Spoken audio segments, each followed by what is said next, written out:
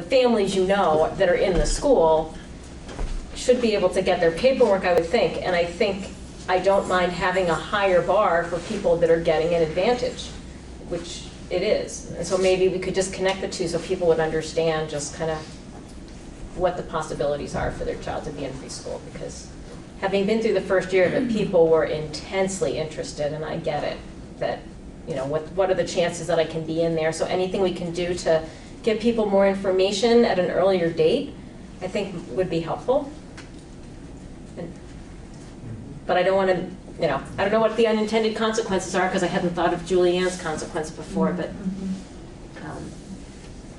it gives you more time to find people who could sort of just connect, you know, they don't have to be so connected, I guess. I don't think we need to come up with a solution tonight, but I just wanted to kind of hear what was being done, and so that when somebody calls me with a question, I go, oh, I don't know anything about this. So, Ruby. Ruby McButney. I guess I had a point of clarification, or a question, because I have a kid in Putney in 2nd grade and in kindergarten, and so in Putney, I believe that they actually accept your pre-K application really very far out. So I feel like my kid was, 3 or 2 when I put his name down. And that wasn't the case with my older one, but rules changed. And so I feel like in Putney we've had quite a few years of maxing out. And so I just wonder if in this way that you're going forward, are you not accepting applications until the September before, or I don't know if there's like a beginning point in this timeline that you're proposing or not, because it feels like what works at our school, because they do accept it so early, is that if you have a kid in the school, it's kind of on you to get in touch with for us it's the counselor and get your name in or figure it out. And so I don't feel like there's ever been that issue, but we also are accepting applications super early. I don't know, I think. That was just a question. Thanks, Ruby. Tara? Tara Castine, Putney. If I just want to throw this into the mix, I guess, for conversation-wise. If you're reviewing how to accept people into programs, one of the things you might also want to do is look at what your preschool requirements are. I can tell you from experience, I looked at nursery schools in Brattleboro, and there was a nursery school that had spots available, but because I worked full-time and I could pay for my child to be there, they didn't accept him. And so a public provided spot would be usable for that child, and then a child that can get into that program that qualifies for that level of service should be thought about as well. So you're taking into consideration the full spots that you have available within your schools and how those are determined. Julianne. So I think, one of the issues we've been talking about, and that I think is going to take time to really approach thoughtfully, is the equity piece. Our program is free, but not universally available. And so when we think about saying things like it's on families to do, it's on the family to get their paperwork in by whatever deadline, that we've already made, we've already put out sort of an idea about who's going to have access to our pre-K program. So in regards to sort of application materials, I think we've been talking about sort of approaching it more almost in a similar manner to a kindergarten registration, where every year the application gets updated, right, every year, and goes out to people, and we do a certain amount of outreach so that we are publicizing the opportunity, we're reaching out to families, you know, who we know have children of this age group, working with the town office, and then encouraging people to get in this paperwork. And that was where our, you know, lottery system came into play, because that seemed like an equitable way to make sure we're getting more people in that circle. We want these pre-K programs to represent the diversity of our community. That's really important. And how we do that is I think, has some complexity. Yes, and it is something that I think about a lot in terms of equity, that some people get this great benefit and some people get $3,200. And so I think that is some work that we really, and the community, some communities have 20 spots and some communities have spots for almost all of their need, and some communities have very few spots for all their need. And so I think that's something that we need to think about in terms of equity, because it's when we were all separate districts, you do your own thing, but now that we're a unified district, I think we really need to figure out, and it's expensive for us to run an in-house pre-K. Their butts only count for 0.46 instead of a full student, but they're costing as much as a full student, so we're covering a lot of that. But I think we need to think about how, I think it's a really big equity piece that I think the people that are in the trenches and working with it all day could really help us think about how we fund this going forward and try to find some better equity, or have spots for everybody and pay for everything, and then, you know, we're at $22,000 a kid and that's what it is. But I mean, you know, just kidding. But I mean, I think, you know, we're at the cap, so we need to think about how we're investing, and we need to think about how that investment is done equitably for all the students, because it's a little funky. So maybe that's a PPE thing to do down the road. Sorry, I was PPE. gonna say that, so we did, like, we have this issue tracker, and sometimes an issue's put on there, and then we're like, wait, well, what do we even mean by that issue? Because we have just a sentence. But one of the things, and I know when it was brought up with the budget, I think Christina, you brought up like this equity thing, because it did come up with how many slots were in each program, but also responding to, if that community doesn't want more slots, then what does that mean? And how are we making sure that, not necessarily equal, but that equity is the focus? So we actually, last time in our meeting, we said, okay, like, what are we doing with this? And we just have like a question mark there right now. We're not really sure. So maybe it is something, as we talk, I know it's not on our next agenda because we have kind of a full agenda, but it is something we can be tracking a little bit and seeing how we can work with others to hear about it more consistently. And that might help us in the future as we come to the next budget cycle and all these budget cycles, if we want it to be a priority, for it to be more of a priority, if that's okay with folks. I think that's something that strikes me as a big inequity. Yeah. And so some towns are real winners and some towns are not, and we're a unified funding system. So Yeah. I think that's a top priority. Okay. I would say. I mean, I see a lot of head nodding from principals that are in this program, and so, you know. No, I applaud you, and you are really speaking to the heart of the issue.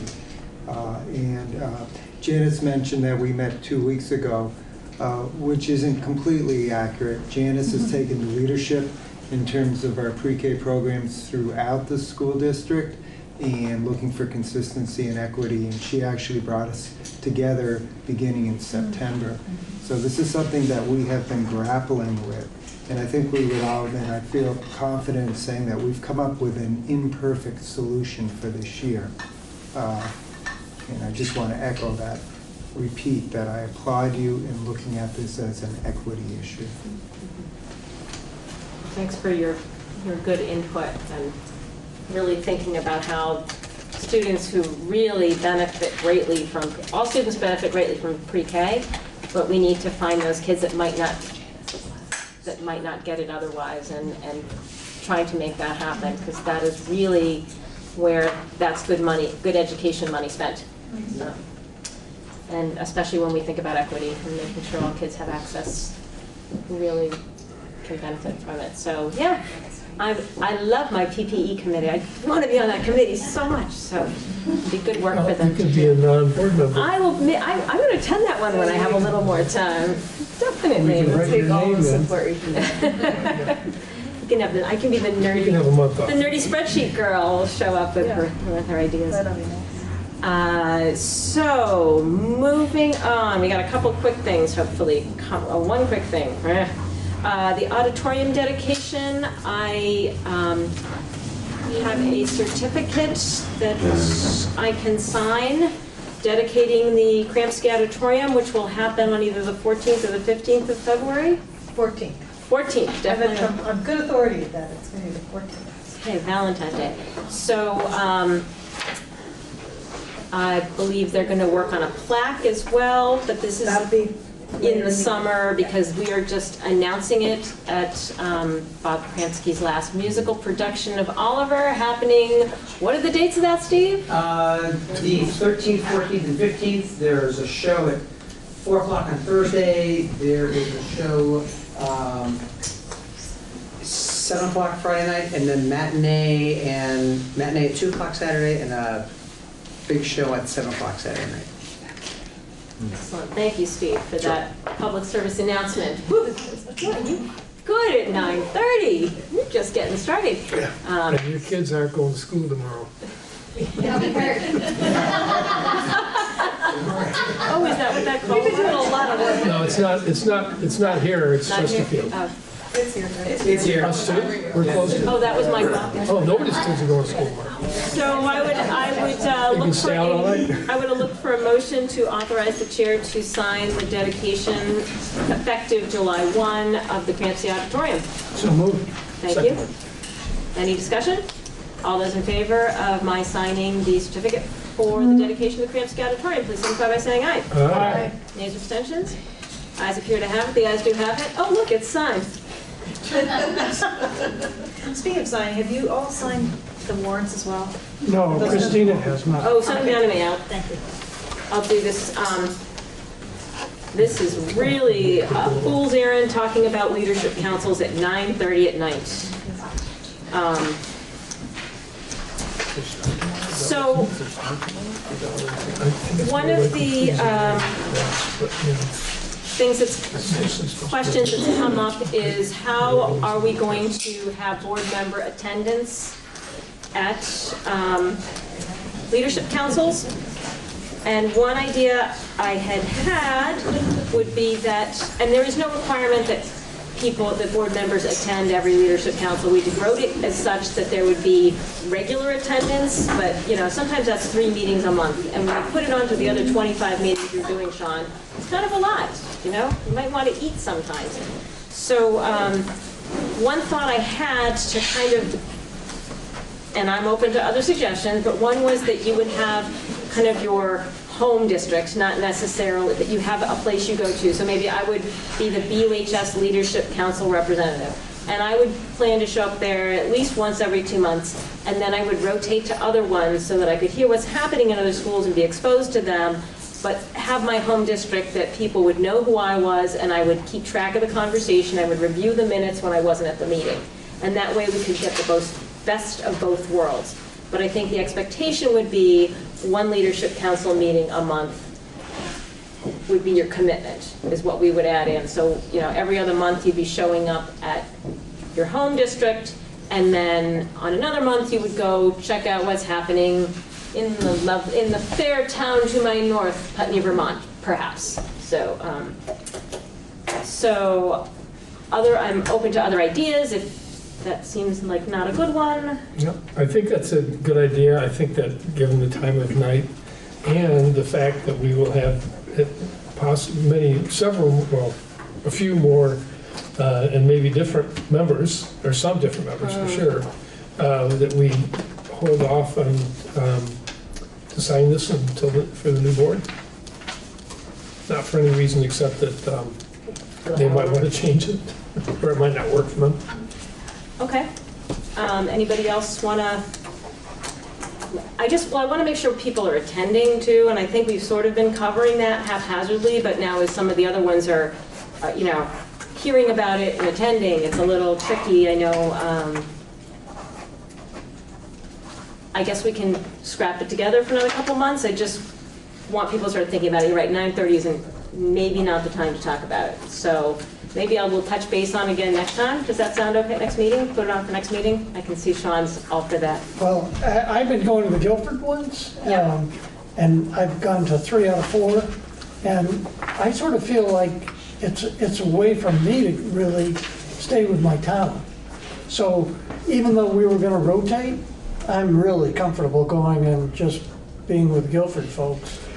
And, you know, it keeps me up to date on what's happening in Guilford. So they would love to have other members of the WSESD board coming to that, but if not, they'll have to satisfy themselves with me being there.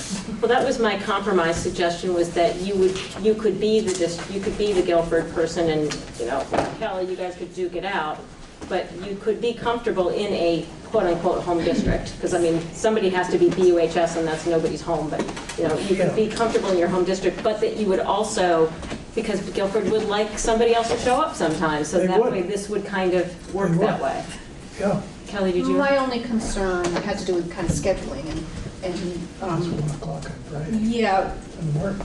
scheduling. And so I don't know if maybe there's if we can have some idea of so Guilford, it seems like is 1 o'clock generally when they hold it, but if we knew what times the other ones seem to be holding their meetings, then it might be Easier easier to to choose, say, yeah. okay, well, that one, I can work that around my work day. That's a you know, great maybe, idea, you know, that yeah. sort of thing, because And remember, Guilford's going to try to every few weeks do an evening meeting as well, Yeah.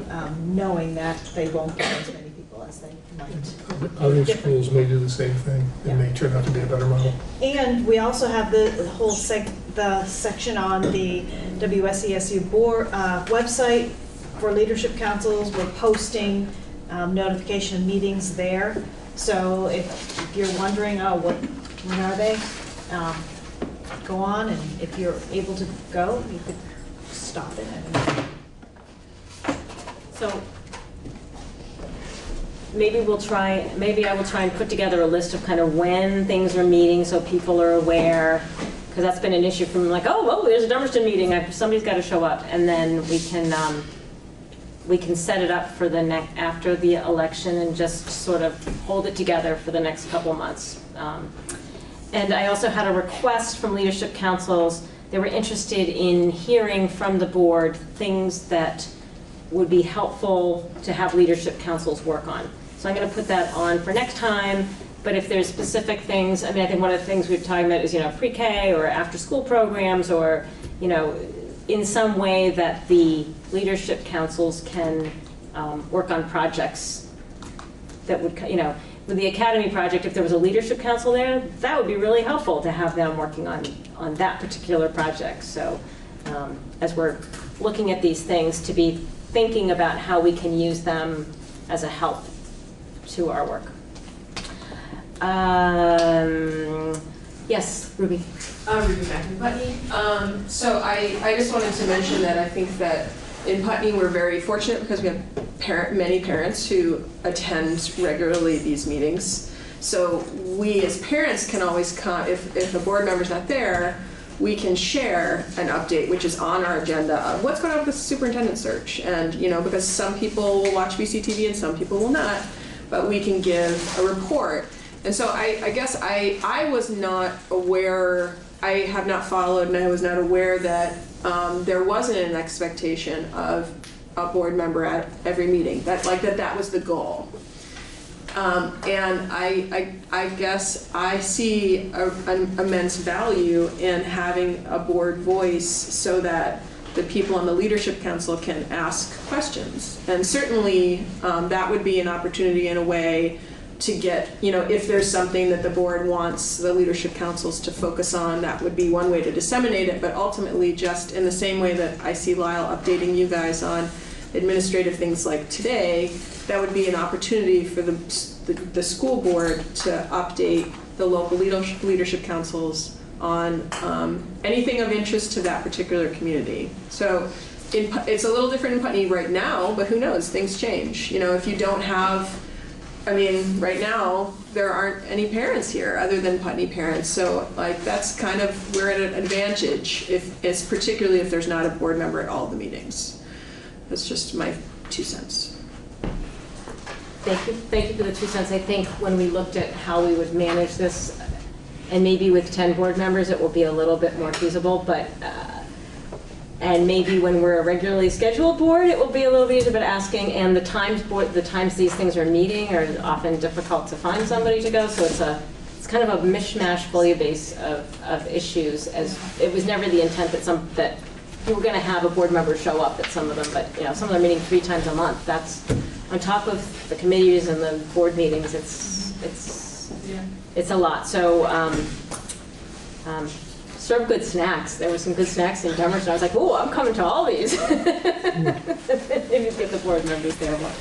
But we'll continue to plug through this and sort out this brave new world. I guess before we recess, are we going to have? May I actually add one thing on? May I say one more thing? Partly because I don't want to wait until after your executive session, but our leadership council had 2 things that they wanted us to ask you, and they were all resource-related things. One was if the next year's academic calendar is posted anywhere. We have not found it, and we were interested in seeing it so that we could start to plan for and think about the coming year. That was one.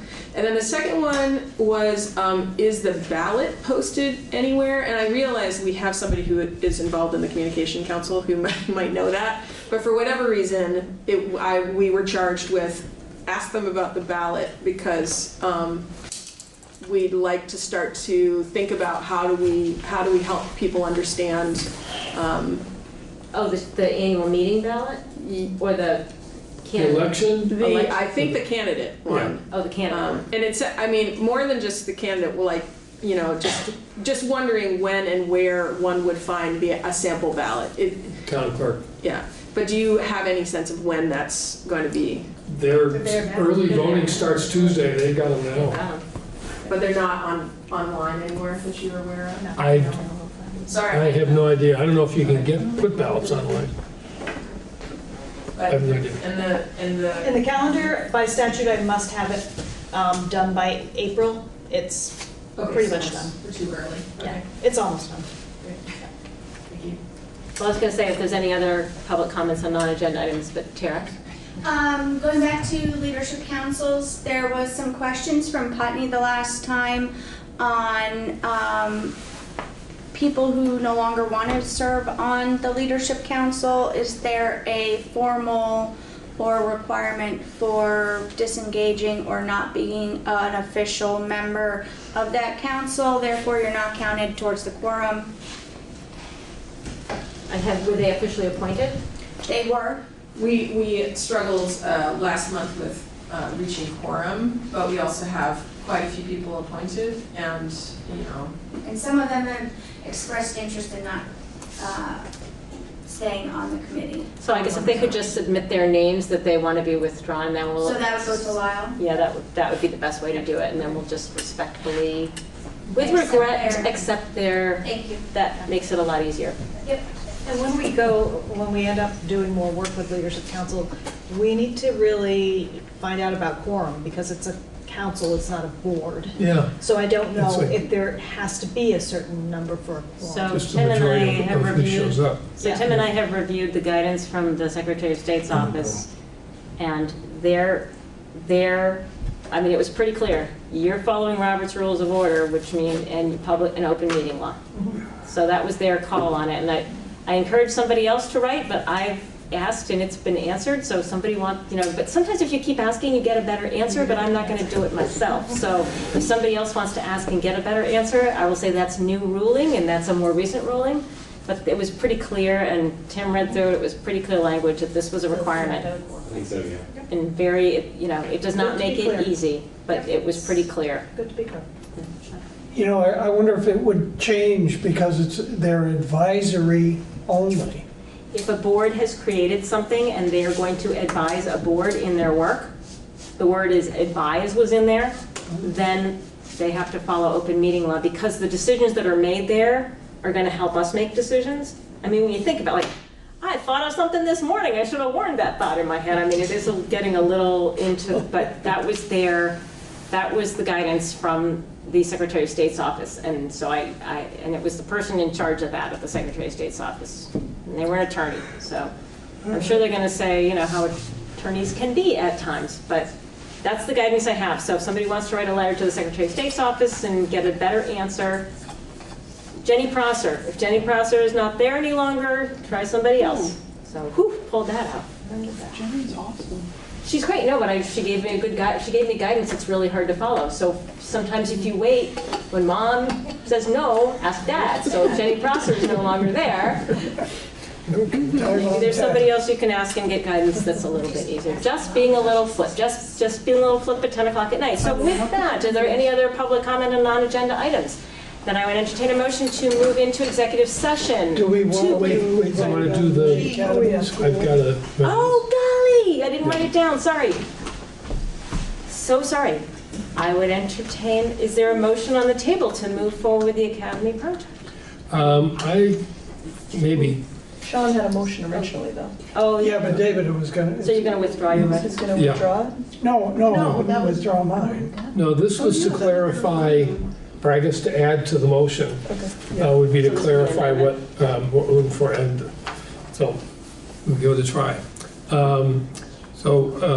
We move that or further move, that the administration engage Stephen and Associates to contact Putney School, Building Green, and manufactured building contractors for alternative design examples that meet the needs and requirements of the Academy project and maximize environmental and fiscal advantages. I'll pass it to Wendy in a second. Thank you. You read my mind. So is there a second to that amendment on the main motion? I'll second it. Thank you, Thomas. Any discussion? Good job, David. Does it sound possible? Can you read that again? Yeah, it's that the administration engaged Stevens and Associates to contact Putney School, Building Green, and manufactured building contractors for information or for alternative design examples that meet the needs and requirements of the Academy project and maximize environmental and fiscal advantages. It's pretty vaguely specific. I love that, Yeah. maximize. Yeah. I struggle with it, but there it is. Beautiful.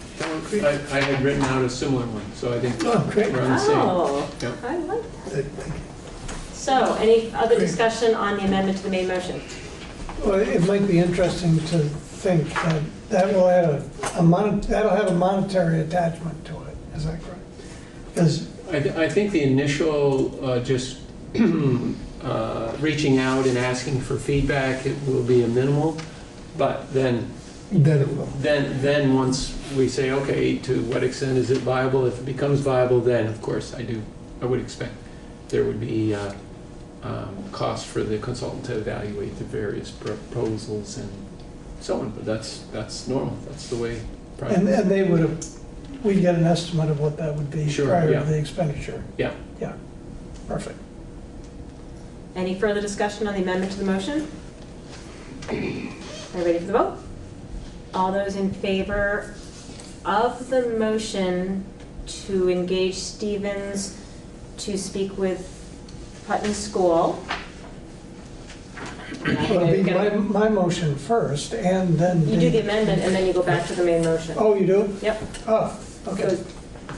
To engage Stevens Associates to contact Putney School, Building Green, and manufactured building contractors for design examples that meet the needs and requirements of the Academy project and maximize environmental and fiscal advantages. All those in favor of the motion, please signify by saying aye. Aye. Nays or abstentions? The ayes appear to have it. The ayes do have it. We go back to the main motion, which was, whoa, those many hours Do you ago. want me to read it? Yeah. Let me find it. You gotta give me a second. Well, Oh, so that was under What time was unfinished it? I almost business, remember right? to proceed with the, so that Oh, was, here it is. Sorry to just crack up everything anybody I says. found it. Let me know when you're ready. I'm ready. Okay, a motion was made to have the WSESD board pursue the next step in the Academy School project, which is to prepare a public hearing on a bond vote. Thank you, Sound right? Wendy. Fabulous. So that motion was made and seconded, yeah? It was. Yes. Yeah, okay. So any further discussion? All those in favor of the motion to prepare for a bond vote, please signify by saying aye. Aye. Nays or abstentions? The ayes appear to have it. The ayes do have it. I feel good about that result. Thank you all. Good. And I loved that motion. Thought that was thoughtful. So now, we have 2 executive sessions, both on contractual matters. I'm going to invite, let's see, how are we going to do this? Carrie. Carrie first? Carrie. Oh yeah, Carrie has to come to vote. Okay, so we're going to invite Lucky you. Frank and Lionel and Carrie into the first one, and then just Carrie, not that it's anything, but it's not that interesting to the rest of you. And just Carrie, you're welcome to stay. If you want, just Carrie into the second one. So it's under 1 VSA 313A1A contractual matter. Do I have a motion? Thank you, Tim. Second? Yes. Thank you, David. All those in favor of moving into executive session, please signify by saying aye. Aye. Nays or abstentions? The ayes are here to have it.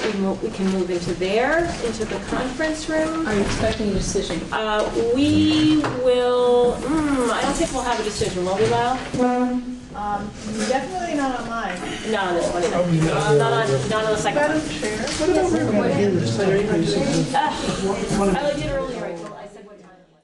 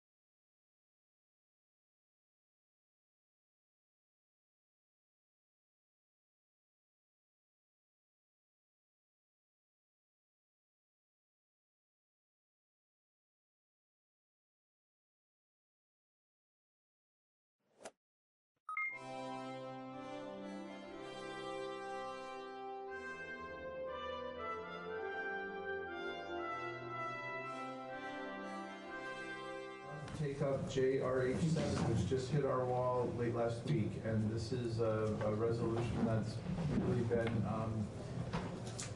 a long time coming for some people, and it is not a simple little bill. It does not deal with a simple part of our history, and it is something that is well worth, certainly hearing this introduction, but also considering. Just as a quick reminder, this committee, starting 10 years ago or so, really took hold of the process of recognition.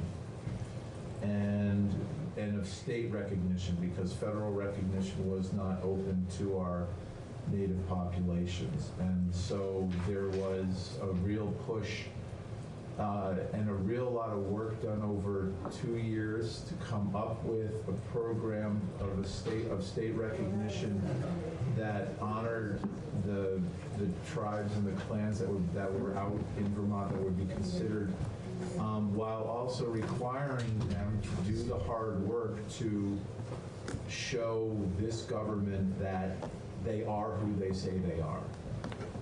Again, not a simple process for anyone involved. And 10 years later, four tribes have been recognized by the state.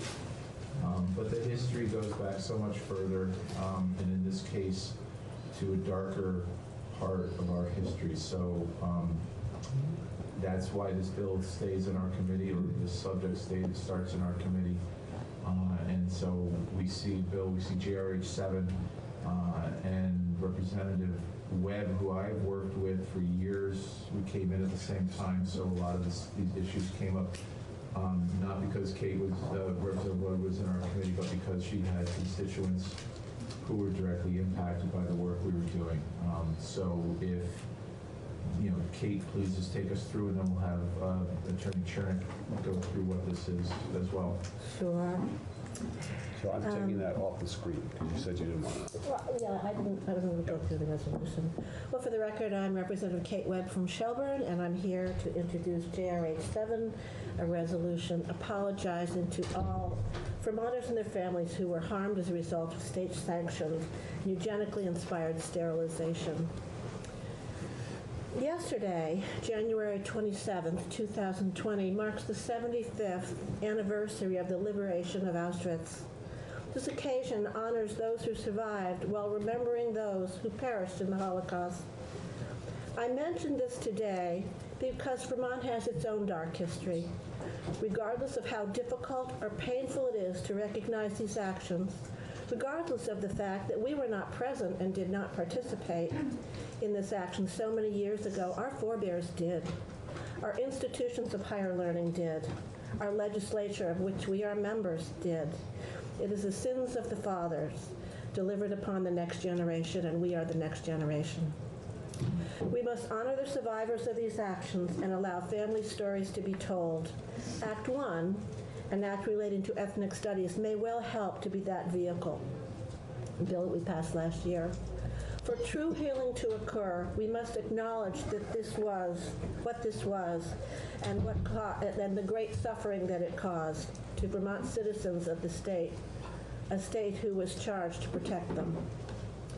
Although the eugenics movement did not rise to the level of destruction that the Holocaust did, it laid the framework of elimination of people who were seen by some confused stereotypic standard to be undesirable in our state. The 1931 Sterilization Act was passed by this legislative body, or this legislature, perhaps not this exact body, destroyed many lives, along with the hopes and dreams that children bring.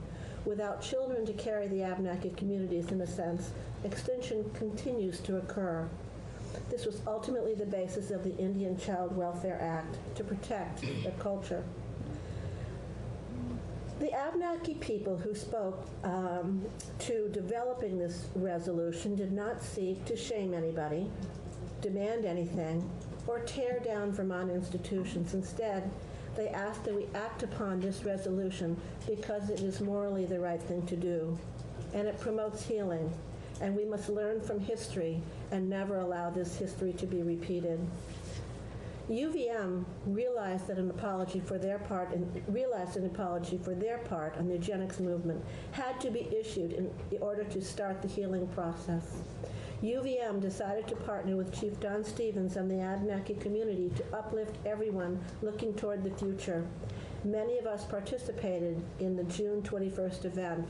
You and I did, Representative Stevens, for example, to hear President Tom Sullivan and the UVM board members who stated things such as, "I believe it is appropriate to state unequivocally that the Eugenics Survey of Vermont supported by UVM on its campus, contributed to the stereotyping, prosecution, and in some cases, state-sponsored sterilization of members of certain groups, sanctioned by law in the state of Vermont in 1931.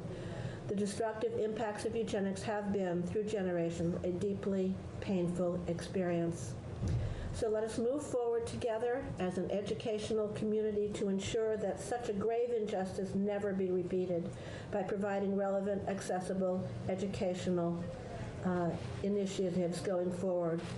We have the opportunity to better come to terms with the past and learn from these tragic lessons. So UVM sort of, for those of us that participated in the recognition 10 years ago, this is the next step. This is our next level. And let us here with this resolution follow UVM's lead and adopt a resolution to apologize for the role that we, the legislature, played. We must admit when we make mistakes and take steps to always do better. I challenge the Vermont House of Representatives to follow UVM's lead and address the resolution to apologize for the role that we, the Vermont legislature, played. And it comes to you almost in the form of a bill because of the challenges that broke down years ago when I believe it was Representative Donahue brought this forward, and people could just not come to consensus. So we're going for another try. Thank you for the ability to present this. Thank you for your introduction. Any questions for Representative Webb before we turn it back to untangle the education Representative. Thank you for this, and I am a co-signer of this. But I'm also want to acknowledge the horror of the other groups as well that were targeted here: the mixed race, French Canadian heritage, the poor, and with disabilities. So it's it annihilated our Abenaki tribes, but it also completely destroyed the lives of all of these other people that are in here as well. I mean, it is something that so there's a lot of apology there, and I appreciate that we're trying to move this forward, and I'm with you on this. And again, this was an identified group, not because of their behavior, not because of anything. It was because they were an identified group based on being Abenaki. I believe they were referred to in the eugenics study as even more derogatorily as basket weavers.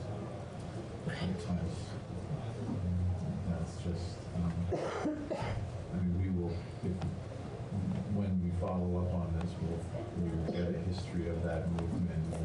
We will just get an idea of what the eugenics movement was, which at the time was considered cutting edge. When I was in high school, I had an AFS student from Germany living with us. And this was in 1968-69. Of course, I was only 2 when I was in high school, of course, in 68. That was, 20, a little more than 20 years after World War II, and they knew nothing. She knew nothing about what had happened in the Holocaust, and she said it was painful having everybody asking her about that, and she had nothing to say. I look at how far Germany has come in recognizing, and it's in the forefront now.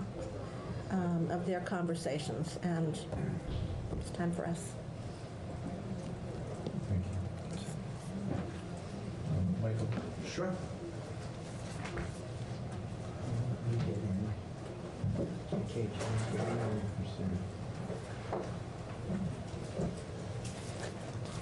Good afternoon. My name is Michael Chernick. I'm on the staff of the Legislative Council. I'm the attorney that drafted this resolution and also the earlier iterations of it back in 2009, 2010. The resolution is titled Joint Resolution Apologizing and Expressing Sincere Condolences to All Vermonters and Their Families Who Were Harmed as a Result of State-Sanctioned and Eugenically Inspired Sterilization. And it reads, in 1925, UVM zoology professor Henry F. Perkins established the dubious Eugenics Survey of Vermont to measure defective behavior, depravity, and immorality, and it targeted members of Abenaki bands, Vermonters of mixed racial or French Canadian heritage, the poor, and persons with disabilities. And whereas the General Assembly adopted 1931 Acts and Resolves number 174, that's the bill that Representative Webb was referring to, an act for human betterment by voluntary sterilization to prevent the procreation of individuals belonging predominantly to these groups. And whereas this eugenically inspired legislation resulted in the sterilization of Vermonters, often without their fully informed voluntary consent, and whereas the devastating impact on the lives of the sterilized individuals and their families was irreversible, and whereas on June 21, 2019, the University of Vermont issued a formal statement of sincere apology for its unethical and regrettable eugenics role, and the General Assembly, on behalf of the state of Vermont, should issue a similar apology. Now, therefore, be it resolved by the Senate and House of Representatives that the General Assembly apologizes and expresses its sincere sorrow to all Vermonters and their families who were harmed as a result of state-sanctioned and eugenically inspired sterilization. End of resolution. And that is it.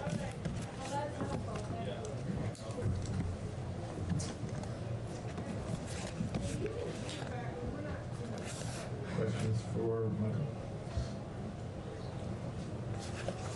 So Michael, again, I'm sorry, Representative. Is this passed the Senate already?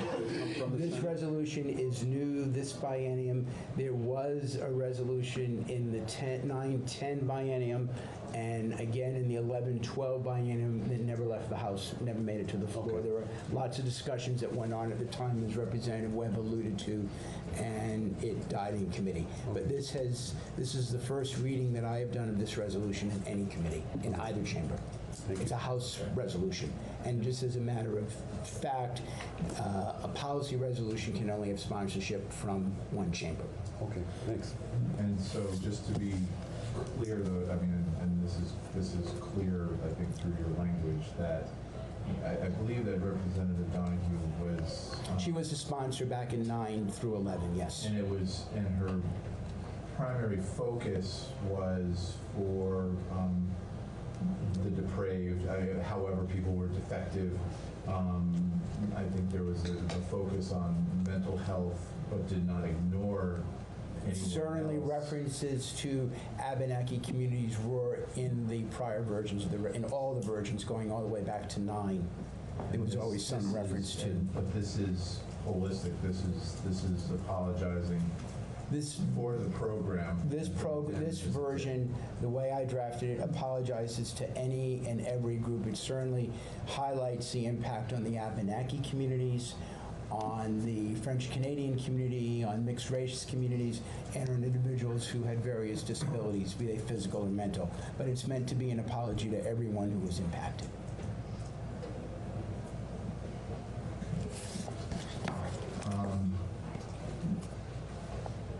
I don't really have more to add at this time. If you need me for further drafting at any point along the way, you know how to reach me. Yes. Okay, Michael. Sure.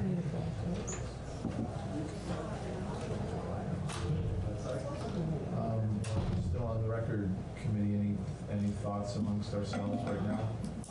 That was a pretty powerful introduction. Yeah. Sure it was.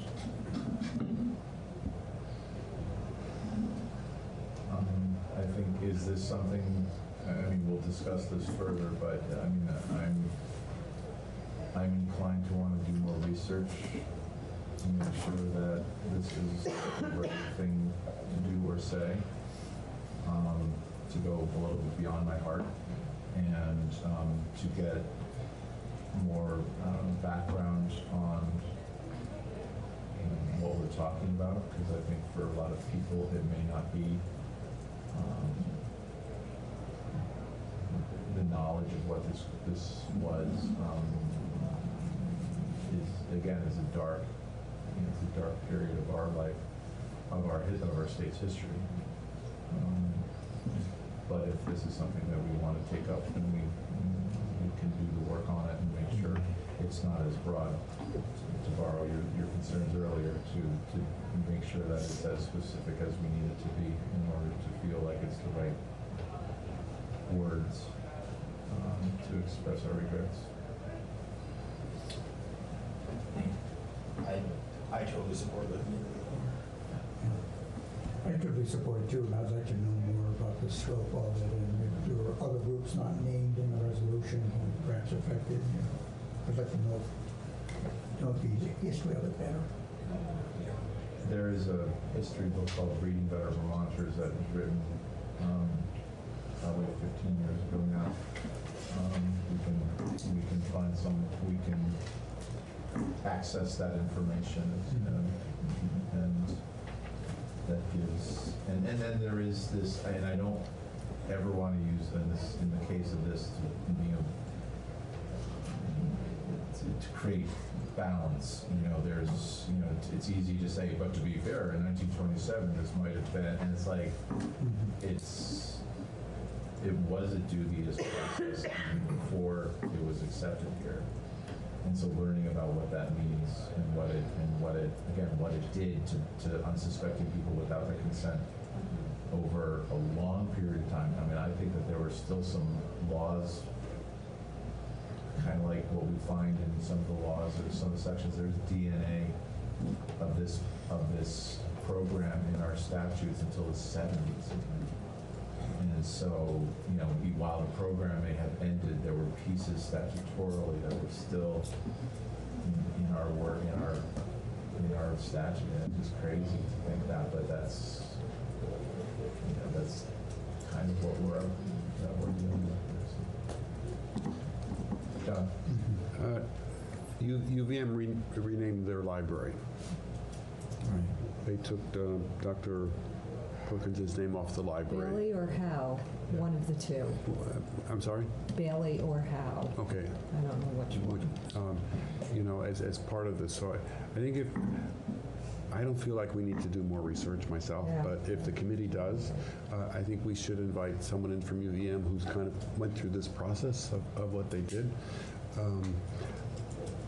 The devastation to all these communities, and I would just say from the disability perspective, this is profound, that people are sterilized against their will or without any kind of consent with all of the people. So I love that this is what the law stated, and it devastated all of these communities, and that we are apologizing to all of them. And I would say it says to all Vermonters that's been impacted by this, because if a family had a disabled child, that child was sterilized. And so it impacts. So it's. I think this is well thought out. I think this is overdue, and I don't think we need to spend too much more time. Kind of revealing the inhumanity of this myself, but. And I hear that. I hear that mostly with my heart. But that sense of making sure that when we present this on the floor to the public and to the world, that we have a clear understanding. I mean, this committee in particular will be given a privilege to look at the effects of this in a way that just makes it, I think, a little bit deeper. A deeper understanding is always what we'll seek, and this is an opportunity to do that. I'm not saying that we're going to take months or even weeks. We'll take the time that we need in order to hear what we need to hear and be prepared to present this on the floor and make sure that when we talk about this, we're talking about this as the right thing to do. Yeah. I think one of the benefits of hearing testimony on this is that we can hear from folks whose families have been affected by this program and by this, by what we've done as a state. And there's not that many opportunities for folks to express the violence that has been done to past generations. And so that's one of the things that I value about taking a testimony about this state program. I'd like to add to that, because what you just said reminded me, we had the testimony we had on open burn pits and how gut-wrenching that was. And then just last week, the testimony on fire blocking, and the firemen had lost 2 children in a fire. And to put that human face on it, I think that's really important. That adds so much depth to what we're trying to do. When Tropical Storm Irene closed the state hospital, it did something that men and women couldn't do, which was to close that place down and to walk through. I don't know who's been able to see it, who was able to see it. Most of the remnants of what was there is gone now, but the tunnels that were in that building that went from Randall Street all the way out to the back end of the Winooski River, where someone could be transported underground, could be chained against the wall, could be asked to, just the place was, and no matter when it was new, the place was a very distinct chamber for a lot of people of horrors. And again, as much good work was done there and many different pieces of mental health care, there was still the state hospital for the insane, and this still happened there. I was not the only one who was not only happy that it was closed, but also disappointed that it took an act of God, if you will, to close it, because it was something that we couldn't do. And this is another piece of the larger puzzle of coming to terms with things that the body that we work with and work for approved of. And I'm sure, well, enough said. I think it's really, again, with my heart I could vote this out today. And but I'm not. We're gonna take a closer look at it and learn what we need to learn on this issue. So I think part of the learning of that should be who proposed, or the creator of the eugenics movement, who that was, what the purpose was, who was targeted, and how it obviously affected Vermont. Well, again, yes. And the history called Reading Better Vermonters certainly gives a pretty broad view of and study of that, but we'll start looking.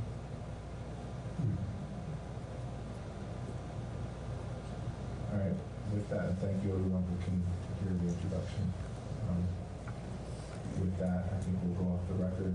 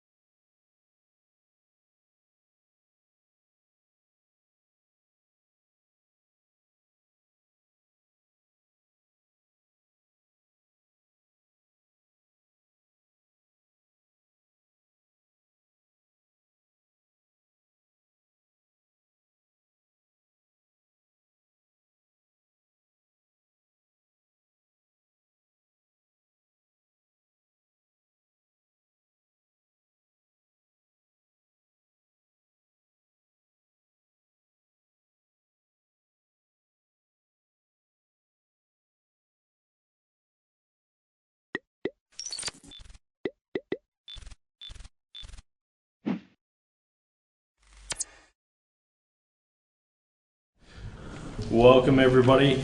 This evening we don't have a whole heck of a lot on our agenda outside of the panel cost and funding options. So we are going to get started. So I will work from my left side, starting with Chris Campney. Introduction of the panelists, please. Chris Campney, Wyndham Regional Commission. Laura Sibilia, representative from the House Energy and Technology Committee. Sarah Coffey, I'm the I'm a representative for Wyndham 1, Vernon and Guilford, but I'm here as a citizen appointee by the Speaker of the House. Emily Davis, citizen appointee by Senator Pro Tem Timash. Bob Leach, appointed by the governor. Josh Unruh, chair, appointed by the governor. Madeline Arms, Town of Vernon. June Tierney, Commissioner, Department of Public Service. Bill Irwin, representing the Agency of Human Services. I work for the Vermont Department of Health. Corey Daniels with North Star. David Pearson, North Star. And we have two people on the phone. I'll go first. Bob Gustafson, State of New Hampshire, appointed by the governor to represent the 6 communities in New Hampshire that were part of the EPZ.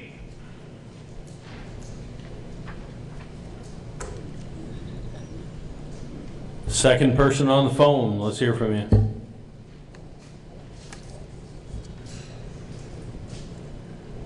Who is it? It's Commissioner Emily Boddicker. Tony, can you hear me now? Yes, we can hear you now. Oh, excellent. Emily Bodecker, Commissioner, Department of Environmental Conservation. Okay, let's take a review and I'll entertain the motion to approve the minutes from January 2020. Mr. Chair, just as it was a snafu, but we do not have printouts of the meeting minutes this evening. They are available online. I don't know if anyone has had opportunity to review them.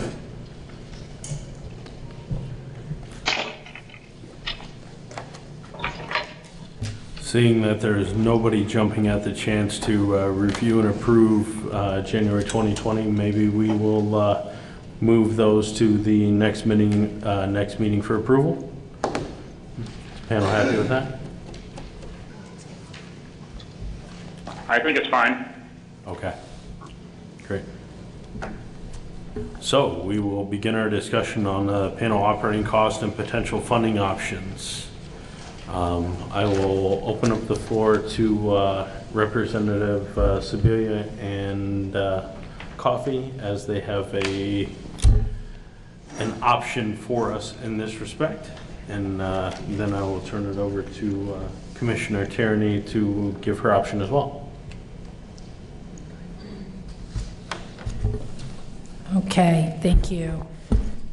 So I think all of the members received, and I think it's posted, a letter talking about what Representative Coffey and I have done, as well as a draft discussion proposal for some potential funding. I think pretty simply, we went out to gather more information about what was possible, what opinions, informed opinions, might consider as possible. We did speak with North Star. We also spoke with members from the Institute for Nuclear Host Communities, which is an organization that started out of this region and thinks about local and regional impacts. And in doing that, we put together, gleaning from what we've heard from the handicap committee, some possible, and North Star, some possible activities that might be helpful to the panel. Those would include looking at having a dedicated communications staffer, so having the panel having the ability to communicate through press releases, etc. Some dedicated support, administrative support for the panel, as well as we have heard notion of the cost associated for citizen participants, so a slight increase in a per diem. We put that down for possible consideration, as well as some estimated costs. I think the commissioner, when she is able to review her costs, can update equipment needs costs. We did not anticipate, given the late status of where we are in this process with decommissioning, the need to bring additional experts here. I think that might have been instructive earlier on in the process, and it may, in fact, be something that other communities may want to consider. But at this point, it doesn't really seem that that's necessarily helpful. Folks that could help us, that have experience, probably can participate via phone, I would think, at this point. I think we have put together something that would envision it going as long as NDCAP is engaged in the process of decommissioning of the plant. And in our discussions, it seems that the current statute would already allows for the possible participation of North Star. I will tell you that the legislature has attorneys that can review different materials, and we do have a legislative attorney that is reviewing the possibilities here. But I hope folks will take our documents as a place to add some information and some knowledge from outside experts into how we might improve this process. It is, we're happy for them to contribute to a better conversation and maybe a productive conversation this evening. And now I will let Representative Coffey very much improve what I've said.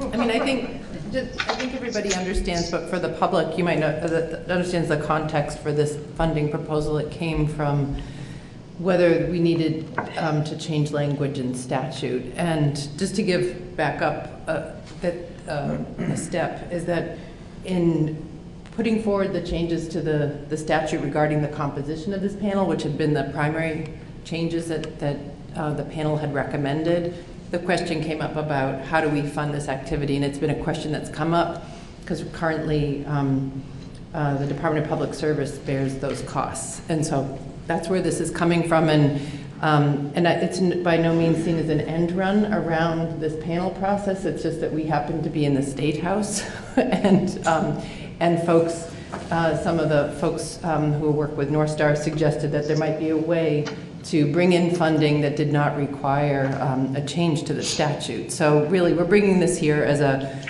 we hope as a starting point for us to have a productive conversation about how to do it. So I look forward to hearing everyone's thoughts and also from the commissioner. And I would add one more thing, if I may. So at the last meeting, we heard an idea about possibly just a straight up shift in financial accountability in the regulation from the department to North Star. And that, folks may recall, that felt a little like, wow, that seems like a pretty tall mountain to climb in terms of legislation. And that really was my motivation in terms of understanding what we could do in this legislative session, what was possible, readily possible. I think we certainly could change the language. I think that will be involved, and I think this panel will need to be pretty sure about what it is that they're trying to accomplish and how it is that they plan to engage in that process. Good. So I'm going to open it up to the panel and specifically to Commissioner Tierney to make comments regarding the proposal that was brought forth by Representative Sebelian and Coffey, and how it varies from what you're looking at and how it would work within your department. Thank you, Mr. Chair. A question to the panelists first. Do folks have a copy of the document that I provided online that summarizes costs? So folks do have that for discussion purposes tonight. I thought it might be useful to provide a little walkthrough of this, much as Representative Sibilia and Representative Coffey just did of the documents that they have put before us. I would begin first by thanking Representative Sibilia and Representative Coffey for the efforts they've made in coming up with the information that they've provided. I find the $35,000 figure that you've identified instructive, and it's precisely that kind of spade work that this panel has been needing to do for some time in order to have a frank conversation about expectations as to what can and cannot be done realistically in the framework of this panel. I note Representative Sibilia's comment about the need for experts, and I think that too is instructive. That goes to the heart of the matter that has prompted my concern. I am very eager to hear from other panelists as to what their views are in terms of anticipating future needs, because it's that prospective need that has driven my concern about amending the statute if we're going to go forward with that kind of work using experts and the like. It is certainly a topic that's come up in the past on this panel, though earlier in my tenure, which I think predates a couple of the panel members we have here today, I started this work in January of 2017. And I should also note that at that time, my agency was running a deficit and had been running a deficit for a while. And this is something that I was only able to straighten out last legislative session, so that this year, for the first time, I actually have enough funding to pay for my agency's operations. That's huge, because as you can see from the document I've provided to you, the costs that the agency's been bearing over and above what I call the Section 1 costs are considerable. And I have had to think for some period of time now hard about what realistically that can come out of the department's budget in order to underwrite the activities of NDCAP. So turning to the document I provided to you, at the top on page 1 you see Section 1, and those are the nuts and bolts logistical costs of our meetings, things like the room that we're in tonight, the videography that we have, the notes that get produced afterwards, and the like. Those costs are not substantial in isolation, but I would just point out that in the year that I took over, they appear to have peaked at $11,000, and that followed several years of going upward. That cost curve was bent down a little bit thereafter, and then significantly in 2019, and this reflects the fact that the panel started meeting less frequently at that point, and so the costs came down. That will continue, I would expect, and so I think it's fair to say that the cost figure from 2019 is probably representative, just on the nuts and bolts. If you drop down to Section 2, this is the time cost of my agency devoted to NDCAP activities, and I might say that this is distinct from the other agencies in that under the existing statute for supporting NDCAP, it is the department that is assigned primary responsibility for doing all of the activities that the work of Representative Sibilia and Representative Coffey would shift to an individual who is dedicated as a communications staffer under the control of NDCAP chair. So that's I would just highlight that most of the activities that have been identified in the what I'm going to call discussion draft proposal from we'll just leave it at that, the discussion draft proposal that Representative Sibilia and Representative Coffey walked us through, those functions, while they may be reasonable and prudent for the panel to have the benefit of, right now by statute, those are all things that my agency is required to provide for the panel. So right there, you're looking at a statutory change if we're going to have somebody else do that, in my opinion. And I do not believe this is something that can be altered by MOU. In any case, as you can see looking at my document, the costs in my agency of providing support for NDCAP have been substantial. Just to give you some context, in the fall of 2018, I had to conduct a reduction in force where I had to release 5 positions in my agency. That $43,000 would have come in handy. or the $61,000 of time equivalency would have come in handy that we incurred for 2019. So this is not an inconsiderable issue for the department. Turning to Section 3, this is just to give you some insight into what preparation and attendance at these meetings alone costs. It comes to something like $14,000 for a year. These are costs that the agencies do not bill back to North Star, just as I do not bill back the Section 2 costs to North Star as well. In my judgment, reading the statute, I do not have the authority to bill back such costs right now to North Star, which is one of the reasons why I'm so keen to at least recover the logistical costs from Section 1 from North Star, as well as to clarify that the company would be responsible for any other costs that are incurred under Section 1700, I think it's A6G, meaning the experts and the contracting for services and the like. So on the bottom of page 2, you see just a snapshot of what the cost of NDCAP was in 2019. In my judgment, the $4,000 is something that North Star definitely should have been paying. I think there's a case to be made for the $61,000 in time costs that my agency spent, but I also think that there's a case to be made that that ought not necessarily to be billed back to North Star absent a different statutory change. And the $14,000, you know, I think there's an argument to be made for that being billed back to North Star as well, but that's not driving my concern at this point.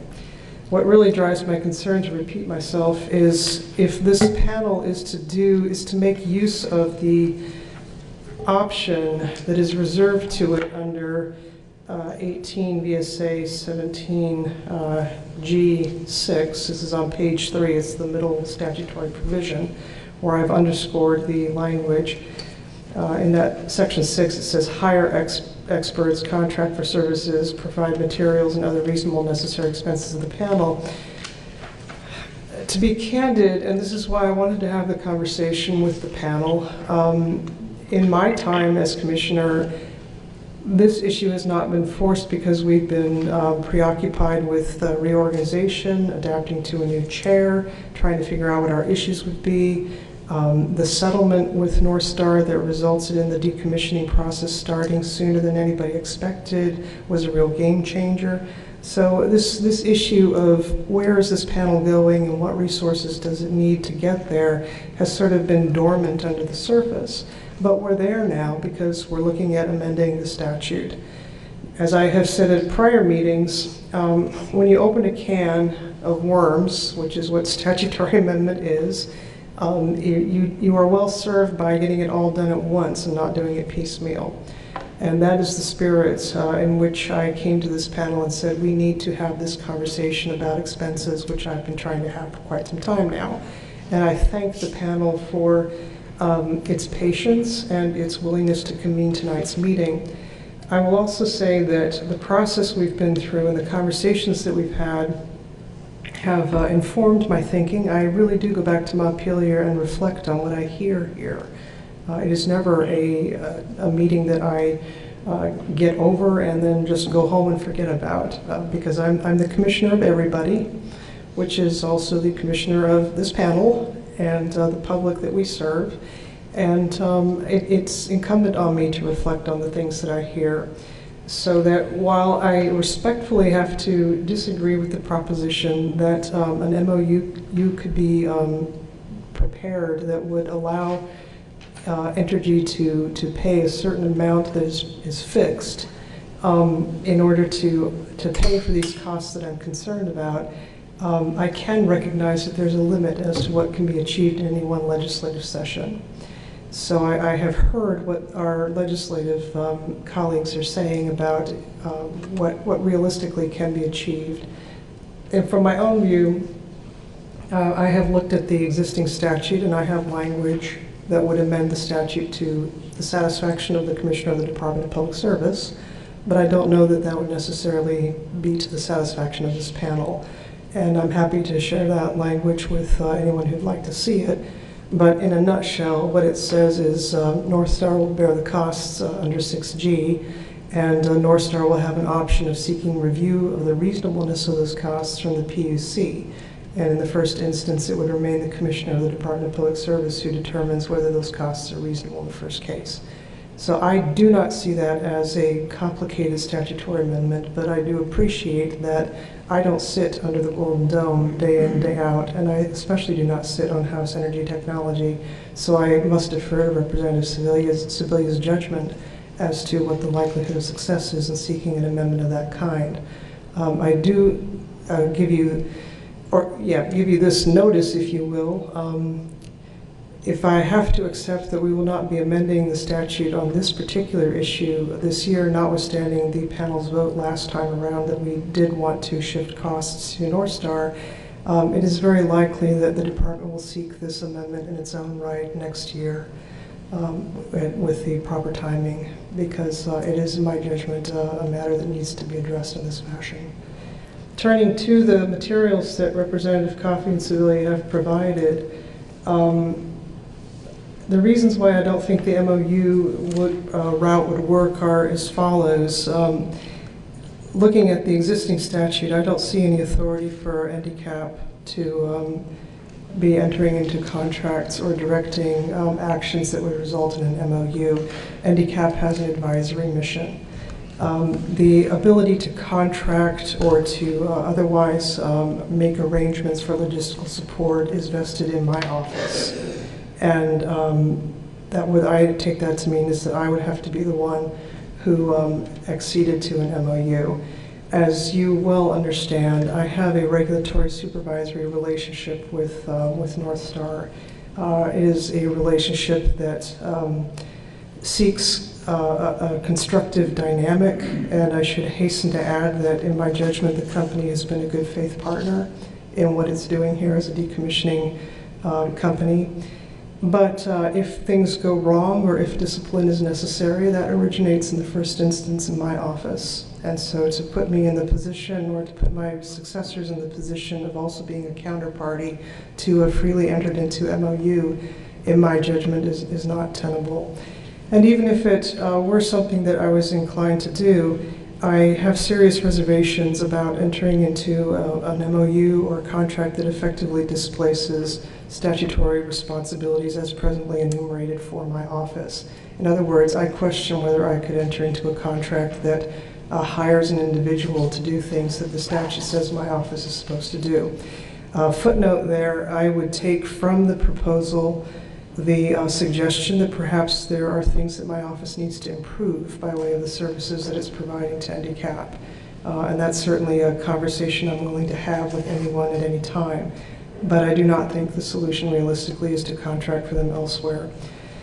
The language about there being the ability to enter into such an MOU because the statute provides that the funds for our activities shall come from the department's funds and quote, such other sources as may be or become available.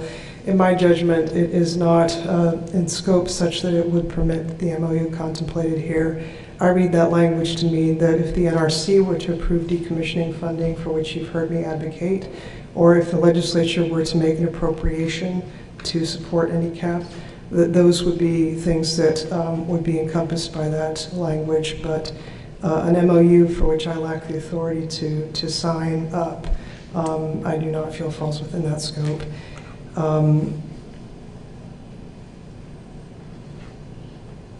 I think I've covered all my points.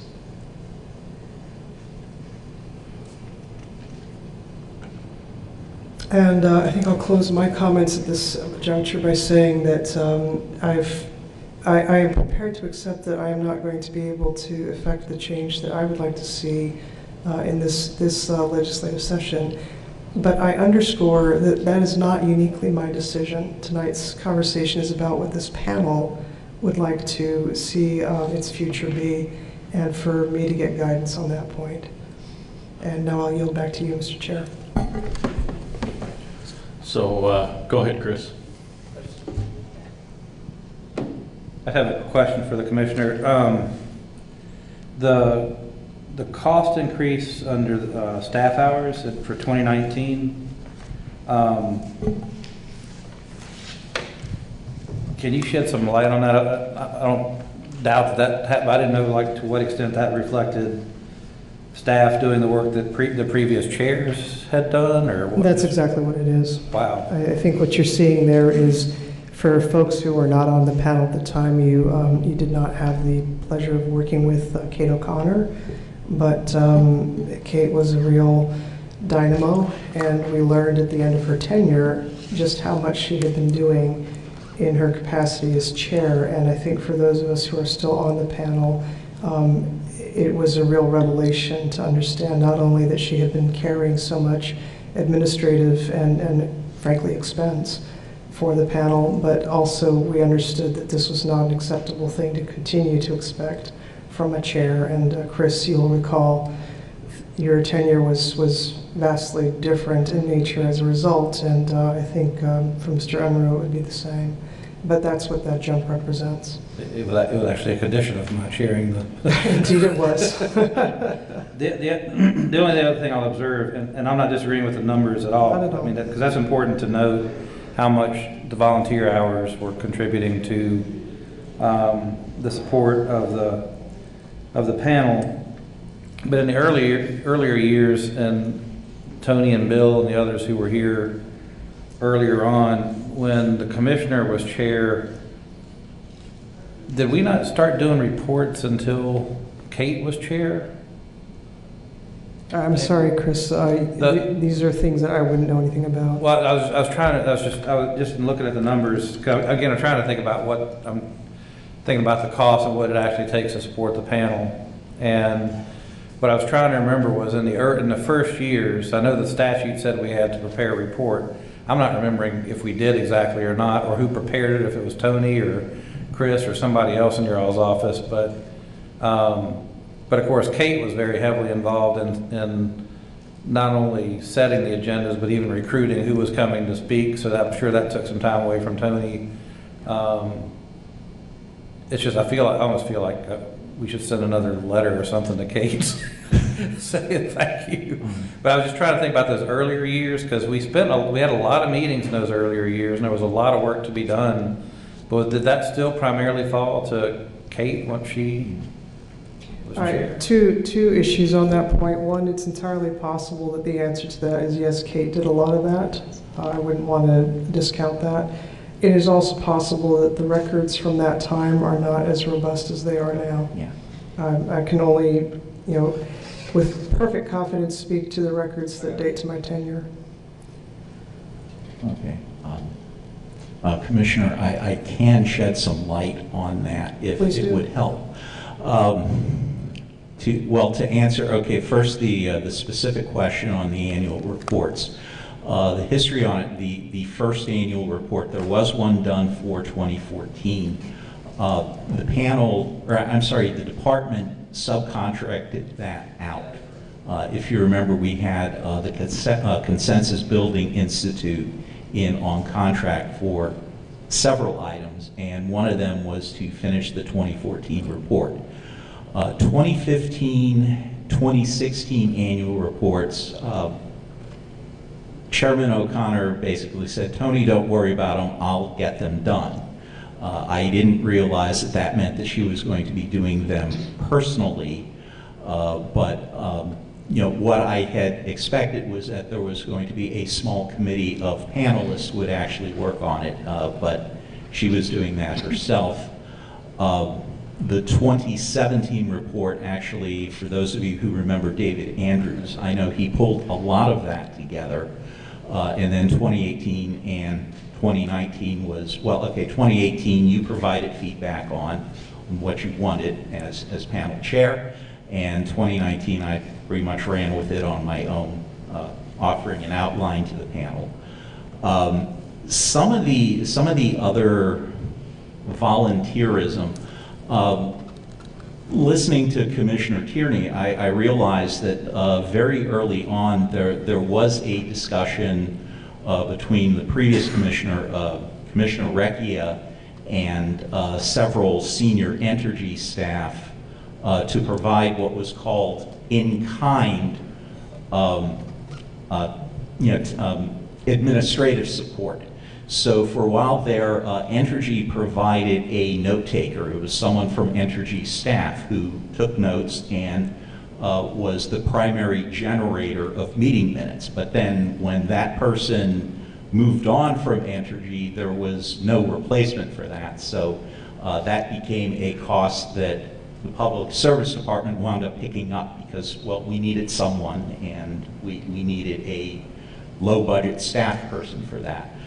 So a lot of it was the prior Chair O'Connor, but there were some other here and there's of at one point Entergy covered some costs, at some point the department covered costs, and where the costs have been covered has moved around a little bit in the history of the panel.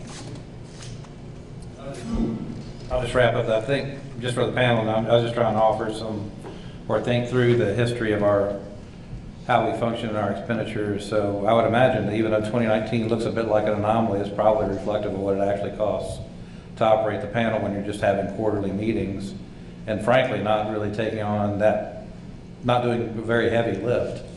So we're, from a budgeting standpoint or a time standpoint, however that translates into hours and effort, that's probably reflective of what it actually takes.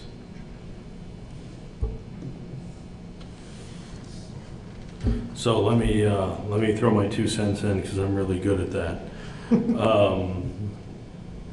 I think for us tonight, it's, if we decide to, I think it's a determination of a dollar amount, not necessarily how that dollar amount is spent. Representative Sebelian and Coffey have laid out a fairly good plan of how those dollars that they propose could be spent, and the ways that they can be most effectively used. But I think for us as a panel, we need to determine a dollar figure of what it takes to run this panel, because as we transition over the next several years, those particular positions that are laid out in Representative Sebelian and Coffey's proposal may change. The needs may change as we go through the decommissioning process. So I think a dollar figure is more important than necessarily how it's spent. That's my opinion, and I'm open to hear different opinions on that. I'm okay with the dollar figure that was set forth by Representative Sebelian and Coffey to help us to function appropriately, but I don't want to pigeonhole us into a specific way to spend those dollars. So I'm open to discussion on what we've heard thus far, and anybody's got an opinion outside of what I just said.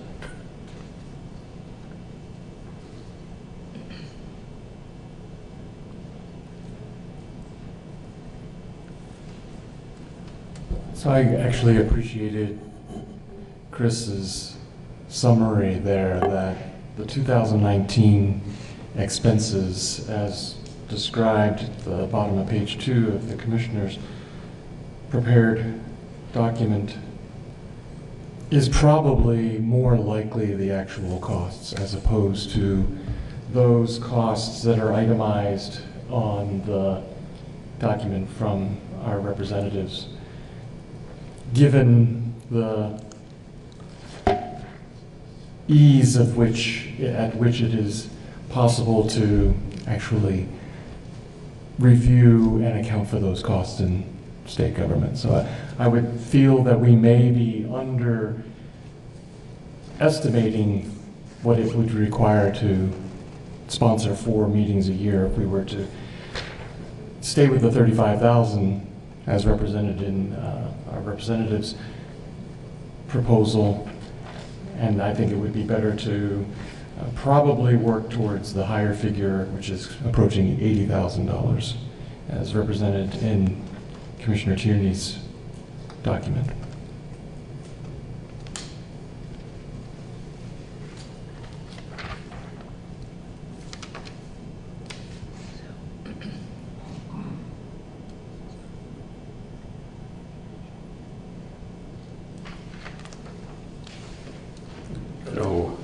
all sitting here contemplating everything that's going on. Representative Sabia, you got something to say?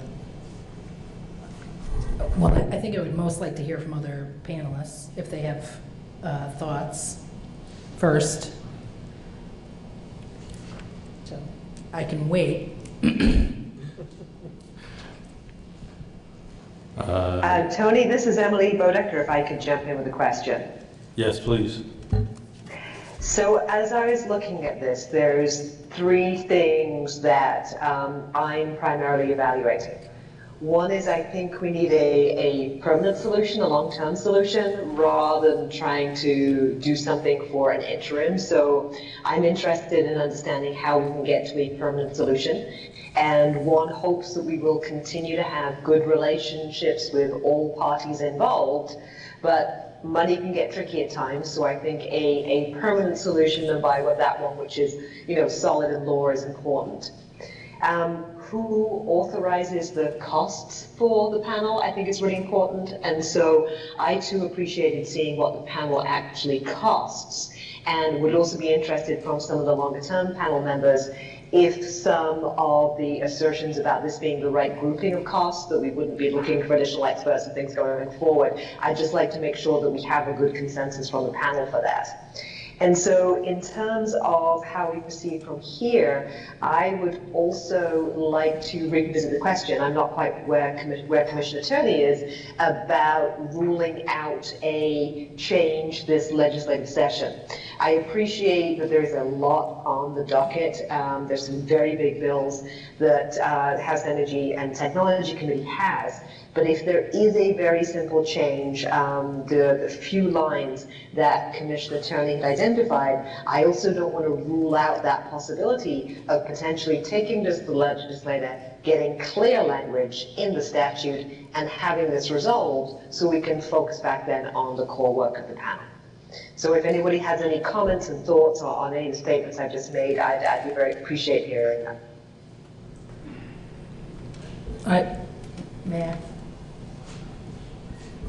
I just have one thought that I would like to just make sure I am absolutely perfectly clear on. So this panel can move forward with recommendations for statutory changes this year? Absolutely. Some of the, you have heard me put forward some cautions, which are intended to reflect just the reality of the situation on the ground. But if there's consensus on this panel that they want to move forward with changes in legislation this year, they should do so. I have made cautions about making sure that it is clear what the panel wants, that there is a clear plan for supporting those changes in the legislature by the panel. And so that's it. I just want to make sure that it's understood. If the panel wants to move this forward, they should. I feel like I've tried to be responsible in letting folks know, here's kind of the situation on the ground. Representative Coffey and I have been cautioning folks for the last 2 or 3 meetings about the timeframes involved in this second year of a biennium. To the greatest extent possible, just to help inform and allow this committee, this panel, to have as much flexibility as possible. So.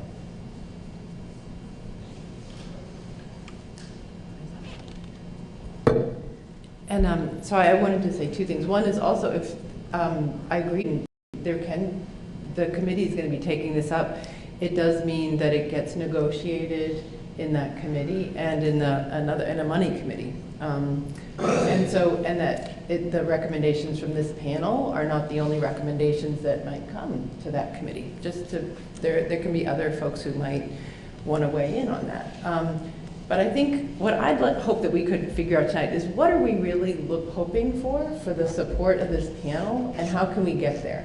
Because, I think I've heard a lot of different, this is really just throwing something, it doesn't need to be necessary. These recommendations that we have, this is a brainstorm really about, these are the kinds of things. So I think I'd like to start, how does this panel want to work and operate? What are we doing well? What's missing?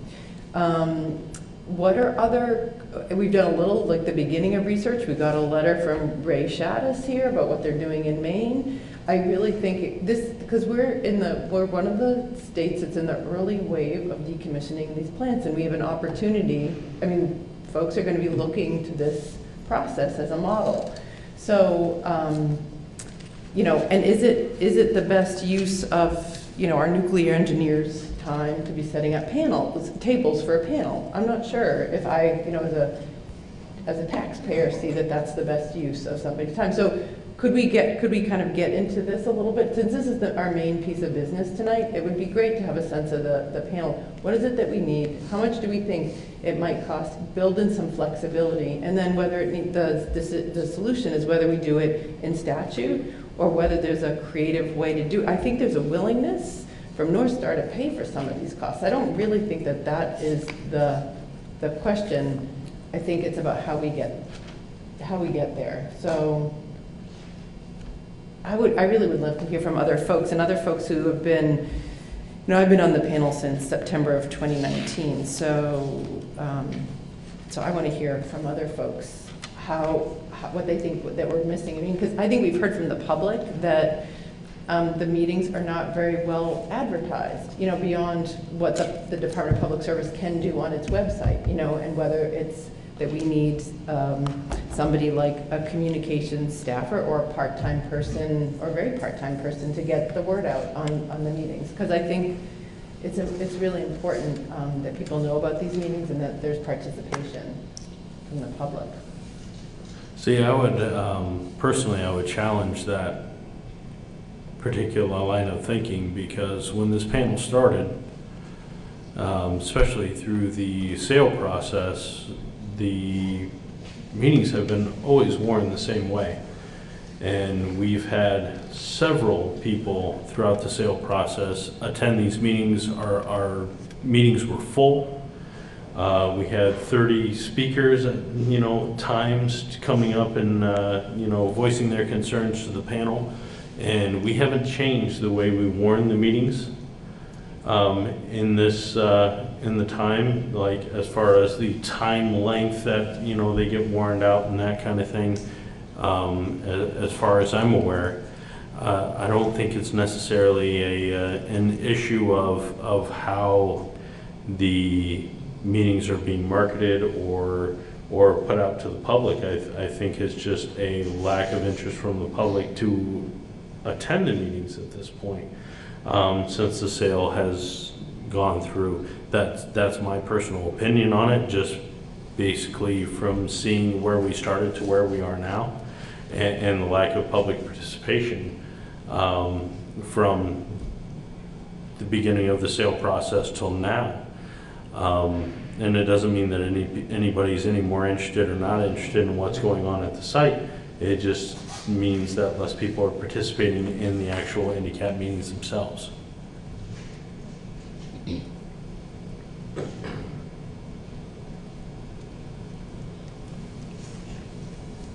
I say something? My comment is coming based on what people have come in and said here. It's not based on my opinion. So about participation, but I think going back to it, it's like, is this what we currently have in this budget that the commissioner has put together?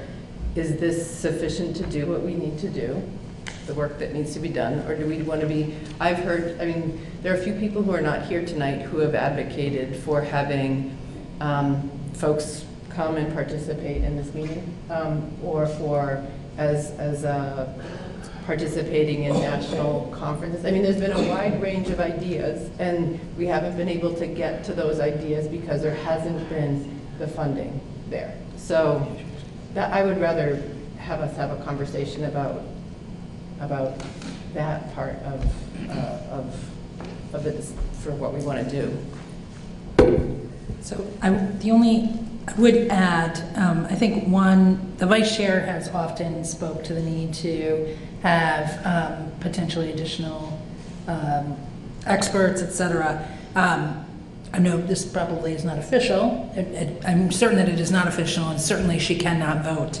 But Representative Coffey and I and the chair did receive, and Tony, did receive an email from her at 4:30 this evening thanking us for putting together the draft discussion proposal and noted that it seems reasonable.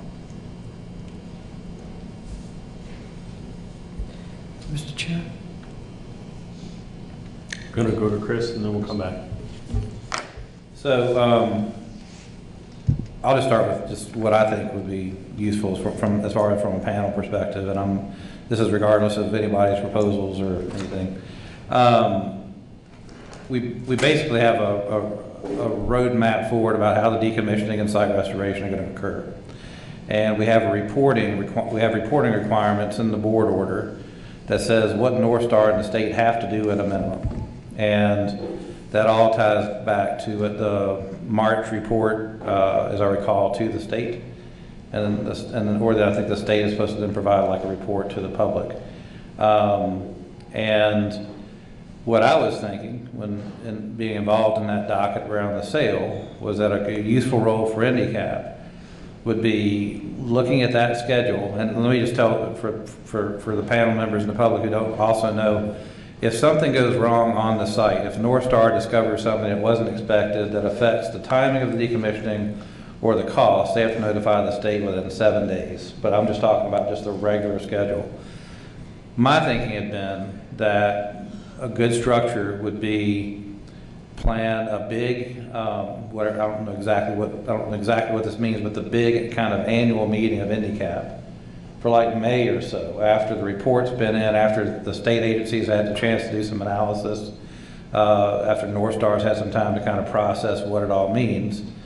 And so then we have like the big, I would say kind of the spring big annual IndyCap meeting.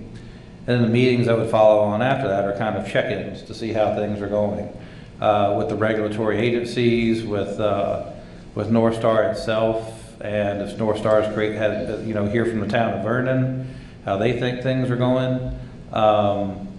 But that we would kind of organize ourselves around that initial reporting of data, that kind of annual check-in. And then, of course, we would also, if something did happen and that you trigger that 7-day notification and something material has changed that's going to potentially affect the cost and schedule, then, of course, we would want to have another meeting. And so I was thinking that the real function of IndyCap is to take that information, present it as fully as possible to the public, allow the public to comment on the information that's presented, and then after that spring meeting, that could also inform other topics that we take up during those other meetings that we have. As for cost, I just have it seems to me that the costs of regulation shouldn't be externalized, and North Star should bear those costs. And as far as who ultimately does the work, as far as like whether it's a state nuclear engineer or if it's, Tony actually, doing his job as a nuclear engineer, and then other consultants are hired to provide support work that maybe they're less expensive than state employees, maybe they're not. That seems like another analysis that we could do. You could have other supporting staff or supporting consultants to do the logistical work and other things that maybe Tony doesn't need to be doing. But that was the kind of structure that just for me personally, I had envisioned. Now, how we get there, what we need to change in statute, I've got some ideas, I think, but that could have some effect. I appreciate the proposals that the legislators brought forth to us. I appreciate also the position that the commissioner mentioned about the state budget. But as far as just like the actual function of IndyCap and its purpose that it serves, those were kind of my notions, and so I just wanted to throw that out there for what it's worth for people to respond to. I'm not claiming that I'm right. It's just that's an idea that I've had.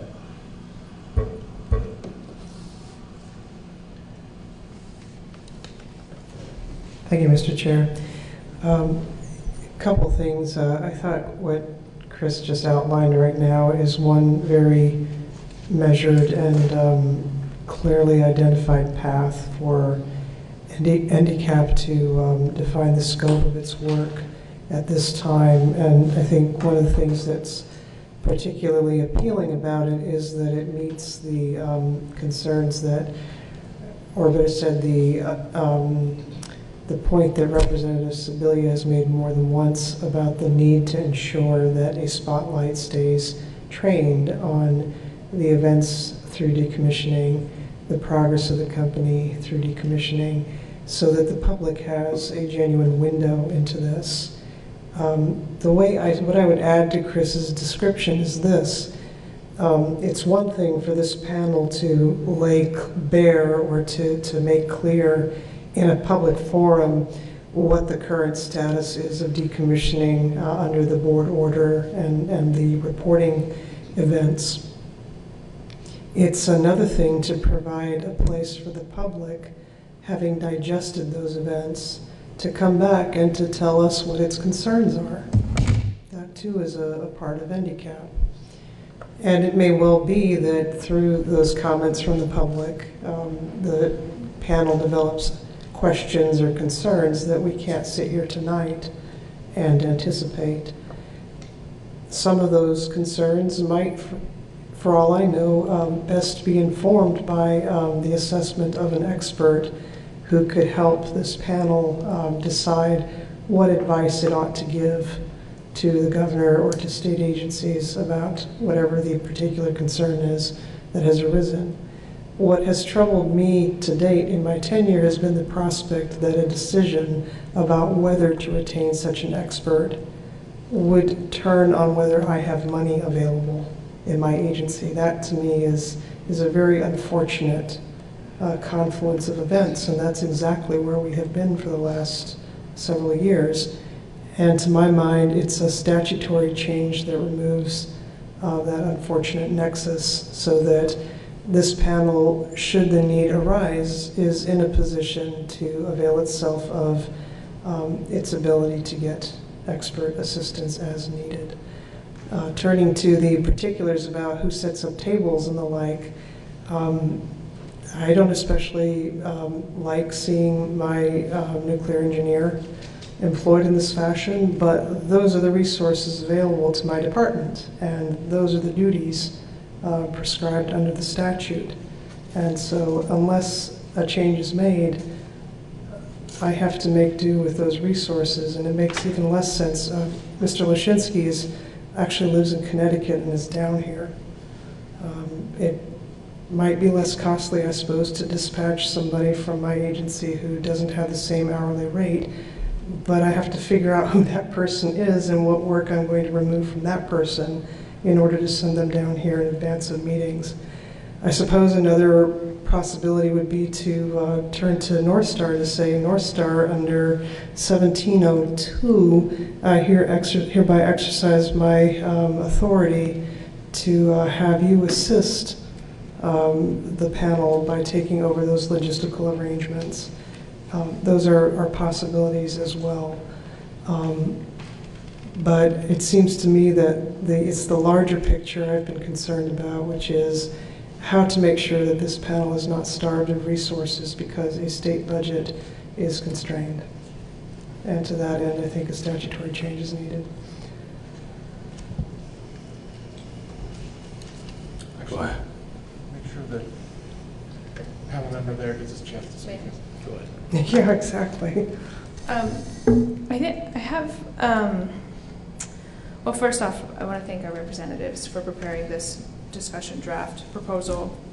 Getting the conversation queued up, it's helpful. I've been quiet over here just because I'm struggling with how much that I don't really know about really what the public needs. I don't know that there's a lot of consensus and agreement on this panel. And certainly that's just a reflection of myself, of what the public, whether or not folks in our community and the public have the same emotional reaction to this. I think that's, we can discuss that. But then also just more broadly and outside of, you know, an emotional response to Vermont Yankee and to the decommissioning is what the public cares about. And I think that while it's true, there hasn't been the same awareness and attention to this project and to this whole situation, that might also just be because there isn't a strong vector of what's happening in these conversations into the community. And so that lack of awareness is a little bit self-perpetuating. I can see both.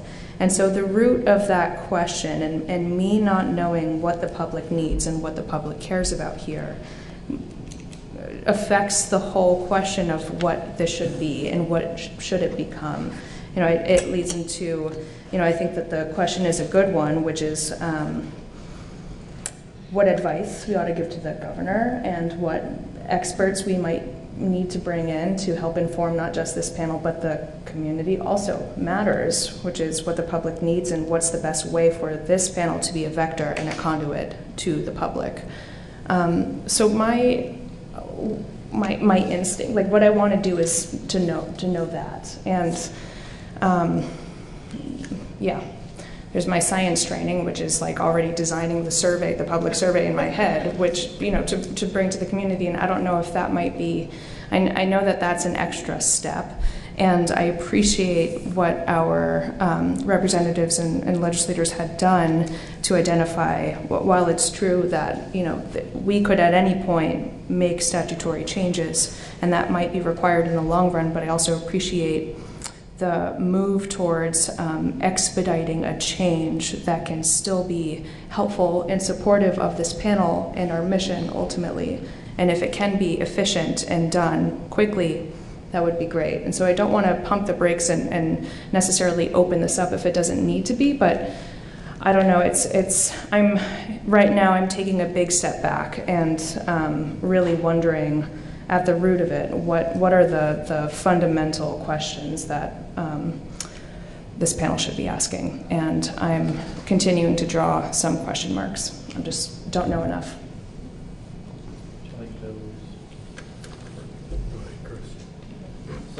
And I may be wrong on this, others can weigh in, but, and Emily, I really appreciate your perspective on this, especially being new to it. Just having been in this discussion for a while now, part of the context that and this is why I was going back to what the board order says, the Public Utility Commission's already kind of weighed in on what North Star what they have to report on. And I would hope that North Star would be really interested in knowing what else the public would like to hear from them. And, you know, and I think it's great, you know, it'd be a great idea for the panel, you know, through a survey or through other means to find out what would the public like to know. But I think from a procedural standpoint, there's the Public Utility Commission has already weighed in on what has to be reported and when. And so I was trying to kind of propose from that bare bones approach, you know, that we know that we've got an annual report that's going to be coming out, and it'd be, you know, and an opportunity to gather that information from the public is based on what you're hearing. What else do you need to hear? What else do you want to hear? What else do you want us to bring to you? So that to me was kind of more of an expeditious approach to it, which may or may not make sense. But I think we are limited somewhat. Like even if we found out from the public everything that they wanted, what we can actually pry out may be somewhat limited. But again, North Star, you know, hopefully they would stand up and go, yes, we would love to know more about what the public wants to know about our process and the transparency of our process, and you know, how the public would like us to communicate with them. But some of that's going to be voluntary on that part, which is fine, because they should have the opportunity to weigh in about what they, you know, how they view this whole process too. But I just wanted to kind of weigh in with that constraint. That's why we were, you know, the panel was involved, and maybe not as robustly as would have been desired, but you know and coming up with an advisory position on what to even communicate to the Public Utility Commission about what needs to be communicated to the public. But that ship in some respects is kind of sailed, but we can always build another ship. Well, to that point, Chris, I mean, North Star has taken the steps to reach out in those respects through Mr. Hamilton, doing some community engagement with stakeholders to find out, what the communities are interested in, the community stakeholders are interested in. So I think those steps have been taken by North Star to this point, even above and beyond what the PUC has asked of them in that respect. I think they're resounding gong, and I hate to keep coming back to this, is that the public in general is, after the sale, is not terribly interested. I think there is a good sect that is interested in what's going on, at the plant, but they don't show up to our meetings. They're the silent majority. Let's just put it that way. They look from the background and, watch for our meeting minutes and that kind of thing and see what's going on. But they're not necessarily showing up to INDICAT meetings any longer. So I guess the emphasis for this panel is to be able to keep those type of people informed, because they're obviously not here. They haven't been attending for several meetings. They haven't been, expressing opinions and that kind of thing through our panel hearings. But they're there. And to be able to keep those folks informed is our job, whether they show up or not, to our panel hearings. And the question tonight is how do we effectively do that as a panel, and what resources do we need to be able to do that? Again, I'll state that, what Representative Sabine and Coffey have laid out seems to be effective in that manner. Seems to fit some of the bills of some of the questions that have been asked by the public that does attend. How do we more effectively communicate our meeting dates? Further out, how do we effectively communicate what we're going to be talking about, and how do we get the community involved in that respect? Because really, in the end, that's what our INDICAP is for. We are a conduit to the public that is interested in what's going on in the decommissioning, and even those that aren't interested in what's going on in the decommissioning, because at some point they could become interested and be able to look back and see the work that the panel's done and be able to come up to speed in that respect. I don't know that we're going to have an answer to our question tonight, but I will yield the floor to Mr. Irwin to listen to his comment. So this is my 15th year of involvement with either the nuclear decommission, or I can't even remember what it was called before, the nuclear... VSNAP, Vermont State Nuclear Advisory Panel, thank you. And I can tell you that the things that are working now are obvious to me, and they are the results of the efforts of the Public Service Department. Specifically, the record keeping for this panel is exceptional. It is all open to the public. It is, while a government site, a place that you can go and find everything that has occurred under the NDCAP since its inception. Annual reports have been put together religiously, not always on time, but well-founded minutes, records of votes, records of issues, records of presentations. The actual documents are there. I can also tell you that attendance at these meetings is typically measured by the contentiousness of the issues. That when, and frankly in VSNAP, there was always contentiousness. But since the negotiated settlement, the sale, and frankly the turnover from one owner to another, the transition from operating to decommissioning, I think there are a lot of settled issues. What will likely occur is that if there becomes a problem that causes costs to go up, or delays, or other concerns among the public, we'll see attendance rise again. And we need to be prepared for that. So I would suggest that, one, I think we really have a great system of record keeping that I would be concerned about throwing out because it's not broken. And I would appreciate instead that we continue to do what we're doing with the public service department's maintenance of the records of this panel and the availability of it. And I think the notices to the public of our meeting attendance, that they're occurring. I know we could do more. I don't know if there's anything that's happening in the local papers for notice that might be of use as well. Whether that's already occurring, I'm not sure.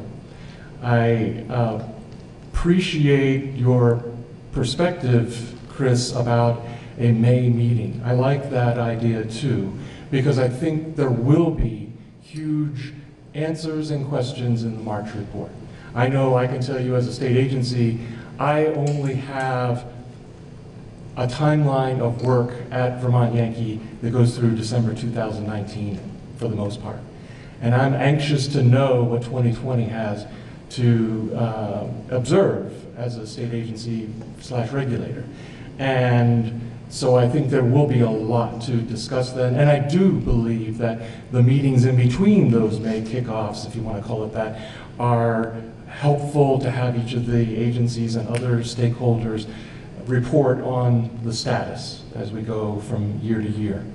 I do think that we are on a time table that has a certain end date, and that the sooner we act, the more likely we're going to benefit from a decision that we make.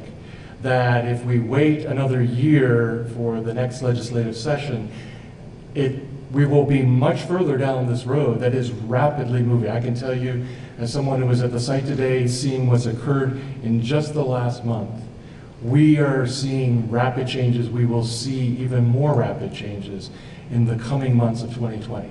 There will be dramatic changes at that site, and we need to be able to accommodate those kinds of changes that might occur and interest that's likely to be generated in the public as they hear about these things.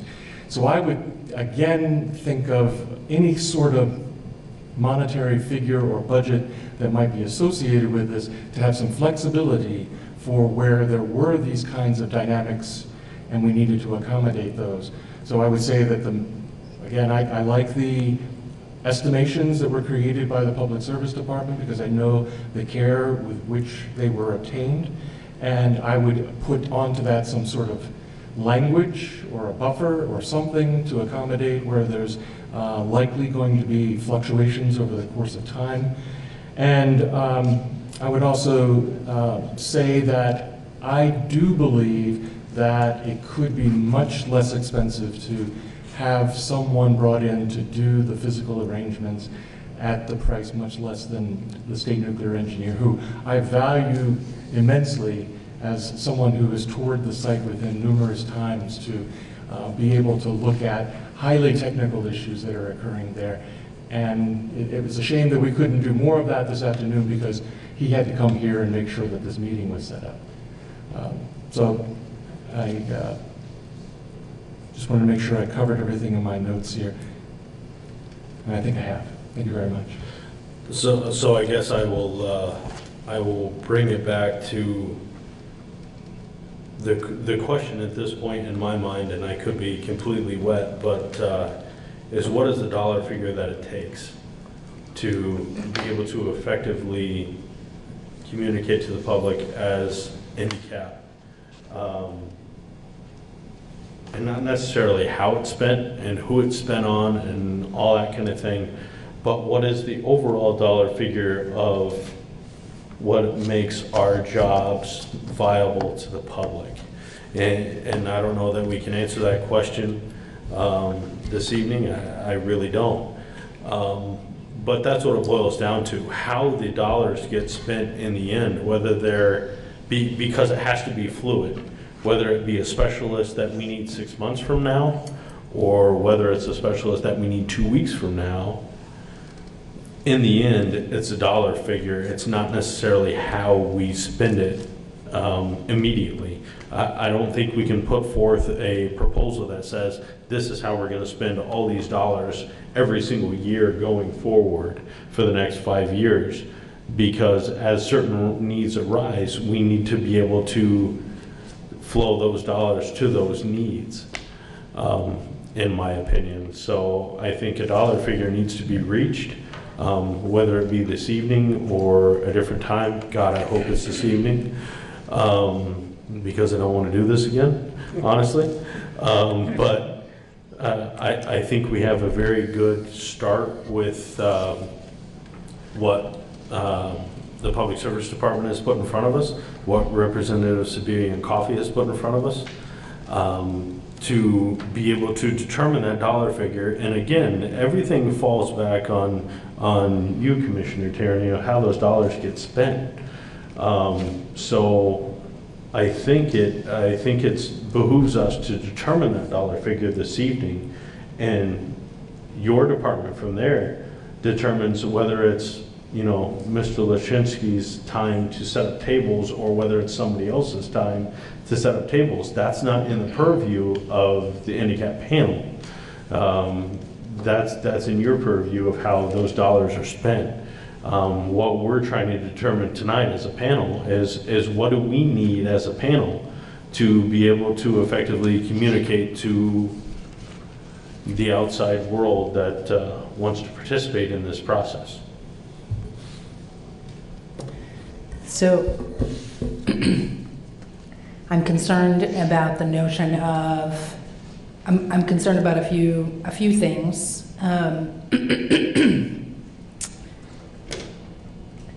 I think, I'm not sure if the commissioner was explicit, but I think the notion of putting together an MOU outside with North Star for the support of this panel, I don't think is something that she would support. We probably should hear from her as to whether or not it is. That is correct. I would not support that. Right.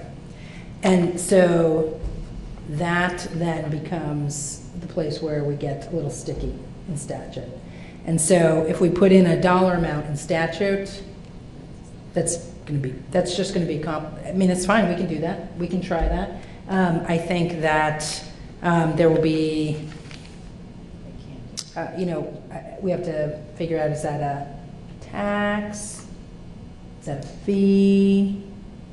Are there other businesses that would be assessed that kind of tax or fee? So if we're trying to put something like that in statute, and so if we're just putting in place, we're just shifting who pays, that may be simpler.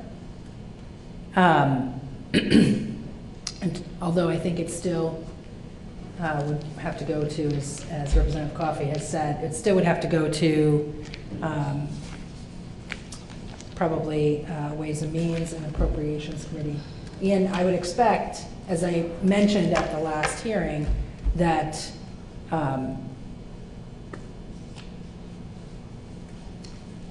having that be an unlimited prospect in statute will probably get some resistance from North Star. And as we've heard the commissioner say this evening, it has been limited. It has been limited. It's not limited in statute, but right now it's limited by the state budget. So I would just offer that for consideration by the panel. Mr. Chair, I would note that we are a little over schedule. I hate to, just in case you wanted to hear from Mr. Leach. If you will put this forward as a motion, I will second it, please. Or would you like me to put it forward? I think that it might behoove us to, you can certainly do whatever you'd like to do. I think it might behoove us to hear from members of the public who are actually here and who I suspect may have some things to say that may be helpful in this regard, may not be helpful. They will be instructive. Okay, so to that end, we are kind of over our time allotted for discussion from the panel on operating costs, potential funding options. So at this time, I will open up to public questions and input on the panel cost and funding options. Willing to hear from anybody from the public regarding that.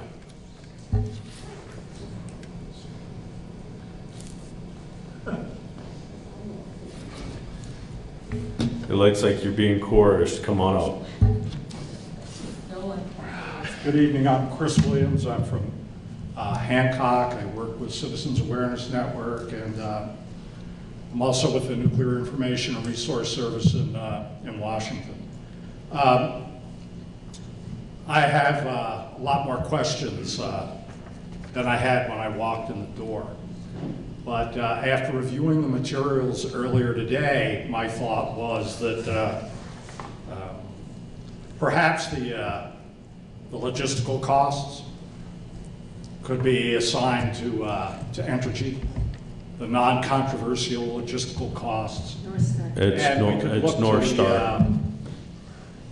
The department to provide funding for the expert staff time as well as outside experts if they become necessary. And somebody said it earlier, a lot's been said tonight. If you run into a cost overrun scenario where North Star might be saying one thing, it might be useful to have somebody to review what North Star is saying with regard to a particular cost overrun. Additionally, of course, if there are discoveries of both radiological or non-radiological contaminants on the site that are going to raise costs and have not been included in previous site characterizations, that might require an expert. But to take the non-controversial, just nuts and bolts costs of having the meetings and keeping the records properly, and sound, notice, and assign those to North Star if possible. And then look to the Department for experts. That's what I would recommend. So I look forward to listening to the conversation tonight and ongoing, and hope that in the future there's less talk about money and more talk about what's going on the site. Thank you. Thank you. Any additional public comments?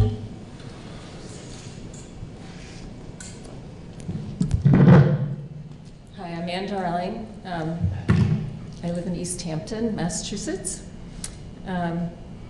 Before I say anything else, I want to remind you that there is no one sitting on the panel from Massachusetts, and there should be, and I hope you'll make the governor of the state that I now live in do something about that.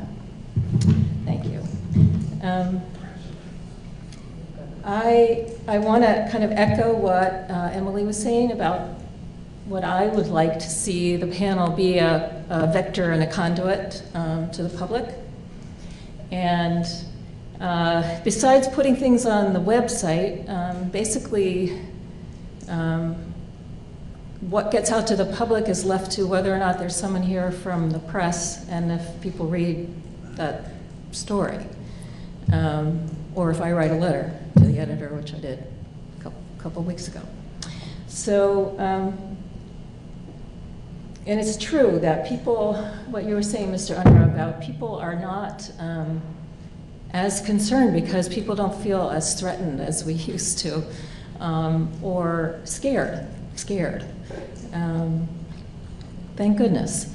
But I do think that, and things seem to be going okay right now, and I'm very grateful for that. I'm very happy. But they might not in the future. And I think somebody also said it's important for you to have a way to communicate with the public beyond what's on the website. And that could even be regular postings in some of the major ways of communicating, not just in Brattleboro, but all around New Hampshire, Massachusetts, but, beyond Vernon. It's wonderful that Vernon is very, very closely involved. You should be. I'm happy about that too. I'd like to see more people on this panel who are actual citizens, not representatives of, from outside of Vernon. It's good to have a lot of Vernon people. And I'd like to see maybe, a monthly piece in some local newspapers or some forums that could be put on BCTV and other cable channels.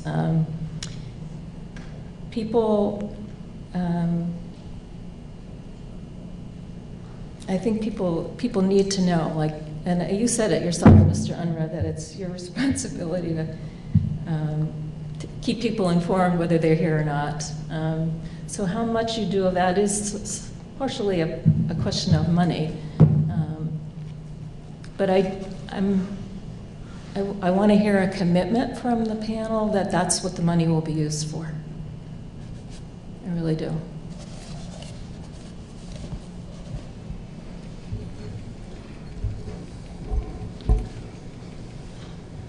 Hi, good evening.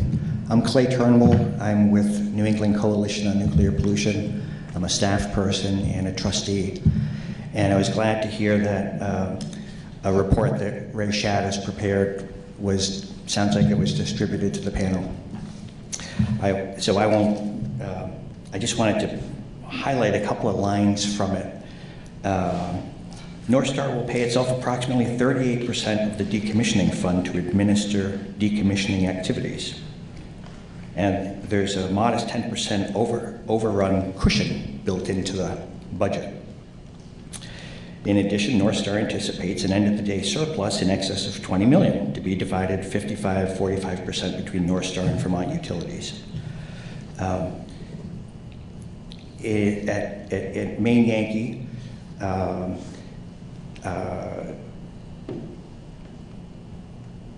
we can get a rough idea of the kinds of monies that Maine Yankee spent on its cap by looking at a short list of the kinds of educative activities that Maine Yankee sponsored. The cap toward 2 sites deploying dry-fueled storage systems at Calvert Cliffs Nuclear Power Plant in Maryland and Palisades in Michigan. The cap toward plants undergoing decommissioning, including Connecticut Yankee and Big Rock Point in Michigan. The CAP participated in American Nuclear Society decommissioning conferences in Michigan, Connecticut, and Nevada, which included an engineering tour of National Repository at Yucca Mountain. The CAP participated in meetings with counterpart advisory panels in Connecticut and Michigan. The CAP participated in an industry decommissioning conference in Florida and conferences in Washington, Middletown, Connecticut, where travel, lodging, and expenses and conference fees were involved. One should include in any back-of-the-envelope calculations the fact that the CAP averaged 14 to 15 members. This information provides not only a sense of scale, hundreds of thousands of dollars, not tens of thousands of dollars, but it also is hoped that a sense of purpose, that is, education without nuclear-related oversight, can only be arbitrary and vaguely effective. And lastly, Maine Yankee recognized at the onset that in order to communicate effectively, it needed to develop a commonly understood language about decommissioning, and this involved not only attentive and discerning listening to community stakeholders, but also offering them the opportunity to familiarize themselves with nuclear processes and regulation. I don't know where this panel, the line between this panel and the group that New England Coalition fought to get established as part of the MOU, where the line between them is, but to me, the education is a missing link. You know, that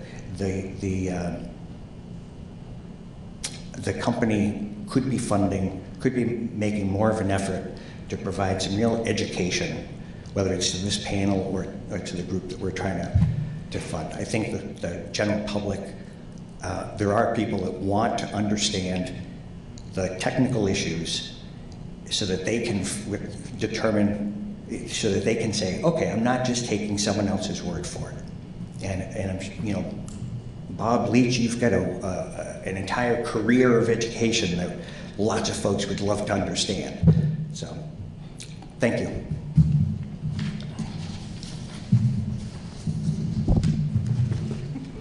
Mr. Chair. Yes. I think we're at that place in the evening where we would be contemplating a break. And before we did that, I frankly am unsure of how to proceed here. I brought sufficient copies of a draft statutory amendment that I would be happy to distribute to folks so they can look at what my thoughts have been about what we might do. I've heard the conversation tonight about the $35,000 figure. I've heard Dr. Owen's comments about a higher figure. It occurs to me that this language that I've put together could be, again, modified to accommodate some sort of cap. I just don't know where and how to prompt that discussion. But I wanted you to make you aware of that as an option for tonight. I do have that material here if it would be of interest to the panel members. I think that makes two of us that I'm not exactly sure where to go from here based on the discussion that we've had both from the public sector and from the panel itself. So I will say that we are going to go to a 5-minute break, and if you'd like to distribute those materials that you have during that 5-minute break, you are welcome to do so. We will reconvene this meeting at 7:35.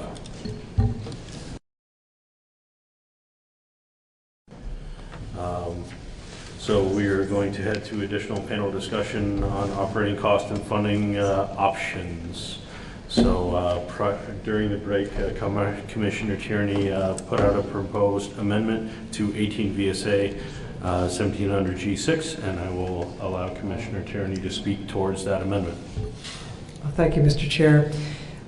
As I alluded to earlier in the evening, I had this language has been prepared in order to effectuate the outcome that I would prefer, which was an amendment to 18 VSA 1700 G6, such that North Star bears the costs of hiring experts, contracting for services, and providing for materials and other reasonable and necessary expenses of the panel, as the commissioner, meaning me, may consider appropriate on the request of the panel from time to time.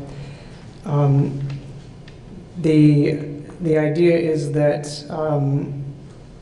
by June 30th annually, the department would render a bill basically to North Star that details the amount of monies that have been expended on experts or the contract for services and the like. And in turn, North Star would then pay that bill within 30 days into the special fund that's been established per statute to support the Department of Public Service. It also supports the Public Utility Commission, but that's neither here nor there right now. The language clarifies that the monies so paid by North Star into the special fund would be paid solely to the department, meaning they would not be shared with the Public Utility Commission. And finally, the owners of the Vermont Yankee Station, North Star, would have the right to petition the Public Utility Commission to review and determine, after opportunity for hearing, the necessity and reasonableness of such expenses, and may amend or revise such cost assessments as what I put in here, but expenses will be fine too. Based on the conversation tonight, it occurs to me that we could insert a cap in here if the panel thought that was appropriate. And if we did so, I would propose that it be in the second line that is underscored from the top, such that it would now read, the owners of the VYNPS, as the Commissioner of Public Service may consider appropriate, comma, not to exceed. The number we've used tonight is 35,000, or whatever other number this panel settles on. And 35,000 would be would reflect what Representative Sibilia and Representative Coffey came up with through their research. To be clear again, I have circulated a statement of costs for the panel to date, principally to raise awareness of what costs are invested so far in the operations of this panel, for better or for worse. The Section 1 costs are those logistical costs that I think North Star ought to bear. The Section 2 costs are the PSD staff time that supports NDCAP.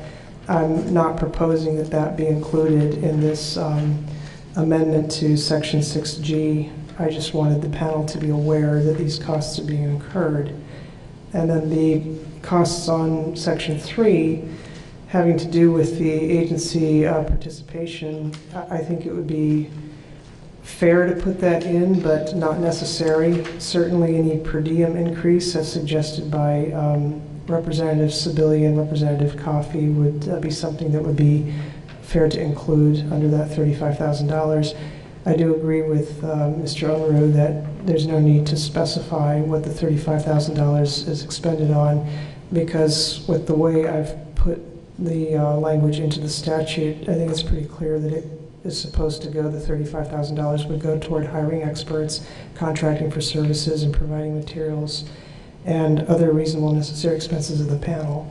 So the Section 2 costs and Section 3 costs are not costs that I regard as fitting into that or being included in that language. Are there questions from the panel? Go ahead, Laura.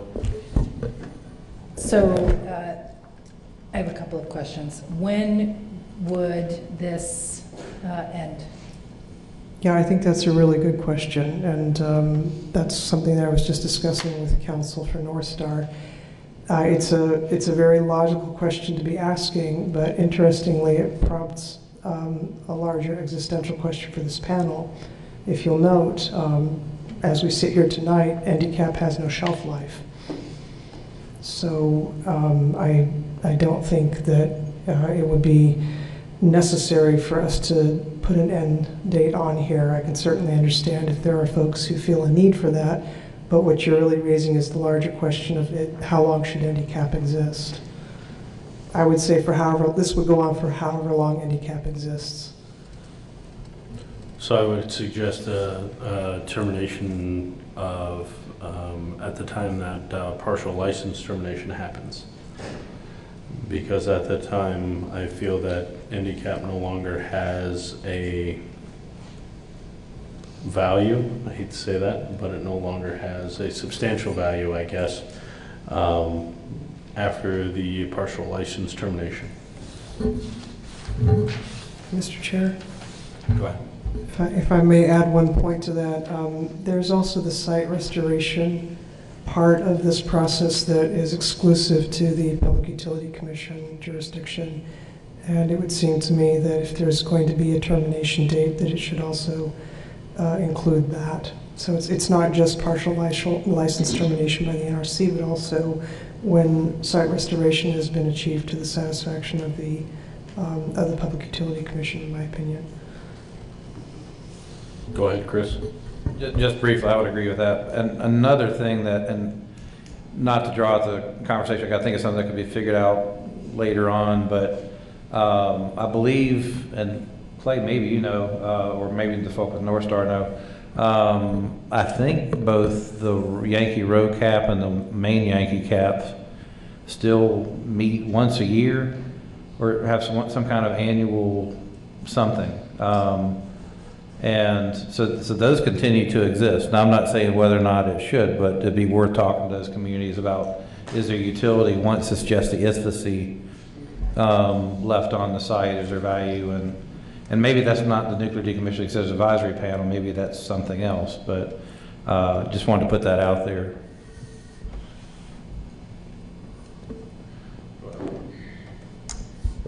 Commissioner, how would you envision the panel accessing funds? So you've spoken to the fact that we've had a push down because there haven't been funds available from the department. So would you see that changing with this language, with this cap in there, and how would you envision the panel doing that? Yeah, no, those are also really good questions. And so, yes, if the funds were available and they were the responsibility of the company, I would expect them to then be available to this panel. The mechanism that presently exists is that at the end of the day, the panel makes its request to the commissioner for funds for these activities. That's the existing statute.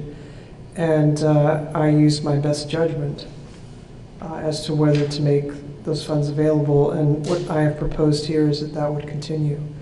That mechanism would continue. And so experts have, again, that has not been something that's been available. Precisely. And that's the genesis of my concern, is that they've not been available. Not only has, well, Chris will speak to this in a moment, I think, but I will loosely say, to date, on my watch, none have been requested beyond what Chris asked for in the sale docket, or it's a backstory I'm happy to go into, but the bottom line is we've not had any such requests, but I think it's fair to say that I have sent every signal possible saying there's no point in making a request because I don't have money.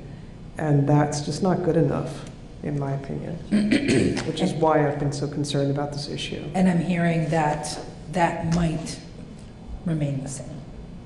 It's entirely possible. Because the cost, the $35,000 is... If we wanted to take that out of my budget today, that's a non-starter. Because $35,000 is more than what you are putting forth your agency spends on handicap right now. That would be additional to what I already put in, that's correct.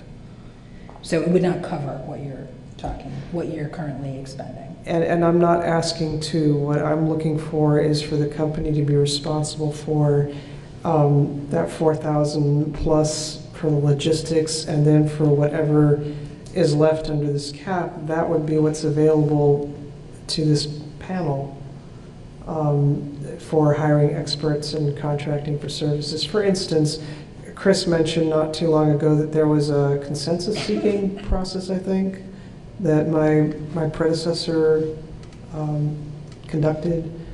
You and Dr. Irwin might know about this, or Corey, I don't know if you do too. Yeah. Judging by these figures, the cost of that, there doesn't appear to be a record of it at the department. But it's that kind of facilitation process, for instance, or educational initiatives or the like.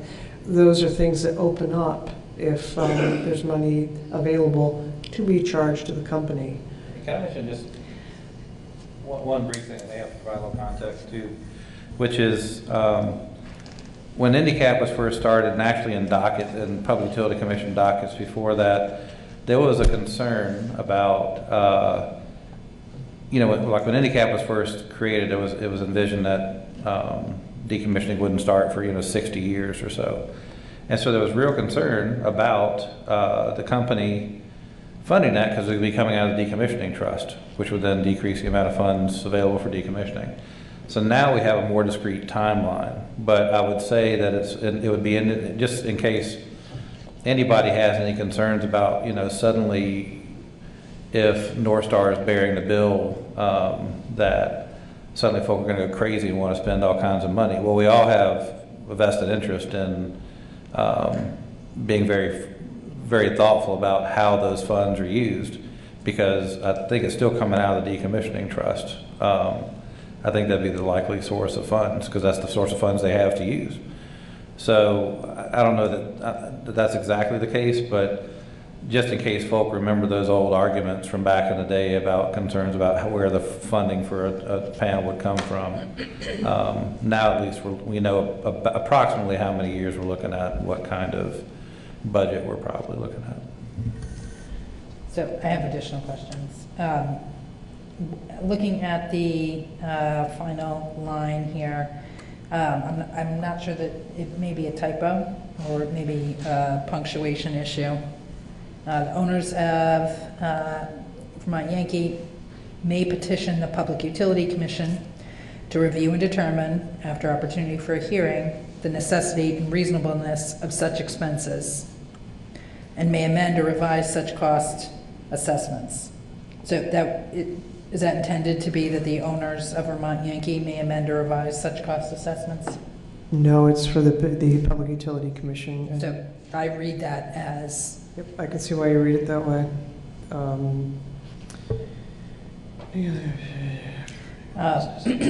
We could simply put a period after such expenses and say the Public Utility Commission may amend or revise such cost assessments. Mr. Chair, I have two other questions, if I may continue. Go ahead. So, Chris, or does anybody recall, my sense is this language for handicap was likely drafted as part of the original settlement between the state and Entergy, 2013-14. I want to say it was 12 that it passed. No, but there must have been 13. Must have been Yeah. the winter of 13. It was not part of the settlement. No, but no, it was not part of the settlement, no, but it was, but I think it came out of the settlement Yeah. concept. I It was a I think logical- it was not in the settlement, but it was. It was intended to be a successor to VSNAP, which had its own issues. So my question, larger question is around, I'm guessing that there was probably some negotiation between the advocates and the company and the government. I can't speak to that. No. I just know Mr. Can Campney anybody has strong speak to that? feelings. No? Does anybody recall that? And then, I guess. Done quickly. Yeah. I'm sure, yes. And then my last question, and I don't know if this is appropriate or they'll be willing to do so, but does North Star want to weigh in on this at this point? We have panel members here. I'll open it up to North Star members on the panel and/or North Star Council. Sure. David Pearson. No. So, well, looks like Mr. DiCarlo's going to step up, so we're going to hand it over to council. Rick DiCarlo, North Star Council.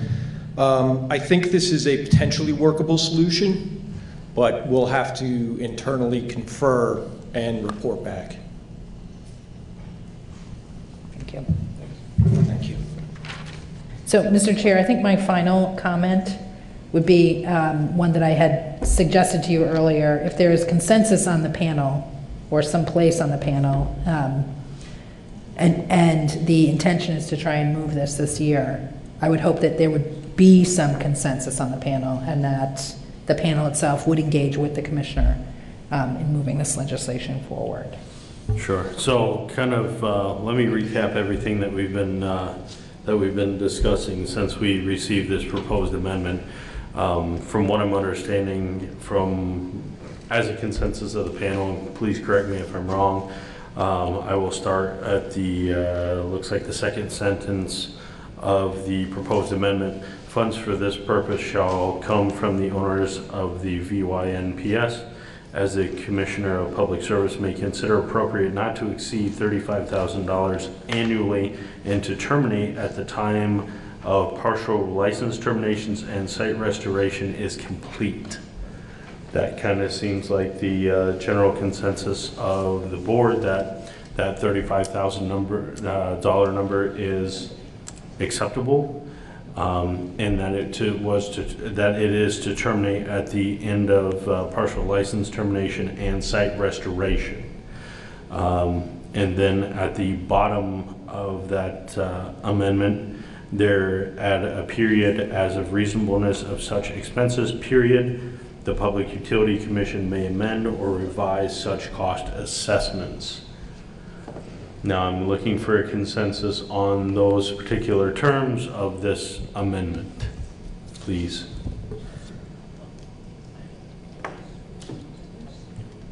Go ahead, sir. Chair, I just had a question of the commissioner before getting to your amendment, if that's okay. Sure. Just for clarification, Commissioner, you're saying that this fund, if this funding were to become available, it would not go to pay for the costs of Department of Public Service staff? That's correct. So I'm wondering, so in effect, it does bring greater capacity and to this work that we're doing here, so which I think is a very good thing. And I'm wondering if we can clarify some of the language, because I also heard that there were a couple of things that the public, or if we could add a word like public engagement, education in there, to the list of things that could be considered, so as to expand upon the possibilities that currently exist. So you're talking, let's look at the 1, 2, 3, fourth line down in the underlined portion. Right, so service to hire experts, comma. Contract for services, comma, and provide for materials and other reasonable and necessary expenses for the panel.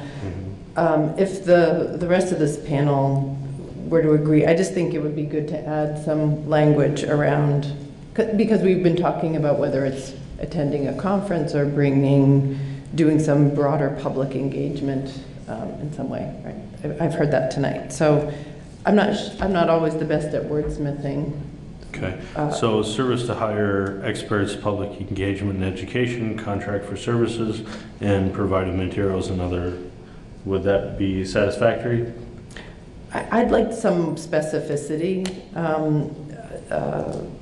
Contract for services, cover expenses associated with public engagement, or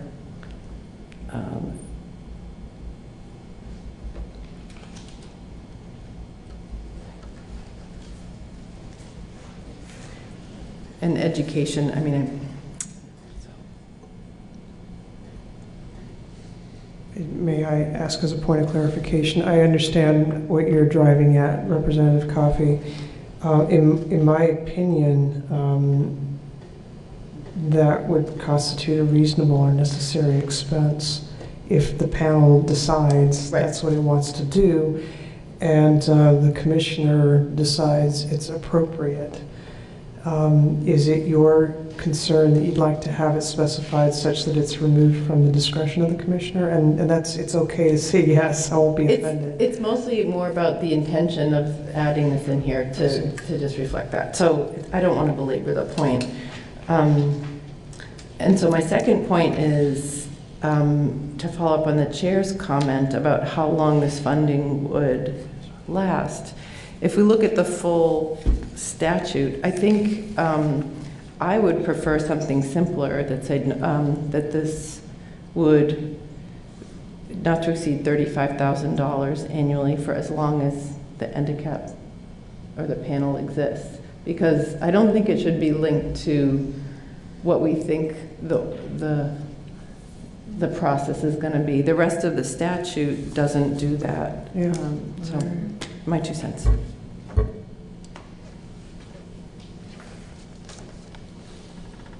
So let's tackle that portion of it, because the public engagement and education is easy enough to add into that wording. Let's look at the termination of this actual agreement, what the panel feels is necessary. I mean, we can feel it's necessary that we exist for the rest of our lives and get, involvement in this as long as the spent fuel sits on the ISFSI pad, which, if that's what the panel wants to do, that's what the panel wants to do. But at that point, North Star is no longer,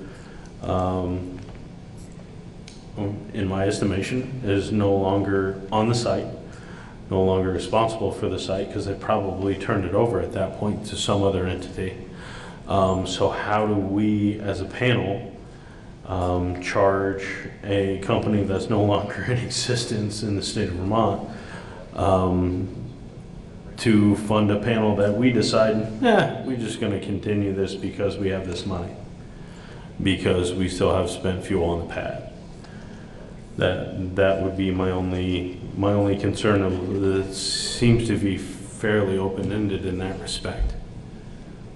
Mr. Chair, if I may. I appreciate the sentiment that you're expressing. I really do. This has been an exercise in people of good faith trying to set reasonable expectations and reasonable limits. My memory and others on the panel and in the end counsel to the agency may be able to correct me, is that North Star has acquired this site So when decommissioning is complete, they don't simply turn it over to somebody else. It is their property. They may not have boots on the ground anymore doing decommissioning activity, but they do still own it. So I take your point, though, that we really are getting at the existential question of how long do we expect handicap to continue to exist. And the legislature, at least in prior iterations of this statute, has not specified an end date. I suppose I have sympathy for the simplicity that Representative Coffey has pointed to. But I suppose we could add some, I don't know, I would defer to my legislative colleagues. Is there sunset language that could be put in, or I really don't know. I guess to your point, Commissioner Tierney, yes, they will still own the property after decommissioning is done, termination of the license, partial termination of the licensing, and site restoration happens. But what is it to say that, you know, they don't turn the property over to a developer, to the town of Vernon, whatever the case may be, and at that point, whomever that is, the developer, the town of Vernon, Wyndham Regional Commission, BDCC, now owns the property, and we are continuing to ask North Star to fund a panel when they have no skin in the game at that point. Well, just because we want to continue a panel because we still have radioactive material that sits on the ISFAC, but maybe they're out of the game at that point. I take your point, though. I would note the language points to the owners of the station. So that could potentially, this $35,000 could potentially become the problem of whoever acquires the site. That's correct. Yeah, the town of Vernon as an example. And that's a problem. I completely see your point. Yeah. I think Chris had a question. Well, I was just going to. Which I will clarify, because there was mention from the public that as of yesterday, I have no tie to the town of Vernon. I am no longer a selectman in the town of Vernon. I have no, there is no tie for the town of Vernon with me any longer, with the exception of maintaining the Office of Deputy Emergency Administrator. So I am not, I'm speaking in generalized terms at this point. So I was just going to say, I'm looking at, I don't have the enabling statute in front of me, but I've got the our charter in front of me.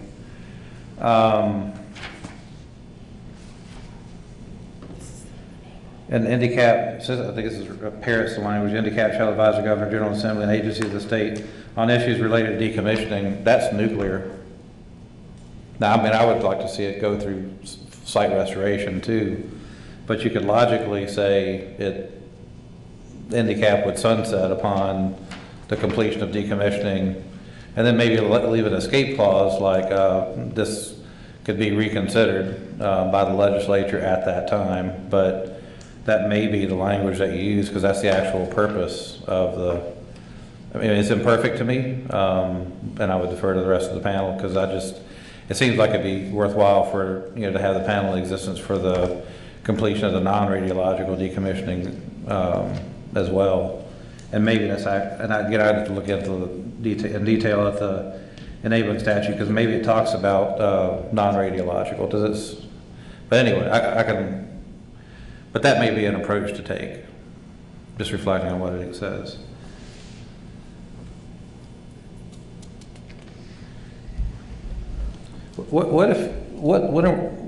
I am just forgetting, I'm not remembering from the last meeting.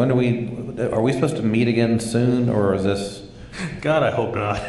So I'm almost wondering if we agree in concept with what the commissioners put forth, and if we've heard from North Star that this seems within the realm of possibility of something they would consider, and you'll take it back to your internal counsel, what if, and what if the Public Service Department, North Star had a conversation, come up with some mutually agreeable language, we wouldn't have to meet but get it back to the panel, but then frankly, the individual panel members could always go testify. Sure. I guess to Representative Sebelia's point is that we need to come to a general consensus as a panel tonight on the dollar figure, a termination date if we so desire, and then I think your point is well taken that allow the powers that be go forth in making the agreement based on our suggestions. I guess I'll start with one particular item. Does look for a consensus of the panel of $35,000. Does that seem to be a good start or the place where we need to be to continue to grow from here as the handicap and get the things that we need to get done? So I'm going to ask for a consensus on that particular section.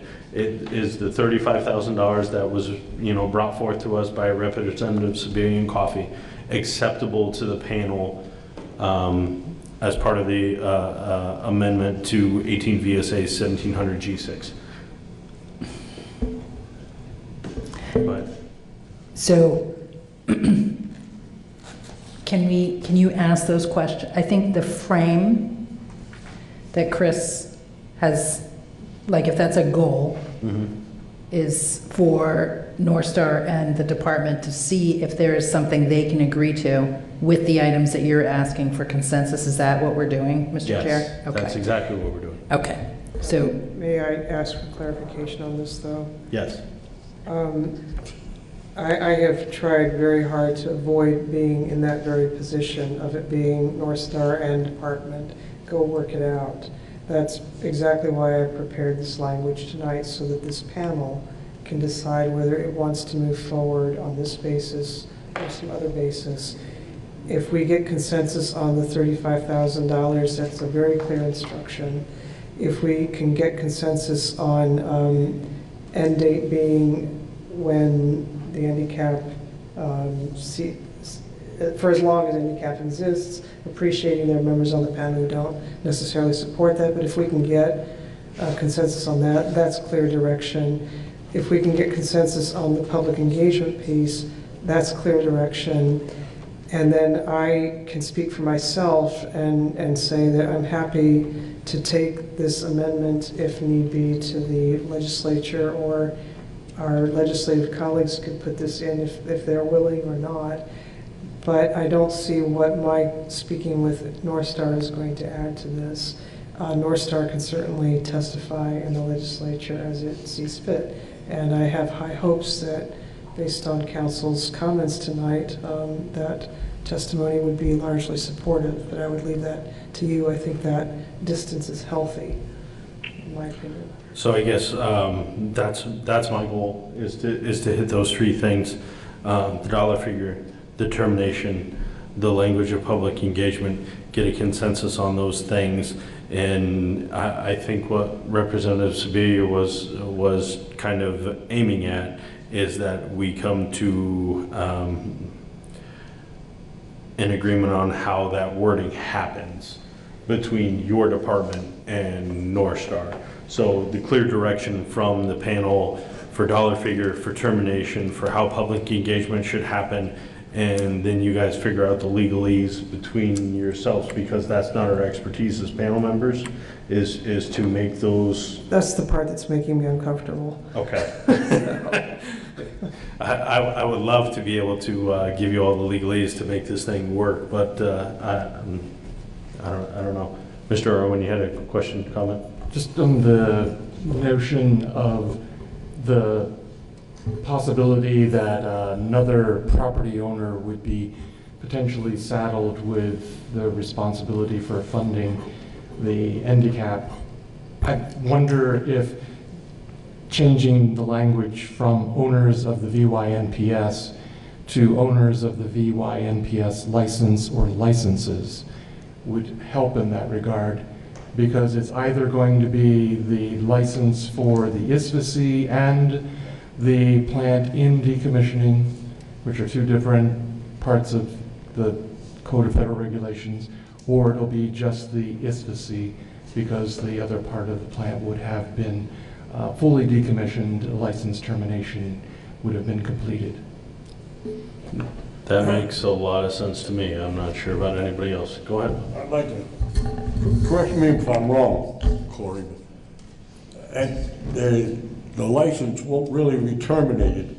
What will happen is, once North Star has finished the decommissioning and reduced all the contamination to appropriate levels, the property will be released for unconditional use. They would still have the license for the IFAC, but the rest of the property would be released for unconditional use. Am I out of turn there, Corey, or is that pretty close? That's very close. The Part 50 license will sustain until the IFAC is finally decommissioned. It's all the same license. But the general terms for which you're describing, I'm sure language could be developed that would satisfy what we're talking about. And I think that's Mr. Irwin's intent, is that whomever the property goes to, that the onus still stays on North Star as the licensee of the ISPC or whatever, still exists. Is that correct, Mr. Irwin? Yes, that is correct. The license is really the key to the problem. All right. Mr. Chair, I've had a suggestion from my council, the wonders of technology.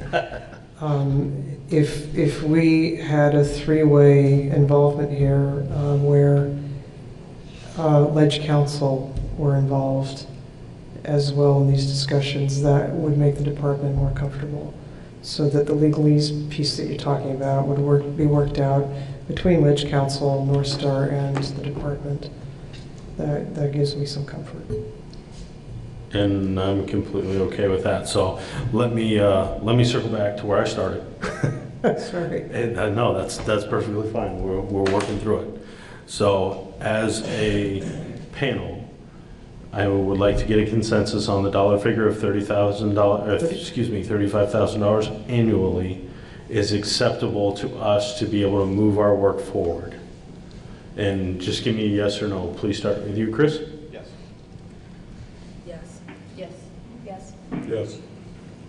Yes. Yes. Yes. Abstain.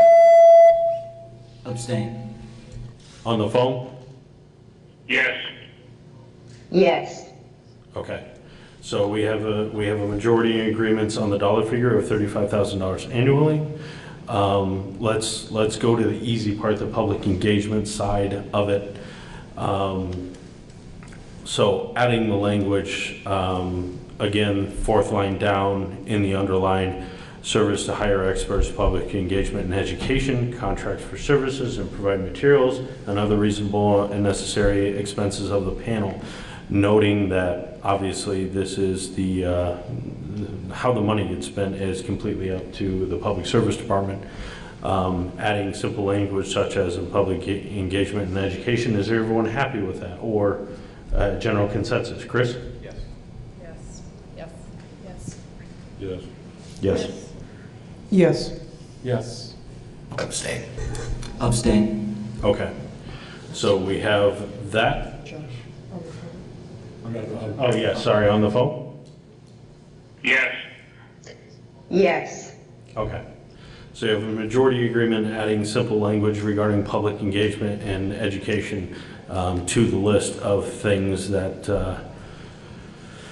will become necessary of the panel. So to the hard thing, termination. We heard a couple of different options regarding the owners of the VY NPS license or licenses is an option for us. That seems to make the most sense to me at this point. So let's get a general consensus of, does that make the most sense as a termination, standard? You can say that. So, let's see, funds for the purpose shall come from the owners of the VYNPS license holder. Is that correct, Mr. Irwin? Yes, and I've been corrected by Corey that it is just one license, Yeah. so it doesn't have to consider multiple licenses. So that would be the termination, the terminology used in that first sentence. So whomever is the license holder for the property is responsible for going forward. Mr. Chair, Yes. may I interrupt our process? Yes. So I need a moment to actually process the negotiation aspect that has been put out here. And it seems that we're going to do all of that like very publicly. So I'm wondering if we could get the department's counsel to come and we could ask maybe some questions just about process.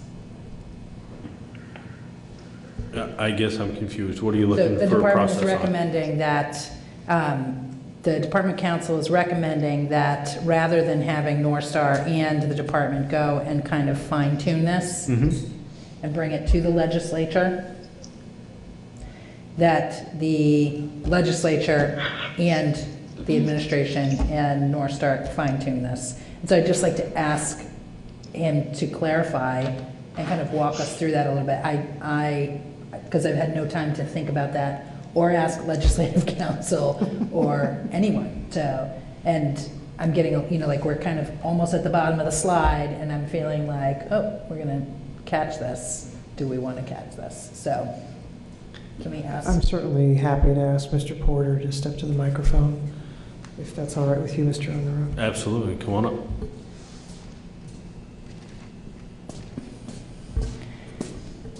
Thank you. Jim? Almost made it out of here cleanly. Yeah. Well, and I have to pick up a soccer kid. Okay. I have to leave in 20 minutes at the most. My question is, I want to understand the difference that you see between the department and North Star fine-tuning this, and the department and the legislature and North Star fine-tuning this, and what assurances you'd like to give me that Ledge Council will see those same. So what was in my mind when this came up was the commissioner seemed to have some reservations about the department and North Star going off in a room and drafting the consensus of what you vote on tonight. And I guess my thought would be to have a lawyer from Ledge Council, since we are talking about a bill or a bill amendment. And we've done this in the past with other parties, just sit down with Ledge Council sort of as an intermediary, another party to be there, and we could just both talk with them, was my thought. Okay, but I want to just make sure that we're all aware that whatever agreement we might put forward, we'll have to go through the whole legislative process. Any of the folks in the audience, in the public, anybody in the legislature that would like can engage in this process. And any legislator can access Ledge Council and work to. Oh, right, and to be clear, what I was only going as far as coming up with a draft of a bill that we would submit to the committee. And frequently Ledge Council has little fixes that help with drafting as well. Just that I think we would then come back and share with the committee, not necessarily at a meeting, but. Okay, great. That answers my questions and I am comfortable now. Thank you. Okay, so let's go back to the. Mr. Chair, it appears North Star's council may have something to say. Absolutely, come on up. Thank you, Greg DiCarlo, counsel for North Star. I just want to clarify that my earlier comments were premised on termination at partial license termination, not later. Any questions about that? You're aware that's not, there's no such thing as a partial license termination. It's a release of property for unconditional use. It's semantics, but words are kind of important sometimes. It's the shrinking of the license from its current size down to the ISPC only is what I'm referring to. We can work on the proper language, but that's what we're looking at as a potential workable solution. If I could be heard on that point. Go ahead, Commissioner. I think we've gotten to the place where the committee itself has to decide what it wants to do. And then that conversation that Mr. DiCarlo is teeing up is one worth having, and exactly why I would want the antiseptic of Ledge Council being present. Because at the end of the day, we're talking about a piece of legislation that we will put into the hopper of the committee process. And at that time, I would expect North Star to, if we can't come to closure on the point, you show up and testify to that effect. But that shouldn't foreclose this committee from deciding tonight on what it wants to put forward by way of proposal. And I expect, I could be wrong, that we're going to need to have 2 consensus votes.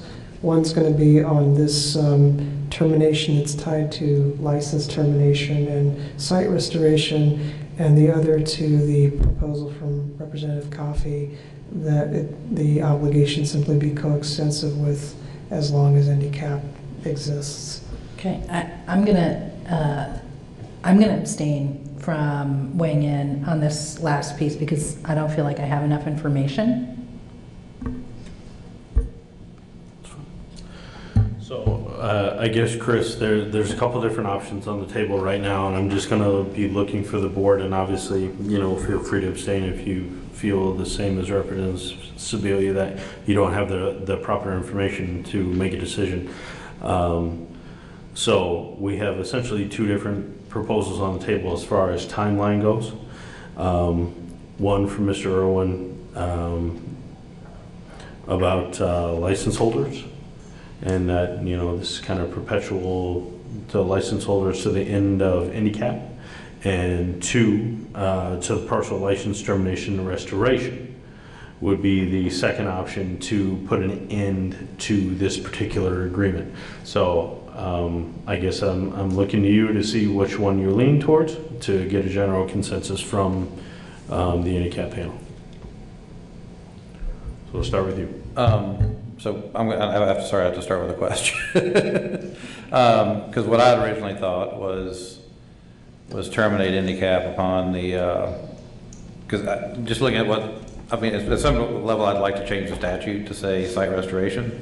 It's actually in our name because I was trying to figure out, was the intent of the statute nuclear decommissioning versus, you know, decommissioning and site restoration, but it's actually in our name, the Nuclear Decommissioning Citizens Advisory Panel. So what I was proposing was that the NDCAP would sunset with the completion of the nuclear decommissioning, which I think goes back to what you were saying, is basically the license is the partial release, and then all that's left is the ISFC. And then I'd also suggested potential language would be at that point the legislature could take up whether or not to continue, NDCAP should continue once it's just the ISFC on the site. I know that sounds real complicated, but I think what I was, and I'm kind of looking down at Bill to see what he would suggest, because he's more of actually the expert on this question. Well, I don't know if I'm an expert for sure, that would be debatable, but the language that is in the 2-page presentation by Representative Sibilia and Coffey, number 3, time horizon of North Star funding obligation, the language that's described here, where does that come from? Is that in NRC regulations? Because as Mr. DiCarlo just explained it, actually that is what I was describing. It does not eliminate the burden on the license holder of the ISFC.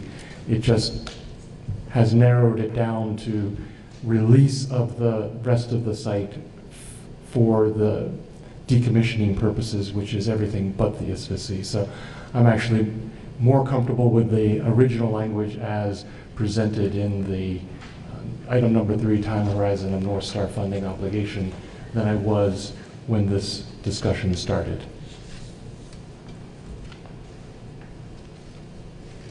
May I ask a clarifying point, Mr. Unruh? Yes. So, Dr. Irwin, if I understand you correctly, if we were to insert the phrase North Star's funding obligation to support handicap activities shall terminate upon North Star's submission to the NRC of its partial license termination application, that would make you comfortable? Yes. Okay.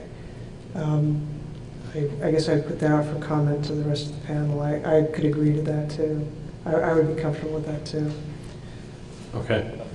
Chris, you good with that? Yes. Laura, you're abstaining, or are you good? No, I mean, that's clear enough. Okay. Sarah? Yep. Yes? Yep. Paul? Yeah. Okay. Yes. Commissioner? Yes, I'm sorry. That's okay. Yes. Yep. North Star representatives? Abstain. Abstain. On the phone? I'm good with that. Yes. Okay. We now have a clear directive from this panel to the Public Service Department, and from my understanding is that we are looking for the Public Service Department, the Ledge Council, and North Star Council to get together and make the legalese work. Is that my understanding, panel? Chris? Yes, and then the idea, I think, is we wouldn't meet to discuss it again, but whatever's negotiated would come back to the panel so that we can, individually if we like, or whatever, or however we want to communicate it individually, communicate that to committee. May I ask how exactly that is done? I'm hearing no further meeting, but come back to panel. I just meant like Tony would send us, this is the language they agreed to. And each individual, so there would be no hit return all. Unless folk want to meet again, I just don't know that we're gonna, I don't know that this panel is the best way, and I'm also being mindful of the public input, so the public needs to see what it says too. I just don't know that we're gonna need to be in the business of wordsmithing legislative language. So I think what we're agreeing to is the concept that's been presented here, so we're agreeing to the concept, and then the answer frankly may come back, hey, Public Service Department, in a meeting with North Star, with Ledge Council present, we couldn't come to an agreement, but at least we know that we agreed to the concept that was presented by the commissioner. So are you looking for, once the wording is acceptable to our parties, what are you looking for the handicap to do in your opinion from there? Well, I'd like to be clear what handicap would like to have happen if North Star and the department don't come to an agreement. Then we start all over again. So, well, that's, so that. Agreed to this concept that was handed out So, by the commissioner. that's right. So that's an option. So one option is the commissioner handed out language. We've made a number of different suggestions. And what I'm hearing is North Star come back with any fine tunes with the department and work with the legislative council to work that through. So North Star may come back and say, yeah, no, we're not agreeing to that. So let's get a little bit of clarification right now why we can, and I understand, Mr. Carlo, I'm going to put you on the spot a little bit, and ask, based on what the handicap panel has put forth tonight, what is the general consensus? I know you probably can't give us a clear yes because you need to do your due diligence on your end, but based on what the panel has put forward this evening and kind of the limitations and that kind of thing, what is your general feeling of how North Star will react to a negotiation towards that end? Well, you're correct that I can't make a final determination tonight because it's ultimately not up to me, but I am very encouraged by what I heard as the end result of the panel's decision, that we will be able to come to an agreement quickly. If in fact what has been discussed here is what ends up in this final draft. Okay. Mr. Chair, just to clarify, I'm not asking, I'm not asking for North Star's permission to proceed. but whether or not the panel would want to proceed or would want to meet again if there was some conflict. That's more what I'm asking. Okay. So, Mr. Chair, I have great faith in the efforts of these three bodies that we've identified here to act on our behalf, given the goals as expressed here tonight. So I don't think that it would be necessary for us to go beyond our individual rights to go to the hearings about this matter and discuss them as individuals or as representatives of agencies in the legislative process. I think that we've made our position known fairly clearly, and I appreciate the language, the efforts that everyone's made here to provide us this really good basis to make these kinds of recommendations. Okay. Mr. Chair, may I? Representative Sibilia, I know we're about to lose you because you're turning into a pumpkin. And Representative Coffey, what is your best estimation as to the time remaining for what we need to accomplish? If the department is able to sit down with a representative of North Star and Ledge Council, say within the week, and if the department is then able to kick back to the members of the panel individually the revised version of the language I've passed out tonight, and if that is posted on the website of the department for public comment for an acceptable period of time, a week perhaps, do you think that is sufficient, that there is still sufficient time to have this then go through the legislative process this session? So the bill will have to, as you know, it will have to go through crossover. So it'll have to be heard in the House. Crossover will be the week after town meeting. And then it will have to go to the Senate. Yeah. And then it will have to, if there are any changes made in the Senate, it'll have to come back to the House. The House would have to agree or not, you know, all of that. And then the governor would need to sign. So in terms of moving it through the House, it would have to move through the House by the week after town meeting. So the chair of the Energy and Technology Committee has been kept apprised by Representative Coffey and I of, you know, what is being discussed and the possibility for this coming through. It is true, we have some very significant pieces of legislation. So So if the proposition is, what I am stumbling over the mechanics here more than anything else. If we are able to reach, the latest, greatest version of this proposed language and get that back to the individual handicap members for their review, and to do so electronically, do we run afoul of any open meeting laws or anything like that?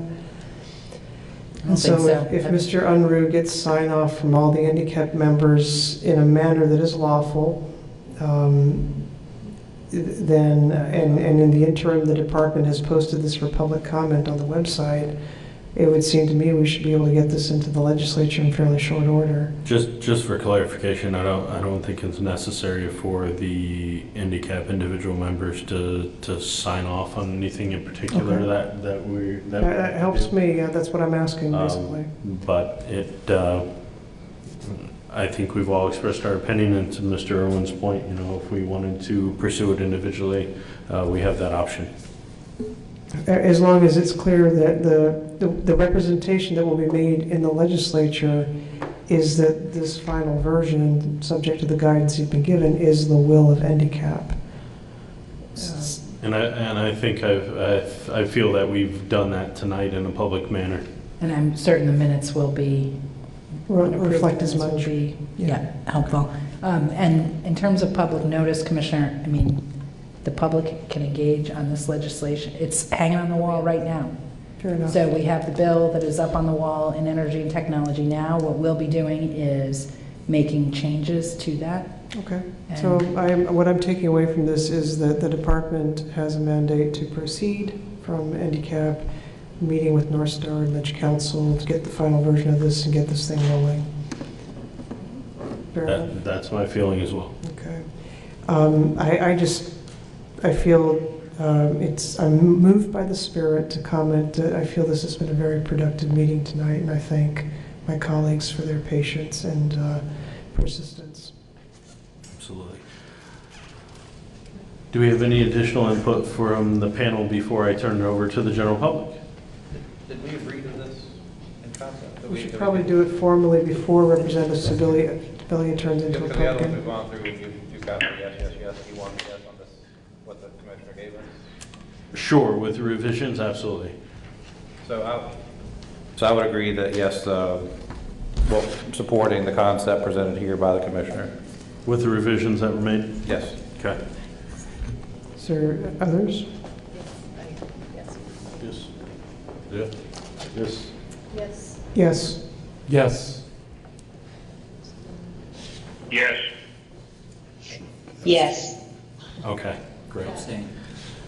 All right, so we have a direction, we have a means to an end, and I will open it up to general public comment to the panel. Seeing none, we are adjourned.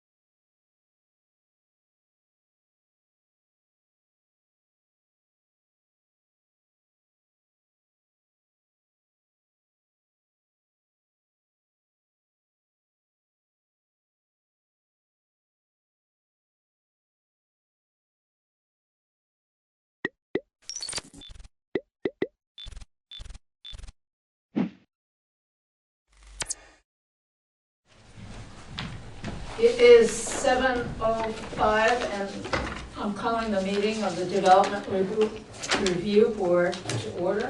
I'm Maya Hasagawa, I'm the vice chair, and I will do the opening remarks.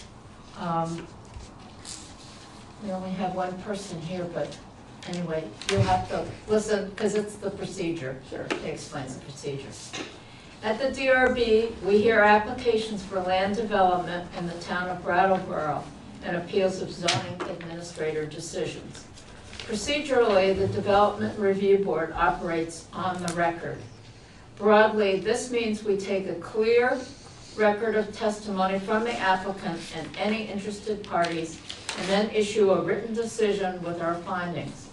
Applicants and members of the public should be aware that as we are on the record, this is your opportunity to comment on and provide evidence relating to an application. In the event our decision is appealed to the environmental court, the court will not take or consider additional testimony at its hearing, but it will look at the evidence from our hearing, the regulations, and determine if the evidence supports the findings and decisions of this board. Only interested persons that participate in this proceeding may appeal a decision made by the board. So I strongly encourage all of you to speak up at this hearing. So you're going to present, so I know you're going to talk. As we are on the record, we are going to ask that you affirm that your testimony will be truthful. So would the applicants and anyone wishing to speak to an application please affirm the following? Okay. I hereby affirm that the evidence... Oh. Yep. He doesn't have Right hand up. There you go. Okay. I hereby affirm that the evidence I give in the cause under consideration shall be the whole truth and nothing but the truth under the pains and penalty of perjury. I do.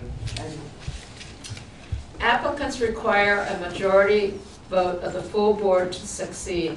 That's 4 votes out of 7, and I think we have 7 people, so. If we do not have a full board present to hear your application, then we will consider a request to continue your application to the next public meeting. After taking testimony, the board will close the public hearing and may vote on your application. The board will issue a written decision within 45 days of the close of the hearing. While we may vote on an application, it is the written decision that controls the timeline for an appeal. It should be noted that the town of Brattleboro is a party with an interest in land development applications. The town does not have a special status before this board. Documents provided to the board by the town planning department, town attorney, or other town departments will be considered in exactly the same way as information from the applicant and all other interested parties. Okay. I have a motion to approve the minutes of the December 18th meeting. So moved. Second. All in favor? Aye. Excuse me. Okay. Everybody took the oath. Has the meeting been properly warned? Yes, it has. Does anybody have any conflicts of interest or ex parte communications? No. No. Yet. I just had a question about the agenda, the number 3 item on our agenda. I was confused about that. Review of cases public. Did you put this on the agenda, Brian? What's that? The number 3? Could you read it to me? Review of cases / public hearings to be reviewed under the Brattleboro land use regulations as warned on October 12th, 2015? Is that just a... Yeah, that's the standard. That's what you're doing. Oh, okay. Yeah, so the applications. And that just, the date refers to when those land use regulations went into effect? Exactly. Okay, it just caught me off guard with that date. Sure. Okay. Sorry about that, Madam Chair. I am going to appoint Ian to hear all applications. That Ian. That Ian. He's the alternate Ian. Ian too? Well, I don't know. Good Ian and bad Ian. Oh, good. We're on TV, guys. So it goes. People will find us very entertaining. Okay, are you Deborah? Yes, I am. Tamosh? Tramposh. Tramposh.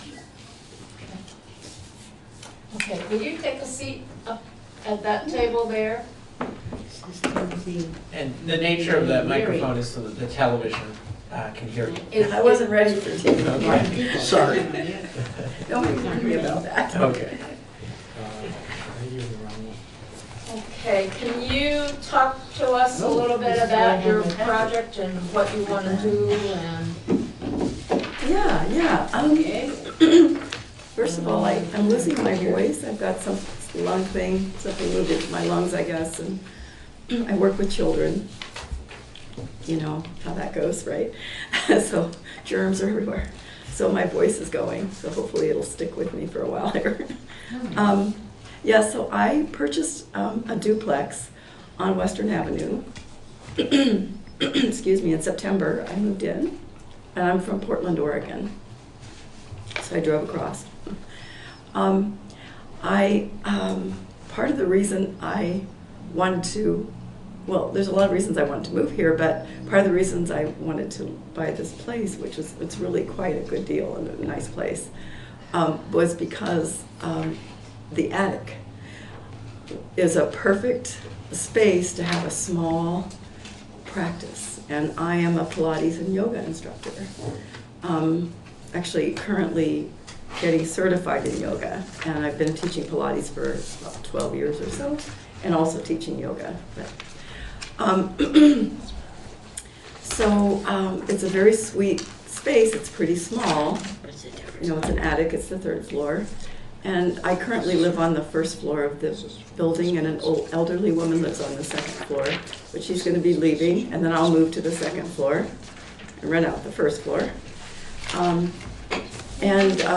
It's a very sweet space up there, and it's probably comfortable. I've started working on it, fixing it up. It's not a big deal. There's not much to do other than taking wallpaper, fixing the plaster. You know, it's not a major renovation. It's pretty simple.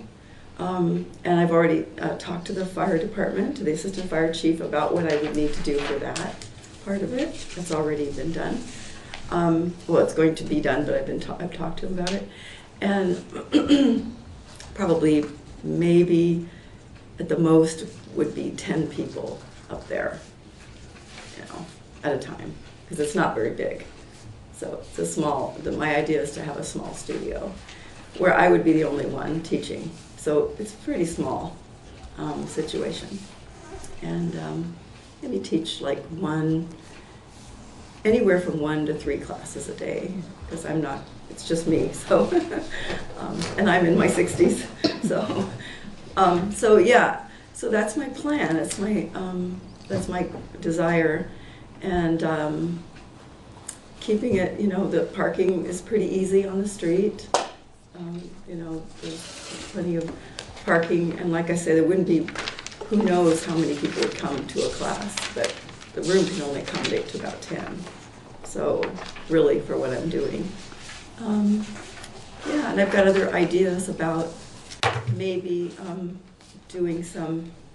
providing some kind of classes for maybe disadvantaged youth, or, you know, reaching out to high schools that have kids that could use, because I've worked with kids a lot, different ages.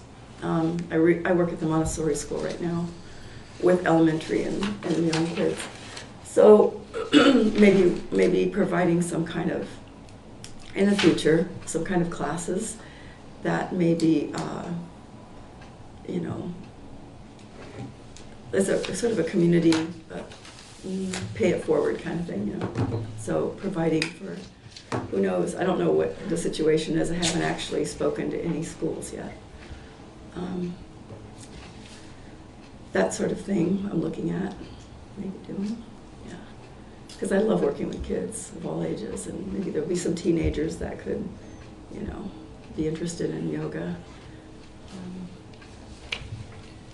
So that's kind of my basic idea plan.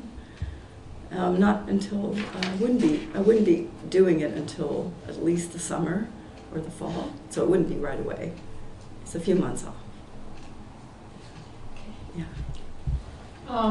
So are you planning to have any evening classes? Well, my understanding is the hours are 8 to 6. And I prefer not to teach in the evening, so I really don't have a problem with that. I like those hours. I would, however, I was hoping that once on occasion, if I wanted to do something in the evening, but it would be probably very rare, you know, to do something special or to have people over or something, some kind of a gathering on occasion. But for the most part, I don't like doing things in the evening, so I like to end by 6, so I'm good with that. Yeah. Is this the former Dr. Avila's building? It is, Okay. yes. That's why I just Yeah. Googled it, so. I was Right, like, yeah, so Dr. Okay. Avila was an eye doctor, right? Yes. Yeah, so he was practicing there. So the signpost is all still there. Yeah. Yeah. I'm glad you pointed that out. I was wondering exactly what we were talking about. Yeah. Yeah. When I Googled it, that's what I. And then I guess I'm going to direct a question to the zoning administrator. The way that it just says request for retroactive change to use from dwelling unit and office to 2 dwelling units and home business approval.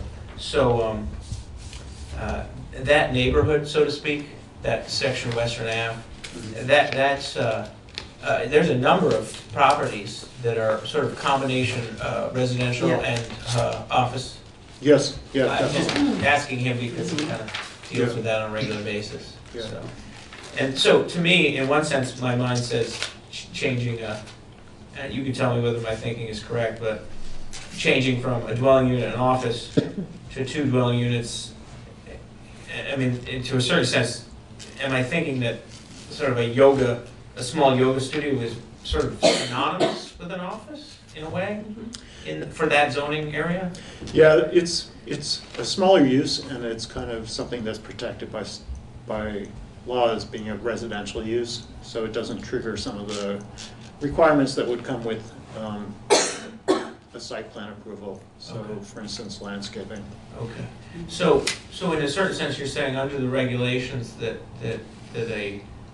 well, I guess let's call it what it is, a yoga studio has, what did you say, is it less impact than an office? Home businesses have less impact, so they're Okay. smaller scale businesses conducted by somebody living in the home using a small portion of their home for it. Oh, okay. Okay. Because I can just picture that stretch of Western Avenue, and in my mind, there's quite a number of combination office and living spaces. Sure, there are a lot of Fewer businesses. employees and stuff like that. I see. So an Well, office. she's not having any employees. No, I understand. Not planning on that. Yeah. Mm-mm. No, I'm just trying to get in my mind. But I'm saying Yeah. like a doctor's office would Yes. have employees. Yeah, next door to and- me is a lawyer's office. Yes. Right next door. Yes, okay, I can now understand that. Yeah. I just was curious as how they were related, office versus yoga studio. But you will have, instead of having an office on the first floor, you eventually will. It's the 3rd floor, yeah. You will eventually move to the second floor, rent the first floor as a dwelling, Mm-hmm. and then do your yoga in the The attic 3rd floor, on the third yeah. floor. And what changes did the fire chief want you to make as far as any external exits? Yeah, so Two egresses. what I'm going to be doing is putting a balcony off of the front of the building. On the 3rd floor? Yes. Okay. Yeah, so that the fire trucks would have access if they needed to come, and everybody would be able to fit on the balcony. So it's got to be like a 10 by 10 balcony, Okay. which my next door neighbor Mitch is going to build. So, yeah, he's great. He's helpful. So yeah, I'm going to have this balcony there, and a door, a small doorway. Where it's already there as a window, and we're going to turn it into a door kind of thing. and door window kind of thing. And so people can be able, so that the fire trucks can access that. And it's been approved by Leonard. And Yeah. is He said it was okay. Yeah, I good. talked to him. Yeah. The only other question, are you having any facilities up there on the third floor, a bathroom or anything like that? Right, so I don't want to do any, that kind of remodeling up there. I don't want to, take on that, I just want it to be the rooms. So my apartment, part of the reason I'm going to be living on the second floor, other than I want to, is it would only be one flight down from the third floor to the second floor, and there's a doorway right there at the top of the hallway that goes through a small room into the bathroom of that apartment. So all people would have to do if they need to use the bathroom would be to open that door, walk through a small room, and there's the bathroom. It's just very accessible. It'd be in my apartment, but I'd be fine with that. So that way there would be a bathroom available. No, that's yeah. just, Yeah, no, that's a good question. Because I think it's important. Gotta go, you gotta go. I mean, Do you expect people to park in your driveway also? well, I'm personally fine with that, but I don't know, because it's a pretty big driveway and it Yeah. extends around the back. But because I don't know who's going to be living in the bottom floor yet. I don't know what their situation will be, is like how many cars there would be there already. So I would want to respect that. Like whoever's living there, they would need a certain amount of space. Right now, the woman that lives in my upstairs doesn't have a car. She's 93. And so it's not an issue. But yeah, so it would kind of depend. But the parking in the street is, hardly anybody parks in the street. There's plenty Yeah, of seldom use that area. I know, so it's really kind of ideal.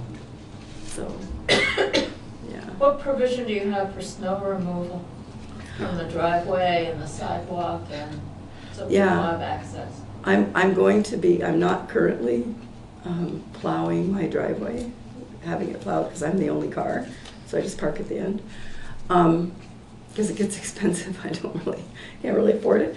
But next year, I will, especially if I rent the downstairs, of course, I'm taking care of that. And I shovel the walkway myself at this point. There's a hell of a bank behind the place, Oh, yeah. if I remember right. Yeah. Yeah, plenty of place for snow. It's down. I don't know if it's the purview of the board, but when you sit on this board, you get to ask questions because you're curious. And my experiences with attics in some houses is they can get quite hot in the summer. And again, I know there's the whole hot yoga, but do you have Which any? I'm not gonna do. Yeah, do you have any, Hot yoga. yeah, apparently there's a type of yoga where they actually turn up the heat and then do the yoga. Is that? Yeah, I don't approve of that myself. Well, but I know there is a hot yoga studio in town. Yeah. Yes. So what I was asking you, and again, it may not be pertaining to the land use regulations, but just curious about, do you have any provisions for perhaps there might be ventilation? It may get Yes. quite hot in the summer. I'm just curious to hear Yes, so about that. I just had my place insulated. Okay. By Vermont Foam Insulators. So they insulated the attic and the basement, and now the house is much better insulated, so much better. So I wanted to actually call the guy and make sure that it's going to be cooler, because it's really warm now. It's going to be cooler in the summer, like insulation is supposed to be, right? So I was going to call him and say, are you guaranteeing me this? But I am going to probably install one of those units that you put on the wall. Okay. That split. Yeah, it's a heat and an air conditioner heater. I was thinking about getting one of those. Yeah. And there's two big windows. Yeah. I'm under the understanding that some of the ventilation fans that people, for example, put in their bathrooms are very energy efficient. I've been told certain of those fans can run nearly all day, and it's the same as like running a light bulb. And so I would bring that up as a thought, is if that would be more of a passive way of pulling out warm air as opposed to an air conditioning unit. So Yeah, I and just bring that up because I'm curious. And about- I'm a fan of fans. So I prefer fans over air conditioner. Yeah. So I always go with that first, and then if needed, air conditioner. Yeah, I guess I just bring up the issue because I wonder if it would be an issue. I'm you very might have much to an deal environmentalist, I'll tell you up front. So I, I always think in terms of the environment first. So the steps up to the third floor in the front or the back of the building? The front. The front. Mhm. Okay. So it's easy. Yeah, there's no elevator. But And I'm remembering perhaps because I believe my first glasses were prescribed by Dr. Ravella. But I'm understanding with the building is in a certain sense that the ground floor entrance goes right to a staircase. yeah. And then that staircase would continue on to this proposed yoga Yeah. studio. Like as soon as you walk in the front door, Okay. there's a downstairs apartment here, Yeah, 2 which doors. was formerly an And there's the office. stairway, goes straight up. Yeah. There's a second apartment, go Yeah. down the hall, next stairway goes up, so it Okay. just goes. Are you having any electrical work done up in the attic? I had a little bit done because I had to have a few outlets put in that were taken off of the electrical that was already installed. Because it's already got electrical up there, there's lighting. Mhm. So we just took it, it was easy to just branch off of that. So there's a few outlets, because I needed a few outlets. And other than that, that's it. So Brian, is that enough to trigger having to? It's not in the same part of the house, so I don't think there's any savings on doing, A charger. yeah, not at this point. And there's a smoke alarm up there already.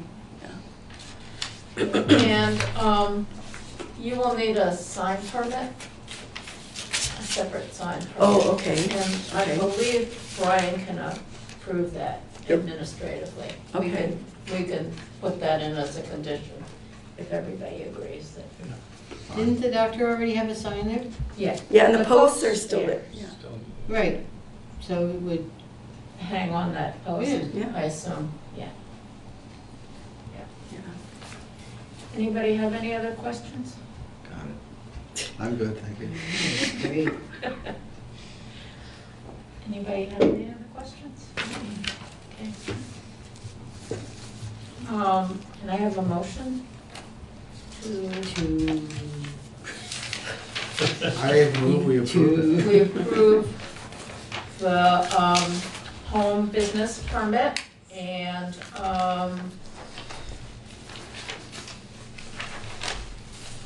I think that's what we have to approve, right? Yeah, with the condition that a Yeah. sign permit is required Oh. and strike the electric Yeah. or charger outlet. We should probably, I would say before we vote, we should mention to you that you're not, there is a provision in the land use regulations in Brattleboro, whereas some changes trigger us to require the property owner to install an outlet that can be dedicated to charge an electric vehicle.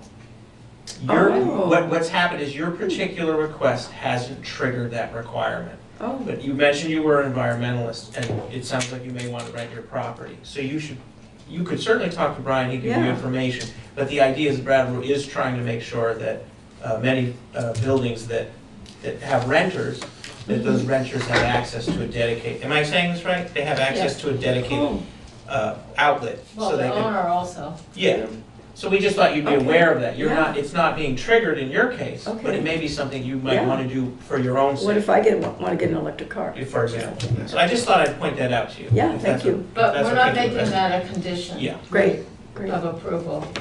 The separate Good to know. sign permit, and we're approving the home business. And the change of use to And two the change- dwellings. and the change of use to 2 dwellings. With occasional events in the evening. Yeah. Oh, that's right, yes. Okay. Second. All in favor? Aye. We can all come and take a yoga class. That might be a Only if conflict we of do interest. chair yoga. Okay, I have 2 other pieces of business. Thank you. So do I get to go? Thank you. Thank you very much. Yeah. Brian will be in touch with you. You'll get something in the mail at some point, and within 45 days. Right. That's good, thank you. So that there was a question about adding another condition for the, what was it, Kavanaugh decision we made last month, and Oh, was that actually, did we make that decision in December? yes. Okay. So, can I have a motion that we go into deliberative session? So moved. Is there a second? Oh, second. Okay, can we go into deliberative session for, just, will probably be 5 minutes, So maybe this 10. is where we go off camera? No. Oh, Who knows? We can stay here, right, since there's nobody here. what's that? Do you have to vote? We have to vote. Oh, we haven't voted yet. Oh, yeah. I apologize. To go in. Yes, thank you. Should we Oh, I vote? forgot Say that. aye. All in favor? Aye. Thank you.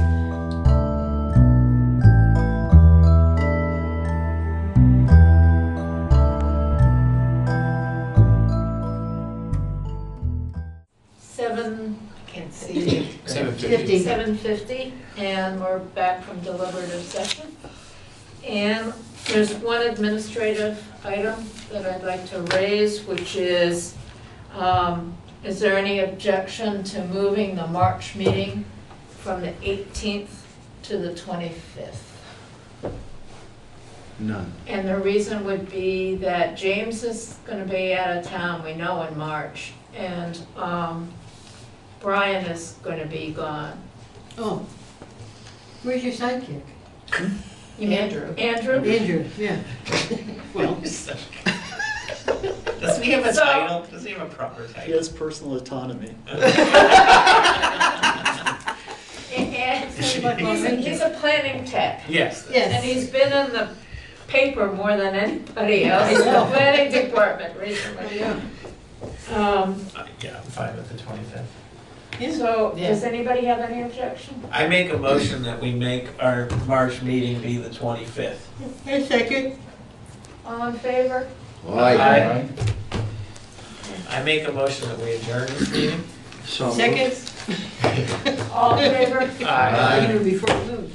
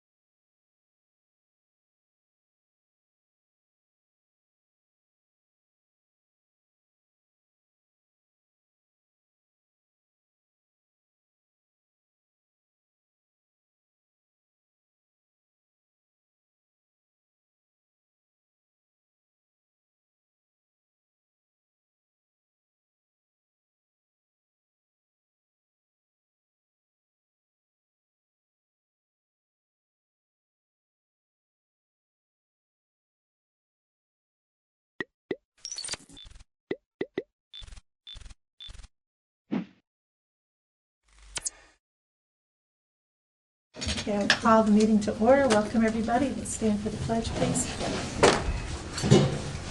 I pledge allegiance to the flag of the United States of America and to the republic for which it stands, one nation, under God, indivisible, with liberty and justice for all.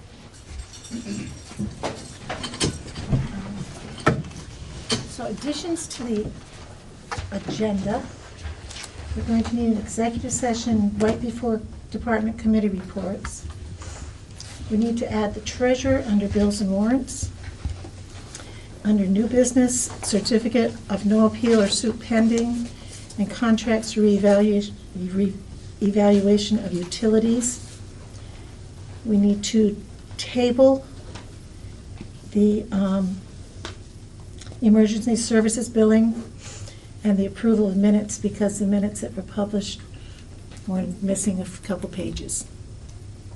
So moved. Second. Okay, any discussion? All those in favor, please signify by saying aye. Aye. Aye. Okay. Chair's remarks. I don't know if those who knew Betty Bailey, but Betty Bailey died yesterday, which is sad. Sandy, it's hard to hear you. You have a wonderfully soft voice. I'm trying to yell.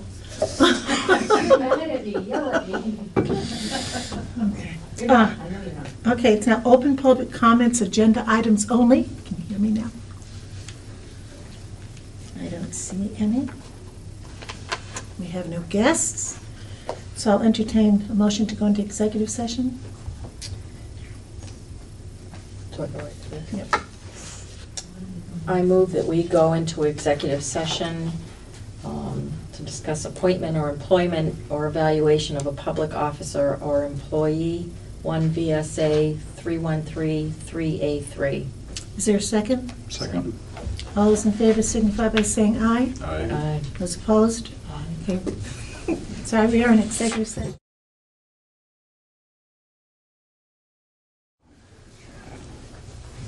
Okay, we met an executive session from 6:32 to 6:45. No action was taken. We do wish to tell you that we accept Josh Unruh's resignation from the board and wish him well in his future. Did you hear me? Okay, department committee report, fire department. Yeah, I'm doing a little talking, thanks.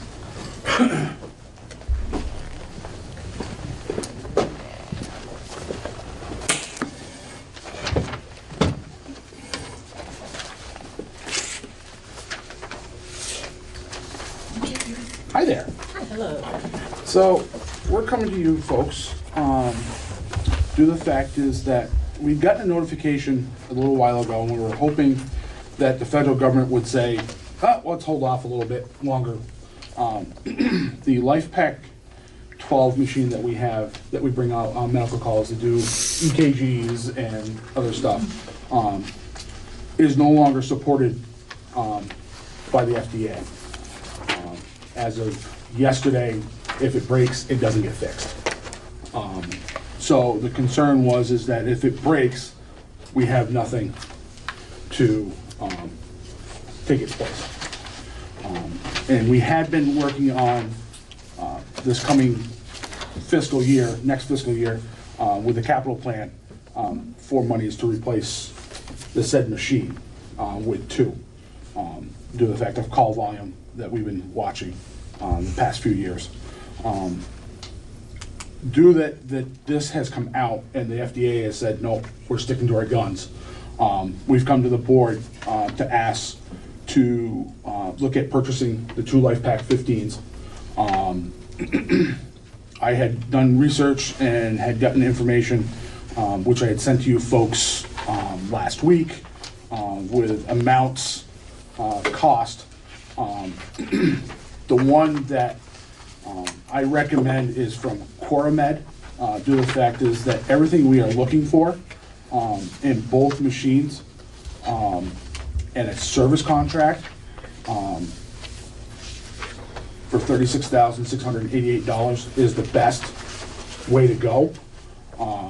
The other ones were the 15s of the other companies weren't the right version They're like 2 versions down. They weren't gonna do everything we wanted to do unless we paid extra money for it.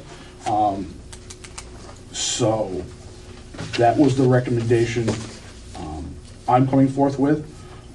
My suggestion is that there's already $15,000 in the capital plan for this. The other monies, my suggestion to put to the board is the ambulance fund that is out there. That the department is allowed to purchase medical equipment through, which would purchase the rest, or the rest of that amount of the monies would come out of there. And that's only a select board approval for that. And then the rest of the monies that were set for next year's budget of $15,000 for the capital plan would actually be, we wouldn't have to ask for it. And the town wouldn't have to put that forth.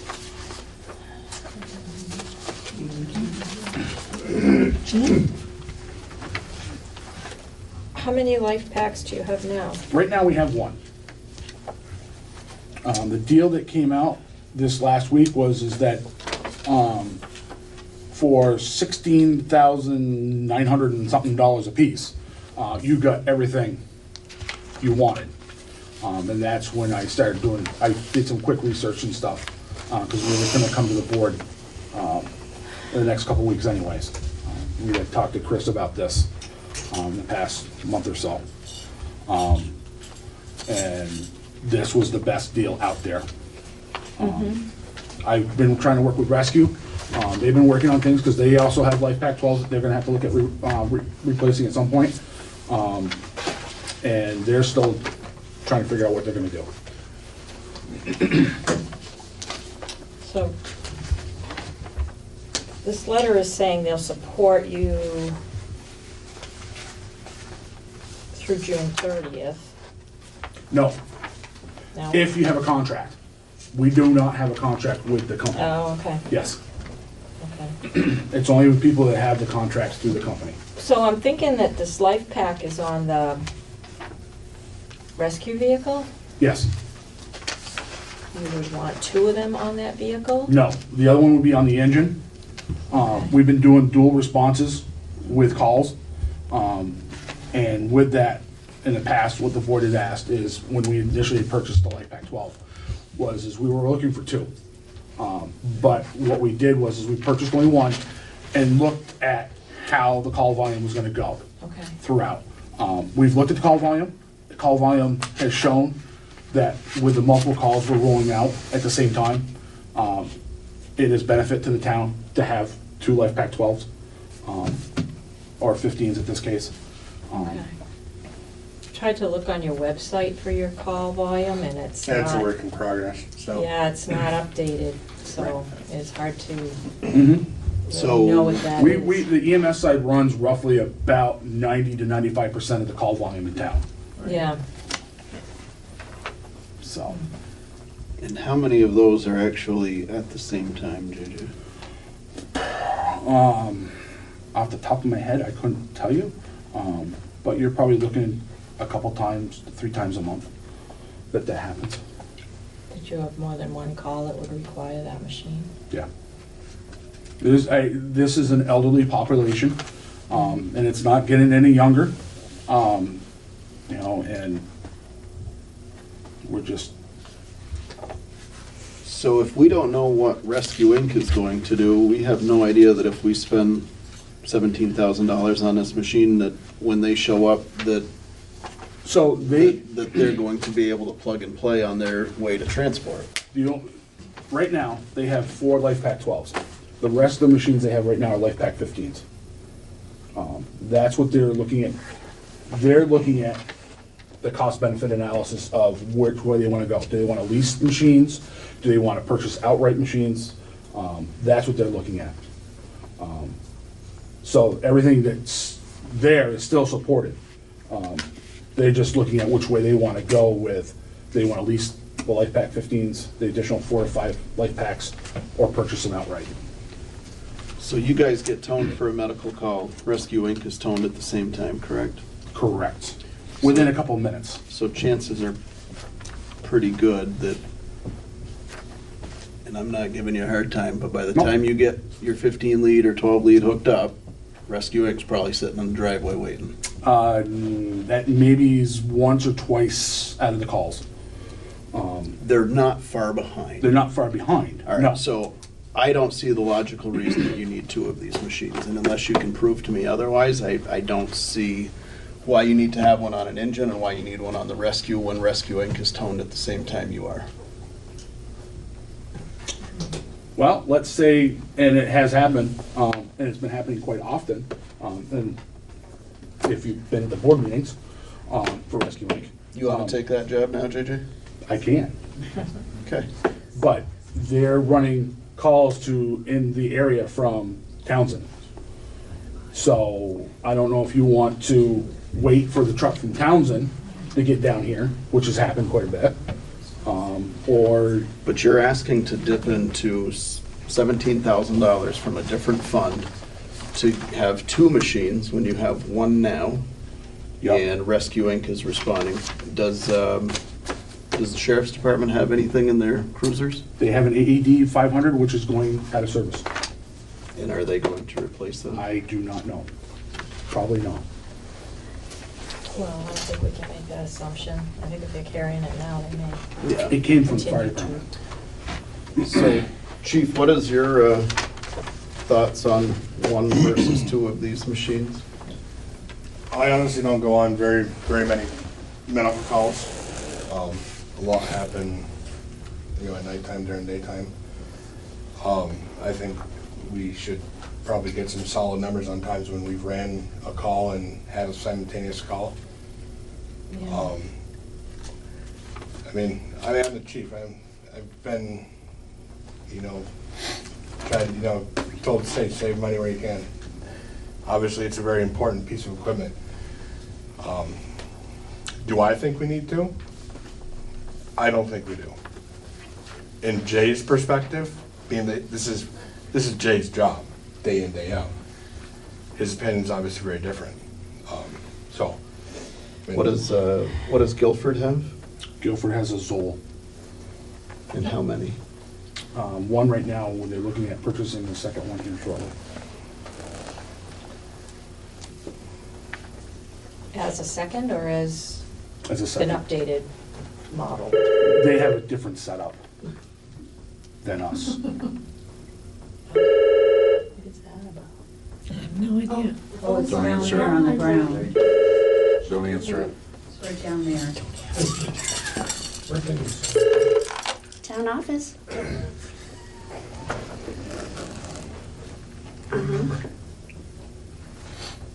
Donald's not here. I'm not here. Abby from Vermont League of Cities and Towns. Who's that supposed to be? Are you guys calling her? Tell her that, I'll see her tomorrow. Tell her. Sandy Harris said she'll see you tomorrow. She'll see you tomorrow. So she's not going to be part of the select board meeting? Right. That is correct. That's correct. Okay? All right, thank you. Bye-bye. JJ, what's the expected life expectancy for one of these units? You're probably looking 10 to 15 years. 10 to 15 years? 10 to 15. And it will depend on, the electronic life and the FDA. We weren't even nobody was expecting the FDA to do what they did. Weird. Yeah. We also do, and just to let you folks know, we also, if our patient is hooked up to our monitor, all of our stuff goes with, if it's a critical patient, our stuff goes with the patient. We don't take anything off, it goes with them. So when that... You don't plug into rescues? Yeah, but we lose everything. All the stuff that's with that monitor isn't with it. It all comes off and goes on to their monitor. Like what, though? The leads, the paddle. But those leads are a one-time use, aren't they? No. The leads aren't? No. Okay. None of that stuff is one-time use. I knew the paddles, but... Yeah. Kevin? JJ, when the life pack becomes a certain age or whatever, it needs to be pulled out of service. Yeah. You said the sheriff's department is yanking theirs. they will be, when it dies, they can still use it. Yeah. But as soon as it dies, they can't, that machine, which is part of this, the 500s, are no longer gonna be serviced. Because either the board or somebody ought to check that one upstairs and. Those are different machines. Yeah. Those are Zols, or, sorry, Cardiac Sciences. Those Yeah. aren't the life packs, so, that stuff is still okay. Okay. Linda? I wanted to just let you know from my own personal experience, we had to call 911 for my mother, and the fire department was there in 2 minutes, which was the longest 2 minutes I ever waited in my life. I thought nobody was coming. And 2 young men came from the fire department, kids, in my opinion, came and took care of my mother, had everything done, and rescue didn't come for 17 minutes. When rescue got there, they didn't have to do anything but put my mother in the ambulance. I could have brought her myself, but because of the situation, if something happened to her in the car, I wouldn't have been able to take care of her. So we had them transport her. But those 2 young men did everything for my mom, and rescue had to do nothing but load her. Thank you. And it was 17 minutes before they came, because it seemed forever before the fire department got there, but it was really only 2 minutes. Cindy, how much money is in the ambulance fund? I cannot tell you that off the top of my head. I could have if someone had asked me. You want me to run up and look? Well, what do you think about tabling this to the next meeting so he can bring in the figures on how many dual calls they've had? I agree. Specific to dual cardiac that would require the use of this machine, not. My question's gonna be, what happens between now and, I mean, granted, we're just playing it, but between now and then, if the machine I have now decides to. You call and we have a special meeting. Okay. And I can tell, as of right now, with not doing this, these 2 machines were gonna go away. They were only sidetracked until this meeting. So I won't have these abilities to have these machines after tonight. And I'm not trying to push this, I'm just letting you know. But if the quote says 60 days. But they were already, the quote is, but those 2 distinct machines. The quote does, but not the machines. So they don't have 2 other machines other than these 2? At this company. The version 4 is the latest. Are they getting 2 more, or is this the last? They may or may not. Did you say that this was a refurb? Yes. Yes. And the other ones are new? Nope. They're all refurbs. Yep. Okay. You're brand new, you're looking between, basic life pack is 30 grand. Right, and isn't that what we were trying to get you to the $30,000 for, was so that you could buy 1 machine? Nope, we're 30 grand to buy, purchasing 2. Well, how are you gonna purchase 2 at 30 grand if they're not 15 grand a piece? At the time that was developed, they were roughly about $15,000 a piece. Last year? Yes. And they've jumped up $15,000? They've jumped up at minimum 5 grand a piece. As you can see in one of those, things. Yeah, this one here is 8, and that's a version 2.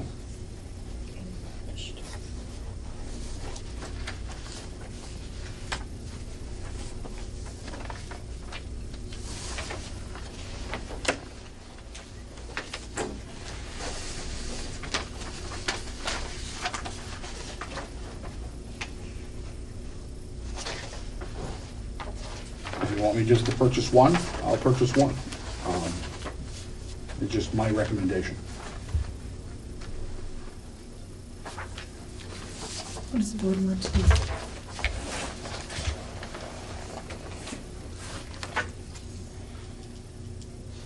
Well, I think go ahead and get 1 now. Gonna end up getting 1 anyways, so. Chris? I would agree with 1. Jean?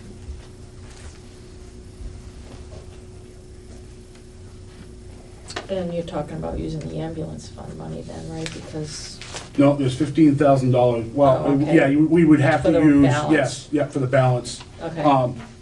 Just to let you know, the balance, if we'd gone with the full two, the balance out of the ambulance fund would have been $21,688. So I guess if we're gonna give him permission, we do need to know what's in that ambulance fund before we dip into that. Okay. Cindy will go check it out. Last time I kind of seen it, it was like $100,000. And what is that supposed to be used for? Well, right now it's used for paying for subscription fees and for if the fire department is looking to purchase equipment. That's why Abby called. Yeah, Dave Yeah, Andrews I know, was I chief. remember reading something Yeah. about that. And as far as your calendar, I've already It's started not on the speaking agenda though. to try and figure something out, so. Yeah, so, I'm not trying to, and I'm aware, but timing and all of that is I was just, thinking that should be a special, um, where you can just, not a whole Yeah. lot left to give there. I almost think that should be a special, Especially where when, you can just sit because and of talk the to EMT them. classes, Yeah. they're Right. doing them all up in Townsend. I agree. Or to drive that route 2 or 3 times a day.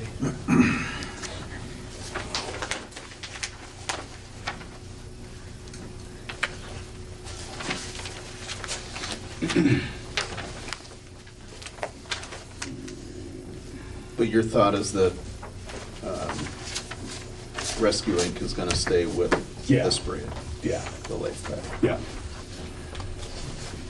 Because if they go any other way, they're gonna end up spending a huge amount of money. Huge. So how does that work in Guilford? Rescue Inc. shows up, they have to take everything off and switch it over? Yep. Yep. Yep, they do. So in the last, we'll say 1 year, has there been a time that you've been on a call and said, oh crap, I wish we had another one of these machines for that other call that those guys are headed out to? Yeah. There's 107,649.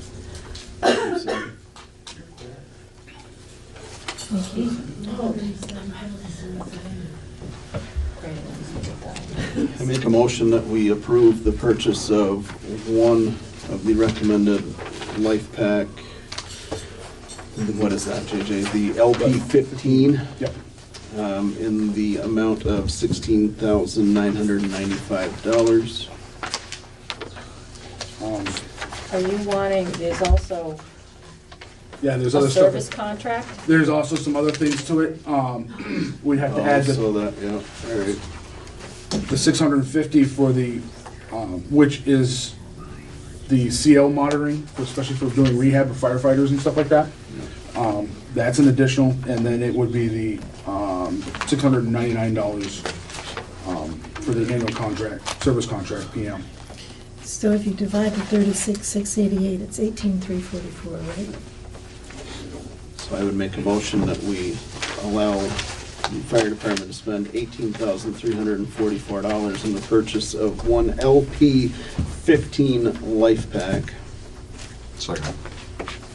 Is there any further discussion? All those in favor signify by saying aye. Aye. Any opposed? Thank you very much. You're welcome. Thank you. Hard work. And if you can get those other figures for us, that'd be great. Okay. Work on it. Thanks. Bills and warrants.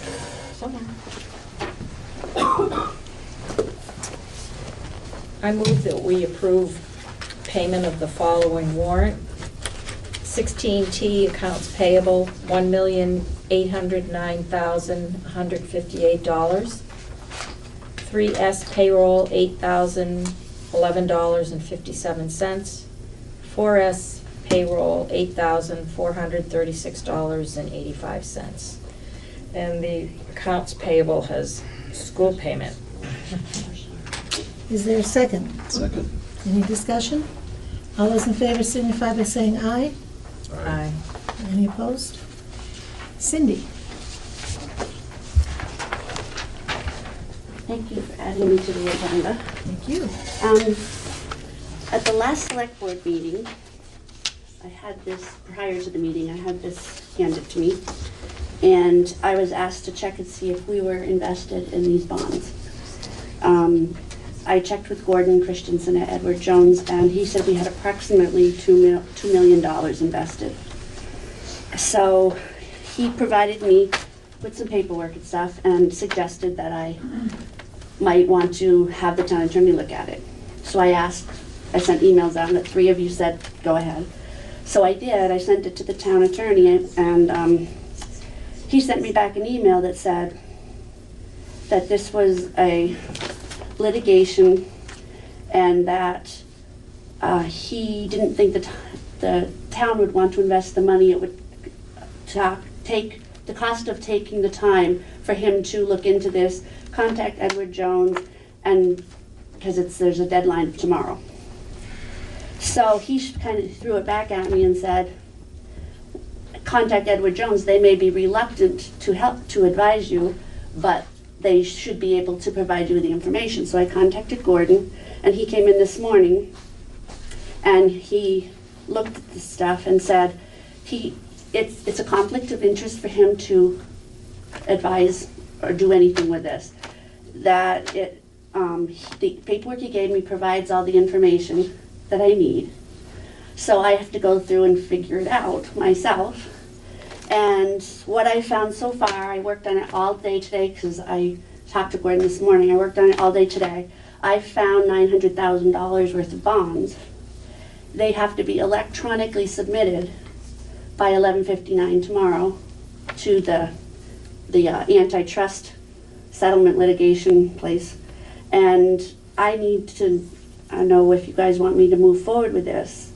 I am not a lawyer. The lawyer doesn't want to take the time, or doesn't feel that the town would want to spend the money on the time it would take him. And Gordon can't help me, so I'm doing this on my own. I have the paperwork here, but I have to submit it electronically. So you can look at what I filled out. I filled it out just so you can see what I did. I need to know if you want me to move forward with this or not. Gordon thinks it's a waste of my time.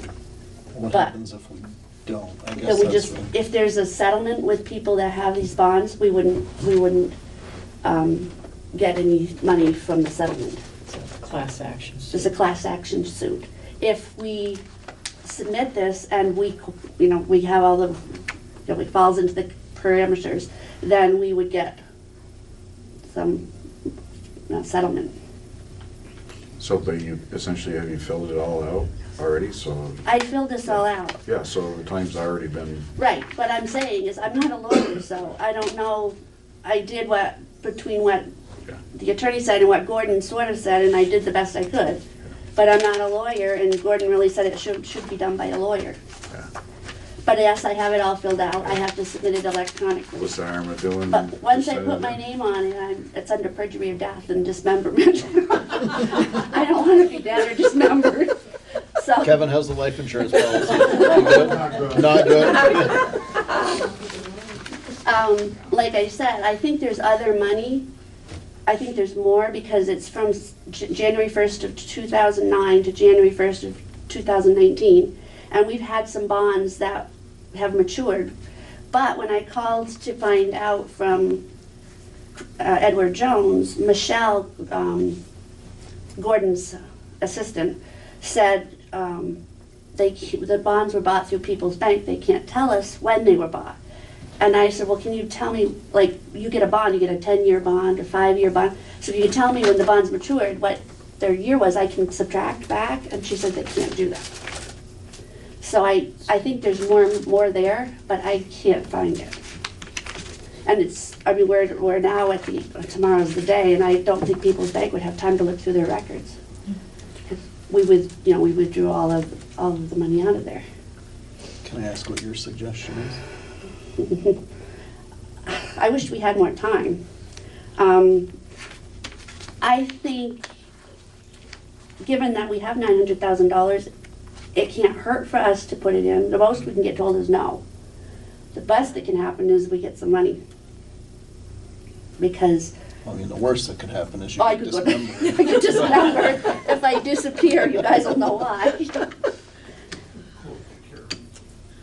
And I don't even know how much money, there's a lot of people, so this, Right. our settlement could be tiny. Right, it gets divided up. Jean? If you feel comfortable that you've done your best on the paperwork, which I'm sure you have, I'd say to go for it. It's just, I mean, you get class action things sent at home all the time that you can complete and do, kind of take it on that You know, level. all the information that I provided on this is information that came from Edward Jones, so. Yeah. You can blame them if. No, I think you already got most of the work done, it's just a matter of submitting it, and who knows, we might strike the lottery. We might. Entertain a motion to authorize her to do that? So moved. Second. All those in favor of Cindy take care of that? Signify by saying aye. Aye. Those opposed? Thank you very much, Cindy, for all your hard work. I'll keep you posted on our progress. What's the motion? To authorize Cindy to file the class action papers. Okay, Linden Solid Waste Management District Thank you, appointment. Cindy. Thank you, Cindy. We have a letter here from, and I would ruin your last name, so I'm just going to say Sandra. Yes, Rulovich is interested, Rulovich, in sitting on the Wyndham Solid Waste Management District Board. So moved. Okay, is there a second? Second. All those in favor signify by saying aye. Aye. Thank you very much. You are appointed. Thank you. Thank you. Thank you. Okay, assign articles.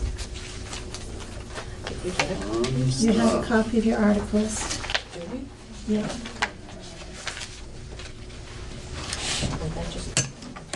No, it's in your packet from Michelle. Thank you. Let me keep digging. It was right after the Wyndham Solid Waste. There we go. Okay. So we will start with number 4. Yeah. Oh, that's the biggie. Chris, do you want to take number 4? I would love to. Okay. Number 5, So 6, do we- 7, 8. Yeah, why don't we just Do a do a bunch in second a row? or Same person? just rather- anybody gonna just shout it? I think before we had like motion and second, Oh, right? Yep, No? just a motion. It's just a motion? Okay. We usually make the library do the next bunch. Mhm. So, Jean, you're down through 8, or you have Bronna do it.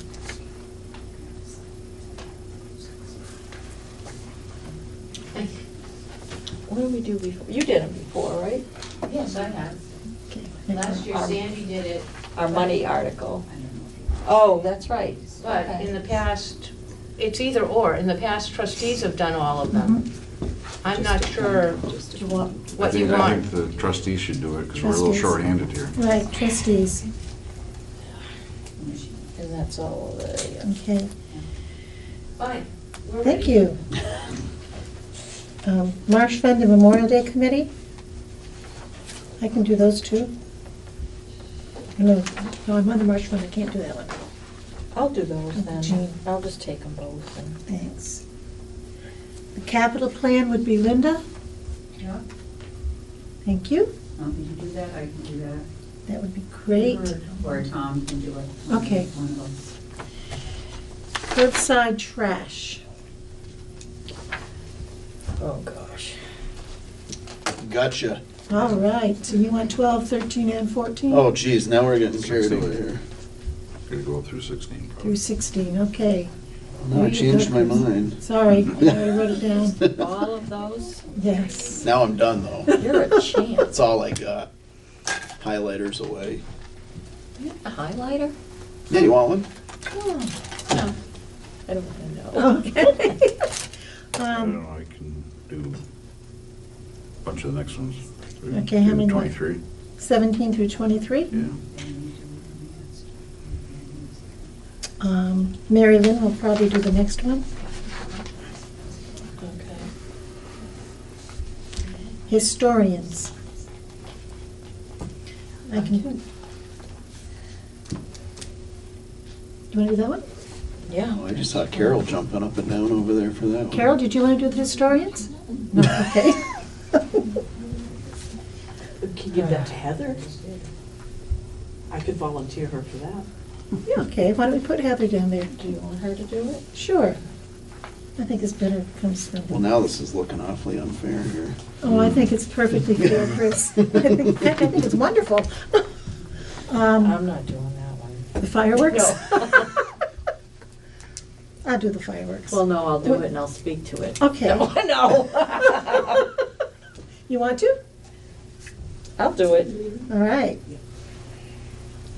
I'll do 27 and 28 and 27, 28. And probably Art Miller will do 29. Okay. 30. 30, that's the change. Too sick, huh? Yeah. I will read it, I guess. I have nothing to do with All right. ever making any decisions on that. And I'll do the last two. Wait a minute, Jeff. Yeah, okay. Okay. Man, that was so much less work than last year. So There's fewer of us. I will type out the verbiage for each of us. Oh, okay, like the whole script? Yeah. Okay. So I can do that. Could All I right. be a complete pain and ask that we type out the number so I don't fumble my way through those numbers? That was much easier last year. Oh, really? Type it out. Yeah. Okay. Type that. Oh, the word? You mean? Yeah. 8,000. Oh. It was just easier last year to make sure that I didn't get lost somewhere in that number. I know what you're saying. Okay, okay, I can do that. All right. Presentation points, I don't know what that is.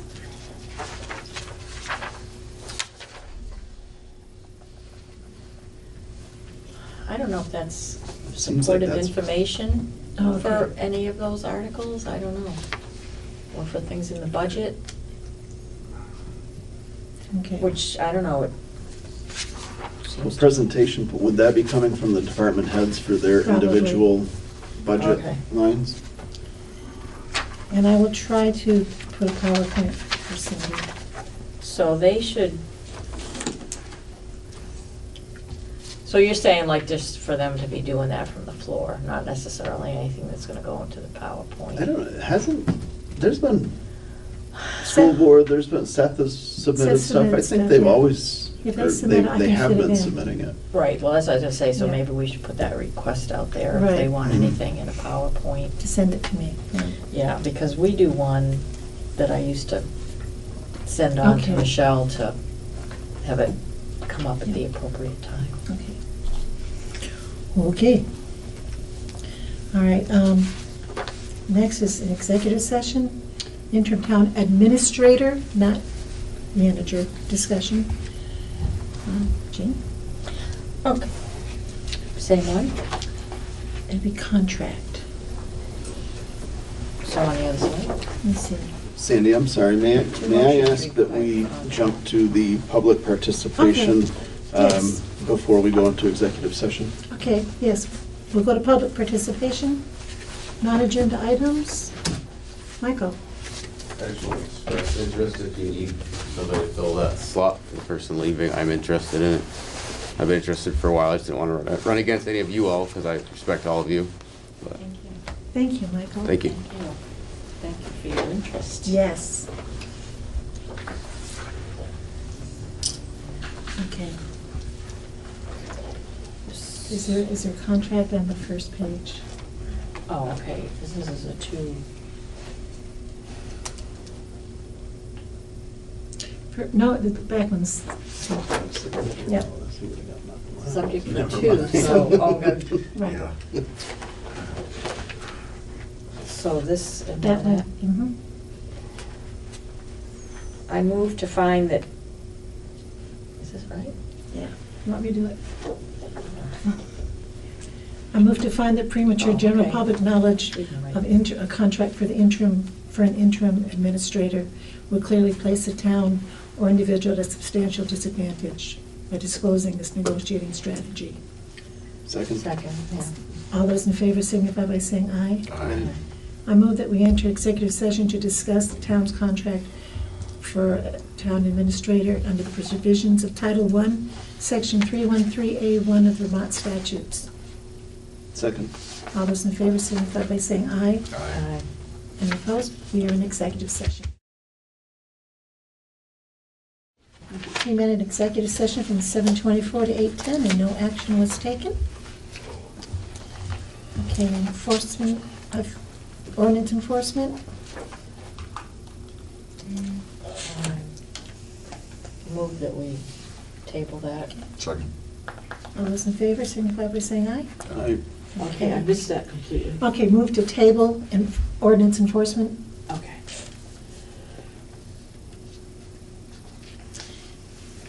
All right. We have a certificate of no appeal or suit pending, saying that the listers have no appeals pending or suits from the grand list. We just need to approve and sign it. Okay. We need to have a motion. So moved. Second. Okay, all those in favor signify by saying aye. Aye. Okay. We have while she's doing that, we have two contracts from George Sansucci for appraisals of Great River Hydro and First Light Flowage Rights and New England Power. Here somewhere.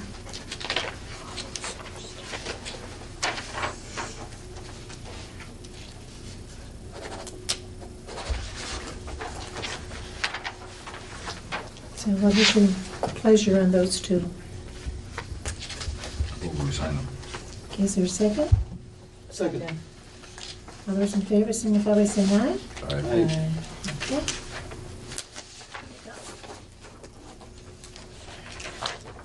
Is that just for you to sign, for No. chair, or? Everybody. I think it's new. Like the ones where everybody signs, Select board? Right. not just the chair. Makes you feel a part of it. Make it easy. Yeah. I'll open that page up. Ah, thank you, Jean. There we go.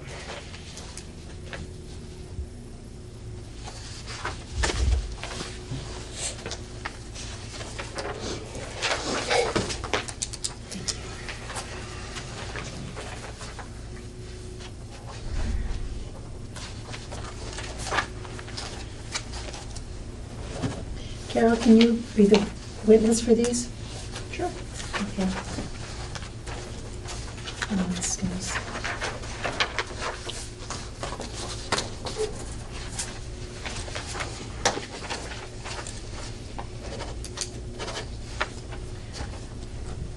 Would you like a little update on these contracts for the, we'll be getting, from Sansucci, we'll be getting, I forgot the name, oh dear. Discovery, the documents that he will be asking for doing the appraisal, and I put them on our town letterhead so that it comes from the town. But he pretty much tells me what I need, what I need to include, Mm-hmm. and that's the 1st of February. And then we should have everything back, if they cooperate, so that we will have a value by June 1st. Great. Do you want these? Yeah.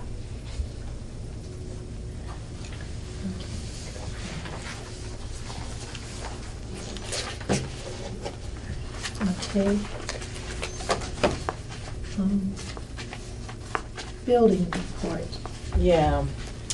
You're up. So, the phone system is very crippled in the building right now. The phones weren't working at all at a point, so it was discovered the problem was in the answering machine. the batteries were so corroded.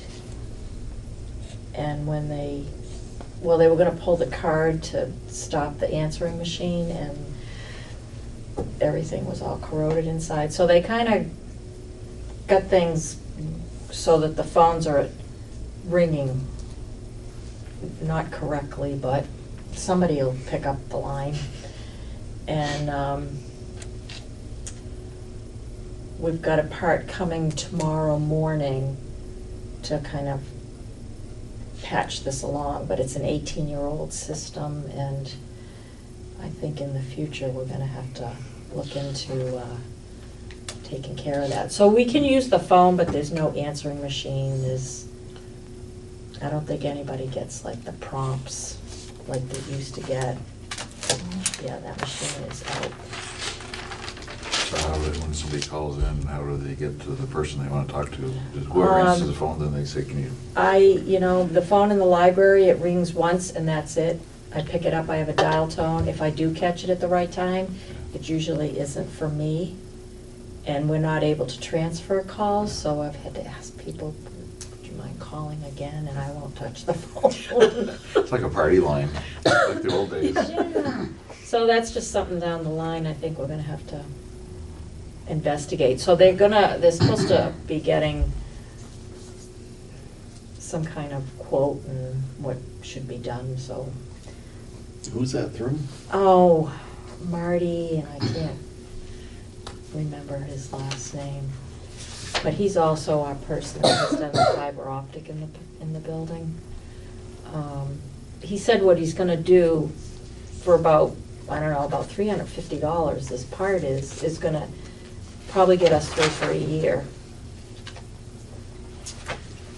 So. Do you know how much your system would cost to replace? Well, he's supposed to be Just working about. on that. But it looks like it was just very neglected, and if the batteries were corroded and everything. And then there's the elevator.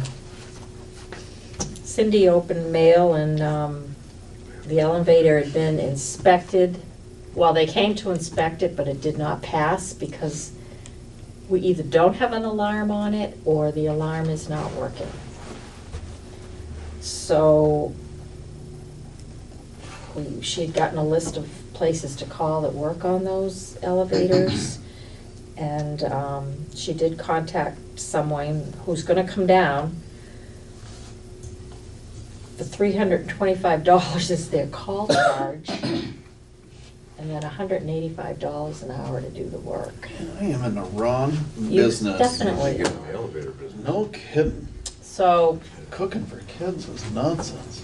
we don't have a lot of choice because we have to be compliant. And it is Yeah. used.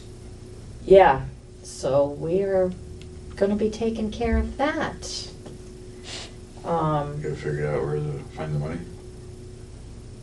Probably like the building repair and Yeah. maintenance. Yeah. And this company has recommended that we have a yearly maintenance contract with them where they would come down and check it all out, like before the state were to come. For $325 plus $180. $375. Oh, sorry. For a yearly contract. But they would maintain, they would supposedly fix little things that might be not right. And we have till April 22nd before the state's gonna come back to inspect that. We have till April 22nd to get that thing in compliance. So that's been my week, and my new job is. How many companies did we reach out to about that? She called a couple of Okay. others on the list that said, we don't actually do elevators. They were, I don't know, whatever, but this was the closest company there in Williston. Others were even further away in Is the there state. a Bay State elevator? I think there is. Bay State elevator? But they're probably out of Springfield. Springfield, Williston, Springfield's closer. Closer, yeah. Yeah, sometimes with state lines, I'm not sure if they know the compliance and Yeah, they might have to. inspection Is it situation. state of Vermont inspection? Well, I'm pretty certain Yes. that Bay State does BMH. Okay. I think so. And I have no idea if they're any cheaper. I was just curious. Well, this is a lift Right. elevator. It's a little different than what you have in other buildings. So there was a big list, and there were only certain ones that even, We have just that a exact few. same one at the high school. I will ask our maintenance guy tomorrow who they use for theirs, Okay. just to see. We have until April, right? Yeah, if she hasn't gone ahead and Okay. called. I'll still ask just in case. Yeah. Thank So, you. there we go. And you all got the Mix Track and Michelin Group email. I guess our contract runs out in March 1st. And this is, he says, significantly cheaper. Does anybody know about this? What is this? It's a GPS tracking for the vehicles. She's working with Michelle, Yeah. We have a contract? not with them, Oh. with whoever we have right now. David would probably know. We actually put those in? I was just gonna I say don't think there. we ever went all the way through with that, I did we? didn't know they got put in. I know that it was discussed at one meeting when I was not here. It was Okay. discussed again at a meeting that I was here, and I don't, do you remember if we voted on that and actually implemented it? I thought we went ahead, I don't know if it was implemented though. Okay. They said on September 13th, the state of Vermont accepted their GPS offer, and now it needs to go to the town for approval to the board. Michelle had said that we looked it up, told them we would address it in January, and told them to call back in February, so they called. Our contract comes up the end of March with whoever we have right now. End of March. Right. Yep. So we can put this off. Yep. So that's But how- like it's already been a year? I mean, it's probably an There's- annual Somebody contract? else, no, it's a different company that contracted, that we have is with. And this, she didn't know she that. said. Right, but how would we have a contract that would be up in March if we didn't discuss it? This hasn't been on the table for that long. I've never. It was this fall that we started discussing it. Yeah, this is an option to what we have now. Right, but I So that- don't, we're all like, what do we have now and how did that happen? Yeah, so and we it need to certainly talk to wouldn't have David. been last March. No. So we need to talk to David and ask him about it, because he has he has all the town vehicles practically except the van. We asked that too. Right, because in the fall time, we were still discussing what vehicles we even wanted to put those in. Right. So what could this contract be that's up in March? I don't know. Would you mind asking David? Sure. I gave you a copy, I think. Yeah, it's in here. I have to set reminders or I don't accomplish anything. Okay. That's, if you have any correspondence that Michelle, do you have? Upcoming meetings, we have a special work session this Thursday at 6:30. The select board meeting February 18th at 6:30. Town meetings March 2nd. The reorganization meeting March 3rd after the vote count. Let's see, did I forget anything? We are adjourned.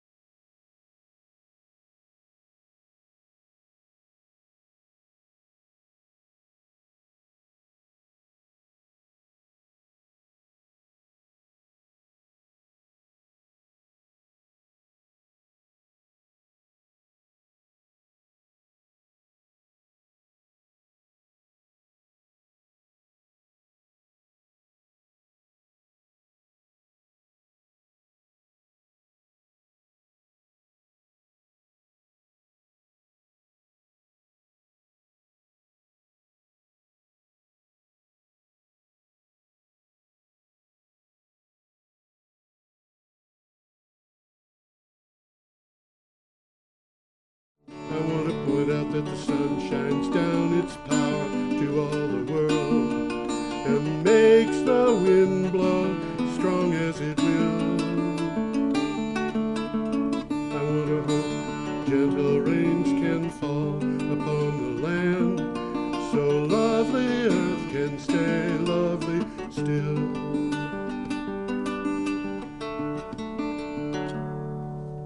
Hello, ladies and gentlemen. Welcome to the 357th edition of Energy Week with George Harvey, me, and the amazing Tom Fennell. In the flesh. Okay. Well done, Tom. Every day I get up and I do my blog, geoharvey.com, geoharvey.com. You can go there and read the articles that we reference. Some of them worth reading. Yes, Some of them definitely worth one reading. or two of them is worth reading. The rest you can ignore. Well, that's about right. Thanks, Tom. It takes a lot of work to do this. You know, I spend about 4 hours every day doing it, and nobody pays me for that. I do get donations to the blog, and they're just about enough to cover expenses. Well, that's encouraging. It is, and the donations that we got for the show were just about enough to cover it too. Uh-huh. We came just that close to it. Okay. So I'm going to pay a couple of dollars extra for my membership dues this year. Anyway, what happens is the news goes up daily at geoharvey.com, and if you want to read one of these articles, which we will start with on January 30th, you can go to the blog and click on the calendar for, you know, the date starting January 30th. We'll try to keep you up to date on when these things appeared. You can click on it, and then you'd have about 15 articles usually to search through to find the one you want. So, Well, obviously I read the articles. yeah, Tom reads the articles.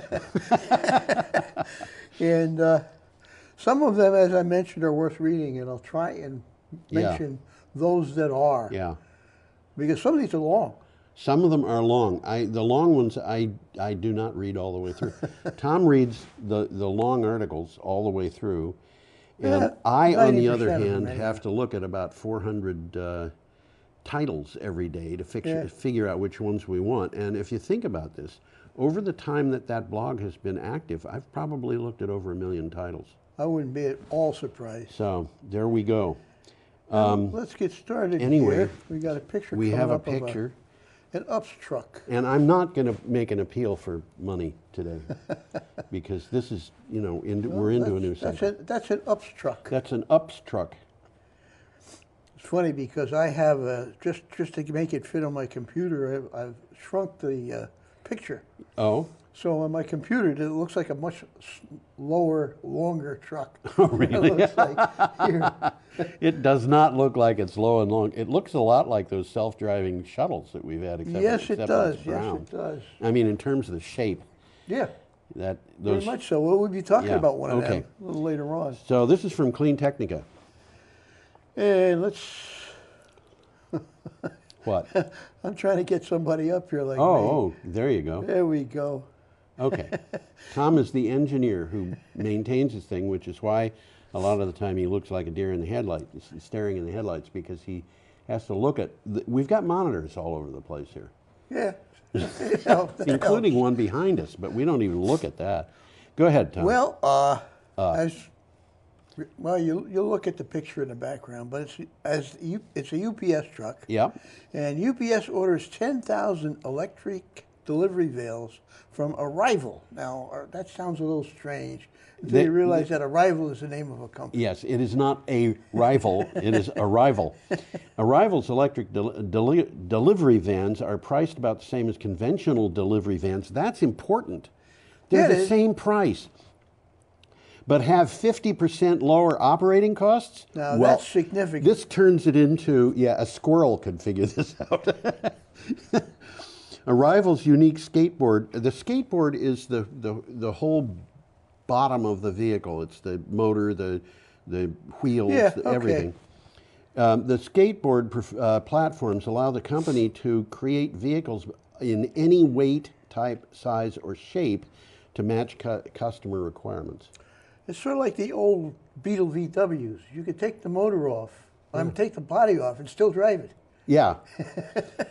And you could take the body off and put a body on. Which I did. Did you? What did Yeah. it look like? It was called an Aztec Avenger GT12. Oh my gosh, I remember those. It looked like a Porsche. sports car. Maserati. It looked like, and it wasn't a very good car because it made a lot of noise because the plastic that the body was made of just rebounded sound. Oh dear.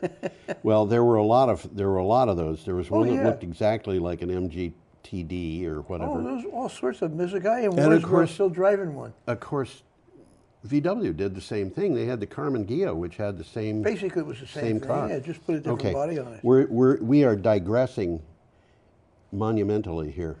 Well, the market, this is a couple of takeaways, or are they Takes away. The market for delivery vans and trucks is huge. Okay, it's which huge. you could expect. Well, worldwide, there are 10,000 vehicles. more than 300 million commercial vans and trucks on the road. Yeah. Worldwide. Yeah. UPS will buy 10,000 electric vans between now and 2024, and possibly another 10,000 after that. Yeah. They're going to place these vans in service in Europe and North America, and just to keep Arrival on their toes, Amazon has ordered another 10,000 electric vans. Now, where is Amazon? I mean, Arrival based. Do you remember? I don't remember seeing it. I think it's American, and I think it's a startup, and I didn't make too many notes about it. Okay. But I don't think there was much about it in the article. I'm sure they're American because. Did you actually put that up so people could see it better than? Well, I had it up there. We'll take You another did. look No, at it. don't worry about it. Well, there you go. There it is. There's the new Right, UPS truck with. As we sat down today to start the show, Tom was talking about how big that windshield is. Yeah. It's a big windshield. Okay. Well, let's move along here. From Green Tech Media, we have an item. Renewables set to overtake natural gas in the U.S. power mix, according to the EIA. Now, this is the first of two articles that we're going to have about this particular thing. This week. This week, yeah. Yeah, great. And, you know, as I put this together, I was thinking, why have I got two of these? And then I read the two and realized there's a reason to have the second one. The DOE's Energy Information Administration has finally come around to the view that renewables will overtake natural gas in the country's electricity mix. The EIA has long been known for its implausibly, I want to repeat that word, implausibly conservative predictions about renewable energy. They keep saying year after year, well, they kept saying, they haven't been saying it in the last year. Every year they would say, renewables have been growing exponentially, but that's going to stop in 18 months. It ain't stopping though, is it? No. I got a little quick takeaway here. A year ago, the EIA predicted gas would remain the company's top power source through 2050. Right. It's changed its mind. All power generation sources will lose market share by 2050 except for renewables. Yes. Okay? And the USAIA annual energy outlook for 2020, wind's share of the renewables mix will fall to 33%. You know, that's renewables. You know, okay, solar will rise to 46%. Yeah, and I've been keeping an eye on these things. And there's a lot of changes coming. Folks. I've looked at this, and in the last 2 years, the number of the amount of capacity for upcoming additions to our generating capacity, the amount of capacity that comes from natural gas is like falling off a cliff. Well, it's been a disappointment. Disappointment. They're not getting anywhere near the yields they predicted.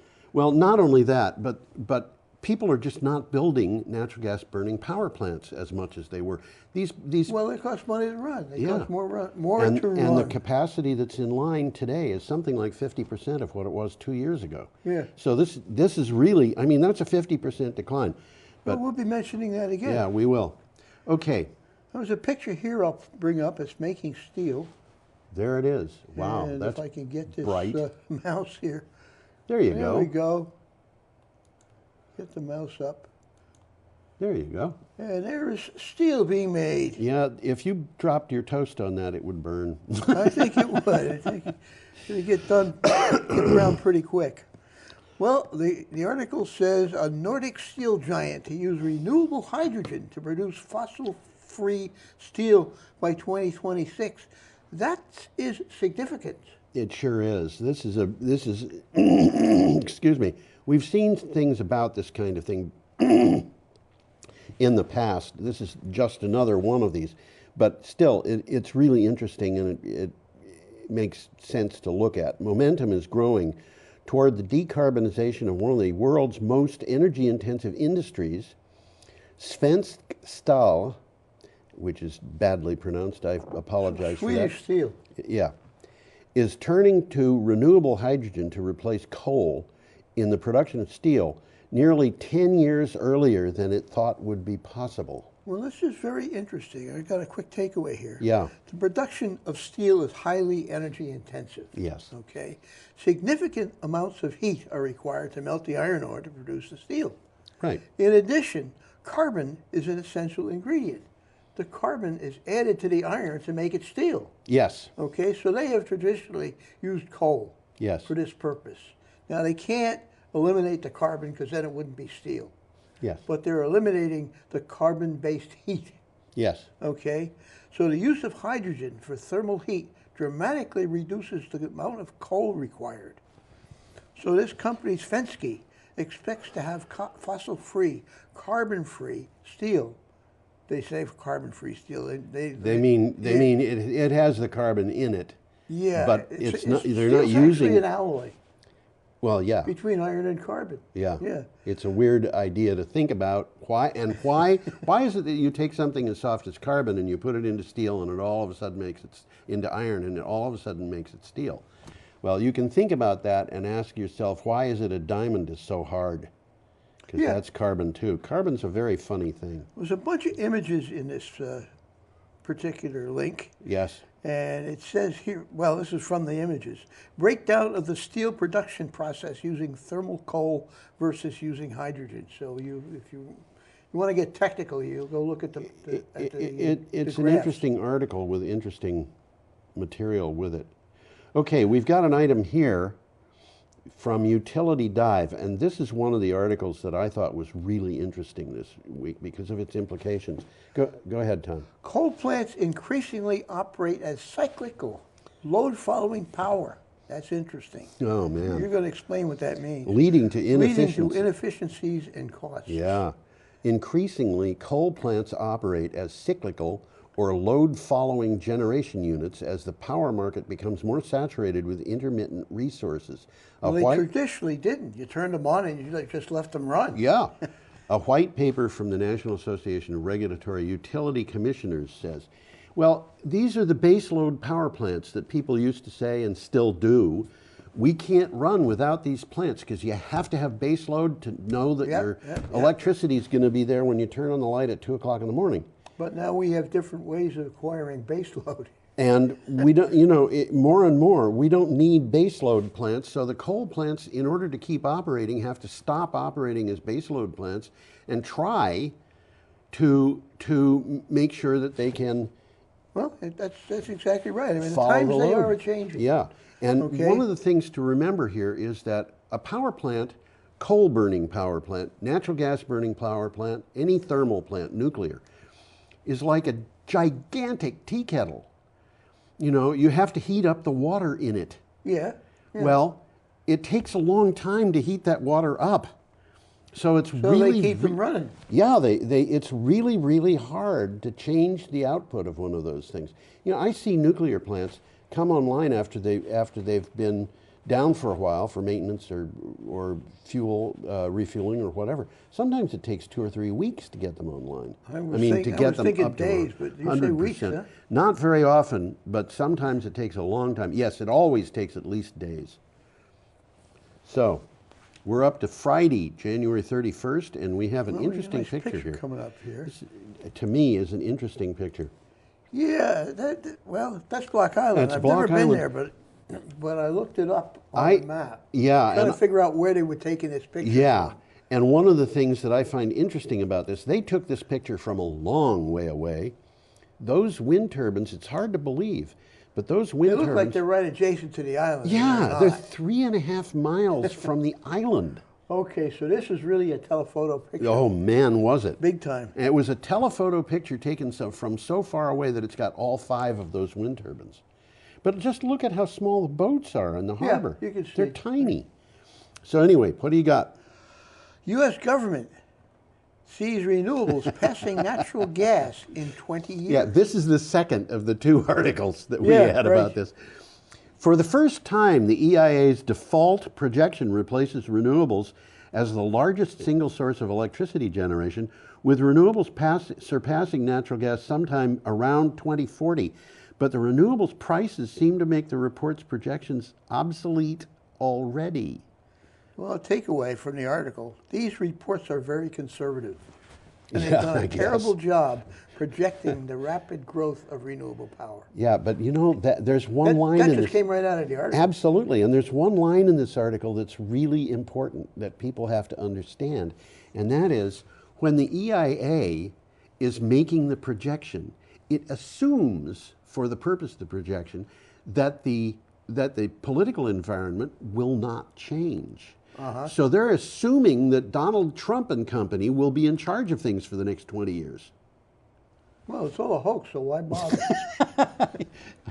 Yeah, well, let's move along. he's been here. let off the hook by the impeachment people, but it's not going to keep him in office. Okay. U.S. wind hits 9 gigawatts in 2019. Yeah. Now, I've always said gig is big. Gig is big. The wind industry has experienced its 3rd strongest growth year on record in 2019, with 9,143 megawatts added to the grid, according to the American Wind Energy Association. Yeah, that's where they get 9 gigawatts. That sure is. Utilities and businesses also set a new record in 2019, announcing 8,726 megawatts of new purchase agreements, this power purchase agreements. So this stuff that's going on the grid is almost all being sold under power purchase agreements. So the 3rd best year in the history of wind isn't depending on incentives. It's depending upon the fact that organizations like Coca-Cola and GM and They're signing Nike up to buy that are power signing up to for buy the the future. power for the future. That's right. Well, the PPA is proportional to demand. Yeah.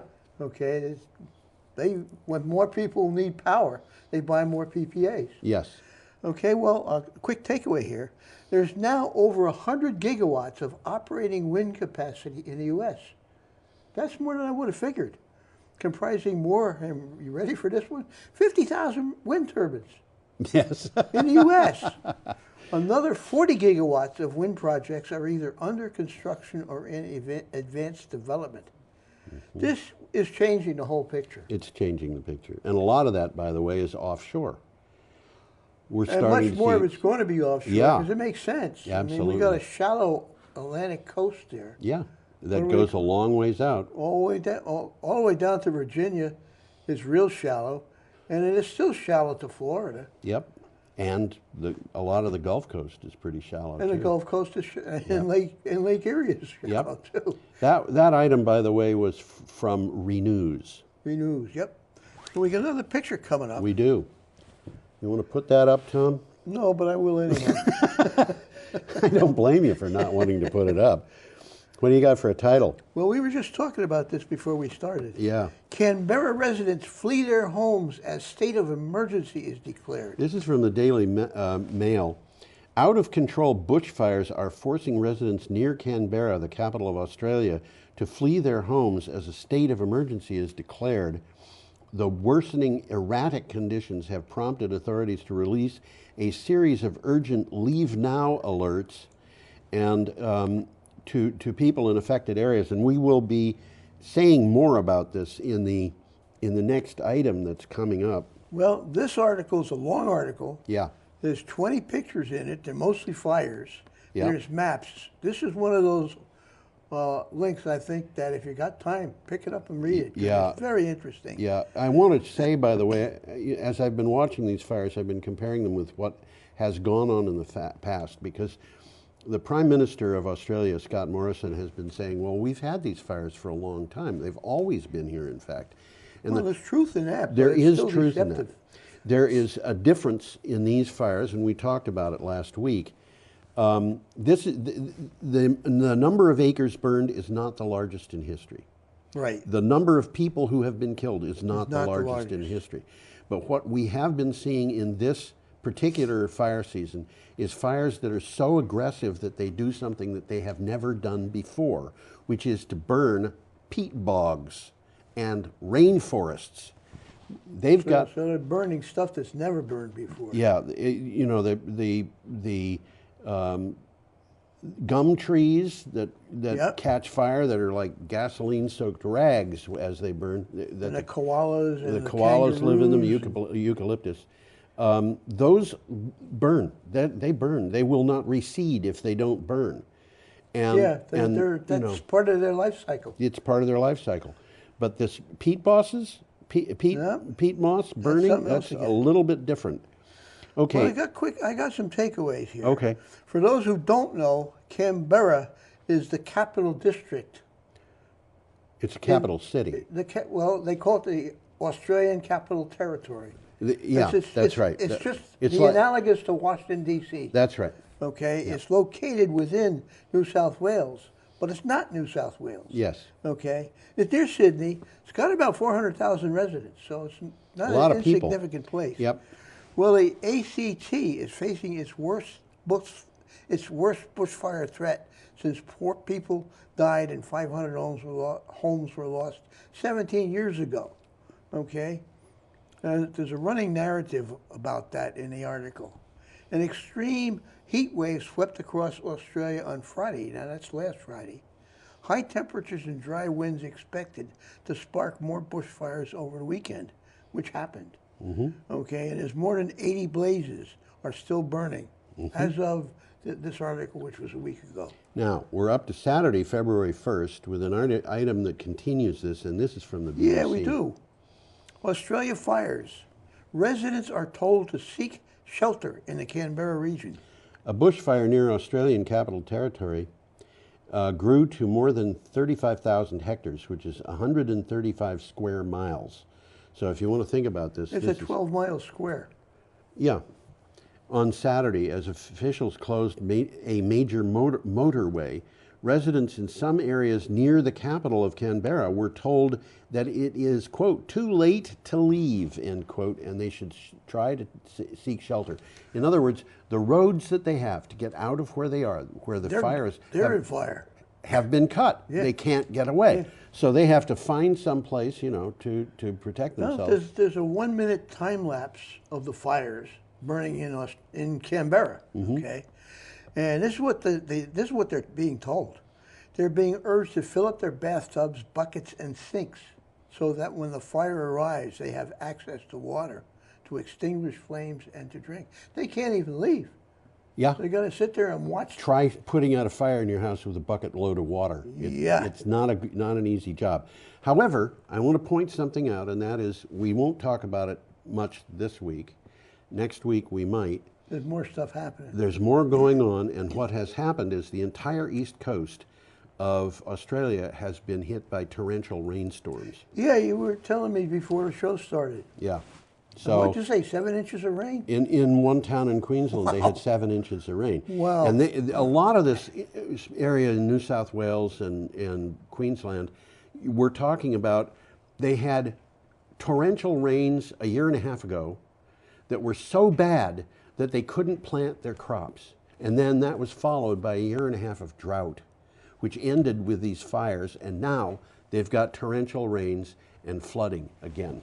Kind of crazy. Well, this is climate change is producing it's a hoax. Very strange.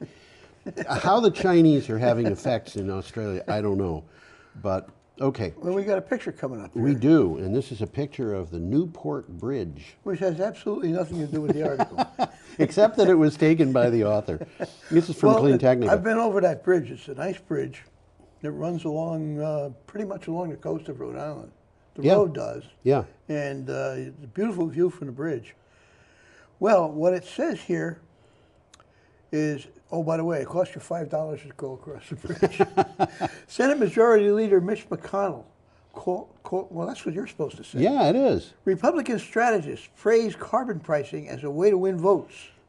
Who'd have thought? Senate Majority Leader Mitch McConnell called for conservative solutions to address climate's consequences. House Minority Leader Kevin McCarthy, who is also a Republican from California, talked of a possible existential crisis for the party. Republicans are starting to talk about carbon pricing.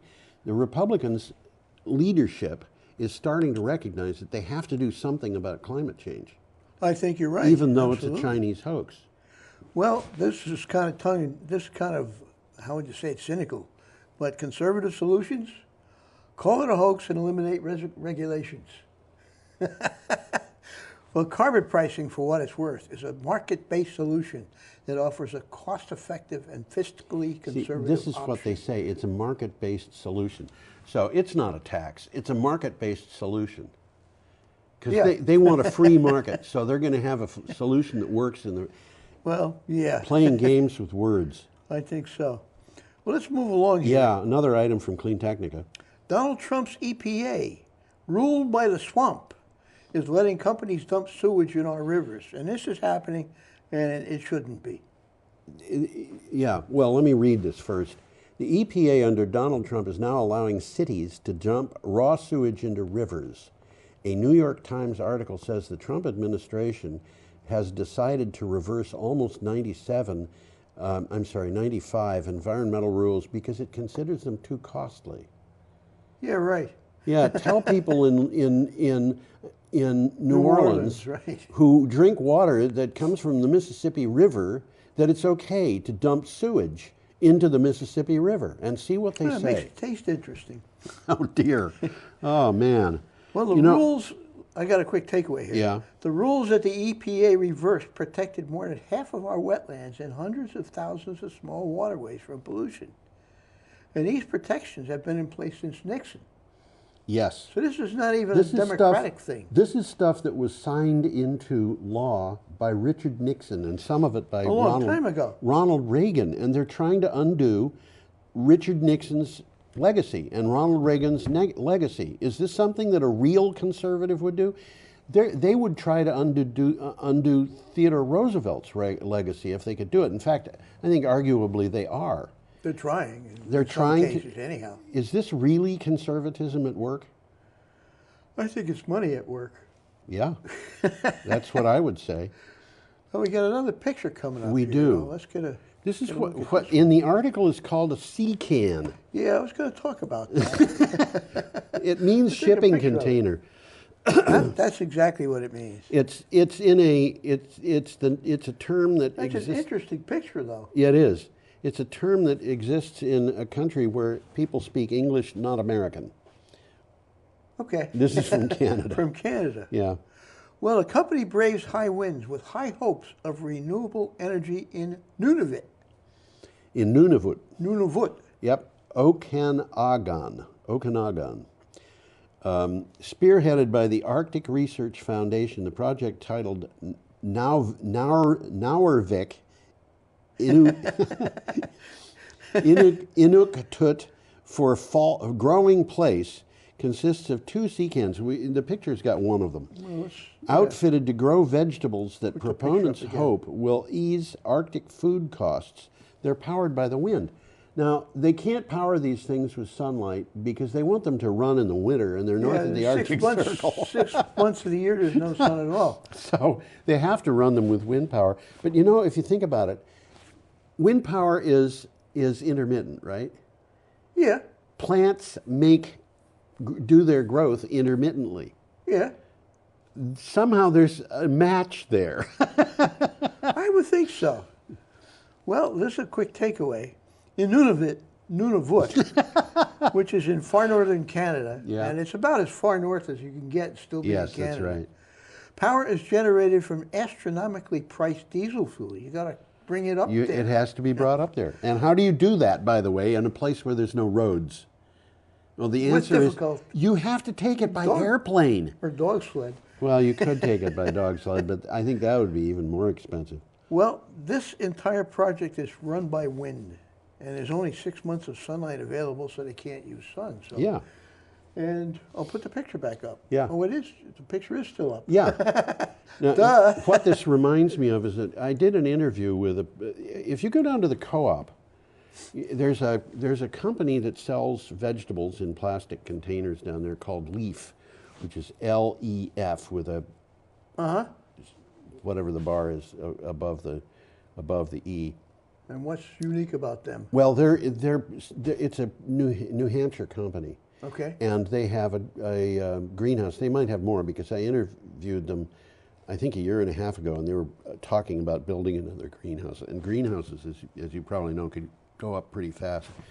But they're doing hydroponic farming in the greenhouse, and they can produce 1 million pounds of produce in 1 acre. That sounds like a lot. Each year. Well, it's 20, 25 times as much as you would get out of a place that's an acre of ground. Right. And so when you look at this shipping container, that shipping container might supply vegetables in significant quantities to an entire community. A couple of those would. So this is not a Chinese hoax. Let me put it that way. Well, this is a very sparsely populated place anyhow. It is, Getting whatever you're bringing up there is costly. Yeah, buy lettuce in a place like this. Well, I would bet that a lot of those people have never even seen lettuce. Yeah, well, and their historic, cultural approach to vegetables is a little different than ours too.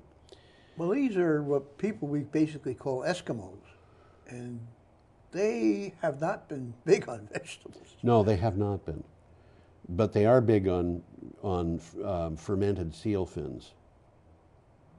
I'll take that. To fermented seal fins, huh? Was it that or fermented seal liver was what it was? Can you imagine such a thing? There was a cookbook that came out from a school looking for support for the school. So they decided they were going to mimeograph off and sell cookbooks. This was about 20 years ago. And they discovered that the cookbook was reviewed by a newspaper somewhere on the West Coast. The school was in the Aleutians, but they all of a sudden got orders for thousands of these things because they had things like fermented seal liver. You take the seal liver, you put it in a snowdrift, you leave it there for 6 months, and then you cook it up and serve it. And the article adds, the recipe adds at the end, children generally don't like this. I wouldn't bet against that one. No. Well, let's move on here. Okay. Documents show scientists revolt at Trump's crazy hurricane claims. Oh dear. I remember seeing him talking about this. And those, he was talking about this Hurricane Dorian crossing Florida and hitting Alabama, and he had a chart that had a little thing drawn on it. Well, we talked about that at the time. Yes, we did. But it's come up in the news again. And this item, by the way, came from the Sydney Morning Herald, which was just a convenient place to get it. It was all over the news. A flurry of emails from NOAA's top officials and scientists show their consternation and alarm after President Trump falsely claimed Hurricane Dorian could hit Alabama. The emails were released in response to a Freedom of Information Act request. Now, that's what puts it into the news now, is that all of a sudden we can see what was going on in NOAA, where, among the weather scientists and so forth, who are, saying, wait a minute, the president is saying something that's absolutely false, and anybody who believes him might want to evacuate or I can board up his remember store. seeing him making this presentation. Absolutely. And I looked at it, I said, that's crazy. It is crazy. Well, this is the takeaway. In September, Trump was depicted in the Oval Office holding a chart with an extended impact zone of Hurricane Dorian. Yeah. Okay, Trump claimed that Alabama was most likely to be hit. Yeah. I don't even know why he did that. I don't know, but I will tell you, I don't think that this is a conspiracy at work. I think it's just a symptom of the way Donald Trump thinks. I think you're right. Well, the National Weather Service in Birmingham corrected him. Yeah. Okay, well, and a top NOAA official called the president's behavior crazy. Yes. I don't think he even knows why he did it. I don't think he knows why he does anything, to tell you the truth. Everything that Donald Trump does. Well, I'm going to get into politics. Well, we got another picture coming up. We do indeed. This is a guy. I actually saw this guy once up close. I had dinner with him once.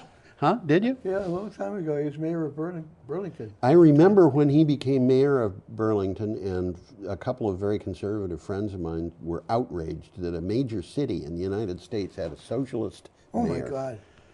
All right, we're up to Monday, February 3rd, and this is from Politico. Power to the people.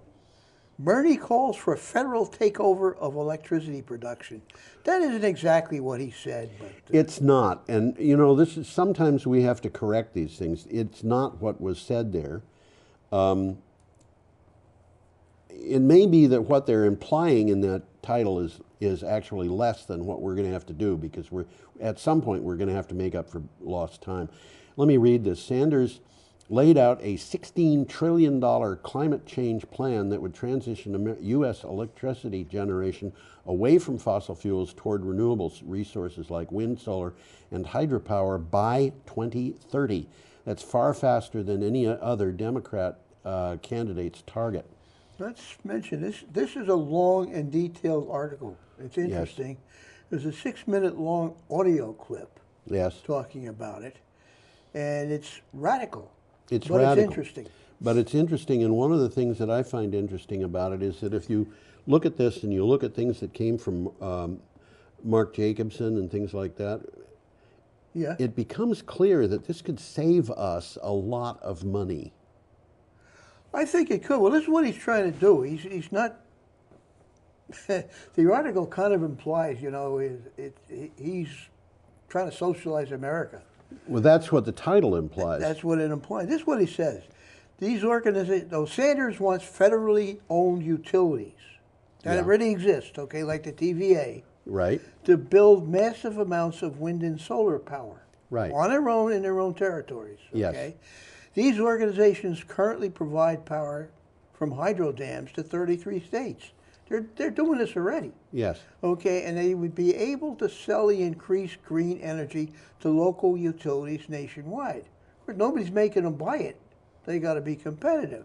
So Sanders has defended his plan as the only one that could reduce greenhouse emissions quick enough to meaningfully combat climate change. That is something that I absolutely agree with Bernie Sanders on. And by the way, just to be clear about this, you know, fair disclosure, I voted almost straight Republican from 1968 until 2002. Yeah. In 2004, I did not, because in the interim, I had figured out that climate change not only was a serious problem, but was being covered up by the top level people in the Republican Party. In the last election, faced with a choice between Hillary Clinton and Donald Trump, I voted for Bernie Sanders as a write-in. Okay. With Tulsi Gabbard as Vice President. Vice President, and she, by the way, is the person who was the vice chair of the Democratic National Committee, who left that position in order to endorse Bernie Sanders. Okay. Now, obviously, right now she's running against Bernie Sanders, and she who's on first? Yeah, she made a bunch of points that I've been following, and one of them, and this is something that I think is true. You know, I was looking at emails from her and stuff like that and saying, I don't understand why she's doing what she's doing. I respect her a great deal. But climate change is the biggest problem we've got, and she's talking about solving the problem of forever wars. and things of that nature. And then I realized when she voted present on the impeachment in the House as a Democrat, I couldn't understand that until I saw her email explaining why. And then I realized we're not going to solve climate change if we can't talk with each other. That's where she is. Hey, she's got a very valid point. Yeah. So we'll move along here. we will. We have an item from The Guardian, and here is more fires. I got Clean Technica. Oh, yeah, and I'm putting up a picture too early. This is an item from Clean Technica. Yeah. Super Bowl ads announce Hummer electric truck and the, quote, quiet revolution. And by the way, the Super Bowl is the biggest single day in advertising. Yeah. 30-second ad costs $6 million or something. Really? Phew. General Motors will start selling a battery-powered Hummer pickup truck in May of 2020 to whet the appetite of the truck-driving public. The new Hummer is a topic of a 30-second television ad. Did you see the ad, Tom? I did. Yeah. You tell us you can see it here, and you can. Yes. Running during the Super Bowl, and I was infuriated by this ad. Were you? Yeah. I mean, they're coming up with an electric vehicle, and what do they say about it? It'll do 0 to 60 in 3 seconds. It has 1,000 horsepower. And I'm telling you, it's saying we don't have to change our attitudes. We don't have to change our dedication to power, to being number one. What we need to do is just, you know, do it electrically, because that's what sells. And it made me really mad. I can see where you're coming from. I can see where you're coming from at all. They're not they're all they're looking at is dollar signs. Yeah. They're not looking at anything else. Okay. But we got a picture. Now we've got the fires near Canberra, and this is from The Guardian. That is Canberra, and the article says, if there is a silver lining in the clouds of choking smoke, it's that this may be a tipping point. As a climate scientist on sabbatical in Australia, I've had plenty of conversations about the climate crisis lately. When did you do that? Well, I'm quoting this guy who wrote, this is an opinion piece.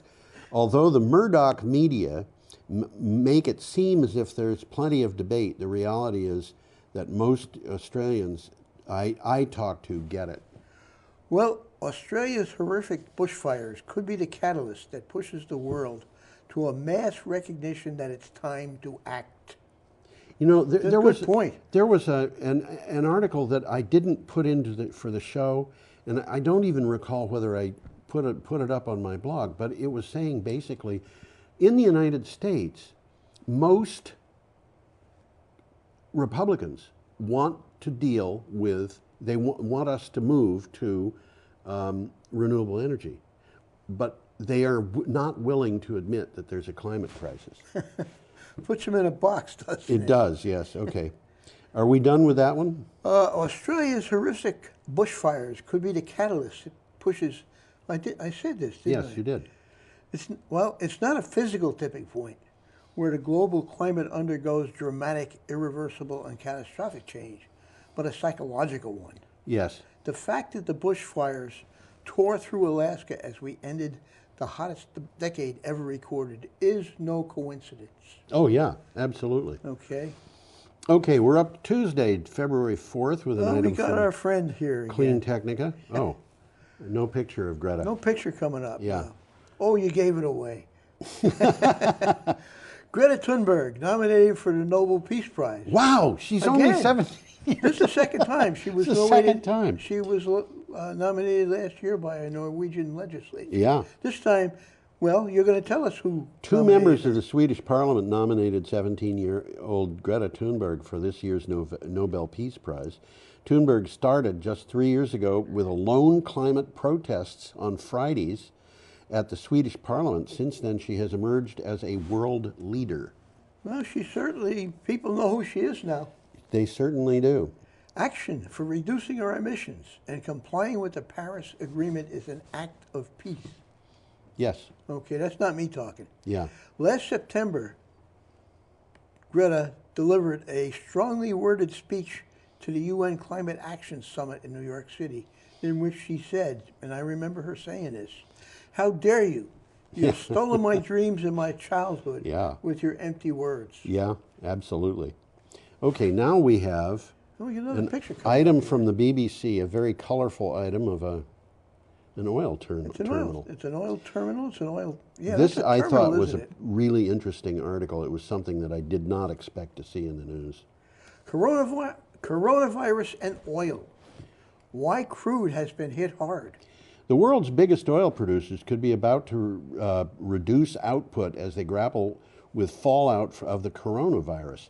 As China has responded to the medical emergency, travel restrictions are in place. Factories, offices, and shops remain shut. The result is a 20% reduction in the demand for oil. That's interesting. Oh, man. Quick takeaway here.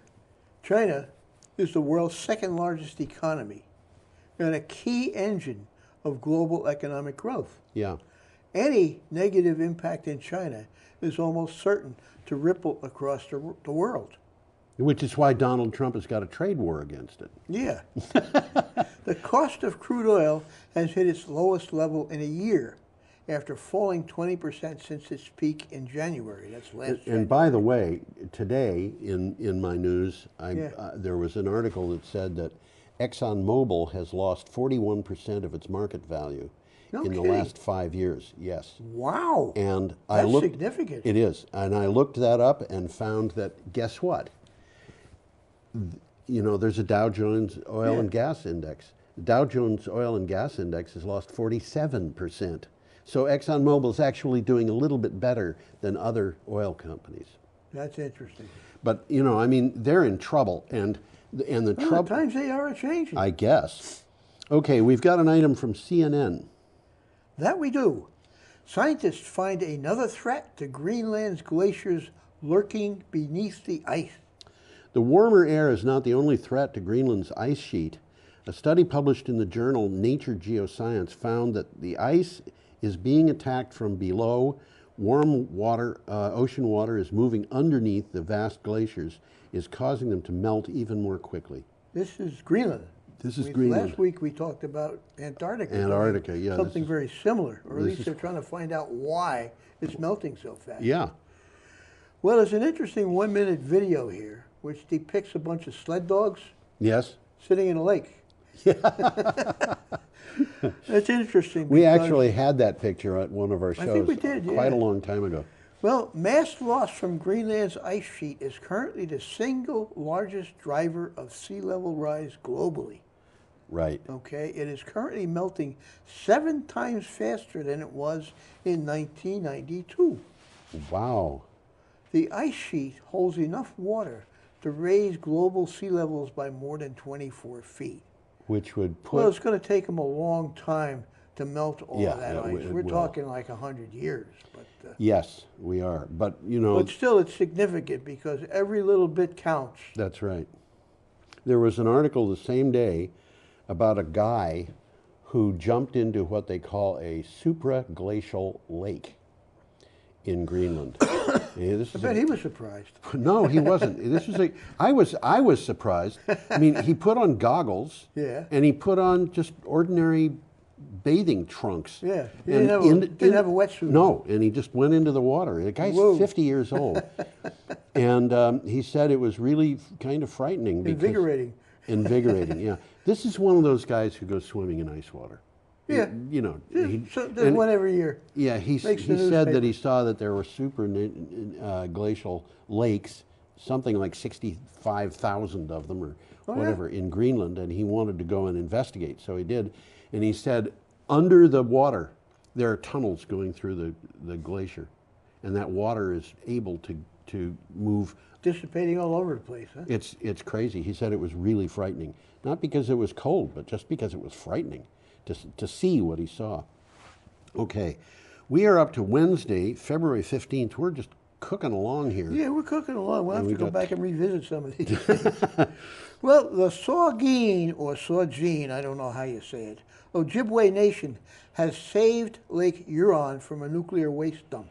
Now, you know, this is from Counterpunch, and this is the only place I found this. But Counterpunch generally publishes articles because of things that actually happen. So I don't know what the truth of this is, whether they actually, that Ojibwe Nation actually stopped the thing, but this is sufficiently... Well, they did because of an agreement. An agreement was made about 2 years ago that this couldn't go forward unless without the their permission. Ojibways gave them So permission. they actually did sink it. I missed that. And they voted on it, and it went down. Okay. It went down significantly. In a major victory for Canada's First Nations, the Saugeen Ojibwe Nation overwhelmingly voted down the proposed deep geological repository for storage of low-level and intermediate-level radioactive nuclear waste next to Lake Huron. Well, 85% of them said no. Yeah. And in saying no, they passed up $150 million. Wow. Okay. There's a nice article, nice sub-article on this article called A Sordid History. A Sordid History. Yeah. If you got the time, read it because it's interesting. Yeah. Passing up $150 million for a small tribe, that's a lot of money. I wonder how many people are in that tribe. That's a lot of money. There's not a lot of people in it. Yeah. That's a lot of money per person. A lot of money.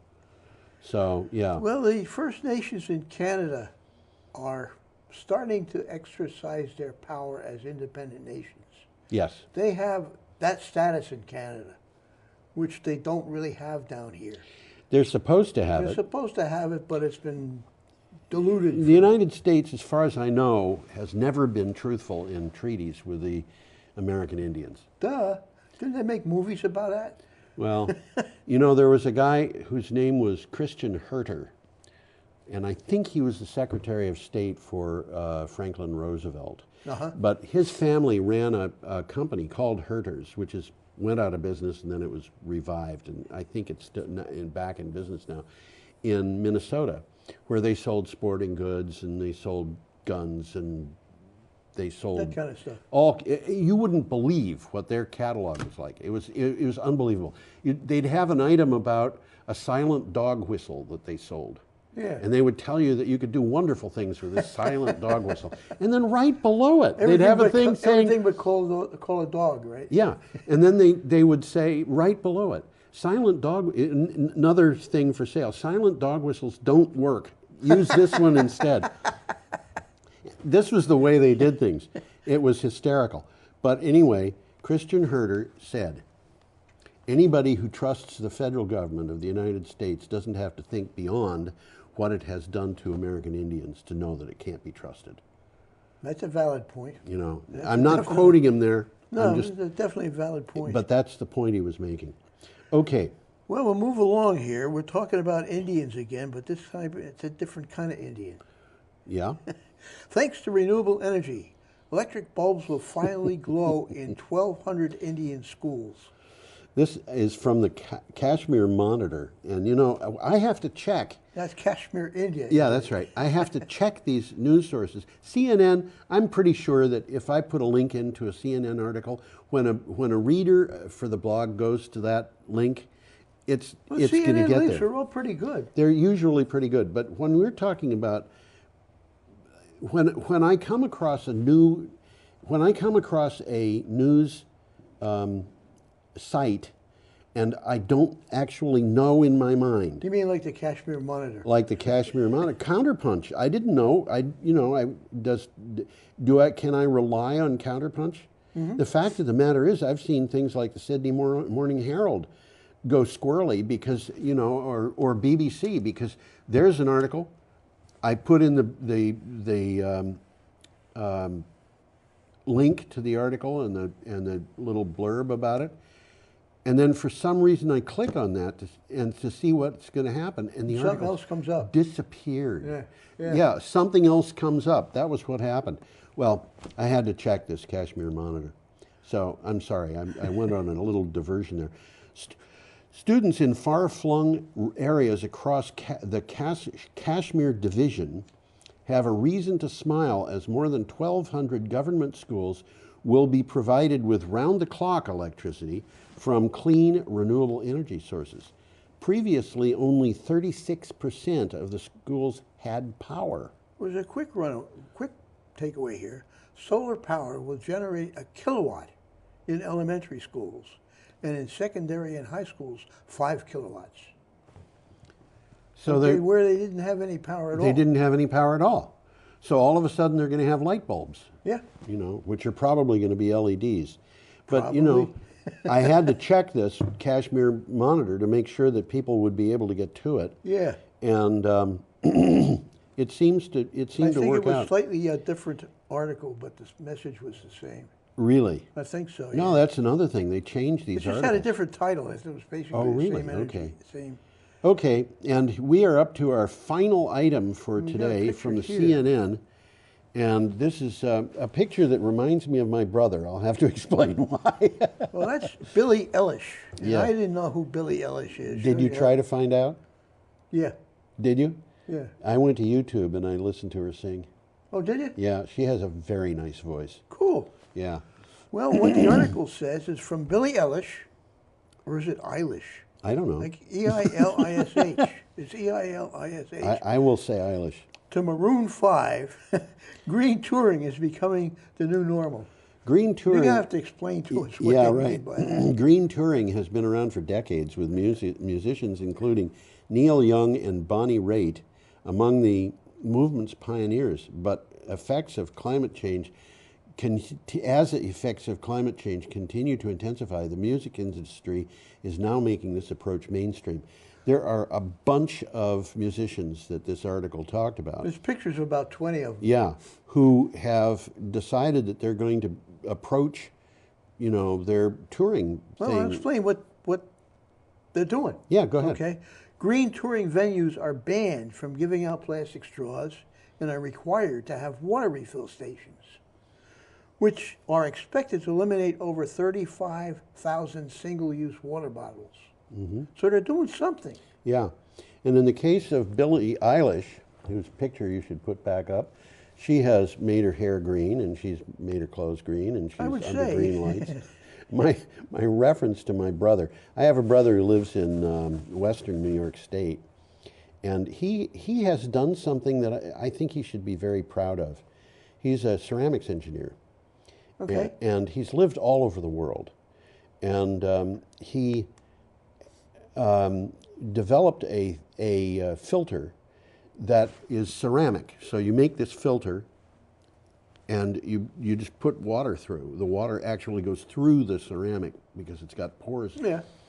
And you can backwash this and get rid of whatever junk sediment is in the accumulates. But he figured out that if you do this and you wash this with silver compound, silver nitrate, for example, and then you treat it by, for example, firing it, you get silver all over the. It's not terribly visible, but it gets all over the ceramic, and silver is deadly. It's deadly toxic to microbial life forms. Is it really? And when he was living in Bangladesh, the government of Bangladesh took one of these things and tested it by putting water straight out of the Ganges River into it. And they came up with water coming out with a bacteria count of 0. No kidding. And That's significant. Yeah, That's especially very considering helpful worldwide. Well, Bangladesh has got a third of its population dependent on wells that were dug by the British before they left. Yeah. And the British tested those wells every which way to find out that the water was safe, except they forgot one thing, and that was arsenic. And the result is a third of the population of Bangladesh, and this is millions of people, are suffering from potential arsenic poisoning. A lot of them are dying of cancer. So they were thrilled about this. Reed has got patents on it, and the patents are utterly worthless because any village potter can make one of these things for about $3 anywhere in the world. So how do you maintain a patent on that? You don't. You can't. Yeah. Yeah. Okay. You want to put that up? I don't, but I will. There you go. It's time to say goodbye, so we're going to say have an unmistakably ducky week. Huh? This is. Why don't you put us both up so we can wave goodbye? This is part of my effort to say goodbye. You know, my daily thing. Yeah. All right. I take the. Now you got a weekly slogan, huh? Yeah, I do a thing like this every day at the blog, and so I figured I'd do it for for the week. So, see you next time, or hope you see us next time, because we Adios. won't see you.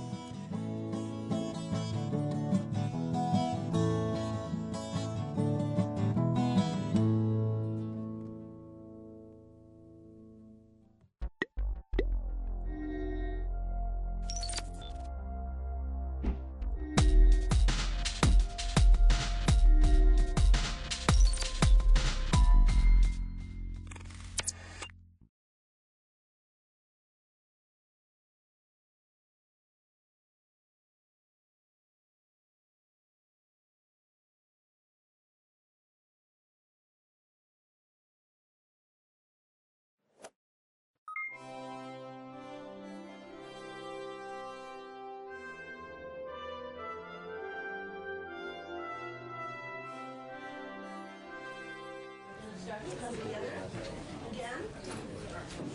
We are back on the subject of pre-K, and I am really delighted to start the conversation with Meg Baker. Yeah, so come and just state your name and give us your testimony. All right.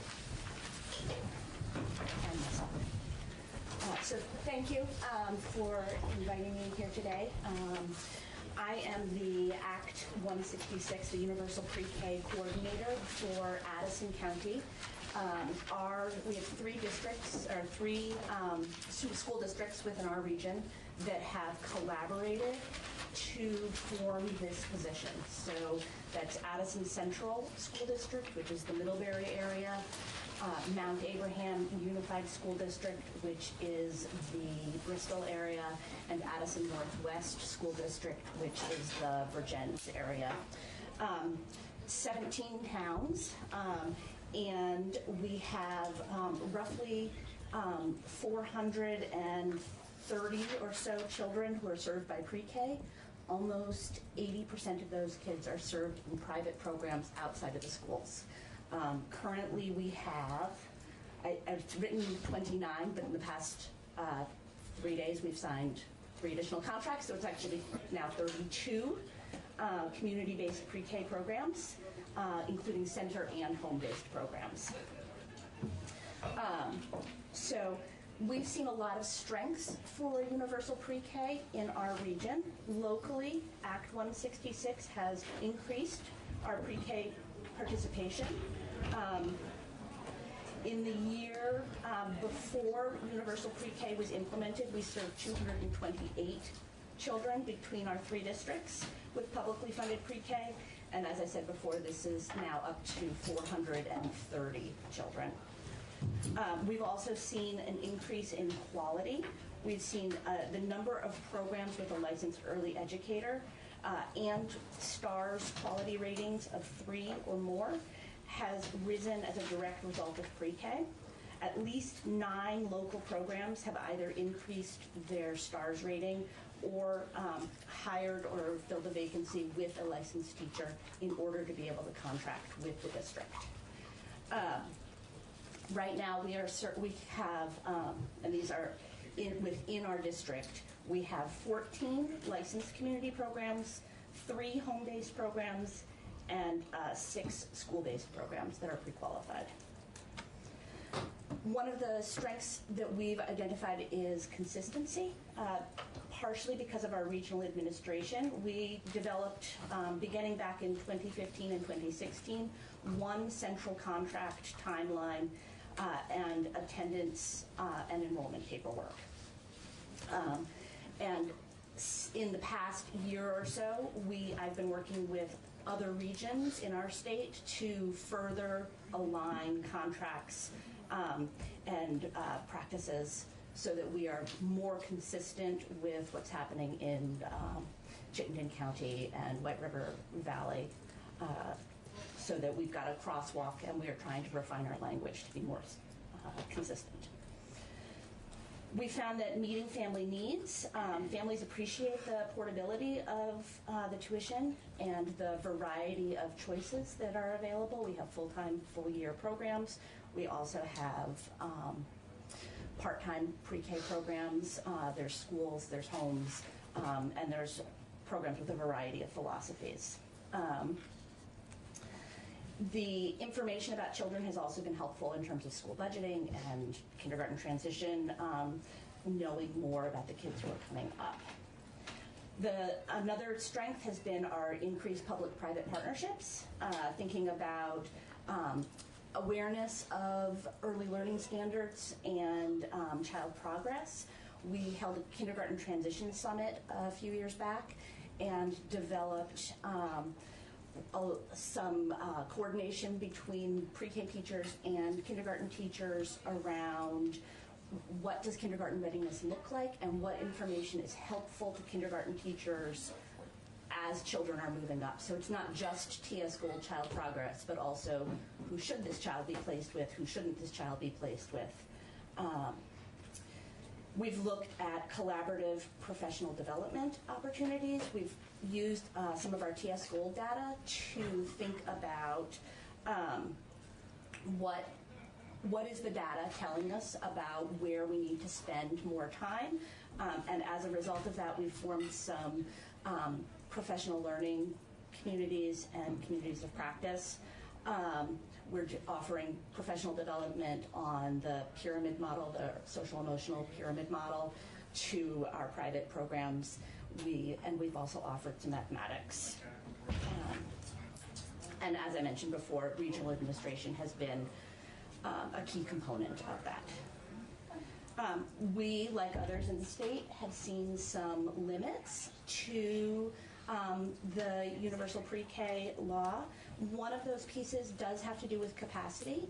Although we have good capacity in our region to serve in terms of the number of spots for children, families have very disparate needs in terms of schedules and locations and program characteristics. And so what that means is that occasionally transportation is a barrier, finding mid-year openings for kids who come to our homeless shelter, which doesn't open until mid-October in Middlebury. Those kinds of things has been a real challenge. It generally works out, but that is one of the limitations that we've seen. Special education portability, I know you've heard some testimony, has been a challenge. The districts have a finite pool of resources, and although they're meeting the needs, it does continue to be a challenge. Equity, we anecdotally have seen that at-risk students seem to be concentrated into certain programs. I would say that that's both school-based programs and some of our full-time, full-year programs, depending on family needs, and that other programs are less accessible. And it's something that I think that there needs to be additional data and research done on. Dual administration has been a major concern. Having both the agency of education and the CDD responsible has been unwieldy for both community programs and school-based programs. And it's also very unclear sometimes how school-age policies like the McKinney-Vento Homeless Education Act might impact pre-K and ELL services, other kinds of services like that. And it's something that I hope that as you look at a bifurcation of the system, that you consider how issues like that will be resolved for individual students. Sorry, I've lost my place here. The local administrative concerns have been very challenging. Administrative costs are high, right? I mean, my position exists specifically to manage this law. And the other piece is that there is no recourse for schools. Schools are mandated to partner, and if a program doesn't return paperwork or doesn't obey the law, we've gotten limited guidance from the state around those, and we don't have a lot of recourse that is built into our ability to negotiate around those issues. Quality assurance. That remains even if we bifurcate. I think it would. If school districts are mandated to partner with a qualified program, then then there needs to be some sort of recourse for what do you do if a program is not living up to their side. Say they don't give you the attendance information that you need in order to be able to count those kids in your census, or the quality monitoring piece around calendars, or having a licensed educator on staff. If there are concerns, a school district needs to have some kind of negotiation power to discontinue their contracts or discontinue their funding or renegotiate what those situations look like. And that is a challenge at the moment. And then quality assurance, that sort of feeds into that same piece, right? If school districts are in the place right now of needing to monitor for pre-K compliance with Act 166, and there has not been significant guidance from the state around those pieces. It also creates some real budgetary and ethical issues if a program loses their licensed teacher mid-year, for example. Do you discontinue the tuition funding for those children mid-year, knowing that the cost then is going to be passed on to those families? Fortunately, that's not been a situation that we've had to get to, but we've come close a couple of times. It also creates all kinds of issues for school budgets at that point, because you're counting kids and then you suddenly aren't able to count them. The lack of early educators has been a concern. There's currently insufficient numbers of licensed educators to fully meet the demand. Peer review processes are backed up, and provisional licenses are not available for early educators in community programs. The other piece I would say is in terms of transparency. Families don't understand how the pre-K is involved, how the public funds and the education fund is involved in funding for their tuition payments, and so that can lead to confusion for families in how that funding is applied, especially if there are question marks about families moving districts or needing services beyond the hours of pre-K. The creation of regions, geographic regions, in some districts has been confusing and very frustrating for many of our local programs and families. We have a geographic region just to our south, and many of the families come north to programs in our area.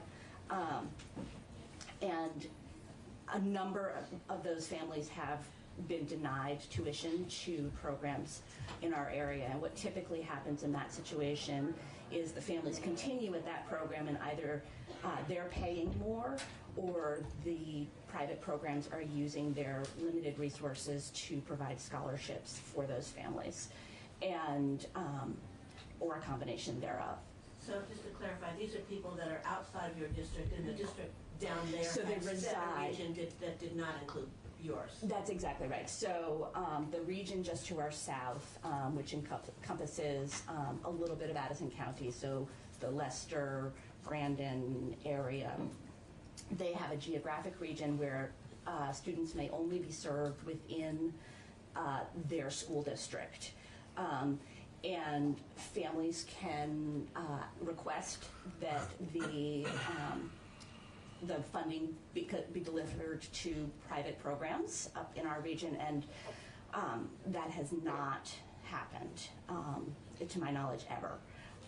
And so that has been very frustrating for families who have their children enrolled in a full-time program, and some of them, for legitimate reasons, need their kids closer to where they work, or in a full-time, full-year program, or with their siblings.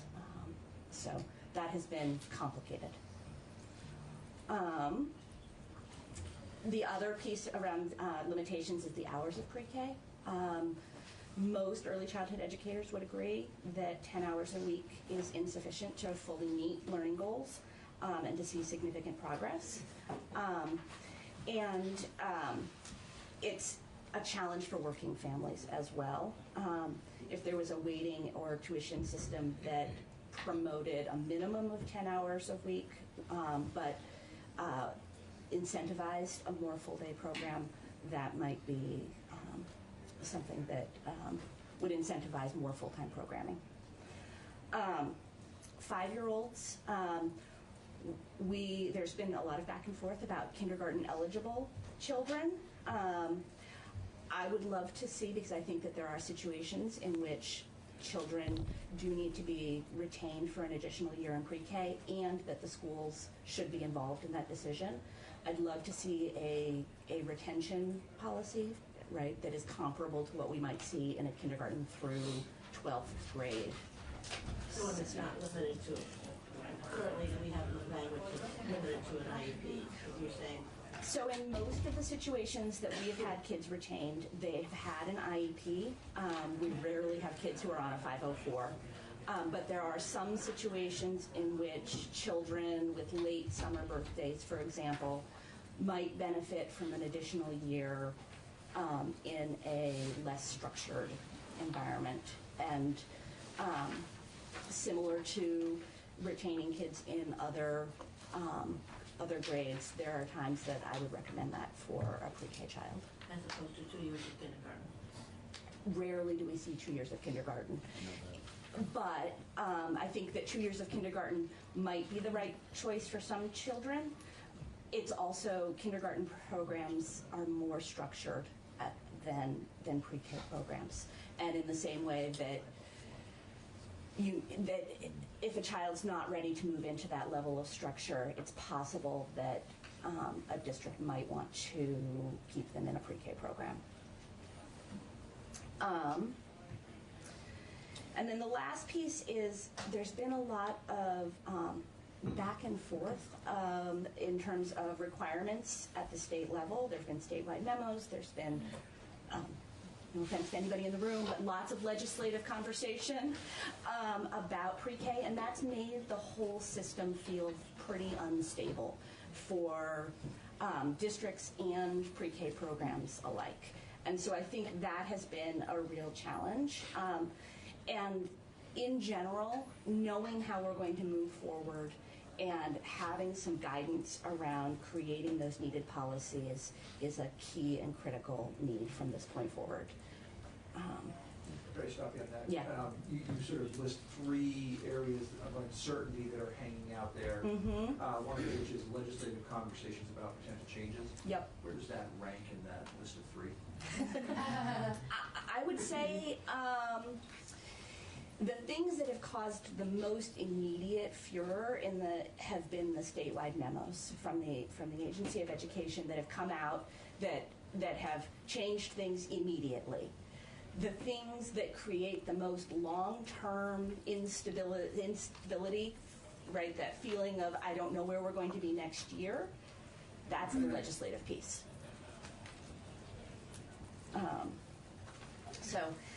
The last piece, this is our pre-K enrollment over the past several years, and it says 2014 through 15, Addison Northeast, which is now Mount Abraham Unified School District, was an early adopter of the program, so you can see a slight bump there. And then when Addison Central and Addison Northwest joined is where we saw the largest increases. And now it appears to have leveled out in terms of enrollment. So the other piece that I wanted to bring up was some specific comments about the draft that I saw. And I know it's just a draft. And I think you've gone a long ways towards looking at what some of the concerns are and compromise. There were a couple of questions that came to mind for me. The first piece is around pre-K eligibility and monitoring. It looks as though you've removed pre-qualification from that bill, but now it seems a little unclear who is establishing and monitoring that private program eligibility for partnership. And specifically, I want to make sure that if districts are responsible for the monitoring of those private pre-K programs, that they have the ability to modify contracts, right? Because that's in there as well, that there's going to be a uniform contract piece. But if districts don't have the ability to modify that for specific circumstances, and they're responsible for the monitoring, it could put districts in a tricky place. The other pieces around uniform processes. I'm just going to clarify quickly. I think what we have is we have the AOE monitoring public and AHS monitoring private. Well, Okay. and also the SUs are monitoring as well. Yeah. Right, That's so that what was current draft. Okay, so so when the SUs are monitoring the district programs, is that the way it's written? Okay, so it wasn't clear to me in that draft if they were just monitoring the district programs or if they were responsible for the monitoring of other programs as well. Okay, so that does help clarify. In terms of the uniform forms and processes, I think it's fabulous to try to align pieces. I do think that there are specific circumstances in which districts do need to make modifications. I even think about things like the birth date. The kindergarten entrance date is not the same throughout the state. So it would be hard to write a contract saying we will serve kids between these ages without having even that level of similarity around the state. The other piece in terms of thinking about enrollment and attendance forms, we don't have consistent enrollment and attendance forms K through 12. We don't even have the same school databases. And thinking about right now how our districts all share a similar, we all use a shared power school. We've been able to manage much of this regionally. I'm not sure, I'm in this conversation with Chittenden County about some of these pieces, and even thinking about, Burlington does all of their enrollment pieces online. That is not something that in Addison County we have moved to. And so that level of enrollment would be complicated to make entirely uniform. I'd love to see something in the bill about the Vermont Early Learning Standards, that's the backbone of what we understand about what children should know and be able to do at various stages, and our curriculum and assessment tools should be connected to that at a deep level in both public and private partners programs. Is there in those Vermont Early Learning Centers, we're also talking a lot about literacy. I'm just wondering, are there standards in terms of literacy and assessment at the pre-K level? So the standards, the Vermont Early Learning Standards, there are. They cover birth through 3rd grade, and they cover, I want to say it's 8 different domains: social emotional approaches to learning, language and literacy, which are broken up separately, mathematics, history, or mathematics, social studies, physical health and development, and science. It's 9. And they are tied to the Common Core as well. And so when you get to the kindergarten through 3rd grade, all of those Vermont Early Learning Standards actually link back directly to those Common Core, but with the addition of social, emotional, physical health and development, right? Some of those pieces that Common Core doesn't touch. And are there assessments in the pre-K? So the assessment tool that we use in pre-K is actually TS Gold, Teaching Strategies Gold, and it is tied to the Vermont Early Learning Standards. There's a crosswalk of the two. They are not identical. TS Gold is a formative, observation-based assessment tool that does have, reliability,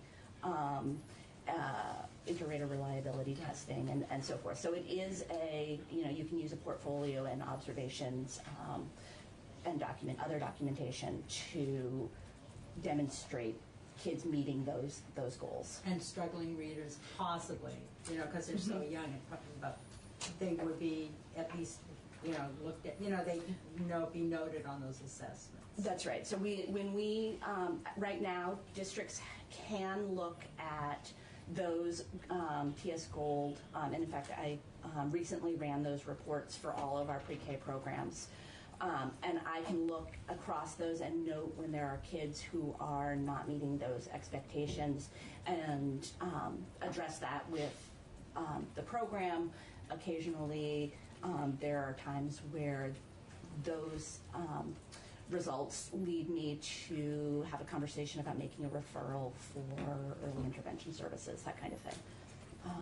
Great, thank you. Yeah, so, and that is actually kind of leads in, right now I have access to look at all of those child assessment, child progress information, and I wonder, and this may just be a logistical question, but if there is a bifurcation of the system, how districts will be able to access that child progress data in the future, because that has been incredibly valuable and I think does play into conversations around early intervention.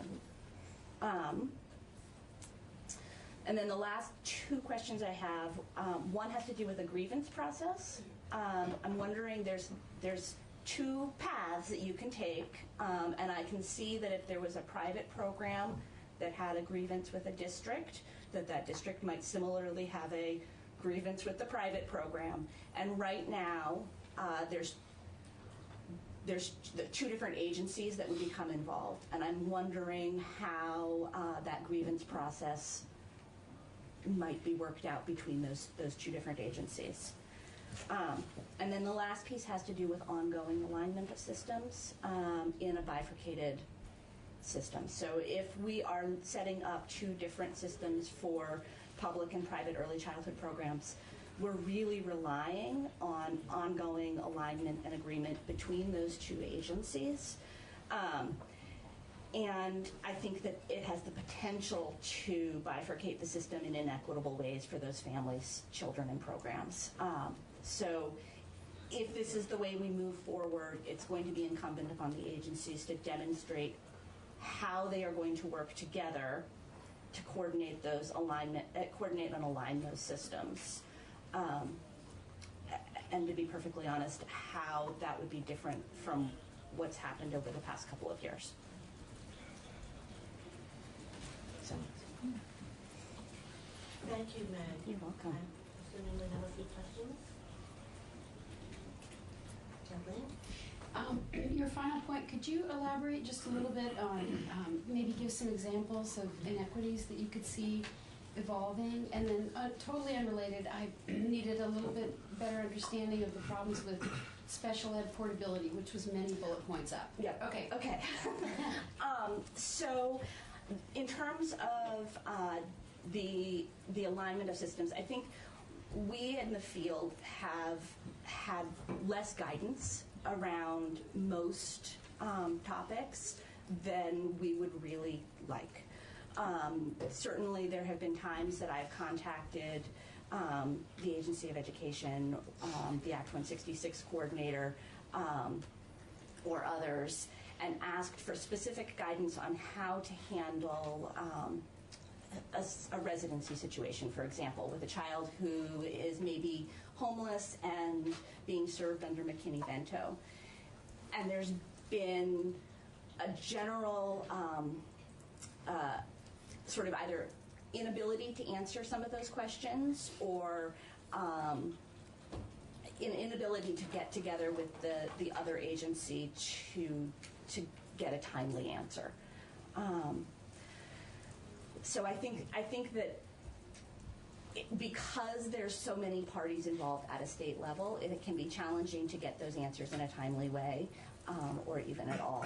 The other thing that has happened a lot to districts is in situations where there are concerns about private programs, and we've contacted either the Agency of Education or the Agency of Human Services, what we have most frequently been told is to go back and look at our individual district contracts and address it locally, which has led to lots of different methods around the state of dealing with those kinds of issues.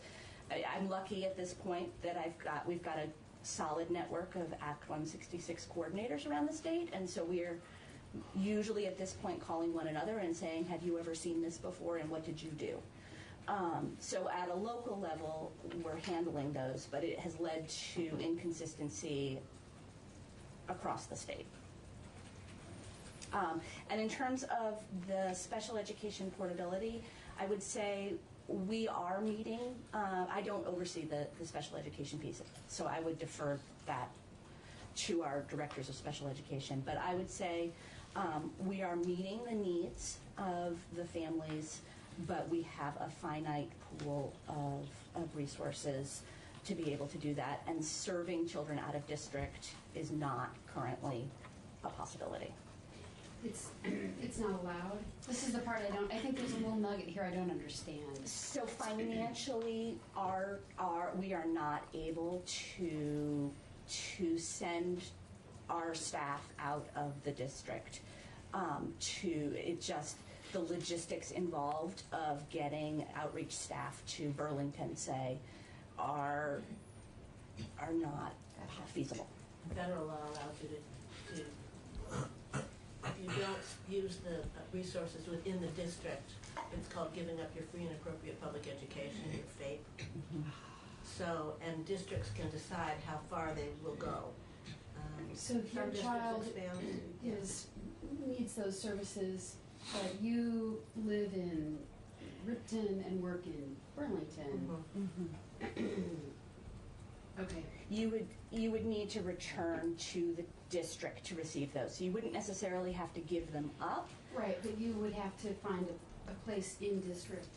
Find a place in district or bring your child back to the district for those services. So we do have outreach special educators who go to children's homes, who go into programs within our districts to serve those kids, and there are children who come to the school buildings as well. Okay, so it could be a kind of a logistical inequity if there's a parent who leaves every morning at 7 to drop their kid off at a place in Burlington where they work. Okay, right. Thank you. I've been having a hard time with that one. It's a little bit easier when you're looking at K-12. It's just much more complicated when you're looking for something that's just a 10-hour program and it's a 3-year-old. Right. Peter. So as we look at this, one thing I'm sort of hesitant to get in the way of is the way things have been developing organically. I think that districts came together, created positions like yours. You're now talking with other people who have similar positions to yours. Yeah. We haven't been involved in that, and it seems to be evolving in a wonderful way. That I think that in a way, the success of the areas that are doing pre-K correctly are because we have regional coordinators, and then now you're talking with Chittenden County and all that. So I guess I'd be more interested in ways to incentivize that organic improvement as opposed to using the heavy hand of government to do it. Any thoughts on that? How we can better incentivize that? Well, I guess what I would say is that it is working pretty well in Addison County. I mean, limits notwithstanding, that we have made it work, that I think a part of that is that the districts have come together to really coordinate. The other piece to that is that we have always in Addison County, or for a very long time, have had a very strong early childhood community with resources. We were the first place in the state to have a parent-child center, and we have the Mary Johnson program, which is fairly large and has been around for 50 plus years at this point. And so there was a long history of high quality early education, so that's a piece of it. I think that, but I do think that the regional coordination has been key in terms of helping families and programs navigate, and districts for that matter, navigate a law that has been fairly complicated.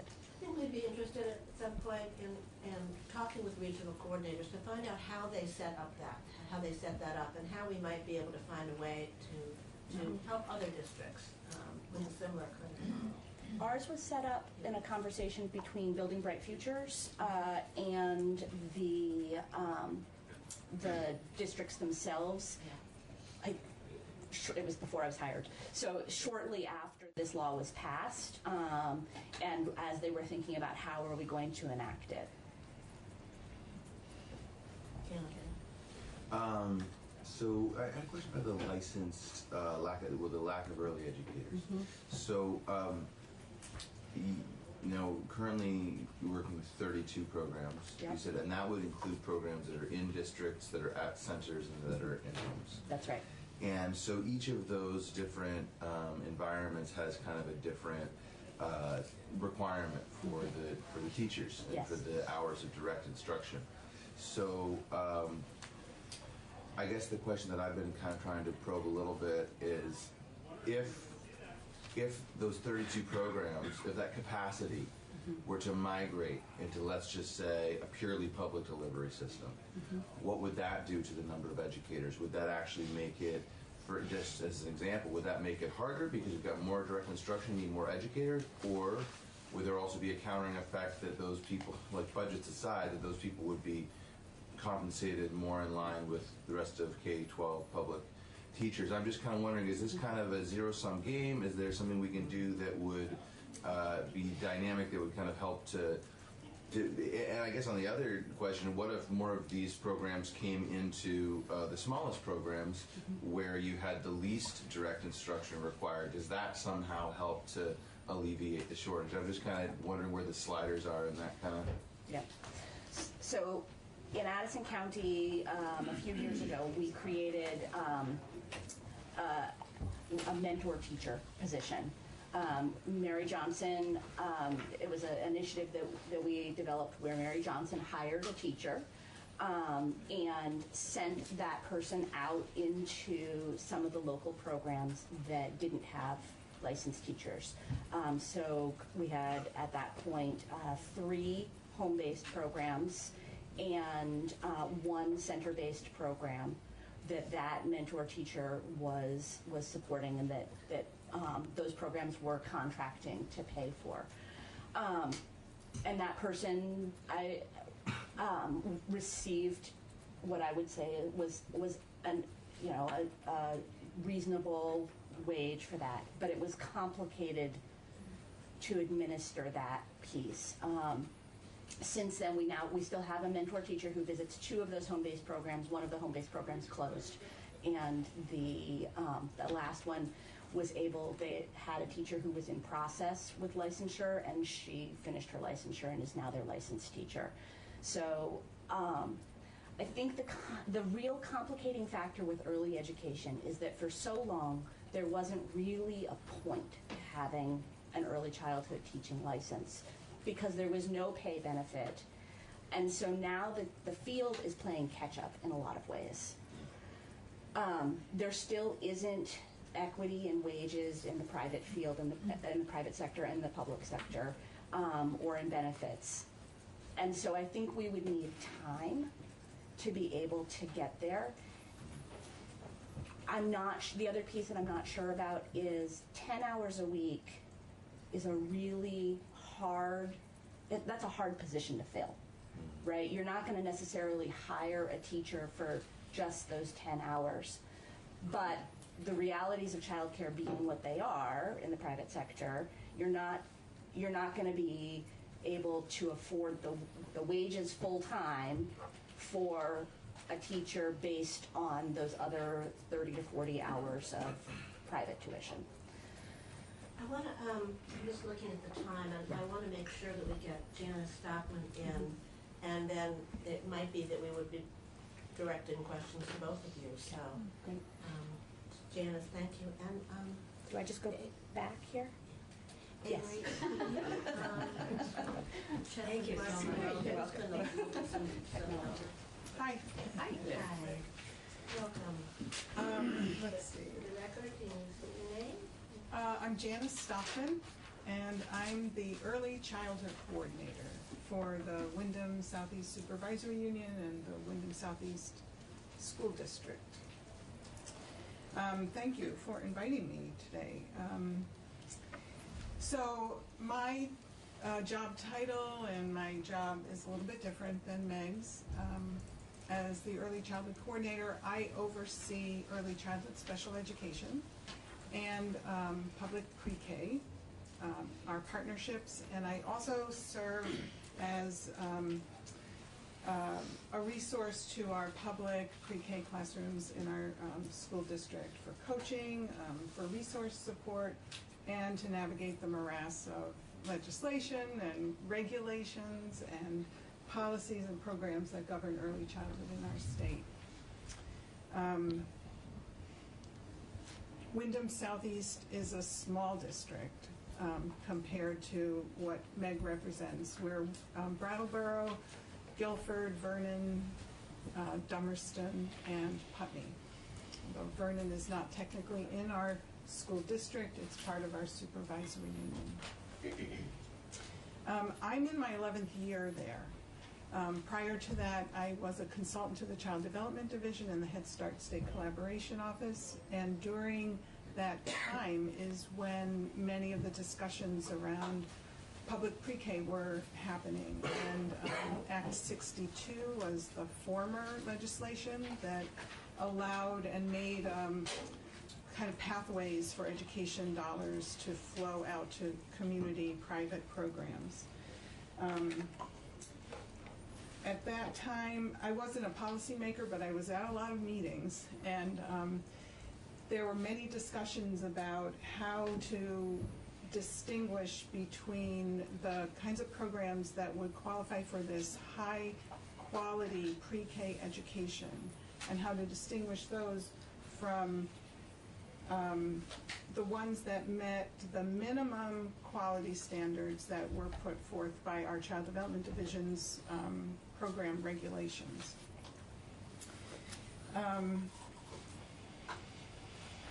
One of the things that really stood out to me and was really impressive to me was that we were going to allow kids all around the state to receive a higher level, higher standards, and higher expectations for their education program than what were formerly available to them. Because we were publicly funding it, we were making some requirements for quality standards, and that kids and families would have more access to high quality education. So the criteria that you see in Act 166 is a result of compromises made during those discussions. So we have a licensed teacher endorsed in early childhood ed or early childhood special education who may not actually be the classroom teacher. They may be a teacher in a classroom down the hall. They may be the director who doesn't have teaching responsibilities.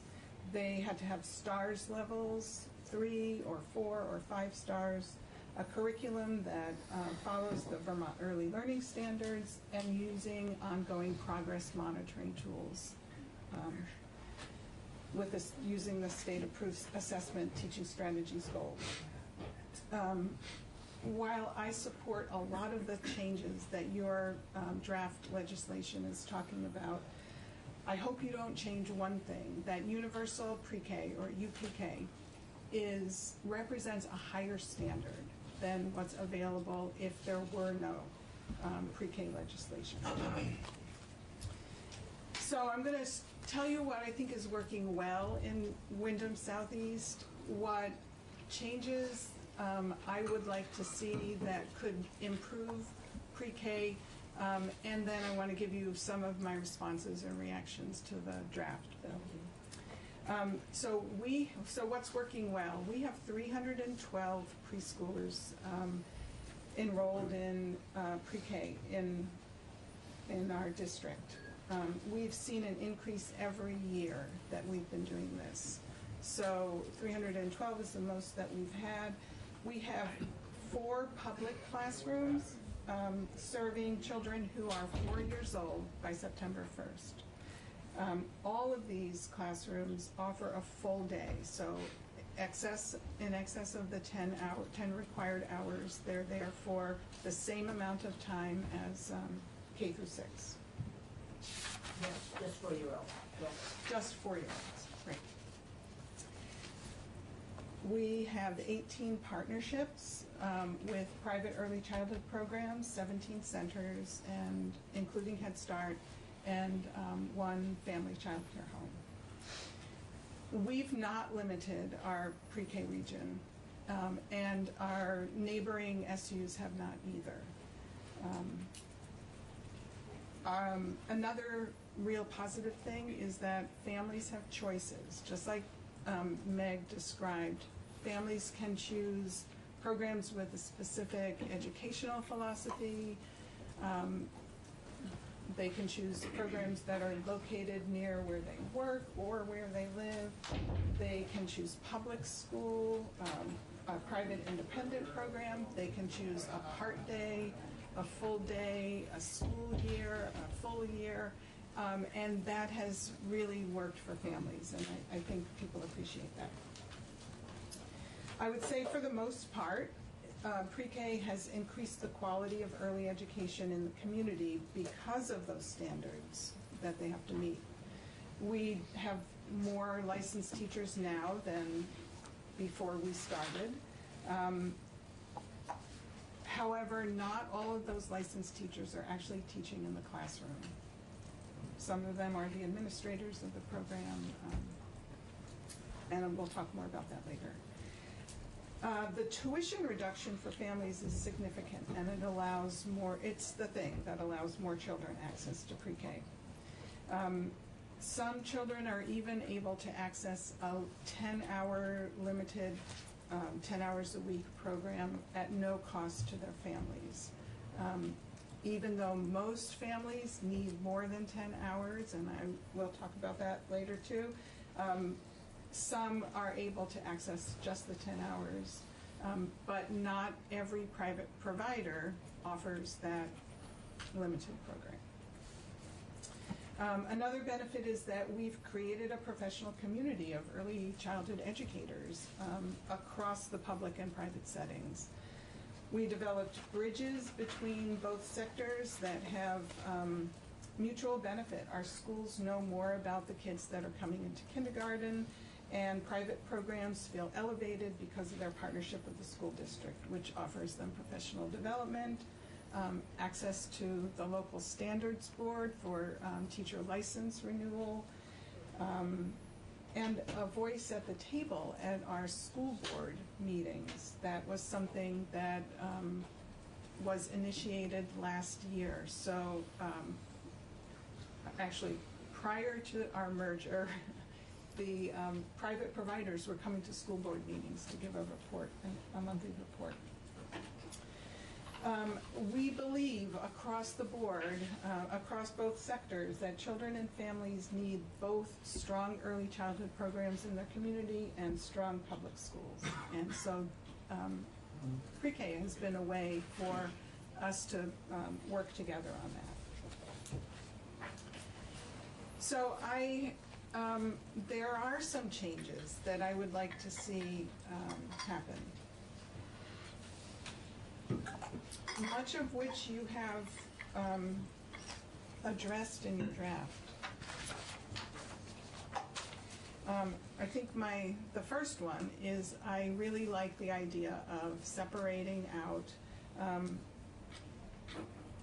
the administrative oversight of, not separating out. I would like to see administrative oversight go with the Agency of Education. Having the two separate state agencies with regulatory oversight of pre-K programs is confusing and it's inefficient.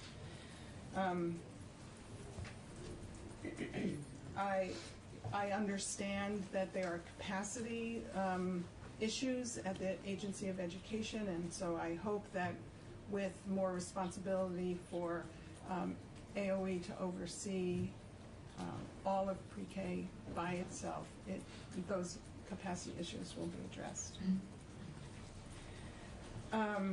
Because my role does involve our public pre-K classrooms, I am extremely aware of the duplication of having public schools also have to follow the Child Development Division program regulations in addition to our local and state board policies.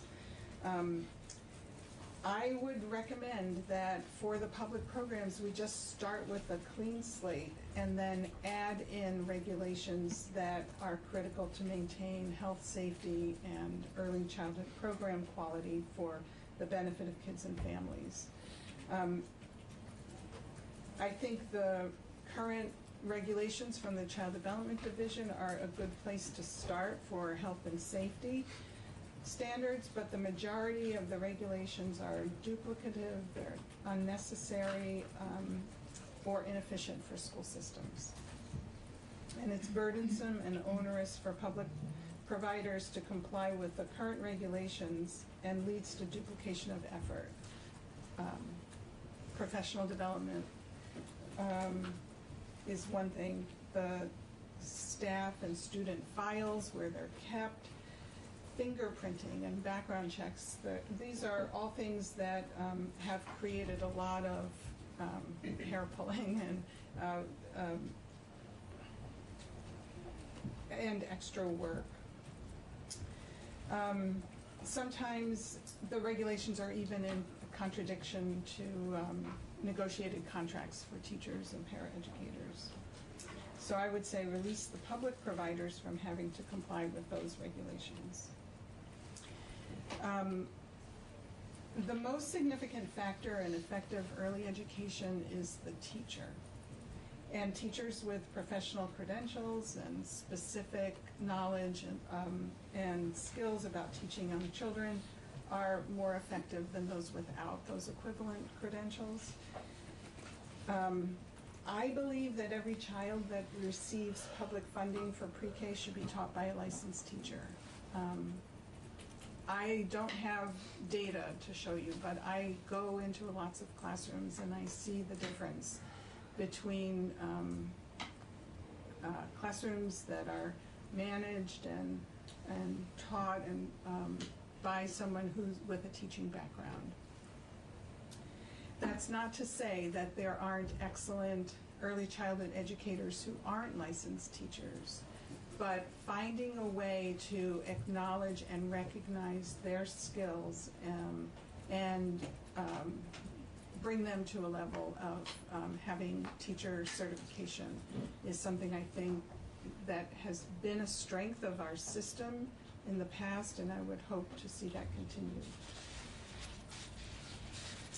Also, I urge you to consider allowing teachers with preschool Montessori certification to meet the teacher licensure requirements for universal pre-K. I don't think we ever talk about that, but and I don't have any particular investment in Montessori, except that I know in my community that is a program that has struggled to maintain its ability to partner with us because their teachers go through a very highly structured and very thorough training program. It just is different than our state licensing process, and I think those are highly qualified teachers. They do get a Montessori certificate. They get a Montessori certificate. They have to go through, a lot of education and specific training in order to get that. We need clear guidelines and a process for monitoring. And I understand that this is something the AOE has been working on for a number of years. We are looking forward to it being unveiled, and I hope that this committee will be hearing from them pretty soon about that. I also think that within our school districts and within our partnerships, that the monitoring should be done by an outside body. I think it's hard for us to be good partners and monitor them as well. So I would just ask you to think about what is the most appropriate body to provide that monitoring.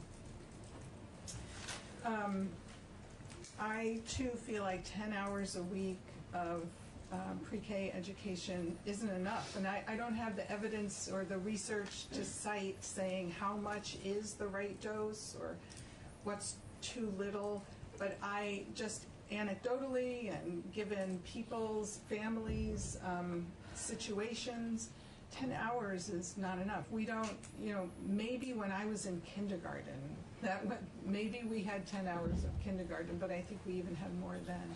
We had a nap too. Yeah, it's not enough time to develop the social emotional skills and all of those early academic skills that we want kids to have by the time they're in kindergarten. And finally, the private partners that I speak to want me to mention that there are administrative costs that they must bear in order to maintain the requirements that we want them to maintain in providing high-quality pre-K. Everything from filling out forms to doing the ongoing progress monitoring to a high level of quality and reliability. They would like to be able to retain some of the tuition to defray those costs. And I don't know how that would happen, but I support a way for us to talk about how some of that money could be allocated to overhead costs of partnering. I do want to say something about 5-year-olds, and I didn't write that.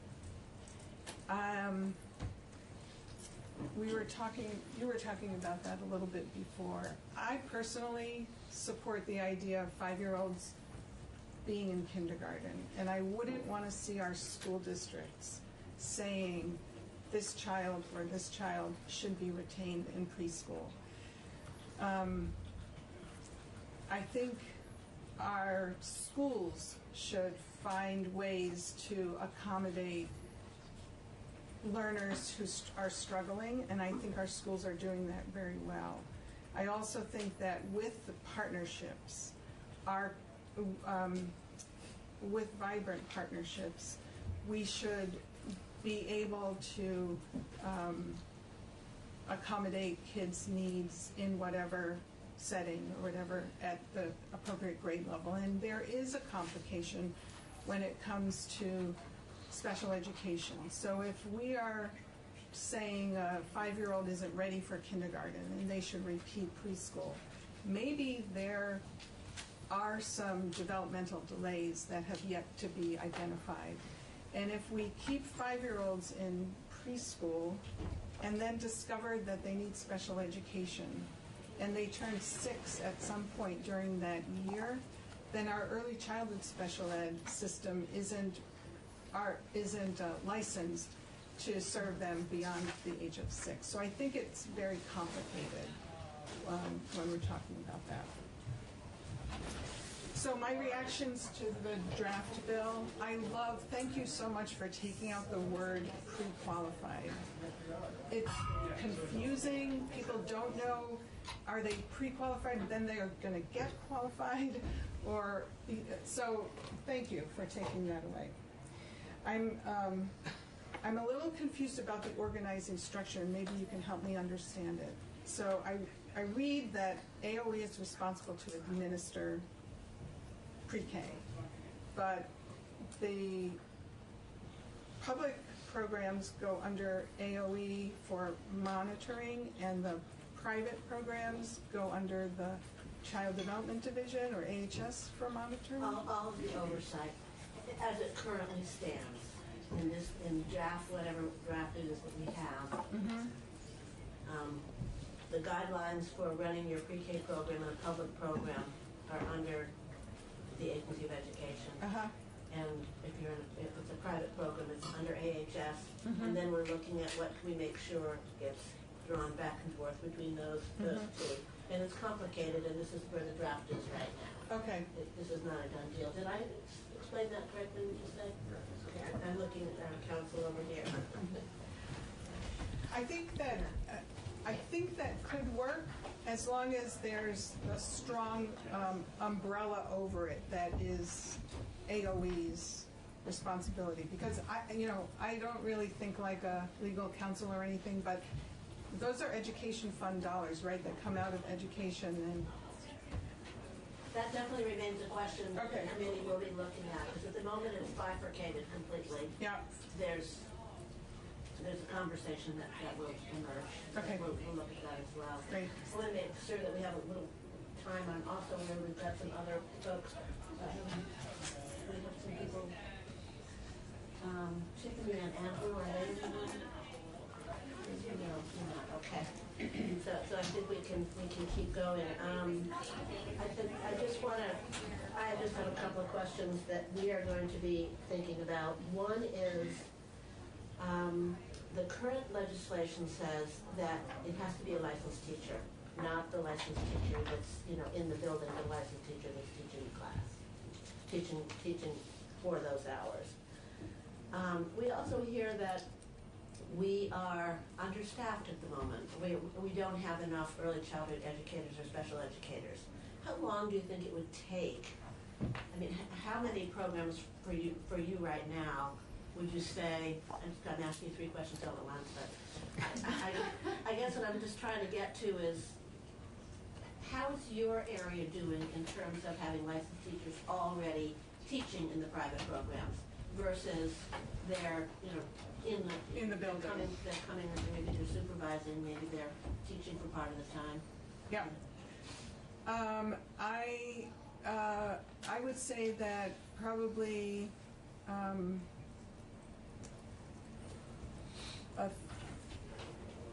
I think about 7 or 8 of our partner programs do not have licensed teachers in the classroom.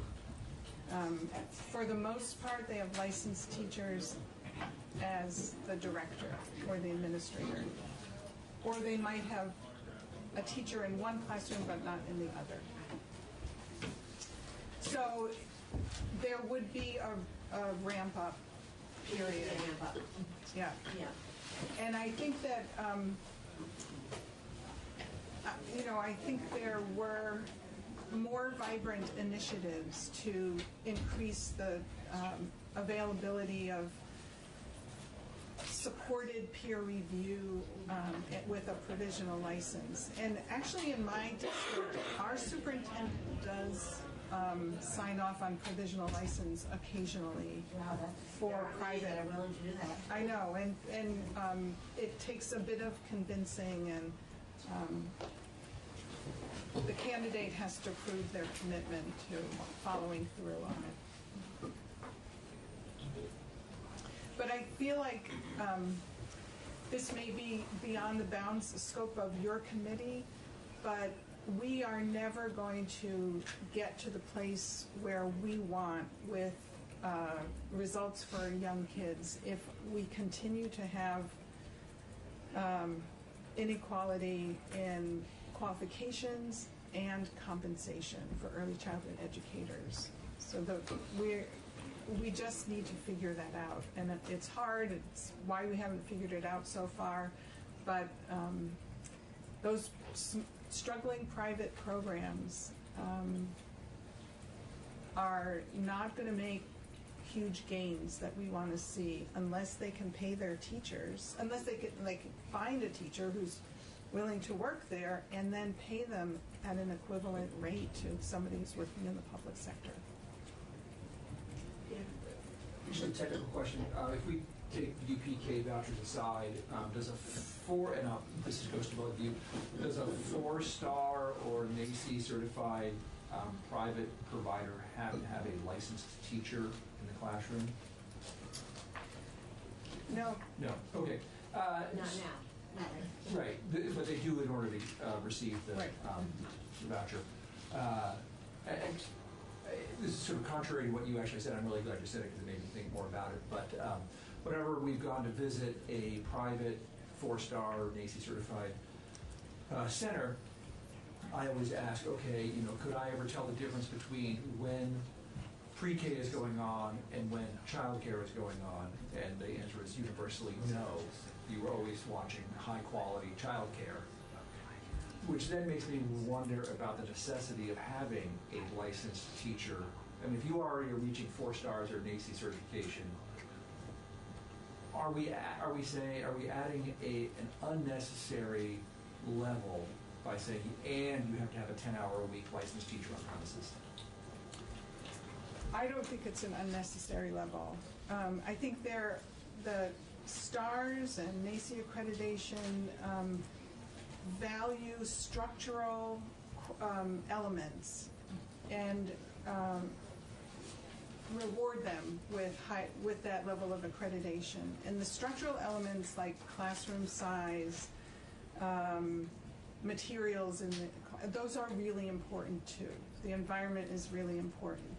But I think, you know, all of the research that I read is the teacher and the skills of the teacher are the critical factors in high quality education, whether it's pre-K or 4th grade. You can have a beautiful classroom with all the right materials and you can wash your hands at all the right times, but if the teacher doesn't know how to teach and manage a classroom, so that sort of... I don't know, well, I guess what I would say, Peter, is, sorry, I can't see you. I would say all of the research around what makes an effective professional development has to do with coaching and having a teacher with background and professional experience in education as that mentor in the room has a far greater impact than anything else. So in the situations where we only have a licensed teacher on site who's not in the room, I think that doesn't happen. But in the situations where the licensed teacher might be there and be absent for a day, things can carry on because she's going with she, it's usually she, because she's been there most of the time. Does that make sense? Thank you. You get to start? Yeah. All right. Okay, great. So, yes, so I'm Tiffany Hubbard, and I oversee the school-based programs that are provided through Washington County Mental Health to our local community schools, our educational partners in the Washington County area. And I'm Andrew Ripley, and I provide clinical oversight and supervision to approximately a third of our programs. We have a couple other clinical supervisors as well. Yeah. And as I look around the room, there are also other educational mental health leaders in the room. Amy Irish from NCSS is also in, and there are some DMH folks who are very privy to the mental health services that are provided in our public school system. So Andrew and I are really just going to speak about the services that Washington County provides to our local youth and our education system. I think each of you have, maybe you do or maybe you don't, we'll sort of move it along in this PowerPoint. But just as we go through, there are some slides that we'll review and then some that we'll just skim over. But please don't hesitate to ask us questions along the way. It'll be very helpful. If there's information that we're providing or acronyms that we're using that you'd like more information about. What I would say is that the mental health services locally in our state, across our state certainly, have changed tremendously in the years that I've been involved. So in 1995, Washington County created the very first behavioral interventionist position in the state of Vermont. That position is now duplicated across all designated agencies in the state and serve hundreds of youth. We run a BI conference every year, and we have about an average of 600 attendees of people who are providing mental health services to students in public schools. Is that Ed Sparnolati by any chance? Oh, yeah, so Ed was one of the pioneers, of the services. In our time, over the time, those services have changed so greatly, from one-on-one contracts serving one youth with a behavioral interventionist, a behavior consultant, and a case manager wrapping up that youth, to building a system that really looks at and is supporting a multi-tiered system of support within schools. The needs of the youth have changed drastically over the years. We'll talk about that. Our ability to employ quality mental health professionals in schools to address the acuity of need and the numbers of students who are in need of those services and support have also changed dramatically. So there are a number of challenges that we face, but there is some fantastic work that's being done statewide in different ways, addressing the mental health services that we can provide to the local youth. As we look, just moving through some of these pieces, I'm going to come back. Some of the trends that we've seen over time, I think this is a good place to start, of the students that are in schools, that teachers who are trained as educators to train on academics and academic subject area are now faced with a student population with a demographic that is entrenched in trauma.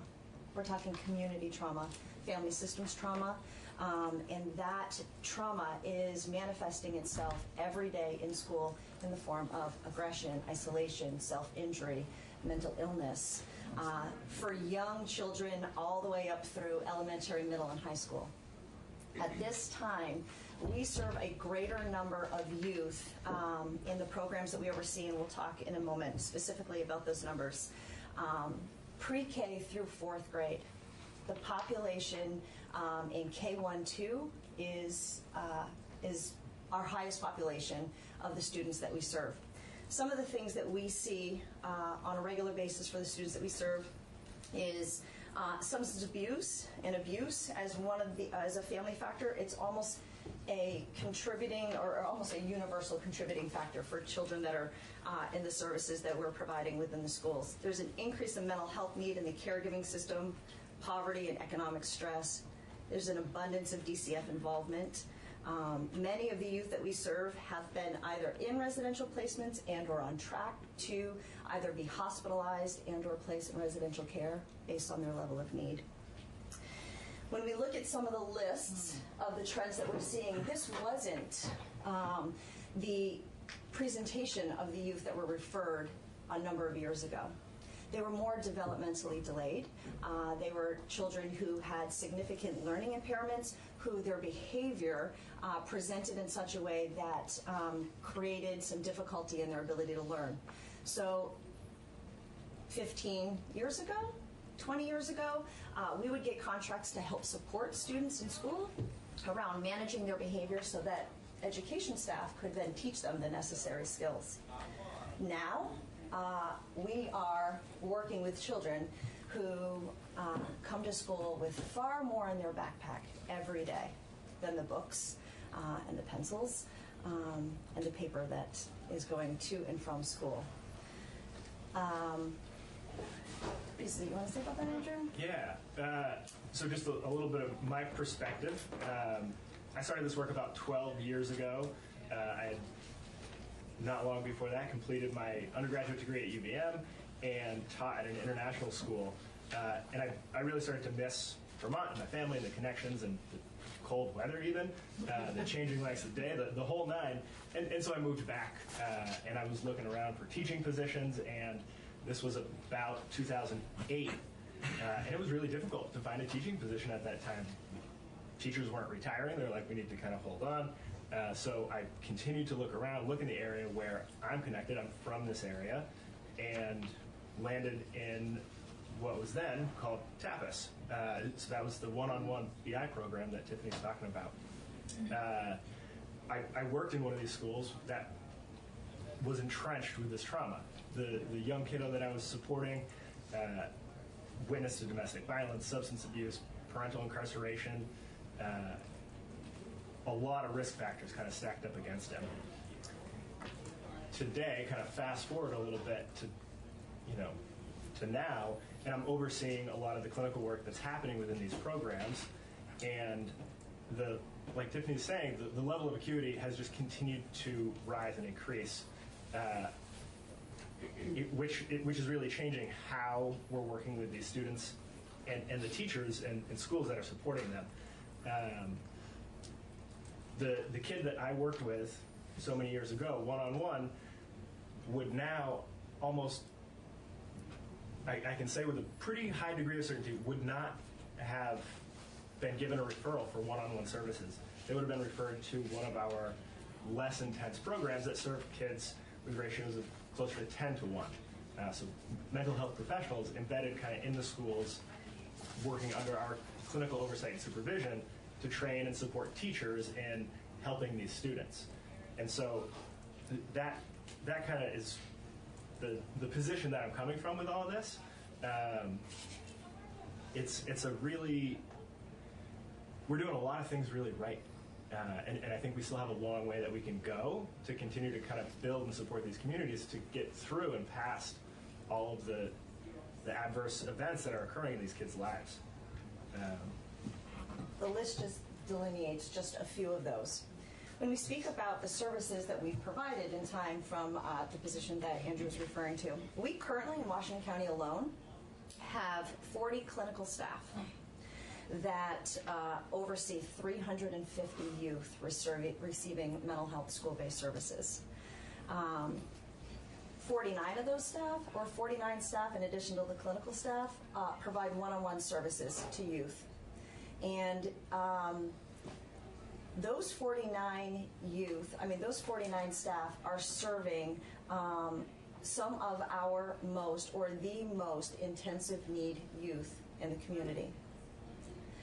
As a result, we have a high number of workman comp claims because of the aggression, the violence, the risk of harm that's taking place on a regular basis.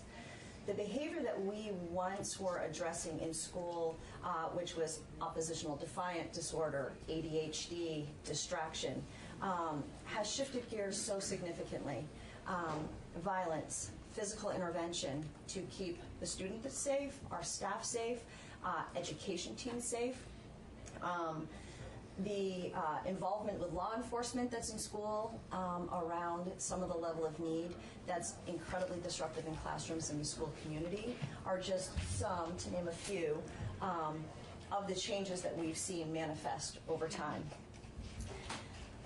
When we think about programs that we have, as I think I created a slide here when I just looked at sort of the services that Washington County alone has put together in an effort to support our local school system and the ever-growing need of the students. Behind me is a number of the programs and the dates and the years in which they started in an effort to meet the overwhelming demand that schools were contracting with us for, reaching out on a regular basis for referrals. That has not stopped with about approximately 100 clinicians working in our local schools. We have referrals of about 15 to 20 referrals for services for students that we are unable to address at this time. A number of those students are not even in school. They're receiving 2 hours of tutorial instruction outside of the school building each day because their level of need has been determined to be so unsafe that they're not able to be managed in the school.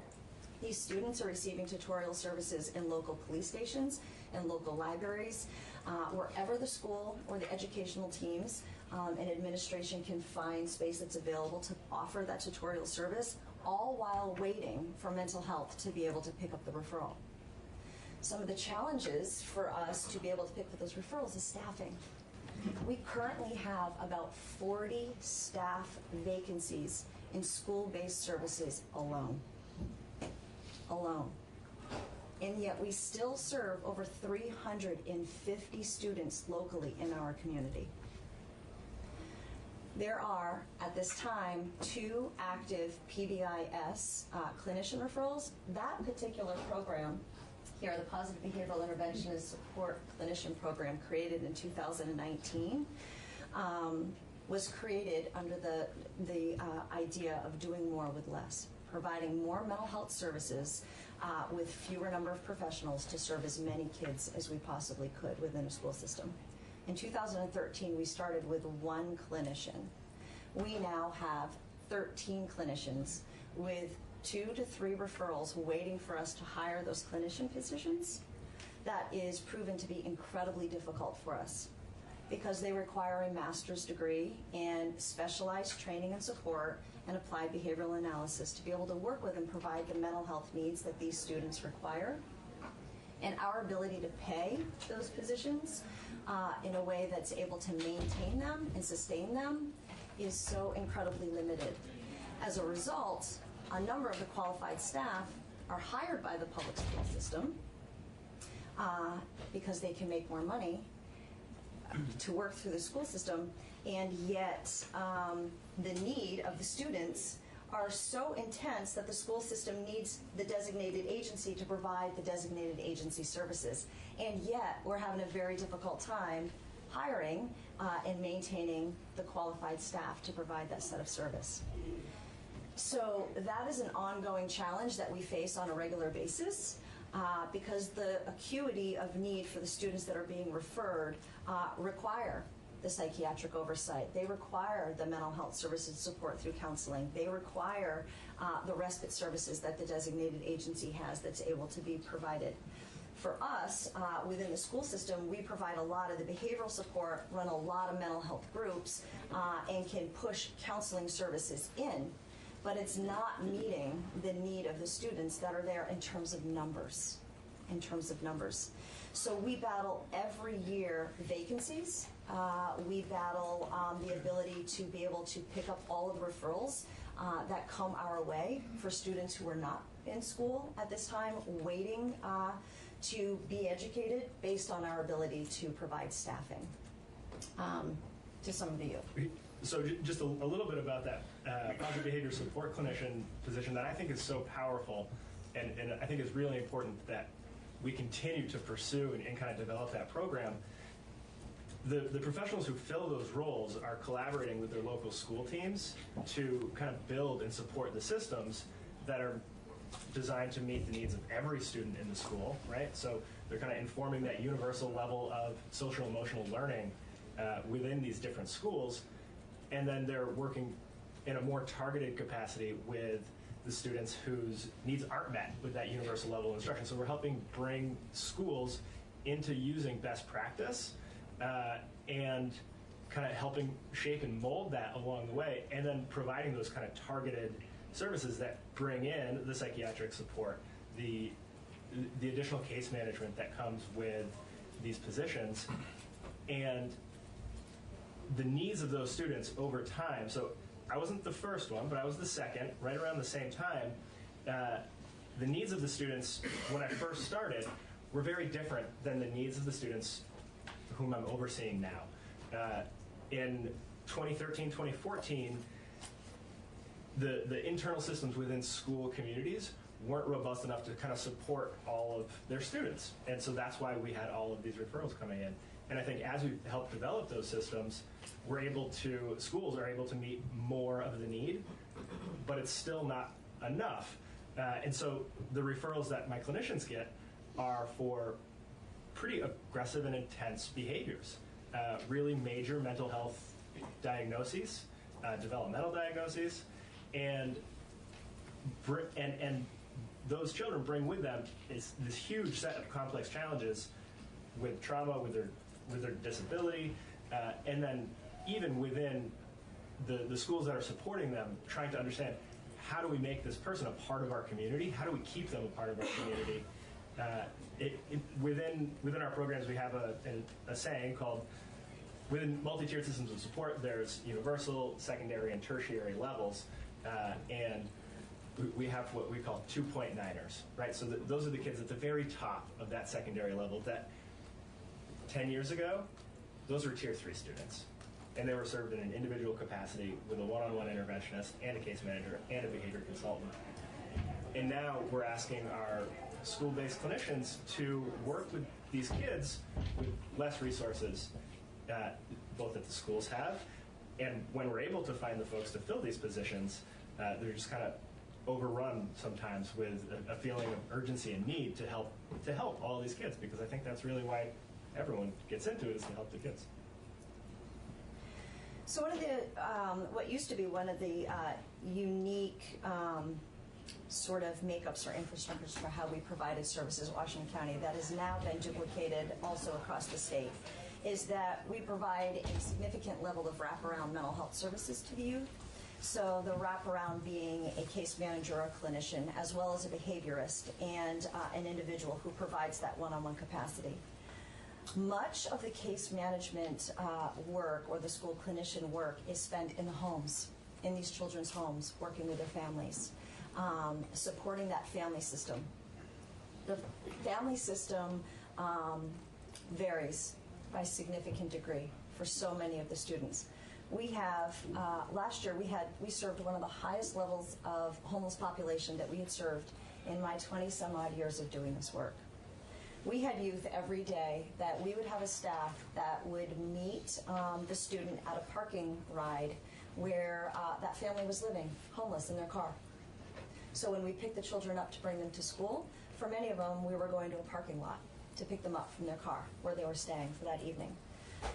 We fill bags of food at the end of the day for a number of our youth so that they have food to eat when they go home, because home is a question that we answer almost every afternoon for a sadly larger than ever should be population of students when they say, where am I going today? Do you know where I'm going to be staying tonight?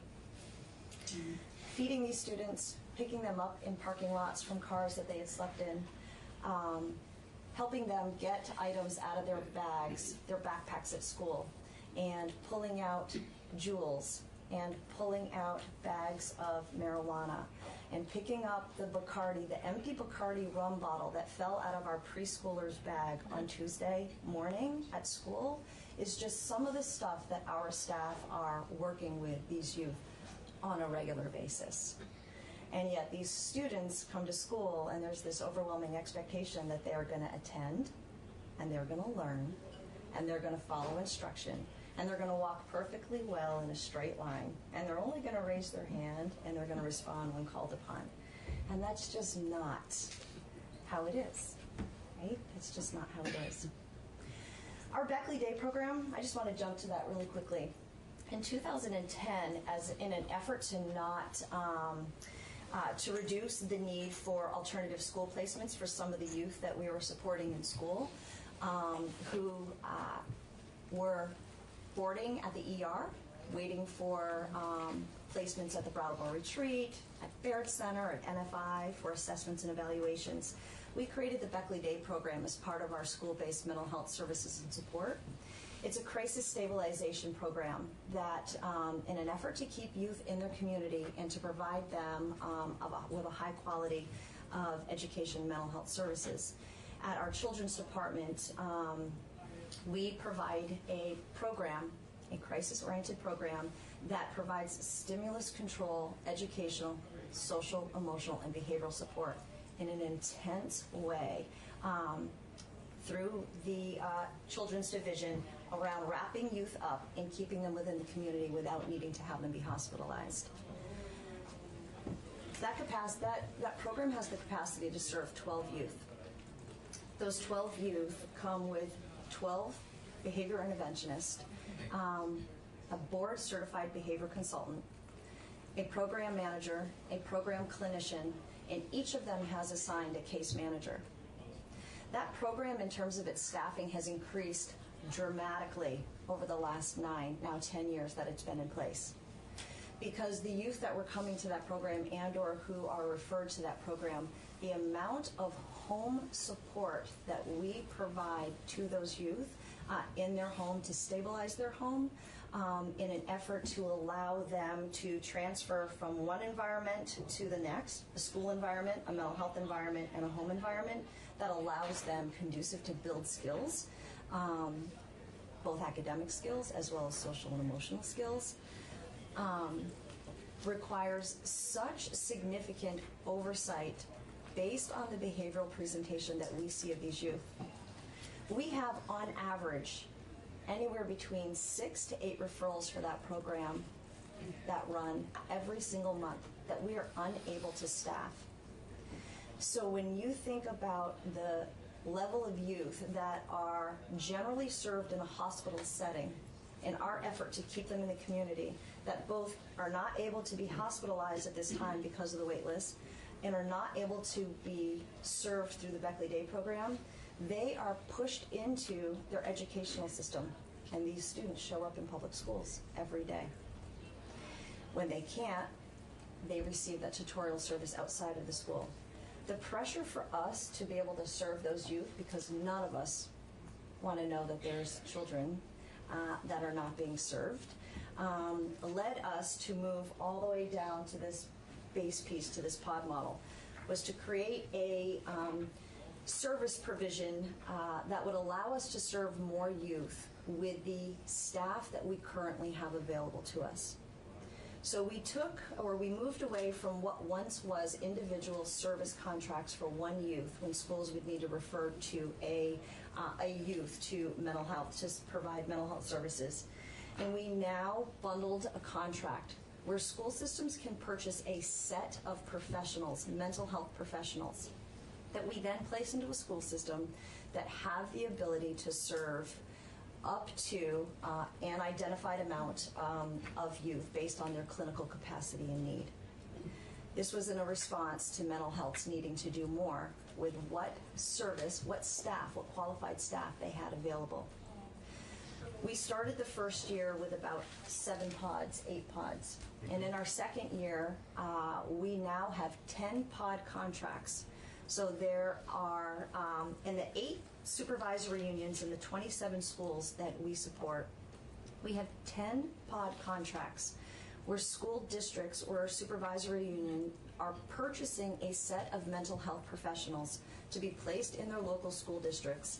And then mental health and education are sitting together in a clinical capacity, asking educators to come on board and the administration to sit in a clinical capacity with us to review the students that are in need and to help identify which students, almost triaging need, are in need of the mental health services and support. That conversation, that is evolving on a regular basis for us. We're just a couple of years in, we're working out some of the kinks.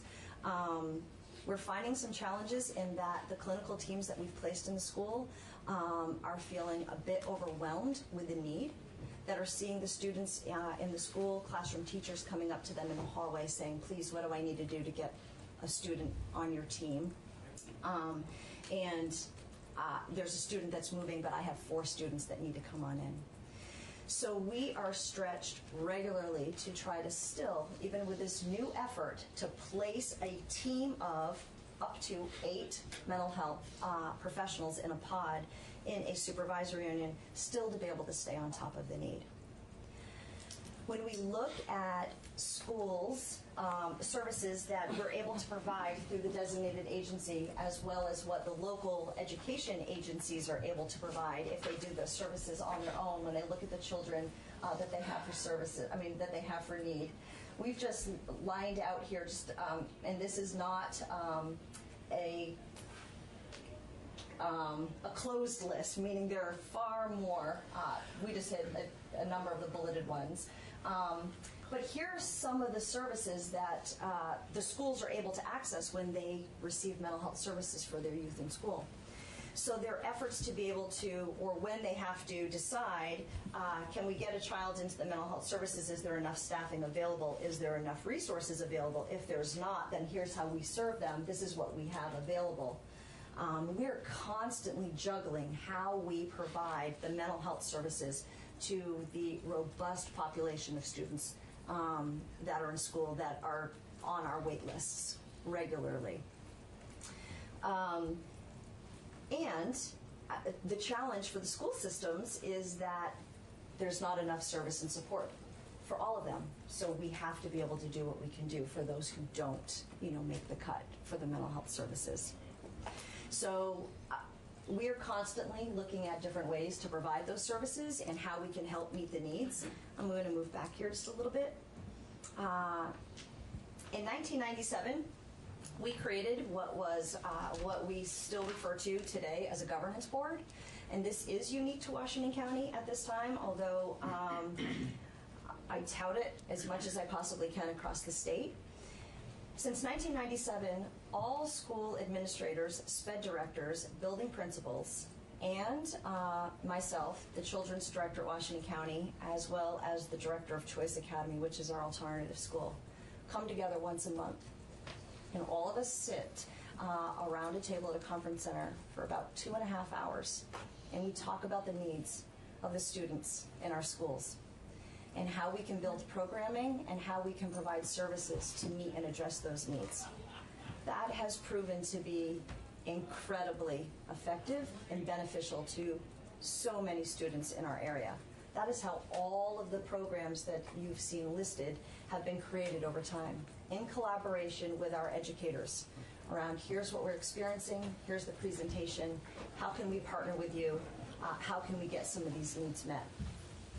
Despite the services we were able to provide, despite the number of students we serve, there is always, and there continues to be, an ongoing conversation around we're not doing enough. We collectively, mental health, education, we have far more youth that need these sets of services than what we're able to provide. What about the other students? How do we continue to provide it?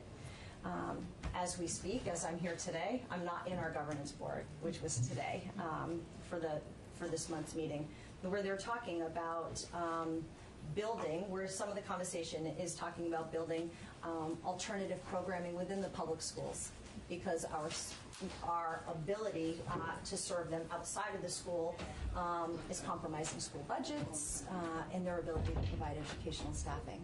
So the governance board has proven to be incredibly beneficial for us. We talk about the challenges, we talk about the successes, we talk about family systems that move from district to district, so there's an awareness of need and services that can be provided. Anything you want to say about governance board, or? So I'm not sure exactly how it lines up with governance board, but one of our local partners, one of the SUs that we partner with really closely, has contracted for that set of professional services, right? So the pod, where there are BIs across their supervisory union, and in every school in that district, there is a positive behavior support clinician.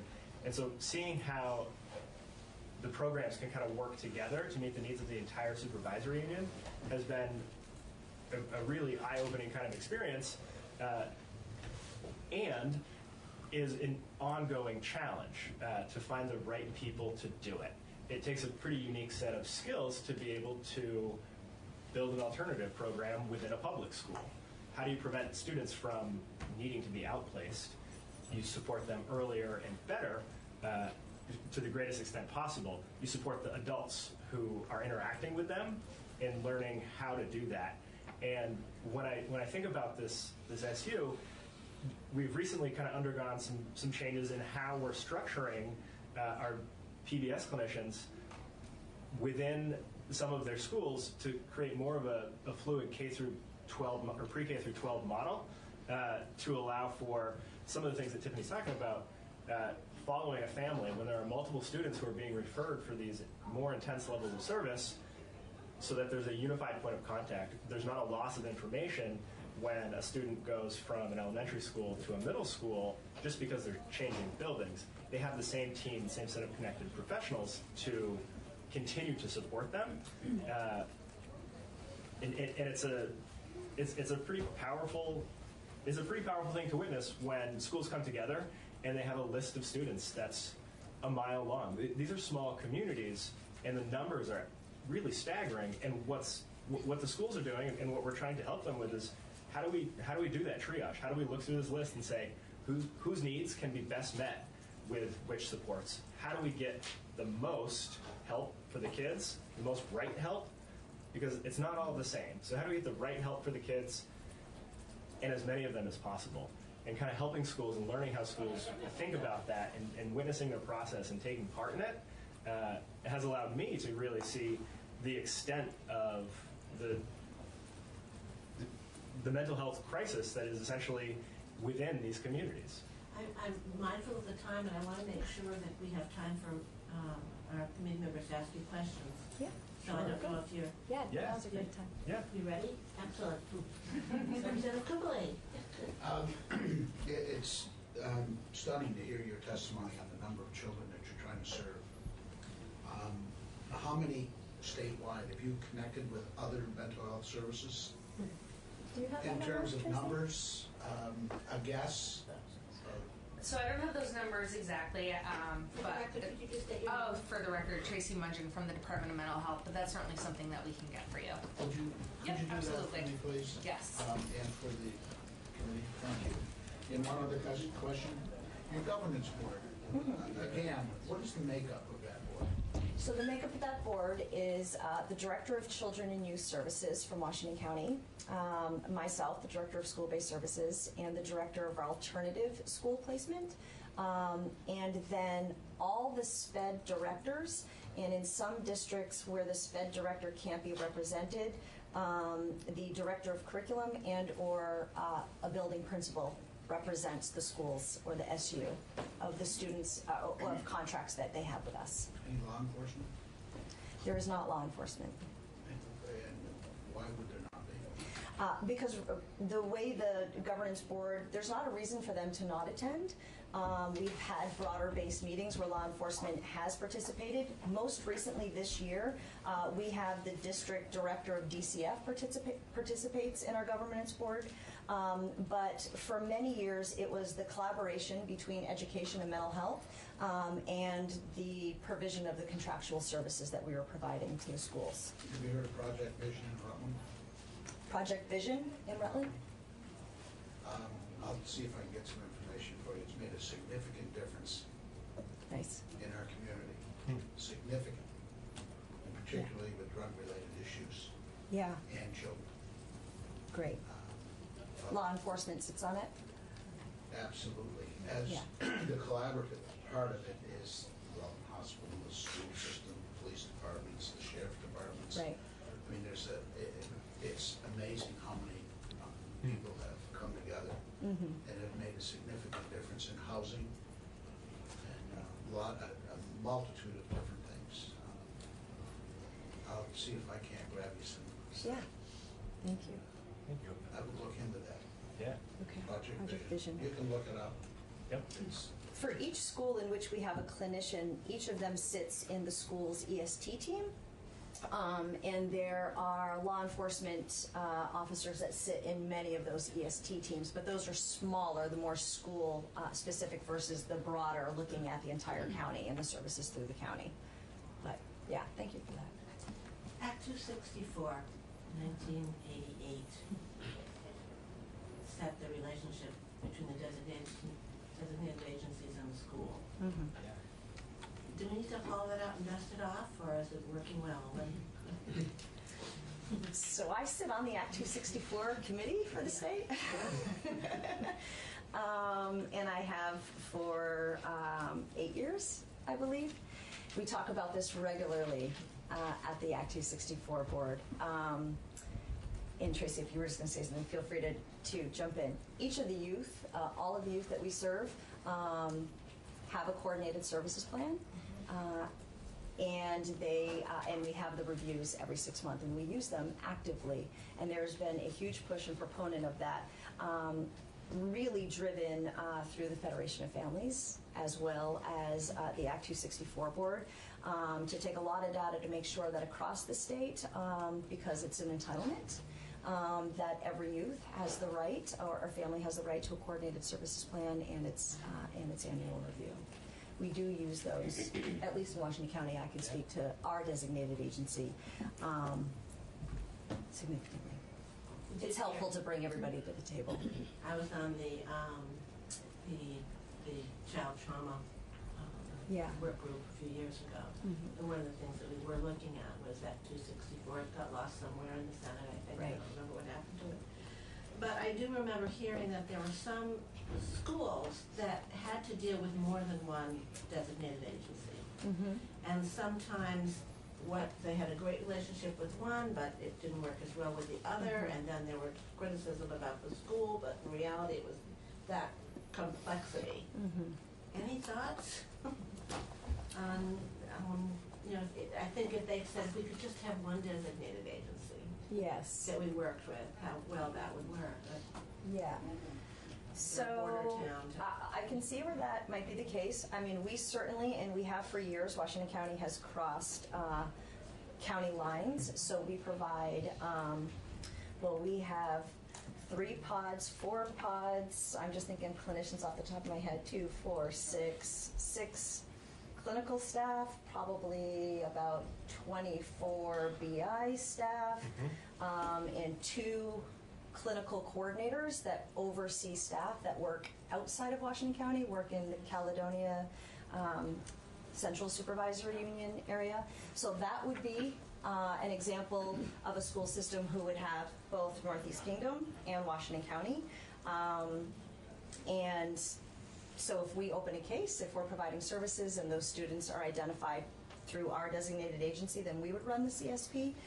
For those who are not a part of our contractual agreement with the school, then they would be served through Northeast Kingdom. And so I can see where that, I mean, but there's a couple that would receive different designated agency supports.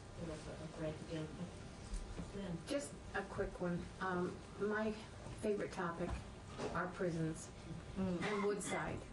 How do we support our children in Woodside who are supposedly the worst of the worst, and that's why they're there? Is it Community High School of Vermont? Do they have to do that? Or who encompasses these kids? I know there might not be any right now, and they might be closing out, but we still don't know what's going to happen to them.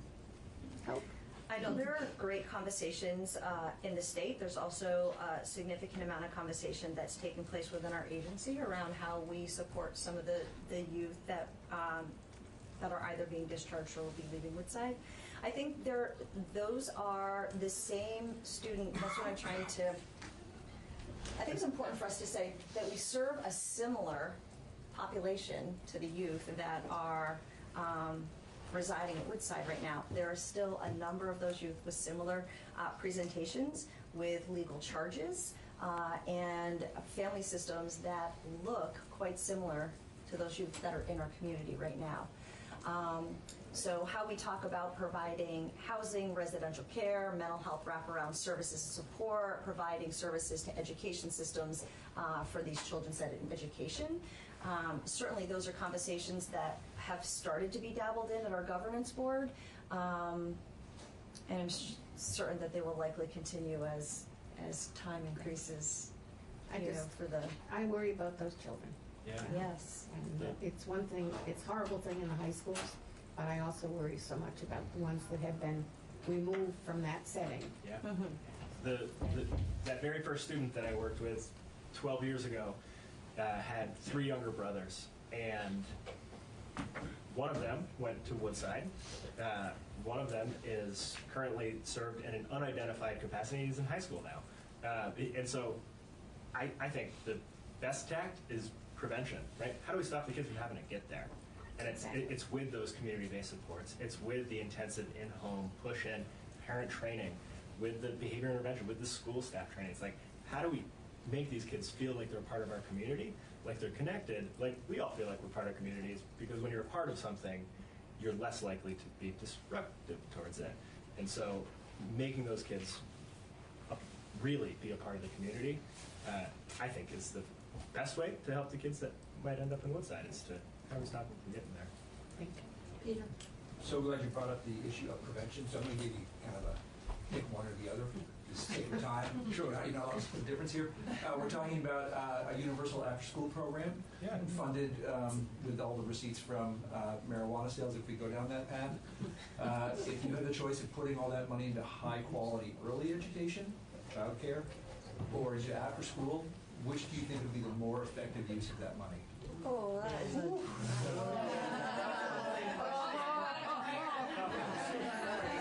That was a low blow. That's like Sophie's choice. All right, you can equivocate as much as you want. I mean, it is a tough question. I don't think there's necessarily a right or wrong, answer, and you could sit on both sides of the fence. There is such a significant need for, one, getting children off the streets, and 2, the latchkey children who are at home or in home environments after school that are not conducive to mental health or mental well-being. And so much of the behavior and aggression and volatility that we deal with every day is what they're exposed to after school hours. So that's huge. We all know that early ed early prevention, early child care, infant toddler care, providing necessary supports to that developing brain has a lifetime impact, and I've always been, for the 25 years of doing this, I've always been a huge supporter of catching children when they're young. Because if we can build their foundation, that developmental foundation, rather than it being built on a fragmented foundation and everything we teach beyond that is being built from a fragmented foundation where we're just trying to fill in the gaps constantly so that as they continue to develop, that foundation, those cracks don't get wider and wider, is so beneficial. It is absolutely so beneficial. And early children's mental health is so important. So yeah, I mean, I don't know if I would pick one or the other. That's tough. Yeah. Divided in half with a little brain science. I'm gonna, Sarita, let's have you be the last question because I want to make sure we have another little break.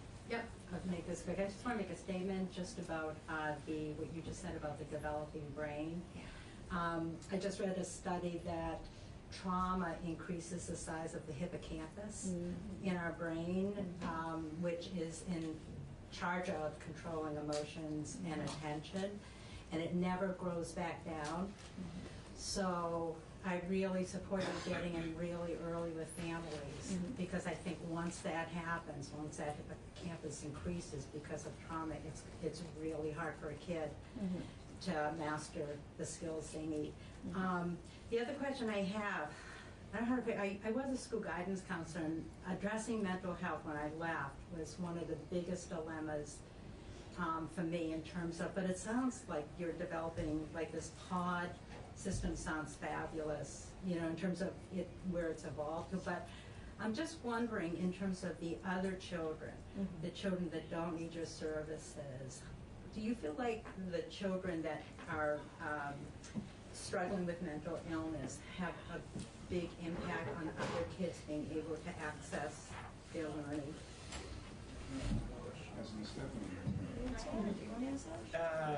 I'll take a stab at it. Sure. I think they are impacted by it, right? When students are in classes together, they go to lunch together, they go to recess together. You see the trials and tribulations and successes of all of your classmates, and regardless of what those are, those will have an impact on your fellow students. But I think the real target there is how do we help teach the rest of our community how to be supportive allies and advocates for their community members that have disabilities. How do we make sure that they know, okay, like this is not about me or what the teacher just said, and how do we equip those young children with the skills to talk about it with a safe adult, to identify their own emotions about it, to kind of navigate some of those challenges. I think it's oftentimes, we all live together, right? And so we have to learn how to coexist, and that's on both sides. And so whether the students are suffering from major mental illness or are neurotypical, how do we support both of them to live together? Because we can't have any more people leaving. We need more people here. So how do we teach folks to kind of coexist, really? In terms of the access to the education, I'm not sure I can speak specifically to that because I think it's so variable. Do you think it's safe to say there's a significant impact? It's hard not to be impacted when there's desks being flipped, chairs being thrown, and you are at risk of being injured. And that's an everyday occurrence in our public school system. There's no doubt about that. And so we are mindful and cognizant all the time about the ripple effect of the behavior of one or two students in a classroom and how to create and promote safety. Because if you're going to school not feeling safe, whether it's a result of peers or a result of a system, then it's really hard to learn when you're questioning your safety on a regular basis.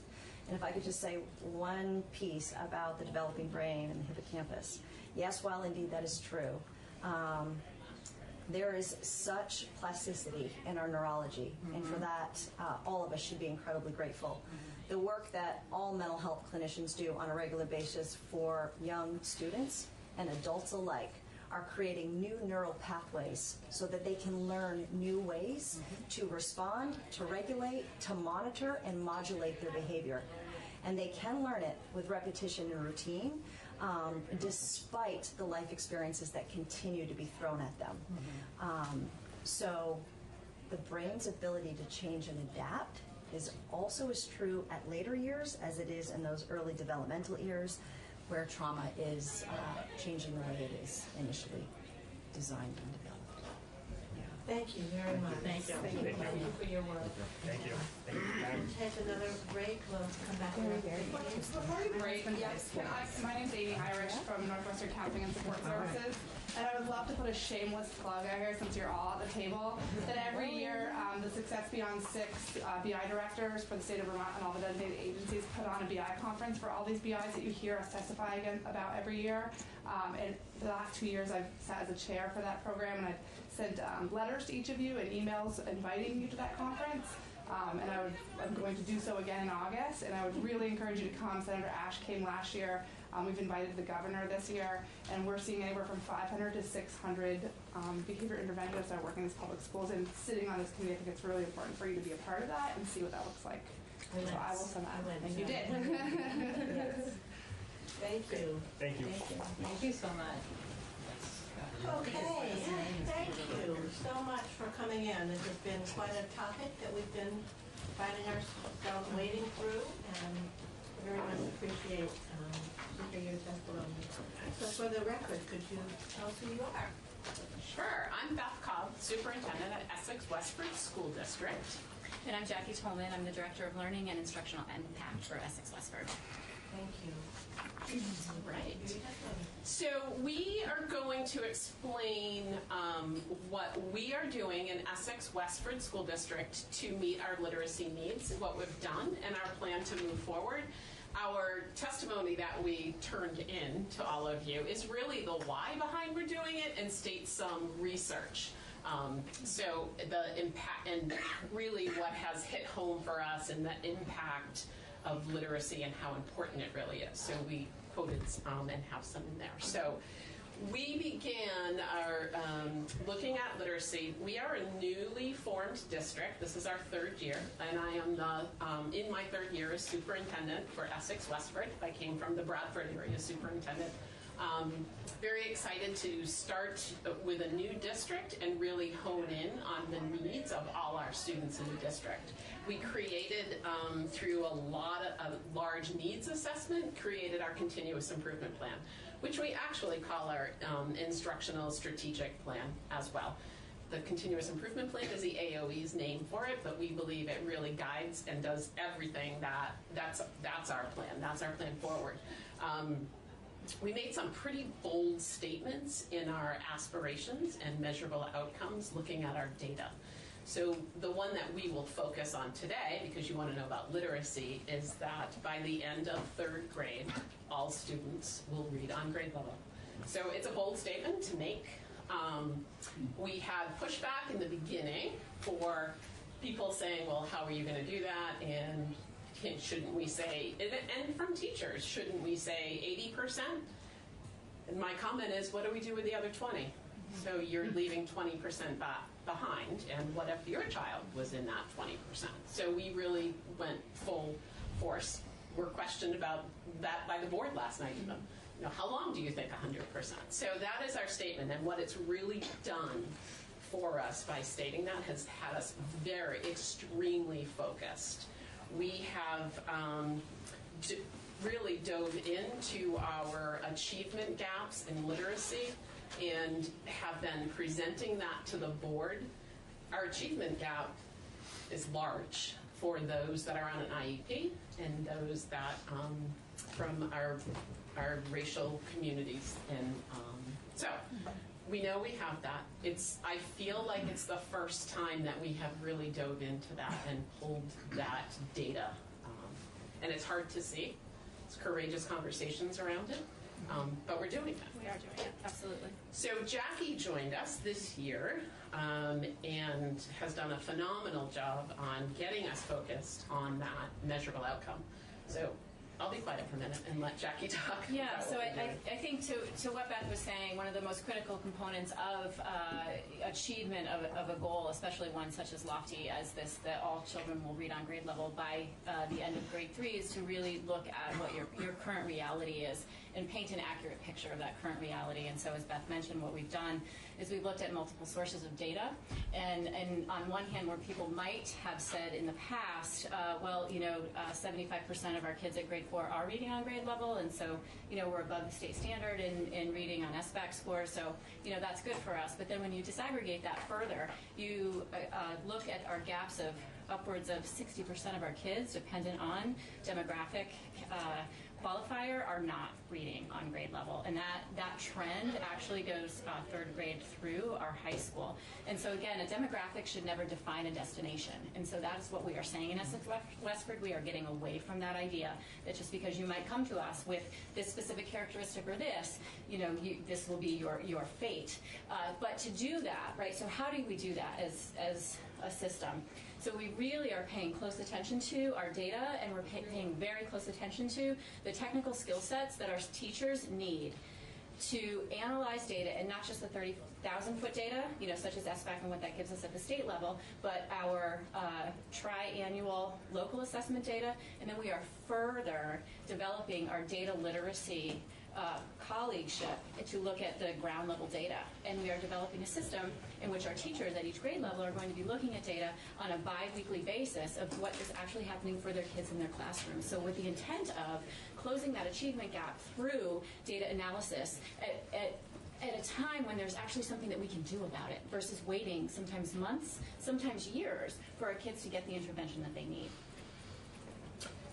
So we have created a system where we have the belief of professional learning communities and teachers learning from one another. We have experts, and it's the only profession, it is a profession that's been very isolated for many years. So to open those doors and have people communicating with each other, planning together, looking at each other's work, student work, looking at each other's assessments, and really learning how do we move the system forward. Particularly in literacy and mathematics, but again, we're focused on literacy for this. So we have a viable, sustainable curriculum is needed. So we have teachers currently working on literacy's essential standards, and every standard that the teachers, we have 1,000 standards. We really have to narrow those down to make sure that, I'll use grade 2.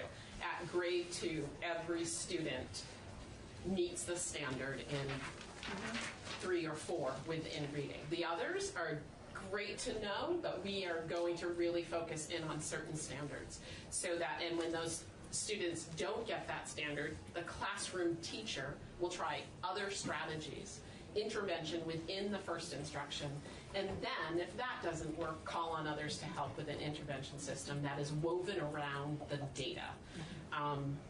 And I think this is powerful work, because it's teachers themselves who we are charging with doing this work for our kids, looking at the vast majority of standards that they previously have been accountable to. But what has been lacking is that systemic approach to truly identifying what is most essential for kids to be able to succeed at the next level, to matriculate to that next level. And so when you have the folks that are on the ground actually doing this work and really wrapping their expertise around that, and then working with interventionists and special educators and coaches to identify, again, what is most essential, and then match that instructional strategy and that assessment to what is most essential, that, again, that develops your guaranteed and viable curriculum, right? And then vertically align that, and you will have powerful systemic shifts. So this year, both Jackie and I are in an instructional leadership course, which is a majority of our principals are in. And we are conducting learning how to do walkthroughs and what we're looking for in a literacy classroom. So our principals can offer feedback to teachers. So we are working together as a leadership team, really defining what do we want to see in a literacy classroom. A well-balanced, including the phonemic awareness. where does that fit into our balanced assessments and balanced literacy program? So we're working with our leadership team doing that. They're practicing, we all are practicing good guided feedback so they can really coach teachers to move forward and learn. We're trying to, I keep saying to Jackie, what we want is a learning system where everybody's learning, including us, where we need to be learning as well. I have a clarifying. Yes. You use the term balanced literacy. Yes. Is that capital B, capital L, or small b, small l? Capital B, Capital B. Yeah, and we speak to those individual components of a balanced literacy approach in our testimony. You'll see it referenced in a few different areas. Yeah. Yes, and there's misconceptions out there what a balanced literacy program is. Yes. I feel like when I went through my in college to learn about reading, I think I had 2 courses and my minor was reading. So to come out, I learned about balanced literacy, but I learned more about how to teach comprehension, how to use visual, and I did not learn a lot about phonemic awareness. I only did that when I started to dabble in what is this reading recovery stuff and what are the sounds kids need to know. So just to piggyback on what Beth just said, so I went through the system, actually the same system, but a little bit of a time after Beth. Yeah, she is younger than me. And also had a minor in reading, but the curriculum that I was exposed to, again at the same university in Vermont, one of our Vermont universities, was entirely different. And then when I started teaching in the early 90s, I was actually teaching in St. Johnsbury, which was one of the reading recovery pilot schools. So I was working behind the glass, as some of you may know.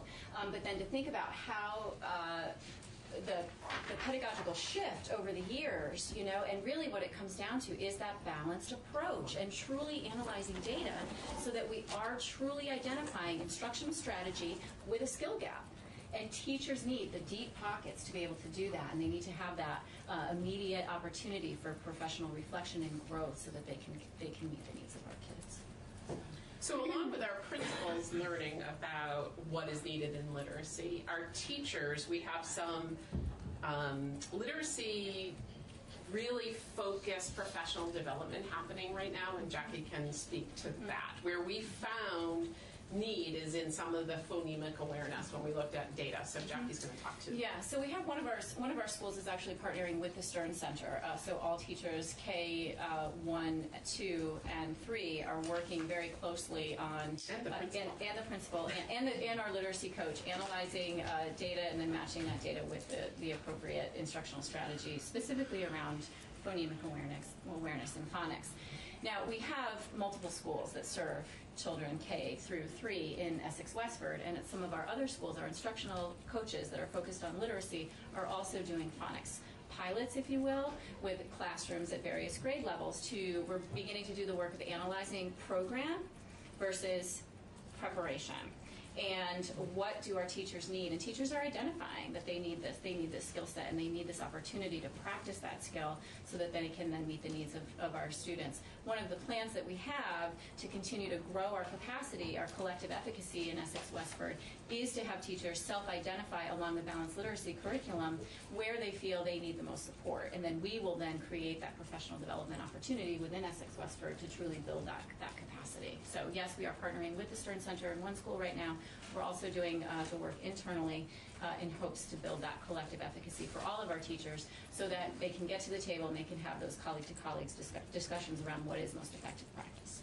What I've seen I spend 90 minutes, I spend an hour a month with each principal individually on principal issues and their own goals, and then I'm 90 minutes a month within the school doing walkthroughs with a principal.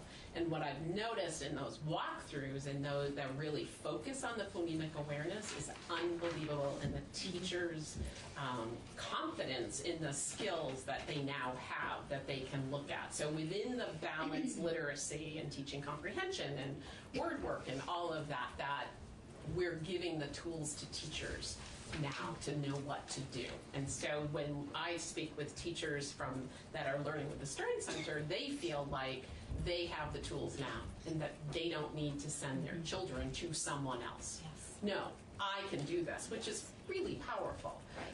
And then we have a teacher at one of our schools doing a similar not that kind of learning, but still has that confidence. And the kids do too. I heard kids talk about a silent E in first grade. Because if we're truly going to improve outcomes for all kids, we have to give all kids the instruction that we believe is going to improve outcomes. And where do all kids get instruction? Right? It's at that first tier in their classrooms, right? Especially in those early years. It's absolutely essential. Yep. So one of the things that we are putting into our budget, we have invested monies. And our proposal to the board, and we did this last night, which they have been set up week after week after week on our literacy data, so they knew something was coming. We have currently 2 literacy coaches. We now would like 4 more. So we are providing each grade level, a whole K grade across the system with a coach. All first grade teachers will have a coach. This will guide them. The coaches will be able to guide them in that deep dive into data, looking at student work, what are the next steps in instruction, and they'll really focus in on that grade level, which developmentally we feel that's the best way, instead of giving each school that teaches grade K to 5, it's the same number of coaches, but their own coach. We feel that if we do it, and Jackie had to convince me, she did a good job. If we have them, because I was an instructional coach at a school and I know the impact, but when you have it at grade level, they can work with Jackie to make sure that it's systemic. When we look at Act 173, we're extremely excited about that because it focuses in on literacy. It's exactly what we need to be able to do and be able to be flexible with money. So we feel like in our Act 173 and with the Ed Quality Standards, this work is there. It's holding us accountable to it. So is that we believe if the agency would hold us accountable to it and support districts that need it, that's where the power. That is where the That's power where the rubber is. meets the road. Absolutely. Like, we have to be accountable. Yes. Because again, systemically, we have a guide, we have VTMTSS, we have 173, we have the Education Quality Standards, we have all of those guiding documents. It's up to the individual districts to analyze their needs to put resources in place that are adequately going to achieve those outcomes for their students. Yes, now quickly have a question. So, this is great. Have you shared this with your other superintendents or other schools throughout the state? I mean, this is charged up. Mind if I speak? Yes. Chelsea Myers for the record. The Instructional Leadership Academy, with those learning walks that they're talking about, is through the VSA. So we have our first year of cohorts. So that work is being shared amongst a specific cohort, and we're working on a model for next year to disseminate that system. And I think that's a lot of the core of that coaching, and it is embedded in the instructional leadership component. So that is something that is being shared with all of the superintendents. Yeah. So their specific reading program, I would say, not as much other than the informal discussions with colleagues. Yeah.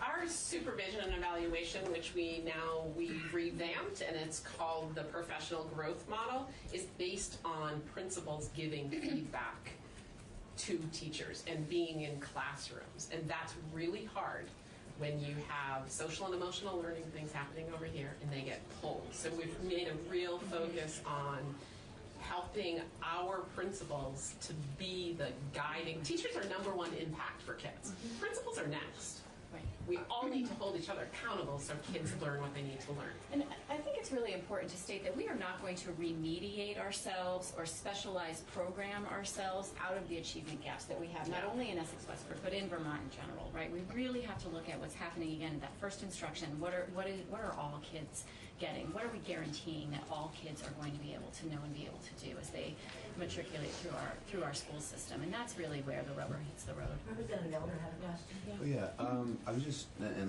it's really interesting to hear about what you're doing, and that you set this lofty goal, which seems really critical. So I'm curious about. I'm glad to hear that you think it maps well into 173, and that's what I've been certainly hoping to hear. We've been hearing so much about screening and assessments as sometimes an obstacle to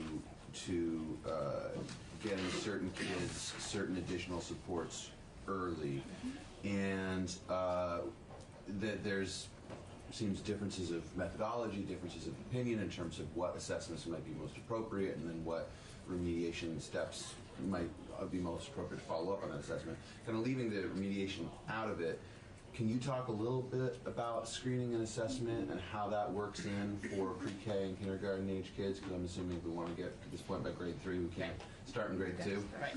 Yeah. You want to tackle that, or would you like me to join? Go. You start. Okay. So I think clarity precedes confidence. So again, I'm going to actually start with not just assessment, but with that guaranteed viable curriculum and that essential standard work, and what is it that we want all kids to know and be able to do to be effective readers, right? That's what it's all about. So when you have those essential standards and you're clear about where you're going, then you can match your assessment, your screening, and your plan to those standards. What I see in systems is a current lack of understanding of truly how screeners and assessments are connected to that first instruction. And so if as a system you want to improve outcomes for kids, you have to identify screeners and assessments that are going to give you that data that is actionable at a closer amount of time span versus waiting for an entire year, because by then again it's too late to intervene, right? We can't wait. So I think we have to be mindful of what we're choosing. Yes, I do not see it necessarily as a barrier. I think it can be perceived as a barrier if people don't understand the clear connection between what data the screeners and assessment are giving us and how that is directly connected to the strategies that we are using with our kids to close those gaps and skills. And that's why we feel that if we have data that we're looking at regularly, and we're working with coaches to look at that data, then a teacher won't feel like, I don't even know what to do. This child's not learning. I don't have the skills. And we will have a person there at grade level to assist and help. Now we're asking a lot of our coaches, and I have total faith in Jackie that she will find the right coaches.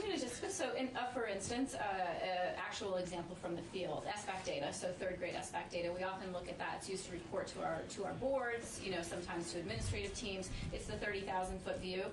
One of the things that we've started to do in Essex Westford is actually break down the subsets of the SBAC, so into the reading, the writing, the speaking, the listening, etc. And then further drill down, that data is there. So the data is in the SBAC. You can drill down into reading to the exact targets at the grade levels, and then there are resources available that can help teachers match instructional strategy and activities with those deficits. But again, that's new for the field. Like I have worked in 3 districts in the relatively recent past, and to do that work, it's a new idea, I think, and I'm not sure, relatively new idea. There may be some that are doing it, but I don't know with that intentionality. Yeah, I agree. Good. Yes. Yeah. So one of the challenges we have is we're lay people, we're not experts in this field, and sort of balancing what we're hearing. And so, for example, yesterday we heard testimony from Mark Seidenberg, a professor who in Wisconsin, who wrote Language at the Speed of Light, which is a book that is also promoted by the Stern Center, at least the head of the Stern Center. And I think he would look at the bullet points that are listed up there and grow a little frustrated, saying, we've studied literacy for decades. We have the knowledge, the data, the evidence that says, frankly, that structured literacy instruction is the way to go.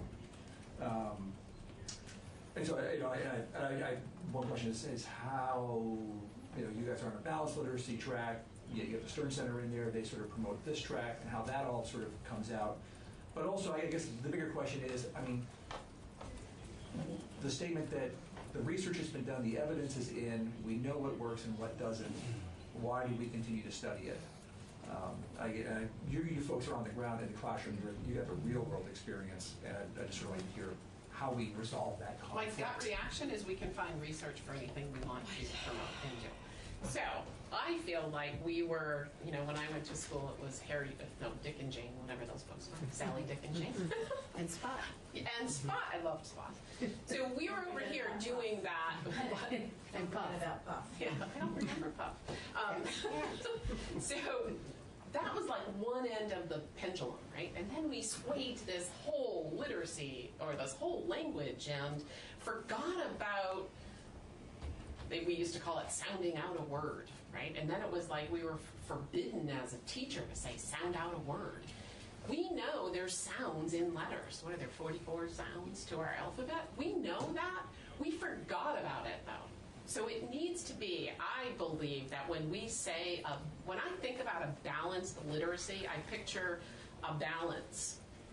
And if you do two, and it has to be a balance. It can't be one or the other. Otherwise, we're going to leave some kids behind. And that's what I think we've done.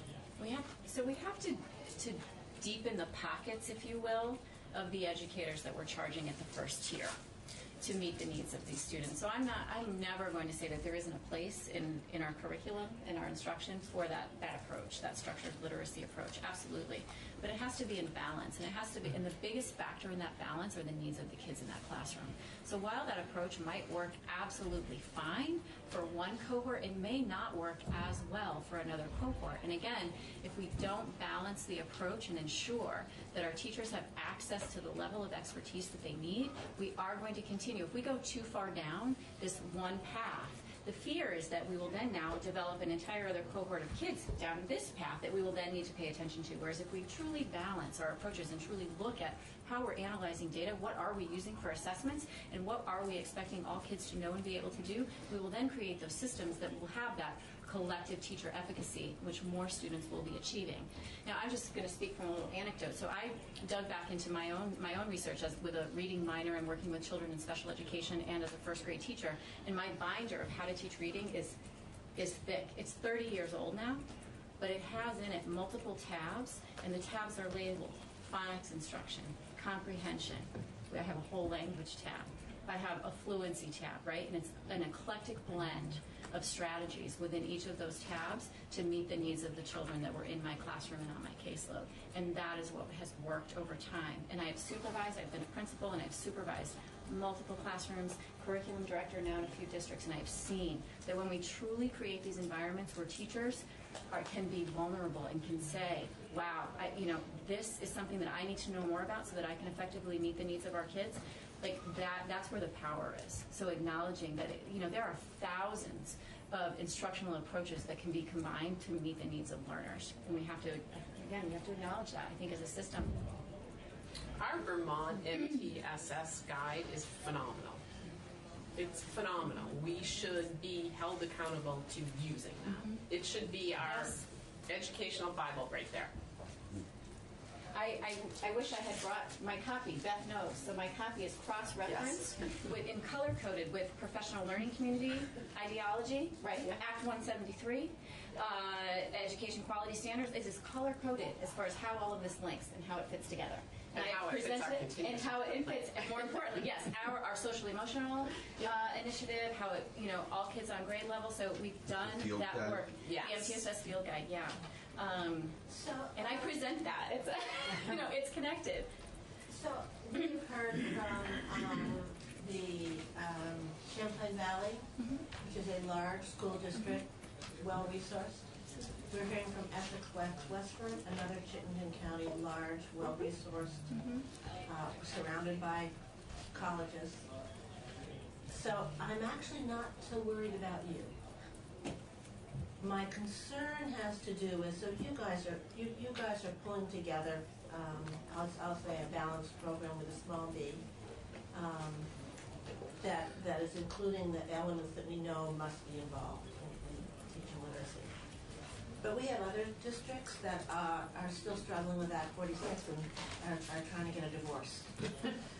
We have districts that are so small. I mean, you're looking at 6 coaches. Champlain Valley has 4, I think, plus 1 in the central office. And then we have these small districts how do we, so you're going, it's sort of leave us alone, we've got MTSS, we're all set, and I'm going, well, you are. But there are places that aren't. So when I worked at Orange East, it was 1,700 students, and I had Newberry School, which was very small. I was able to use federal funding to have coaches. We focused in at that time on math, and Bud Myers was doing research around the math that we were doing. We did the same thing. As Essex Westford, we just used our money differently, and we're able to find the resources through federal funding. Yeah, and I will say, so I'm new to Essex Westford this year, but I've spent the past, prior to this, the past 5 years working in the Berry Supervisory Union as both a principal and as a curriculum director, and I can say that we did the same. We utilized and leveraged federal dollars, title money, to increase, and this was, unfortunately, I left, but we increased our coaching capacity for this current school year. Again, the same idea. And I also worked as a special educator and classroom teacher in Orleans Southwest. So I actually traveled from Lakeview Union Elementary School and Woodbury Elementary School, Wolcott, Craftsbury, and all of those schools. And my job was to create collective teacher efficacy around working with students primarily who are on the autism spectrum back then, in a truly meaningful, inclusionary model. And worked myself out of a job, actually, because it was so effective with this idea of building that. Again, I'm going to go back to, we said it earlier, collective teacher efficacy and that knowledge base of how to truly analyze the data, the individual student data, what you have in front of you, and then match that to instructional strategy. Trina? Yep. I'm just wondering, this initiative of getting all children to read by the end of third grade, is that like, how old is that? Is that like, and just what results are you seeing? So that's one question. And then last night, we took public testimony from the public. And, we heard story after story from parents who were told, by their relative schools that their kid was fine, they were reading at grade level. And then at 7th grade, and this was mainly dyslexia, that they were talking about that their child wasn't reading fine. And I'm just like wondering how that can be avoided, or how people can trust when you say they are reading at grade level, they will be okay, that they can trust that. It's new for Essex Westford. We're a new district, so we put that into place. And again, it's a bold statement. I felt confident as a superintendent in saying that and believing wholeheartedly we can do it. Part of the belief is in each other as well, and we need teachers to believe in each other that we can do this. And it's only a beginning for us. The work that we're doing around creating our essential standards, and we said last year, we started with our professional learning communities, but they really were about gaining trust, building that culture. And this year it was like I said to Jackie when she came on board, we are going to have essential standards by the end of this year. And she said, okay, by January we will have literacy, by the end, by March we'll have math. And I'm like, all right, we're going. And yeah, and now we have teachers who fought it are saying this is what we need. That's true. So, and they were fighting in the beginning. We're nowhere near where we want to be. We were doing a futures protocol this morning with our leadership team, and we were pretending it was 2023. Wow, if we can get there in 2023. And looked back on, Jackie had us do this thing where it was like, okay, so now you're in 2023. What were you doing in 2020 that wasn't working? Wow, that was really powerful. So we are only in the very beginning, but we believe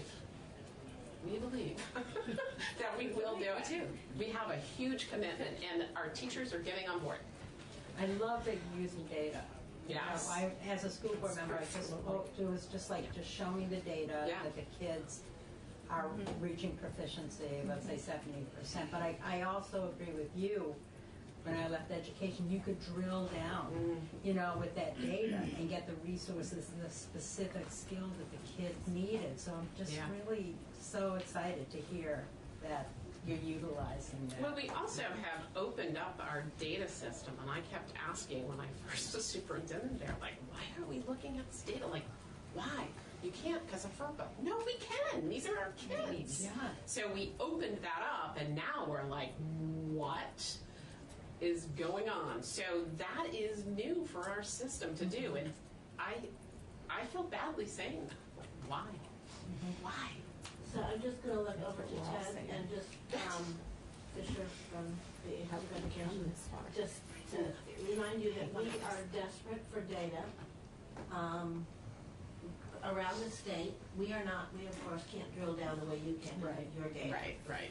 But we can get some help to really get an idea of where our holes. I don't know if there's anything you can disaggregate to show us in terms of poverty, in terms of, but we're hungry for that data. For the record, Ted Fisher, Vermont Agency of Education. So the level that Superintendent Cobb is speaking about, we can absolutely not because of FERPA. But there's a lot that we can drill down into. I'm not going to say on the record, but we're working on scheduling an initial status update from you, and then hopefully we'll have some more updates by the end of the session as we roll out some new. Even in larger cohorts, you know? Yeah, so when we can go district by district, but we can also do, I think, generally we're still committed to coming back to have a talk about how we're doing generally. Yeah. And then we're working on some additional data resources that are not ready for prime time yet, but we when we could have have them, we'll give you regions, an update. a picture of regions, particularly as we're looking at this space funding model and looking at how we might do that. Yeah. Yes, Peter. How much of a constraint on your goals, since there's a lot of coaching and whatnot, is your teacher's contract in terms of available time? That wasn't too positive. So we have early release on Tuesdays that helps us to be able to work with teachers for a longer period of time on Tuesday. So it's early release, which is an hour. That's not ideal for parents at all. But that's what our constraint to our negotiations, that's what our contract holds us to. So we wanted 2 hours of time on Tuesdays to be able to do PLC work and dive into. Our contract doesn't actually specify times when they have to arrive and when they leave. On any given day, a principal can have a faculty meeting or whatever and hold them until 7 o'clock if they wanted to, but that's not the culture. So we're trying to break that culture, and we decided if we did a little give and take. Okay, so we'll give you an hour, but you'll give us another hour, if not 90 more minutes of your time. It's hard on families. I get it. I almost want to say, let's stop that, and you're going to do the 2 hours. Yeah. So there's that, and I'm also working right now with a few principals around their master schedule, and we're looking at next year, and they've identified the MTSS work in literacy as a definite priority. As you've heard today, we've identified that for our entire district. So looking at, especially in kindergarten, grade 1, grade 2, and grade 3, how we're allocating that resource of time during the school day. And so it may look a bit different for us next year so that teachers truly do have the time to do that collaboration during the school day about what's happening in their classrooms and do that data analysis. So I anticipate that there will be some shifts there as well. Did you have direct support from DMG? Yes, we had a report done on the year before we merged in 2016. Yeah. That report, our leadership team probably is still, we are revisiting it, and we use it all the time. We used it to create our continuous improvement plan. It's how we came up with the measurable outcome of all students. Well, they told us to give a percent. You are a district that's worked with DMG, and I'm saying to this one here's your MTSS. You better do a good job. We're going to be watching your data. It's where I am feeling responsible. That we need to do something about that, rather than just handing this over to poor Representative Kukli that can barely read himself, right?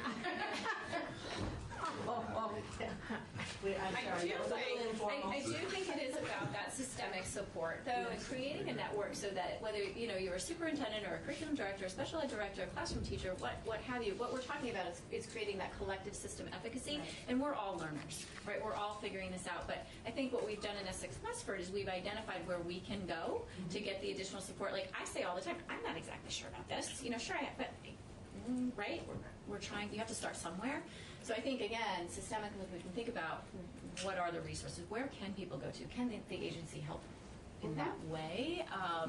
That might help some of the others move along.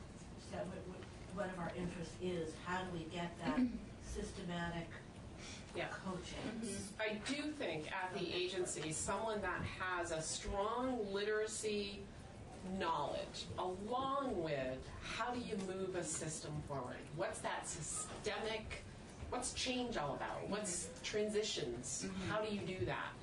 That's hard to find with what they're paying at the agency. Yeah. And you're not going to find it. Go take a course at UVM for 3 credits over the summer and come back and you'll be all set.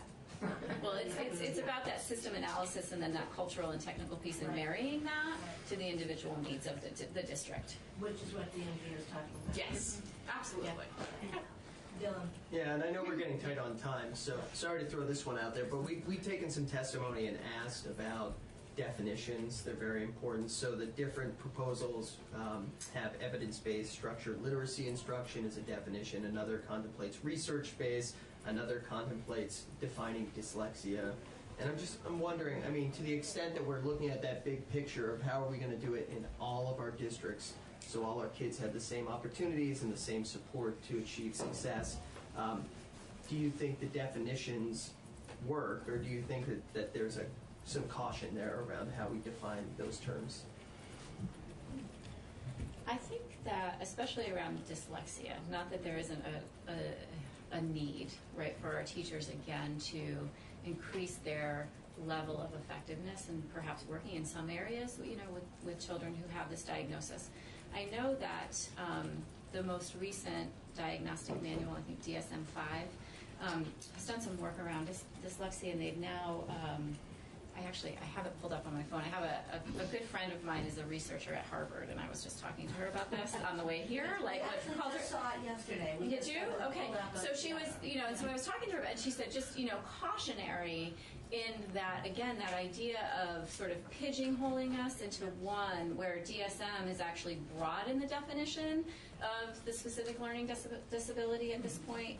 Again, and I think it speaks to our need for that eclectic blend of targeted approaches dependent on the profiles of the students, right? So it's not just about this one categorization, but it's really about collective efficacy and understanding sort of what it all means. We're asking our teachers to do a lot. Yeah. We are, and the term initiative fatigue is one that we hear. Yeah. Which I think in our perspective at this point, we're looking at how do we move forward with what DMG recommended with literacy, and now provide it, not send it to you as another initiative, but where's the support that's needed to make this happen? The research-based, I think that it should be research-based. It should, there's practices out there that we know are effective. Why we don't all use them, I don't know. That's the whole systemic change, right? And when we do our grant writing, we have to base in research-based. We don't get approved anymore, but that's newer than it was. Anybody can write anything and it would get approved, but not anymore. And it has to be research-based, and you have to prove, and you have to show your outcomes. Right. Which, as you pointed out, you can find research to support stuff. Right, exactly. And I realize we're short on time, but I also think, you know, the administration has a significant responsibility to the communities in which they serve to help our teachers and community as a whole understand how all of these things are truly connected together. And that makes that initiative fatigue maybe feel a little bit less. And that's some of the work that we're also doing. And I don't know that we spoke to that specifically, but it really is, again, about that color coding, the MTSS, right? It is all connected. But again, we need to be transparent about how it's connected and then what we're going to do to move forward. Anything else? Thank you. This is very helpful. Appreciate it. You're welcome. Thank you. Yes, thank you. Gives us hope for the future.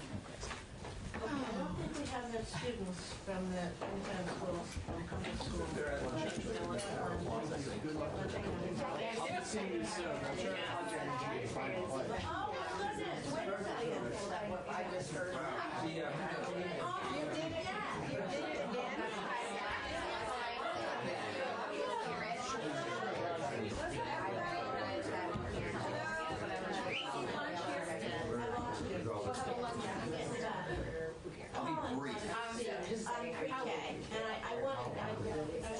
that from Colin on pre-K. So we haven't quite finished, I'm sorry, we still have a little bit more testimony, but this is on pre-K. So, Okay. Colin, please, thank you for your. Shifting gears. Shifting gears. I will actually try and weave them together a little bit. All right. Bear with me. Yeah. And I will keep it brief because I do recognize that I am between you and lunch, which is And then probably the house floor. Yeah, exactly. So, so for the record, Colin Robinson, political director of Vermont NEA. I have some prepared testimony that I believe Avery's probably going to pull up. But as it relates specifically to draft 2.1 of the pre-K bill, I wanted to thank you all on behalf of our members for tackling this issue. Obviously, it's been an issue that this committee has taken on over the years, and specifically working to address some of these technical but impactful changes. I want to start out by just echoing, quite frankly, what Representative James and I spoke to yesterday, and you also heard from the folks in Washington County Mental Health earlier this morning. Just by way of context for the conversation about pre-K, because I think we all recognize that having access to high-quality early caring learning is incredibly impactful on children's future success in the public education system and all the challenges that students are coming to school with. We need to be addressing as early as possible. Vermont NEA has testified in previous sessions that we believe the best way to provide high-quality universal pre-K is inside our public schools, and it's only through that that we'll truly be able to create an equitable and sustainable system. And we also, I think, other colleagues from the School Boards Association and superintendents as well have spoken to some of the reports that you've seen that have highlighted the facts that the public programs, and some of the folks you heard from this morning spoke to this as well, have higher enrollment from students that are on free or reduced lunch or on IEPs. And quite frankly, we believe it makes sense, right? Because that's where students are going to be able to receive the most comprehensive services. They're going to streamline their access to their education as they move on. And so it's all kind of in that context that I'm offering comments on the draft today. So I want to sort of highlight a couple specific things. First of all, I'll move here. We're happy to see the move towards improvement of quality by moving to 4 stars. We also, obviously, I think you heard from folks this morning, and as Chair Webb has indicated, and I believe a request to JFO, I think we all recognize that 10 hours is not adequate, and we'd obviously support increasing that. On the licensed educator, and this is already spoken to as well, but the current draft says that private programs have a licensed educator either present or to provide regular active supervision or training of the private provider staff. And we believe that if a licensed educator is required for private program or public programs, and we're trying to ensure equity across the system, that having a licensed educator providing that direct instruction is critical. And quite frankly, it's interesting in the echoes of the conversation around literacy and talking about making sure that our educators have the skills they need to provide effective instruction to struggling readers, that we would be looking at a situation where we wouldn't be ensuring that folks with a licensed, the education licensure wouldn't be providing that same education in a public program, even if it's provided in a private setting. So that's an adjustment that we'd like to see. We also appreciate the draft recognizes that it's good public policy to allow local communities through their public schools, through community engagement, to have a conversation about their needs, and lifting that requirement that they get approval beyond their normal course of community conversations for possible expansion of pre-K programs. We think that is a positive step. We do have sort of echo some of the comments this morning. We do have some pauses about the bifurcation of the regulation. Obviously, this has been a fraught conversation for those of you who have been in this committee for previous sessions.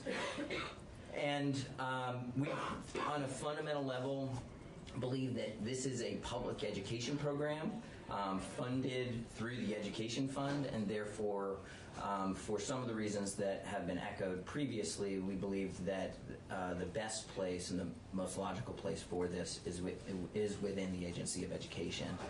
And the final point I'll make is that obviously you're going to continue to talk about weighting, and having a conversation about the weighting of pre-K is one that would be valuable to have, not necessarily in the context of this bill, but as you roll forward into future sessions. So wanted to keep it brief, high level, but we would obviously, we represent members who are working both in special education, pre-K special educators, as well as pre-K teachers, and would be happy to have them come in and speak to this. Earlier it was spoken to the number of early educators and special educators and availability, and I think teachers generally, kind of the workforce, a lot of districts are having trouble finding high quality educators to hire in generally. So I think that's an important overlay for the conversation that you're having. So, and one final point of personal privilege, I didn't get to mention it to one of the folks this morning, but as a proud graduate of Putney Central School, I understand that they have a wonderful, from friends who have children in the program, a wonderful full day public pre-K program in my alma mater. So go Panthers. Thank you. Thank you very much. You're around, so we can also ask questions in the hall. Great. Thank you very much. Thanks all. Enjoy lunch. Thank you. Thank you. I think, yeah, it wasn't until like middle school that you identified.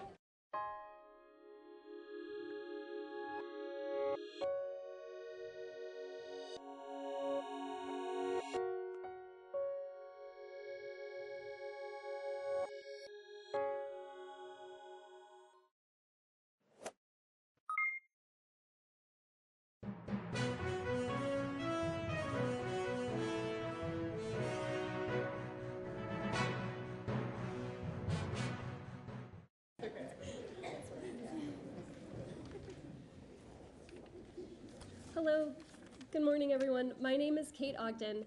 I'm the Advocacy and Movement Building Manager at 7th Generation. I want to start by thanking and welcoming representatives from nearly 30 Vermont businesses, as well as advocates from Vermont PIRG and Vermont Businesses for Social Responsibility.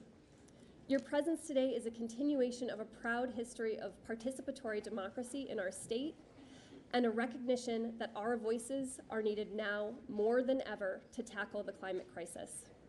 We know that the climate crisis is the greatest challenge of our time. We also know that the most marginalized and vulnerable populations in the United States, around the world, and here in Vermont are being hit first and hardest by the impacts of the climate crisis. You cannot live a healthy life on a sick planet, and you cannot have a healthy business on a sick planet. Unchecked, climate change will continue to have a devastating impact on our economy, our health, and our planet. I am joined at the podium by representatives from a diverse range of industries from across the state. These folks are here to share their reasons for traveling to the State House today, to make their voices heard, and to demand that our elected officials take bold and urgent action on the climate crisis. I'd like to start by introducing Christopher Miller, Head of Global Activism Strategy at Ben & Jerry's. Thanks, Kate. Good morning, everyone. I want to start by thanking the, I think, almost 100 employees from 30 different companies around the state of Vermont for taking time out of your busy day to come here. I come here from time to time, but having folks who have taken the time to come and join us here is super important. And I also want to say I'm really proud to be here representing Ben & Jerry's, a company that has given its employees time off to come and talk about this issue. You know, as someone who grew up in the state of Vermont, I take real pride in our state, and I think many of us fancy Vermont as being a leader on a number of issues, whether it's LGBTQ rights, marriage equality, and the environment. And the truth is, on the issue of climate change, Vermont is a laggard. Our emissions have risen 13% since 1990, at a time when our neighboring states' emissions are going down. You know, we're, if I'm honest, blowing it. And that's a problem for our business. Our single biggest piece of our supply chain is dairy. Purchase it from northwestern Vermont, and climate has a real impact on agriculture. So the issue is personal for us. You know, I guess I would just close by saying there are people that have been coming to this building day after day talking about the need for climate action. You have employees from Vermont businesses, you've had youth from all around the state showing up. You know, the time is now to act. There is a sense, I think, under the Golden Dome that action on climate will cost money. And I think if you look around the world, whether it's, you know, the situation around the fires in California, the utilities had to shut the power off to large swaths of the state, costing literally billions and billions of dollars in lost economic opportunity. The cost of inaction far outweighs the cost of action. So on behalf of all of us at Ben & Jerry's, I would urge our leaders here in the State House to act, and act now. Thank you.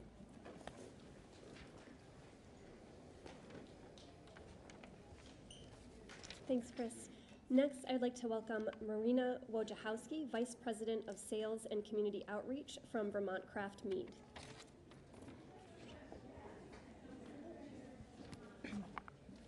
When I was a child, we had winter, true winter, a steady and consistent layer of snow, cold temperatures, and heat waves that would only reach the mid-30s. On January 12, 2020, it was 70 degrees in Boston.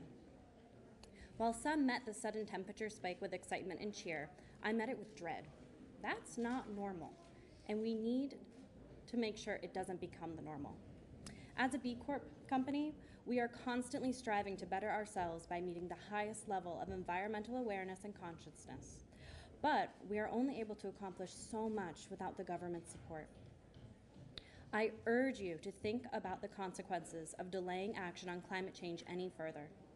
Think about our farmers, the communities that depend on seasonal business, along with Vermont business owners and their employees. How will our food system look in 10 years when the farmers only have a fraction of the crop to harvest compared to now? How will those communities look when ski mountains have to close due to bankruptcy? How will Vermont businesses, especially those that depend on a thriving agricultural scene, escape bankruptcy when their only choice will be to export and suffer the consequences of inflation?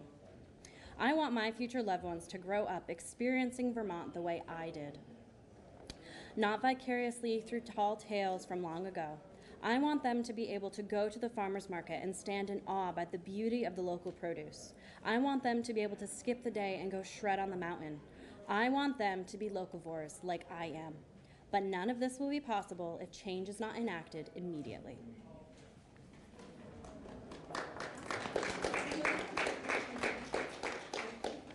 Thanks, Marina. Next, I would like to invite Zoila Stokes, Solar Advisor at SunCommon. Thank you. Good morning, everyone. Forgive my voice, I do have a little cold, but I feel like this is very important and too important to miss. My name is Zoila Stokes, and I have felt the effects of climate change by a first experience. Growing up in Miami Beach, the ocean would come into our home on a daily basis. My husband and I decided to move to Vermont, where he's from, and basically because you can't set roots in sand on a shore that's washing away. It's not because of his love of plowing or clearing off the car of snow. I work at SunCommon as a solar advisor because I want to be a part of the climate change solution. The solar industry in Vermont installed 40% less solar in 2019 than it did in 2017. 40%.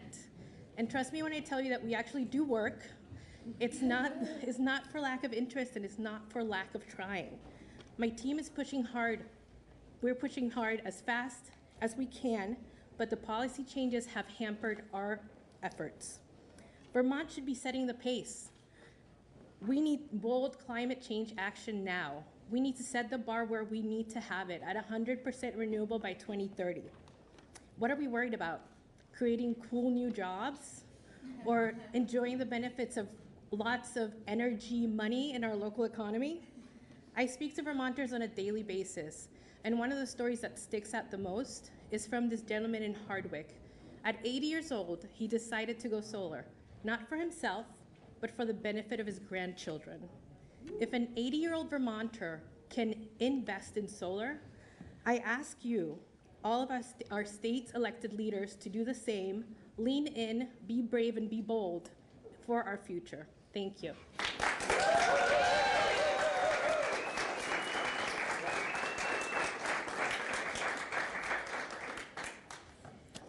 Next, I'd like to invite Tony Hemmelgarn, Financial Planner with the Wealth Management Division of Brattleboro Savings and Loan. Thank you. I first moved to Vermont a little over 20 years ago, and I quickly realized that our communities and natural resources make this a unique and wonderful place to call home. Back then, we used to talk about the epic ski seasons. Nowadays, it seems like we talk more and more if there's going to be a ski season, and if so, what is it going to be like? In 2003, I thru-hiked the Long Trail, and never once did I ever encounter a tick. Now I can hardly work in my backyard, go for a hike, or walk my dog without pulling off a tick. The reality is we are all experiencing the impacts of climate change all the time. As a representative of Brattleboro Savings and Loan, I can say we believe, all of us, individuals, businesses, and importantly, government, have an obligation to do more to reduce carbon emissions. As a community bank that has served the residents of Windham County for more than 100 years, we feel a responsibility to take a leadership role in our community, to move from aspiration to action. To that end, in 2015, we purchased a solar array that produces enough electricity to meet more than 97% of our consumption needs. In December of 2018, we became the 9th bank in the nation to become a certified B Corp, the 2nd in New England, along with Mascoma Bank. We believe, or we view being one of 37 certified B Corps in Vermont as an affirmation of our efforts to continue to do more. Moving from aspiration to action is important, but we must ultimately move to accountability. We all aspire to live in a world that is not ravaged by the impacts of climate change. Many of us have taken and are taking action, big and small, to make a difference. But real and lasting change comes from action with accountability. In the words of Jeremy Grantham, was recently quoted as saying, "When it comes to climate change, we are in the race of our lives." We couldn't agree more. That is why I and my colleagues from Brattleboro Savings and Loan are here today and proud to be a part of this group. Thank you.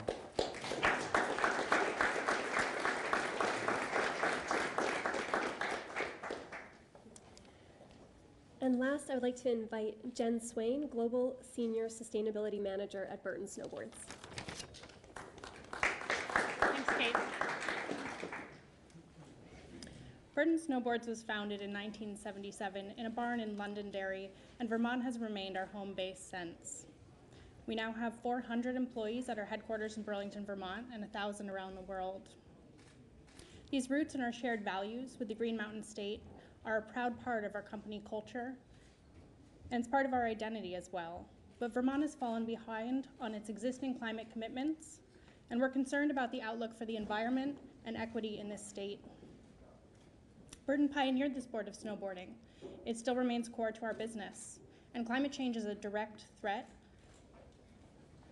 to both the sport that we love and that we built and the mountain lifestyle that we and our customers lead. That's why the climate crisis is a priority issue for us. There are clear signs of climate change seen through the lens of a snowboarder: decreased snow accumulation, melting glaciers. In the Northeast US, the number of days with snow cover has decreased by 1 to 2 weeks since just 1970. It's estimated that by the year 2100, only 4 out of the 14 major ski resorts in the Northeast US will still be profitable. And this is under a higher carbon emission scenario, and that's the scenario that we're tracking toward today. We need action now. If shrinking snowpack and water scarcity aren't concerning enough, let's think about the implications for the economy. Low snow years in the US see $1 billion less value for snow industries and lead to 17,400 fewer jobs. Consider the even larger implications for the outdoor recreation community and tourism more broadly. For Vermont, outdoor recreation fuels Vermont's economy. It generates $5.5 billion and directly provides 51,000 jobs. That's 1 in 7 jobs in this state. We can't afford to put this integral part of our economy, our communities, and Vermont's tourism brand at risk. As a state that touts its environmental legacy, a strong outdoor brand, it's well past time to take meaningful action on climate. Burton urges Vermont's lawmakers to pass systemic policy solutions that are equal to the severity of the climate crisis that all of us face. Thank you very much.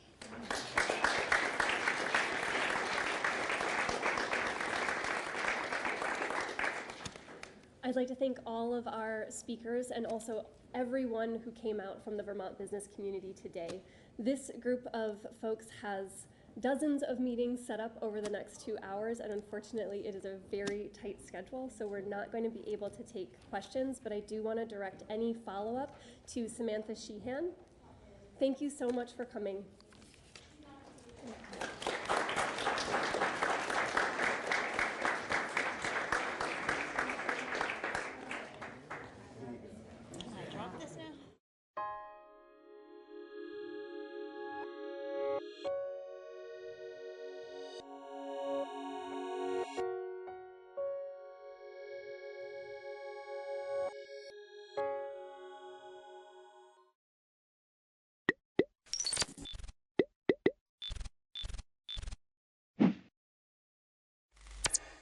Good evening, everyone. I will call this meeting to order. Newfane Select Board, Monday the 3rd of February, moving right along.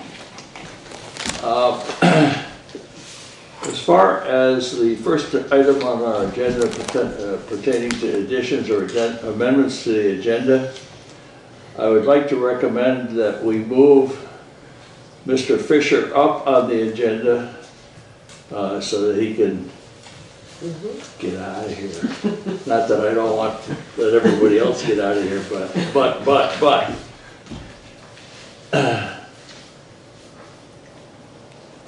At this. Make a motion on that, or? Yeah, that would. I will amend. I'll change the agenda. I don't need a motion. Okay.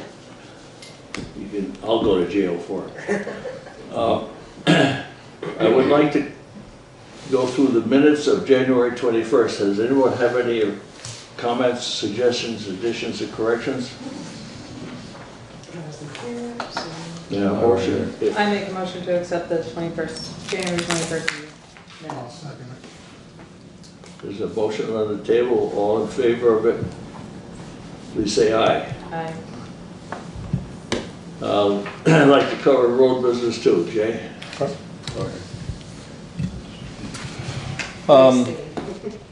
I met with a representative from Nikon, gave us suggestions and pricing on crack sealing the pavement.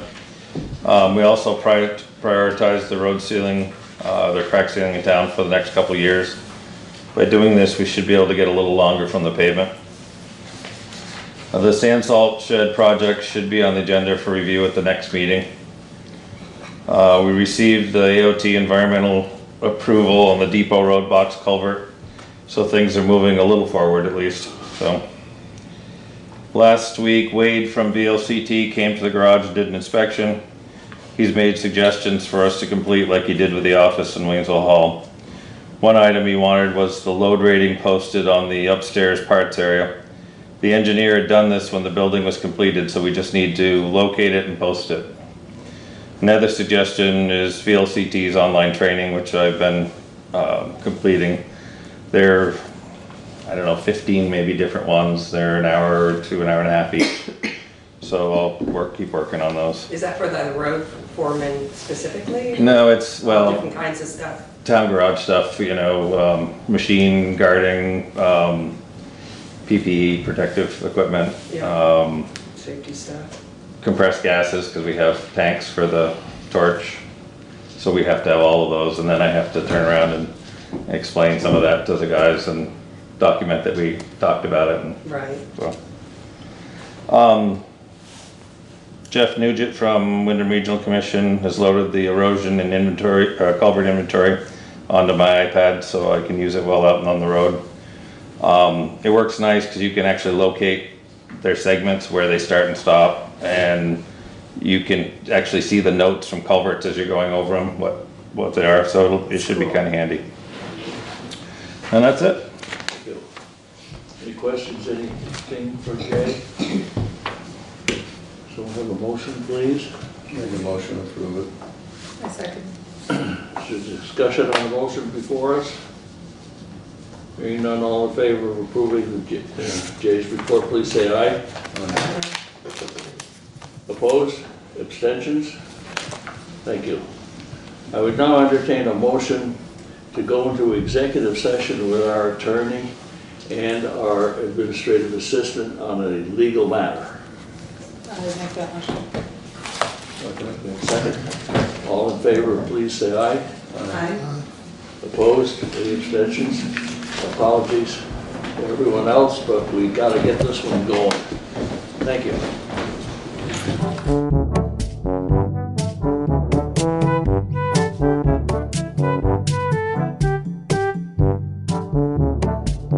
In open session, and I would entertain a motion to invite Mr. McFadden to a future select board meeting to continue discussion on the solar field question. With Bob Fisher. With Mr. Fisher. I'll make that motion. Second. Is there discussion on the motion before us? Hearing none, all in favor of the motion as stated, please say aye. Aye. Opposed? Any abstentions? Thank you. We'll keep in touch, and thank you for your Thank you, everybody. efforts. Enjoy your night.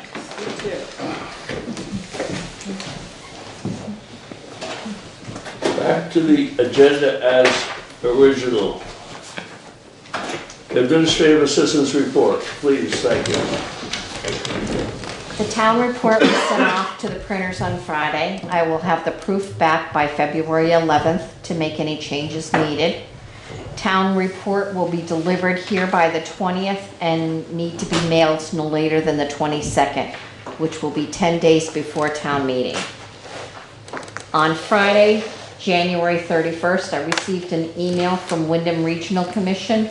They had found a problem with the mapping documents from the U.S. Census Bureau that we were given and notified me that this has been, until this has been corrected, I need not send in that document. They will let me know. There's a boundary that is inaccurate and it's not listing 16 homes on one property. I attached the email to my administrative report for clarification. Thank you. That's it? And That's it. I've been busy. thank you. Great job on the report. Thank you. Motion to approve it. I'll second it.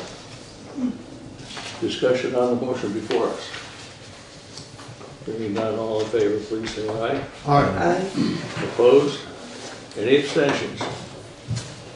Now the good part of the meeting, unscheduled members of the public. I am You are actually a scheduled member of the public who, in order to save the town money, did not use the ink to get on the schedule. I came in this morning. So no problem. So I'm often in no man's land, so it's a voter place. I have to say, what a sense of deja vu it gives me, Mr. Chairman, to see you back in that chair, where we're pretty close to where I started out with you in my service on the board. I don't remember that so long ago. Well, Mike Rowan was chair when I started. Then I think you filled in for a little while, and then I filled in. I was elected, but then headed off to the legislature, so I think you resumed the chair, and it's nice to see you back there again in any event. We had good times. I wanted to just commend Dick Merrick, just for the record and for public television, so they know who it is. I wanted to just give you a quick update now that we seem to be into a premature spring about the work we've been doing up on the hill at the first common and the first burying ground. We have substantially completed clearing that. We've got some logs to still get out of there, and Bucky Pelsu was very helpful last fall with chainsawing and helping, and he's volunteered to help with his tractor this spring, probably around April when the snow disappears. We'll get the rest of that cleared.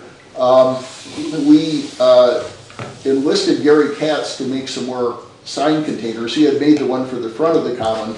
Barb Barber has faithfully promised me that she will get that sign back up. The ink faded on it after the first season, so she's redoing it in real house paint. So we'll get that sign back in. We put up a replacement sign with the help of Mel Martin, who did the layout for us after we had the text worked out. We did a replacement sign for the Newfane Hill Cemetery that we got in last fall. We added some information on that. We added information about the various veterans who were buried there, what wars they were in, some other things. We basically replaced the Stuart Halliday sign. We tried to keep as close to his style as we could, but it's on a sort of an anodized metal background. So with that and the pressure-treated casing, it will probably outlast all of us, which is a good thing. We won't have to face dealing with it again. But the old sign that was just about completely deteriorated. It was torn down the middle from the temperature changes, and the wood was going, so we decided that we would help out. Gary Katz made that case. He made the one for the front of the common, and he also made one for the burying ground, the first burying ground back on the corner of Otis Lane. So we are getting ready to put that one in the spring when the ground thaws again. We have found 19 marked burials in the first burying ground, which was used from 1773 to 1795. There are no gravestones there. There's one memorial marker that we think was put in the 1890s for Mrs. Park, who was the mother of the first child, and she's actually buried there somewhere. We found 19 burials that are marked with groups of field stones lying flat on the ground, which have gradually been popping up here and there as we clean the brush out. We keep kicking over one of them, finding stones.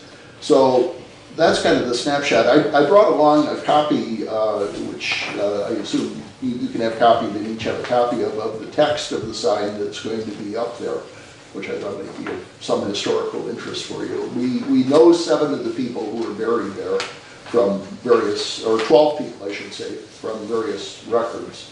Park family members and the Sawtelle family who died in the fire up there in the 1780s. We know they're buried there from pretty good historical records. We also have from the journal of the first minister of Newfane, Hezekiah Taylor, who was minister from 1774 to 1810. We know all the other deaths that occurred in Newfane during the period that that cemetery was open, up to 1795. So we have a list that is going to be on the sign of people who could be buried there. I'm pretty confident that a lot of the burials were probably marked with wooden markers, which have left no trace at all. But we know that they went to the Hill Cemetery in 1795 because the one up there was getting fairly crowded. And the 19 burials don't occupy that big a piece of it. So there obviously were a lot of other burials up there. And there were quite a few other deaths during that period. About 2/3 of them children who tended to die young or else survive to a ripe old age usually. So we've got a lot of stuff done. The request I have tonight for you, since I knew you'd want to have some role in this, we managed to get the wood donated from WW for the signs. Gary Katz donated his labor, Mel Martin donated his work, and we got the fund for the Newfane Hill Cemetery to pay for the anodized signs for the 2 burying grounds. So far we've had no public funds expended. What we would love to get, though, is to keep that area clear so it doesn't go back to woods. Would be to have Mark Ray start adding that to his clearance list for maintenance of the old common, since it's all part of the old common.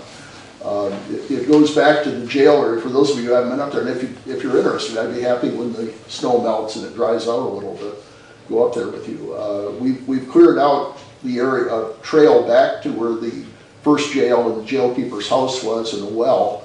We found the foundation of what we discovered from the minutes of the early town meetings here. It was a schoolhouse, the first school that was in that same area.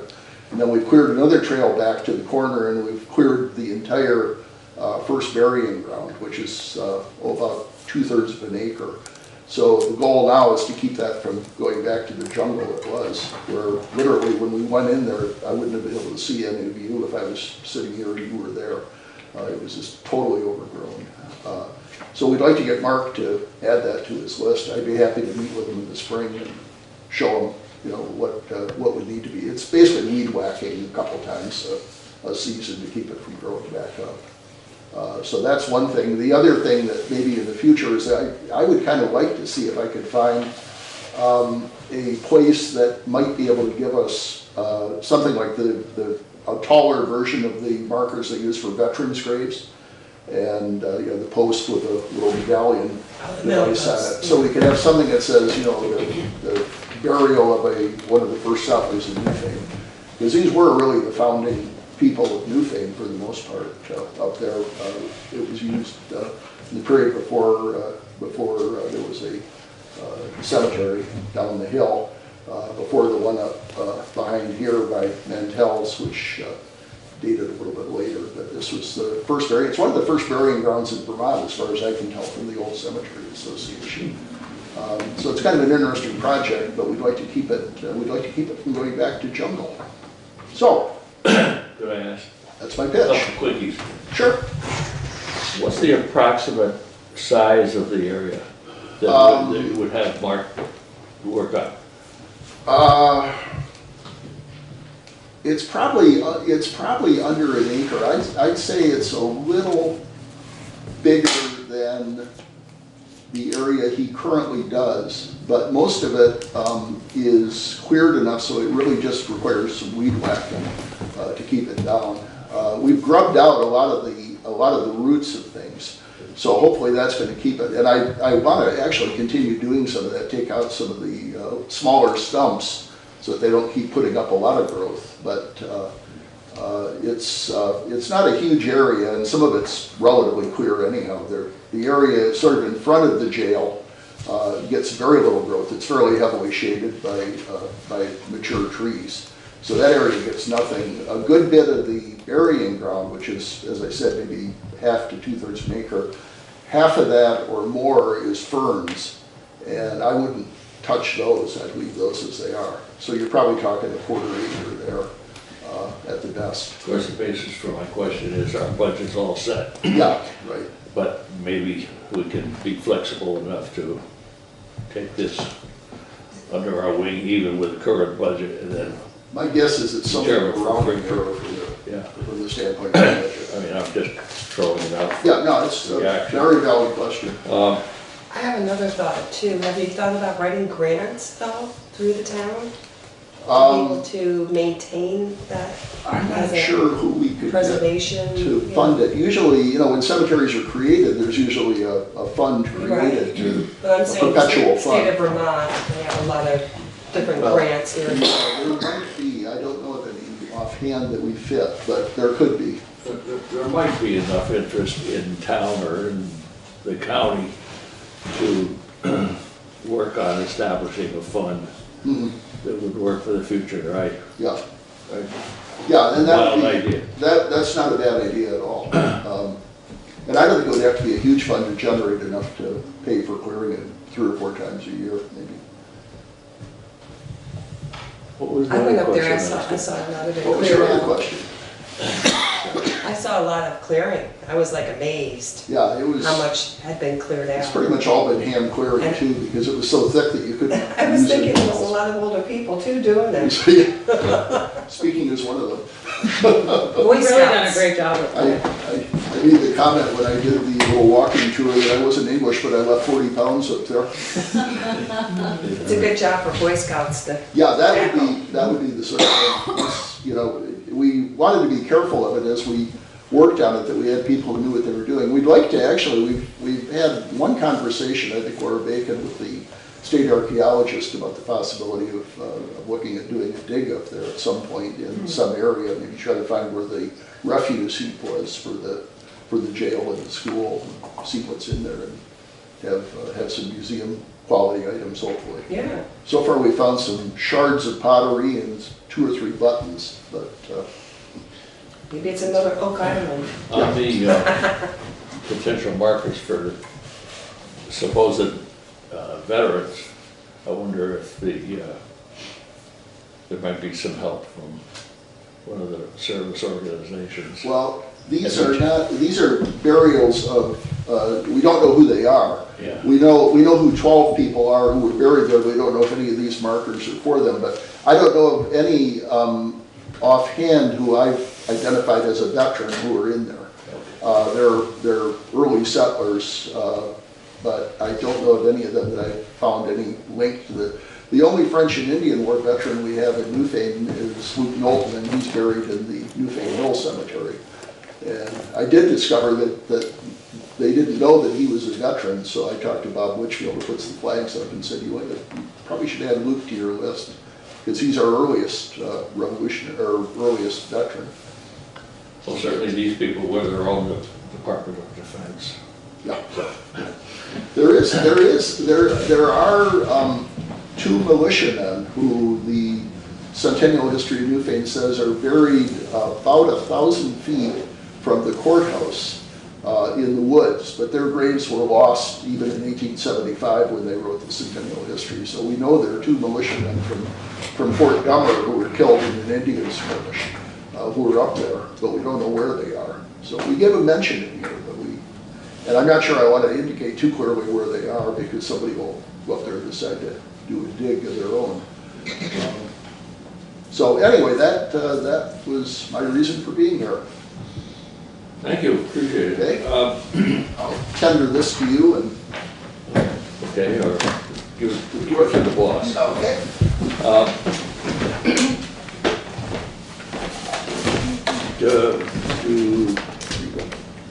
Does the board feel that we can go ahead and ask Mark to work on this using our existing budget if we go a little over, so what? I don't think it hurts for him to have a conversation with Mr. Merrick and to Well, I see think what. that's great, yeah. Yeah, I think that's perfect to have a conversation and then come back and talk some more. Yeah, okay. See what he thinks should be involved. Yeah. Yeah. I think just to put this in stone, could I have a motion to? I'll make that motion. I'll second. Whatever. To ask Mark Gray to take on minimum maintenance of the area and to meet with Mr. Merrick. All in favor? Aye. That's not. You know, I'm going to say you have a much more cooperative board than I ever had, because they approved the motion before they even heard what we were moving. That's raw power. We work well together. Well, you know, I mean, there's one good thing about doing something like this anyways, because yes, just like she said, it's, you know, the same with like a lot of our boards. Yeah. We're all older people. Yeah. We got to start bringing in some younger blood to do some of this stuff. And at least if you put it in this, that we got Mark going up and mowing the thing once or twice a year, it's going to go on for a long time. I go up there and commune with nature and. You know, use it. I've seen a fair number of people actually using it to walk through, and I'd like to get a hold of the school and maybe arrange to get some of the kids up there. We used to do field trips up there when I was younger through the elementary school, so it's nice to see it cleared up again so that the kids can go up and learn about their history. We also have about 8 or 10. We used Gary as much as we could before he disappeared, Gary Katz. We've got about 8 or 10 posts and small little platform things that we're going to use to put, because things like the jail keeper's house, the cellar hole is there, but there's no marker for that. There's a marker that the jail was there. There's no marker for the school. There's nothing in the front that tells you there's anything in the back, so we're going to try to spot some of those around to get more information. And they're the same type of thing we used at the railroad station to be able to give information about different spots around the locale. So I think that makes it more interesting for people too. My daughter went up here once during one of the school things, because I never knew nothing about it really until she brought it up one day. She said something about a whipping post or some kind of chain. Yeah, well, the whipping post. Yeah, the last person whipped in the state of Vermont was up there. So she see that. I didn't know. Maybe the teacher just told them that, so they make them behave. We used to go.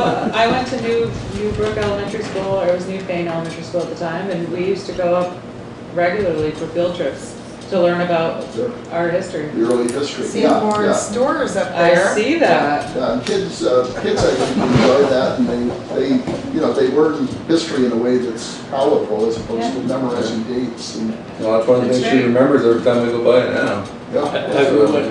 I'm sorry. I interrupted you. No. Have you anyone in mind that could build a new whipping post? That'd be a good idea.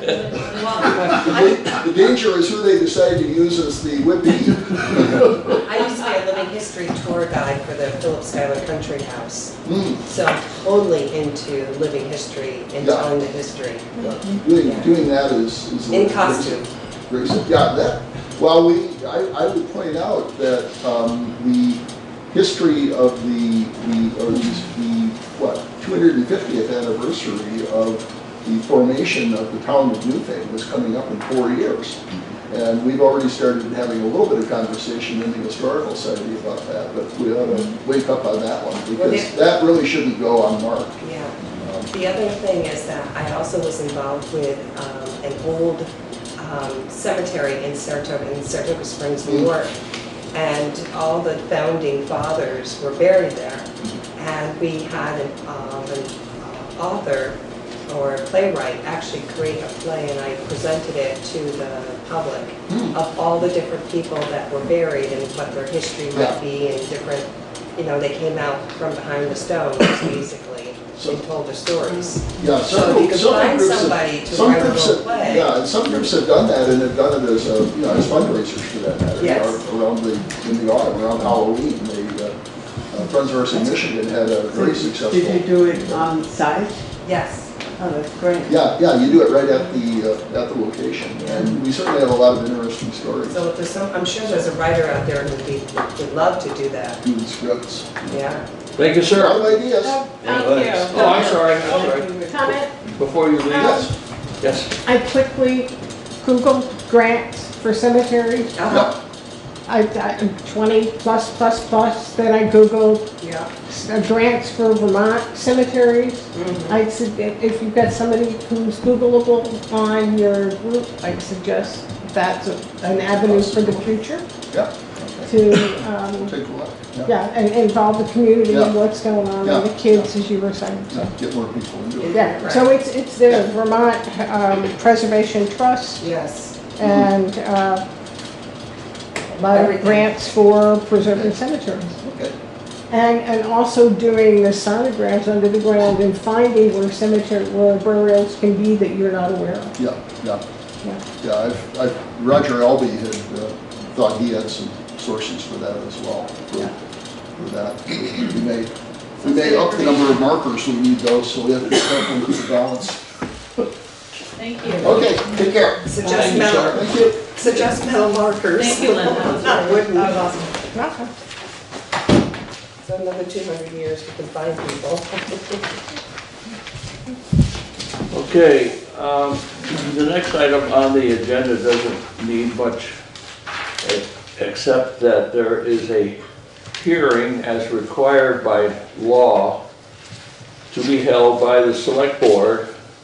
Let me just read Newfane Select Board hold a public hearing as provided for in 24 VSA 4442 at 5 p.m. Wednesday, February 19th, 2020, at the Newfane Town Office to hear comment on a proposed amendment to Article 3, Section 343 of the Newfane zoning bylaws to establish natural burial as a conditional use in resource districts in the town. So 5 o'clock on the 19th, here, the select board's hearing. And We're having a hearing? we have to. Okay. I mean, unless you want to. I'm just asking. Unless you want to move, we talked about it earlier, and I Okay. agreed to. No, I'm do not one. saying, I'm just saying it's a hearing. Yeah. Okay. I'll put it in my calendar. Okey-dokey. Next item is broadband wireless, and I feel just far short of ridiculous bringing this up because I know nothing really about it, except that broadband has to do with quality of communication of various sorts, and there are areas that have good broadband coverage and there are areas that do not. The state of Vermont has just made it possible to do some preliminary exploration, if that's the right word, in towns to try to find out in this area is to try to find out what towns, what areas in town are either not served or unserved, and in many people's minds unserved is not served. It's not a big difference. There've been a couple of meetings so far. The state put out a grant. There've been some meetings, I've been to two, where they talked about the process, which is aimed at deciding where these areas of non-service are, by doing a survey, and then taking the results of that survey to make it come up with a potential business plan for getting coverage into those areas. On Thursday of this week, there will be a meeting at Newbrook. I'm not exactly sure what time, but 6. I didn't see if I could find out before we break up tonight.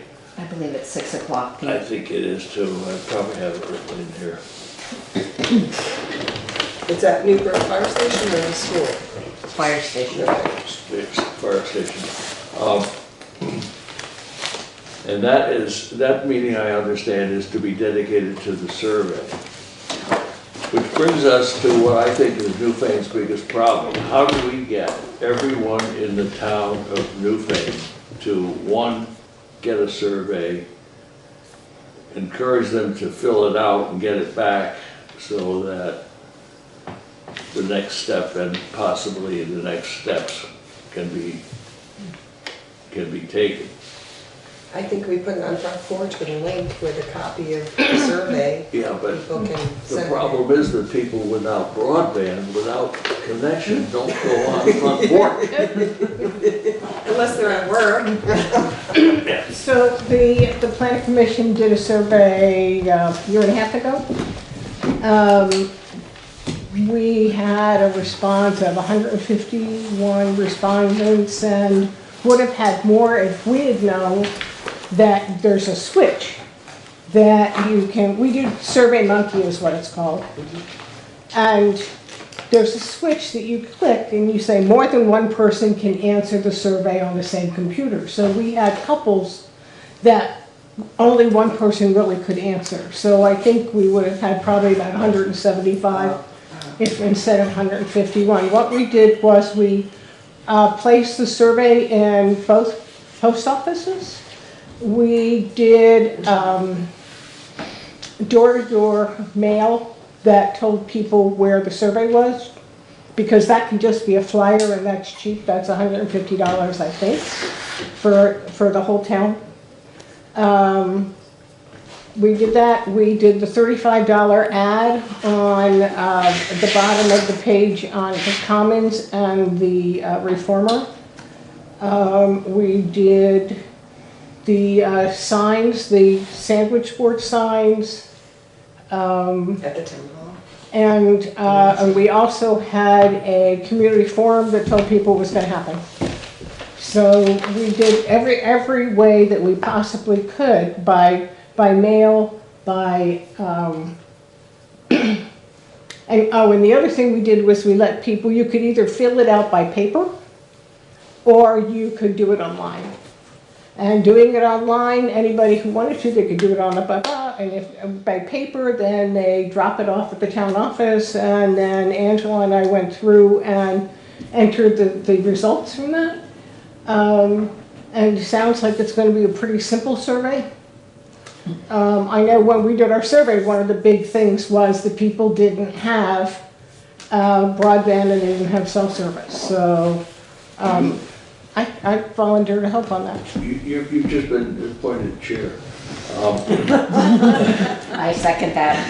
You're gonna volunteer? Do you expect? I volunteer. Would you expect that that survey is quickly and easily available? A copy of it? Oh, the old one? No.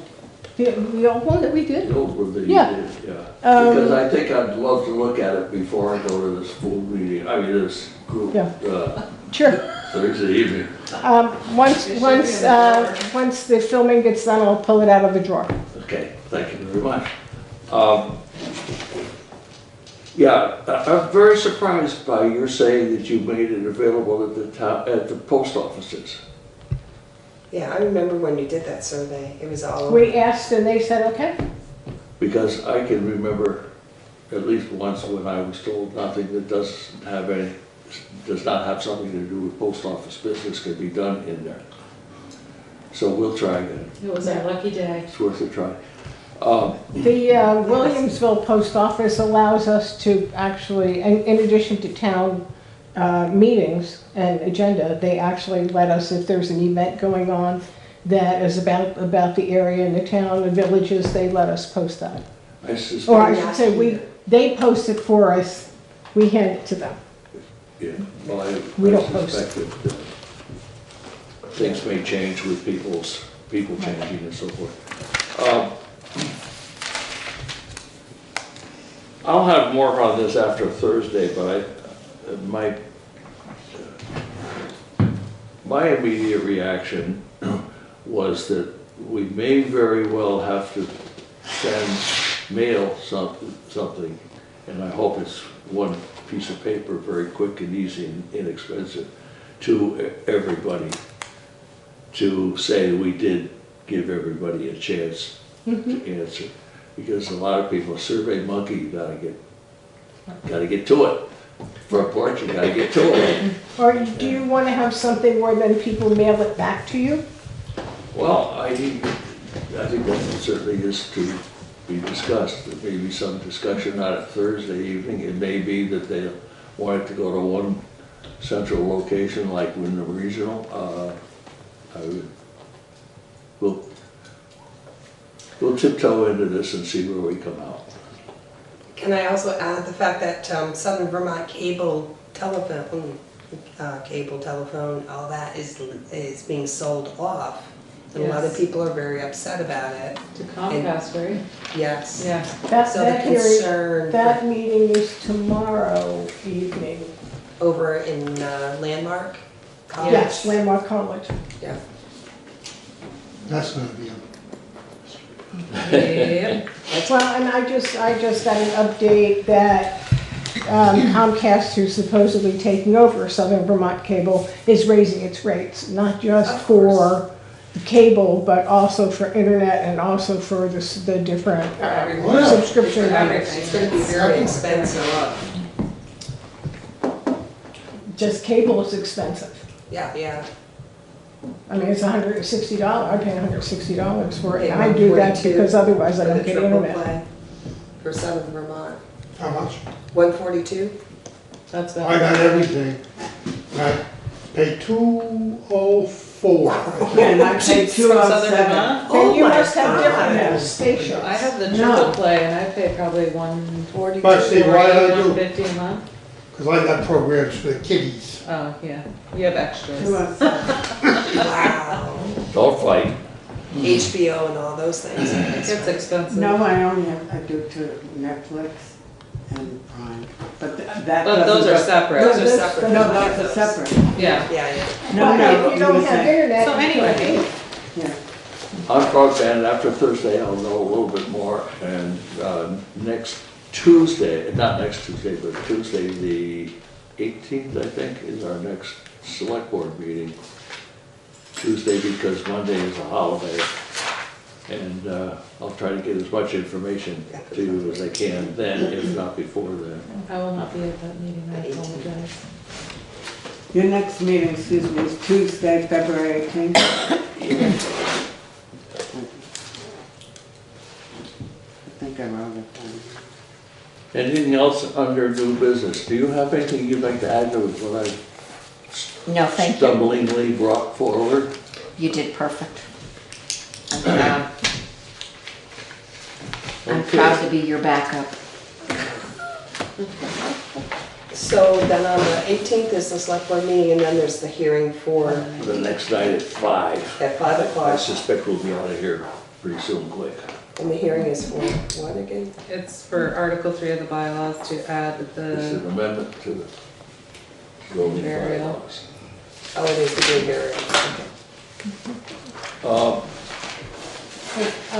Can I speak to that? Yes. I just will say, when the planning commission had our hearing for that, we had about 12 people come supporting that. I was, usually the planning commission has a hearing and nobody shows up. One person, two. This was like we had a whole audience. We had to get extra chairs. It was great. That is awesome. Good.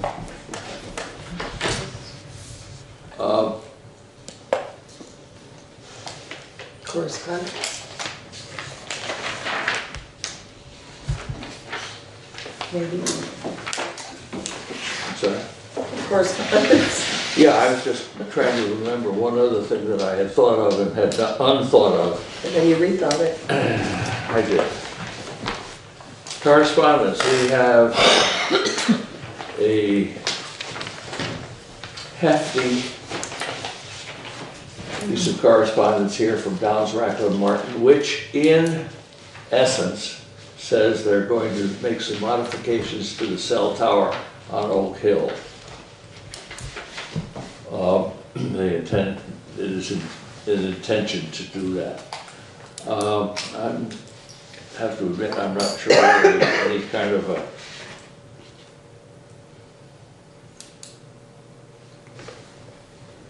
Their plan is to upgrade from a 4 gig to a 5 gig. yeah, my question of myself and so forth is whether there is any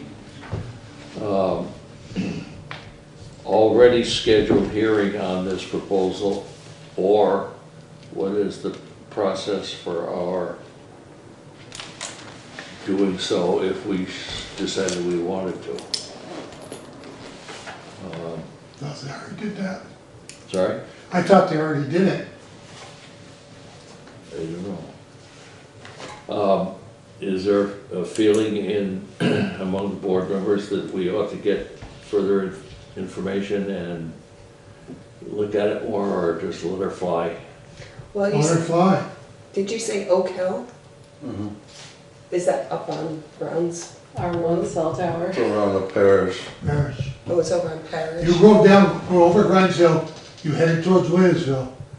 You look, just you start down, you look straight forward, you'll see the tower. Really? Into Waynesville? Yeah. It's a Off famous Granville. street. Off Granville. I'll go right. Come to my house, I'll show it to you. But isn't there one also off of Brown's? Yeah. Yeah.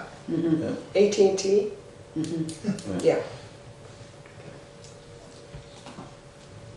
They put that one in up on the Bill Statz's.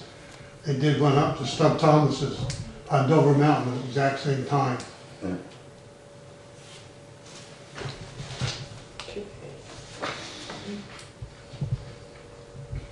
I think I just let them do what they do.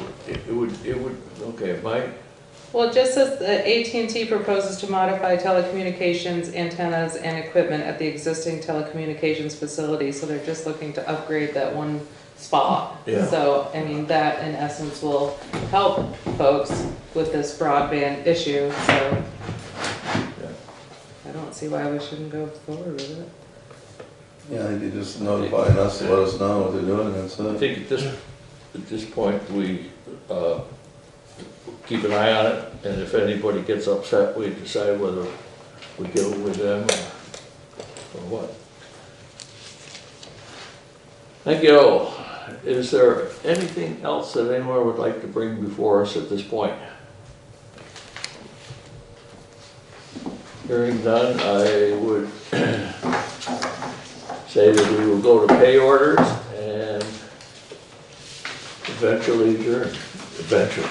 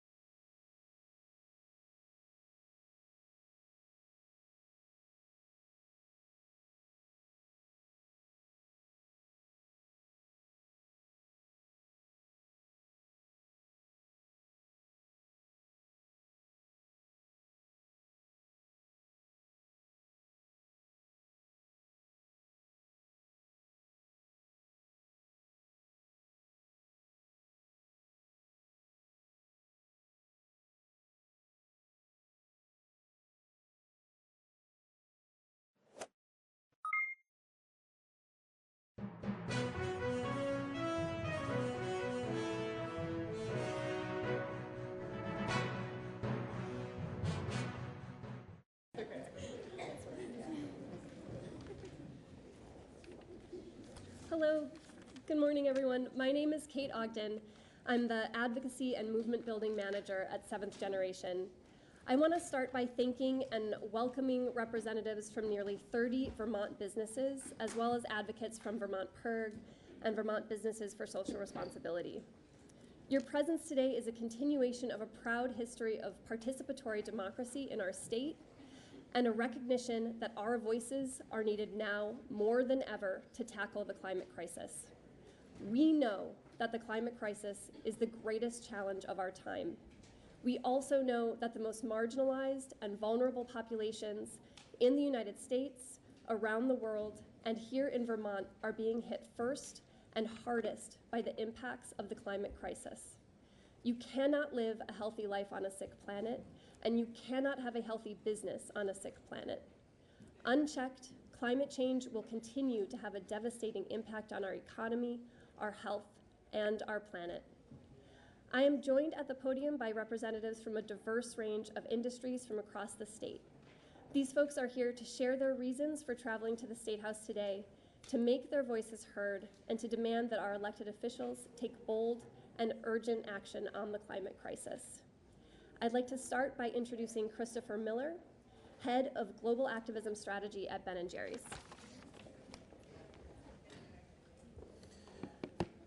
Thanks, Kate. Good morning, everyone. I want to start by thanking the, I think, almost 100 employees from 30 different companies around the state of Vermont for taking time out of your busy day to come here. I come here from time to time, but having folks who have taken the time to come and join us here is super important. And I also want to say I'm really proud to be here representing Ben & Jerry's, a company that has given its employees time off to come and talk about this issue. You know, as someone who grew up in the state of Vermont, I take real pride in our state, and I think many of us fancy Vermont as being a leader on a number of issues, whether it's LGBTQ rights, marriage equality, and the environment. And the truth is, on the issue of climate change, Vermont is a laggard. Our emissions have risen 13% since 1990 at a time when our neighboring states' emissions are going down. You know, we're, if I'm honest, blowing it. And that's a problem for our business. Our single biggest piece of our supply chain is dairy. Purchase it from northwestern Vermont, and climate has a real impact on agriculture. So the issue is personal for us. You know, I guess I would just close by saying there are people that have been coming to this building day after day talking about the need for climate action. You have employees from Vermont businesses, you've had youth from all around the state showing up. You know, the time is now to act. There is a sense, I think, under the Golden Dome that action on climate will cost money. And I think if you look around the world, whether it's, you know, the situation around the fires in California, the utilities had to shut the power off to large swaths of the state, costing literally billions and billions of dollars in lost economic opportunity. The cost of inaction far outweighs the cost of action. So on behalf of all of us at Ben & Jerry's, I would urge our leaders here in the State House to act, and act now. Thank you.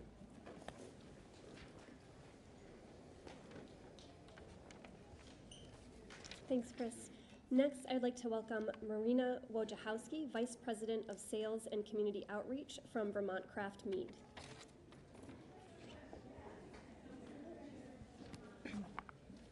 When I was a child, we had winter, true winter, a steady and consistent layer of snow, cold temperatures, and heat waves that would only reach the mid-30s. On January 12, 2020, it was 70 degrees in Boston. While some met the sudden temperature spike with excitement and cheer, I met it with dread. That's not normal, and we need to make sure it doesn't become the normal. As a B Corp company, we are constantly striving to better ourselves by meeting the highest level of environmental awareness and consciousness. But we are only able to accomplish so much without the government's support. I urge you to think about the consequences of delaying action on climate change any further. Think about our farmers, the communities that depend on seasonal business, along with Vermont business owners and their employees.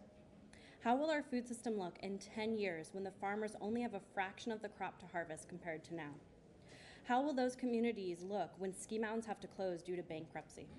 How will Vermont businesses, especially those that depend on a thriving agricultural scene, escape bankruptcy when their only choice will be to export and suffer the consequences of inflation? I want my future loved ones to grow up experiencing Vermont the way I did. Not vicariously through tall tales from long ago. I want them to be able to go to the farmer's market and stand in awe by the beauty of the local produce. I want them to be able to skip the day and go shred on the mountain. I want them to be locavores like I am. But none of this will be possible if change is not enacted immediately.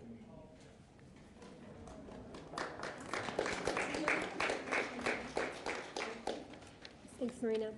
Next, I would like to invite Zoila Stokes, Solar Advisor at Suncommon. Thank you. Good morning, everyone. Forgive my voice, I do have a little cold, but I feel like this is very important and too important to miss. My name is Zoila Stokes, and I have felt the effects of climate change by a first experience. Growing up in Miami Beach, the ocean would come into our home on a daily basis.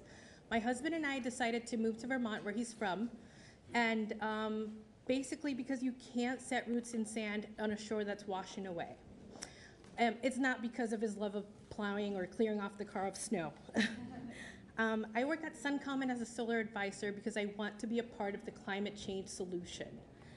The solar industry in Vermont installed 40% less solar in 2019 than it did in 2017. 40%. And trust me when I tell you that we actually do work.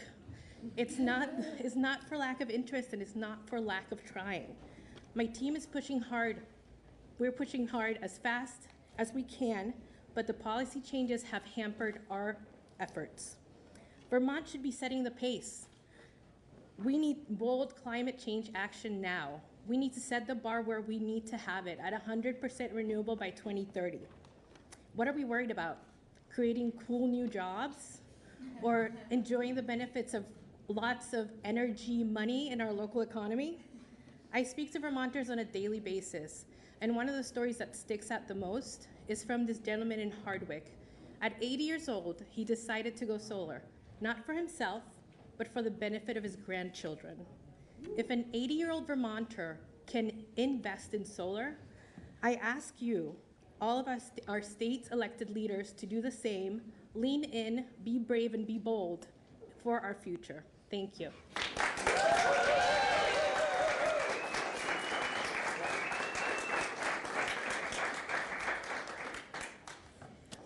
Next, I'd like to invite Tony Hemmelgarn, Financial Planner with the Wealth Management Division of Brattleboro Savings and Loan.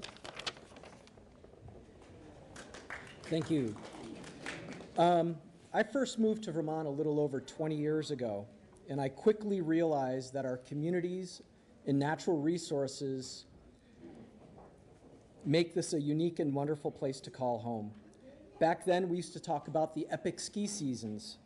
Nowadays, it seems like we talk more and more if there's going to be a ski season, and if so, what is it going to be like? In 2003, I thru-hiked the Long Trail, and never once did I ever encounter a tick. Now I can hardly work in my backyard, go for a hike, or walk my dog without pulling off a tick. The reality is we are all experiencing the impacts of climate change all the time. As a representative of Brattleboro Savings and Loan, I can say we believe, all of us, individuals, businesses, and importantly, government, have an obligation to do more to reduce carbon emissions. As a community bank that has served the residents of Windham County for more than 100 years, we feel a responsibility to take a leadership role in our community, to move from aspiration to action. To that end, in 2015, we purchased a solar array that produces enough electricity to meet more than 97% of our consumption needs. In December of 2018, we became the 9th bank in the nation to become a certified B Corp, the second in New England, along with Mascoma Bank. We believe, or we view being one of 37 certified B Corps in Vermont as an affirmation of our efforts to continue to do more. Moving from aspiration to action is important, but we must ultimately move to accountability. We all aspire to live in a world that is not ravaged by the impacts of climate change. Many of us have taken and are taking action, big and small, to make a difference. But real and lasting change comes from action with accountability. In the words of Jeremy Grantham, was recently quoted as saying, "When it comes to climate change, we are in the race of our lives." We couldn't agree more. That is why I and my colleagues from Brattleboro Savings and Loan are here today and proud to be a part of this group. Thank you.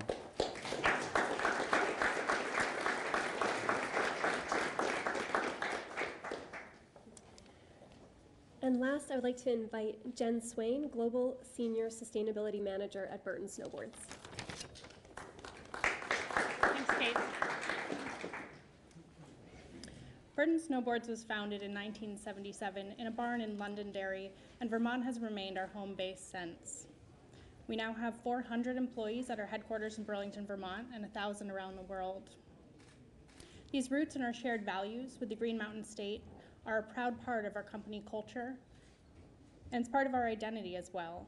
But Vermont has fallen behind on its existing climate commitments, and we're concerned about the outlook for the environment and equity in this state. Burton pioneered the sport of snowboarding. It still remains core to our business, and climate change is a direct threat to both the sport that we love and that we built and the mountain lifestyle that we and our customers lead. That's why the climate crisis is a priority issue for us. There are clear signs of climate change seen through the lens of a snowboarder: decreased snow accumulation, melting glaciers. In the Northeast US, the number of days with snow cover has decreased by 1 to 2 weeks since just 1970. It's estimated that by the year 2100, only 4 out of the 14 major ski resorts in the Northeast US will still be profitable.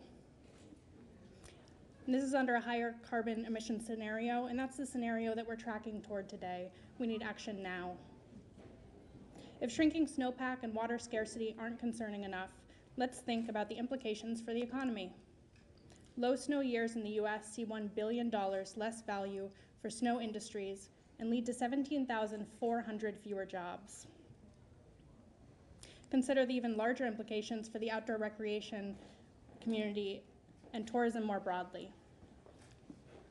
For Vermont, outdoor recreation fuels Vermont's economy. It generates $5.5 billion and directly provides 51,000 jobs.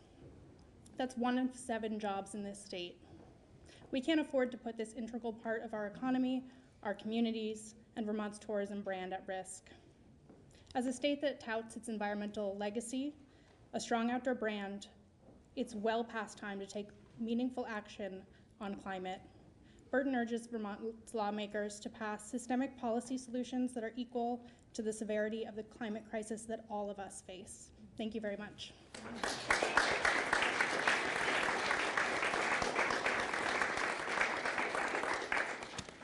I'd like to thank all of our speakers and also everyone who came out from the Vermont business community today.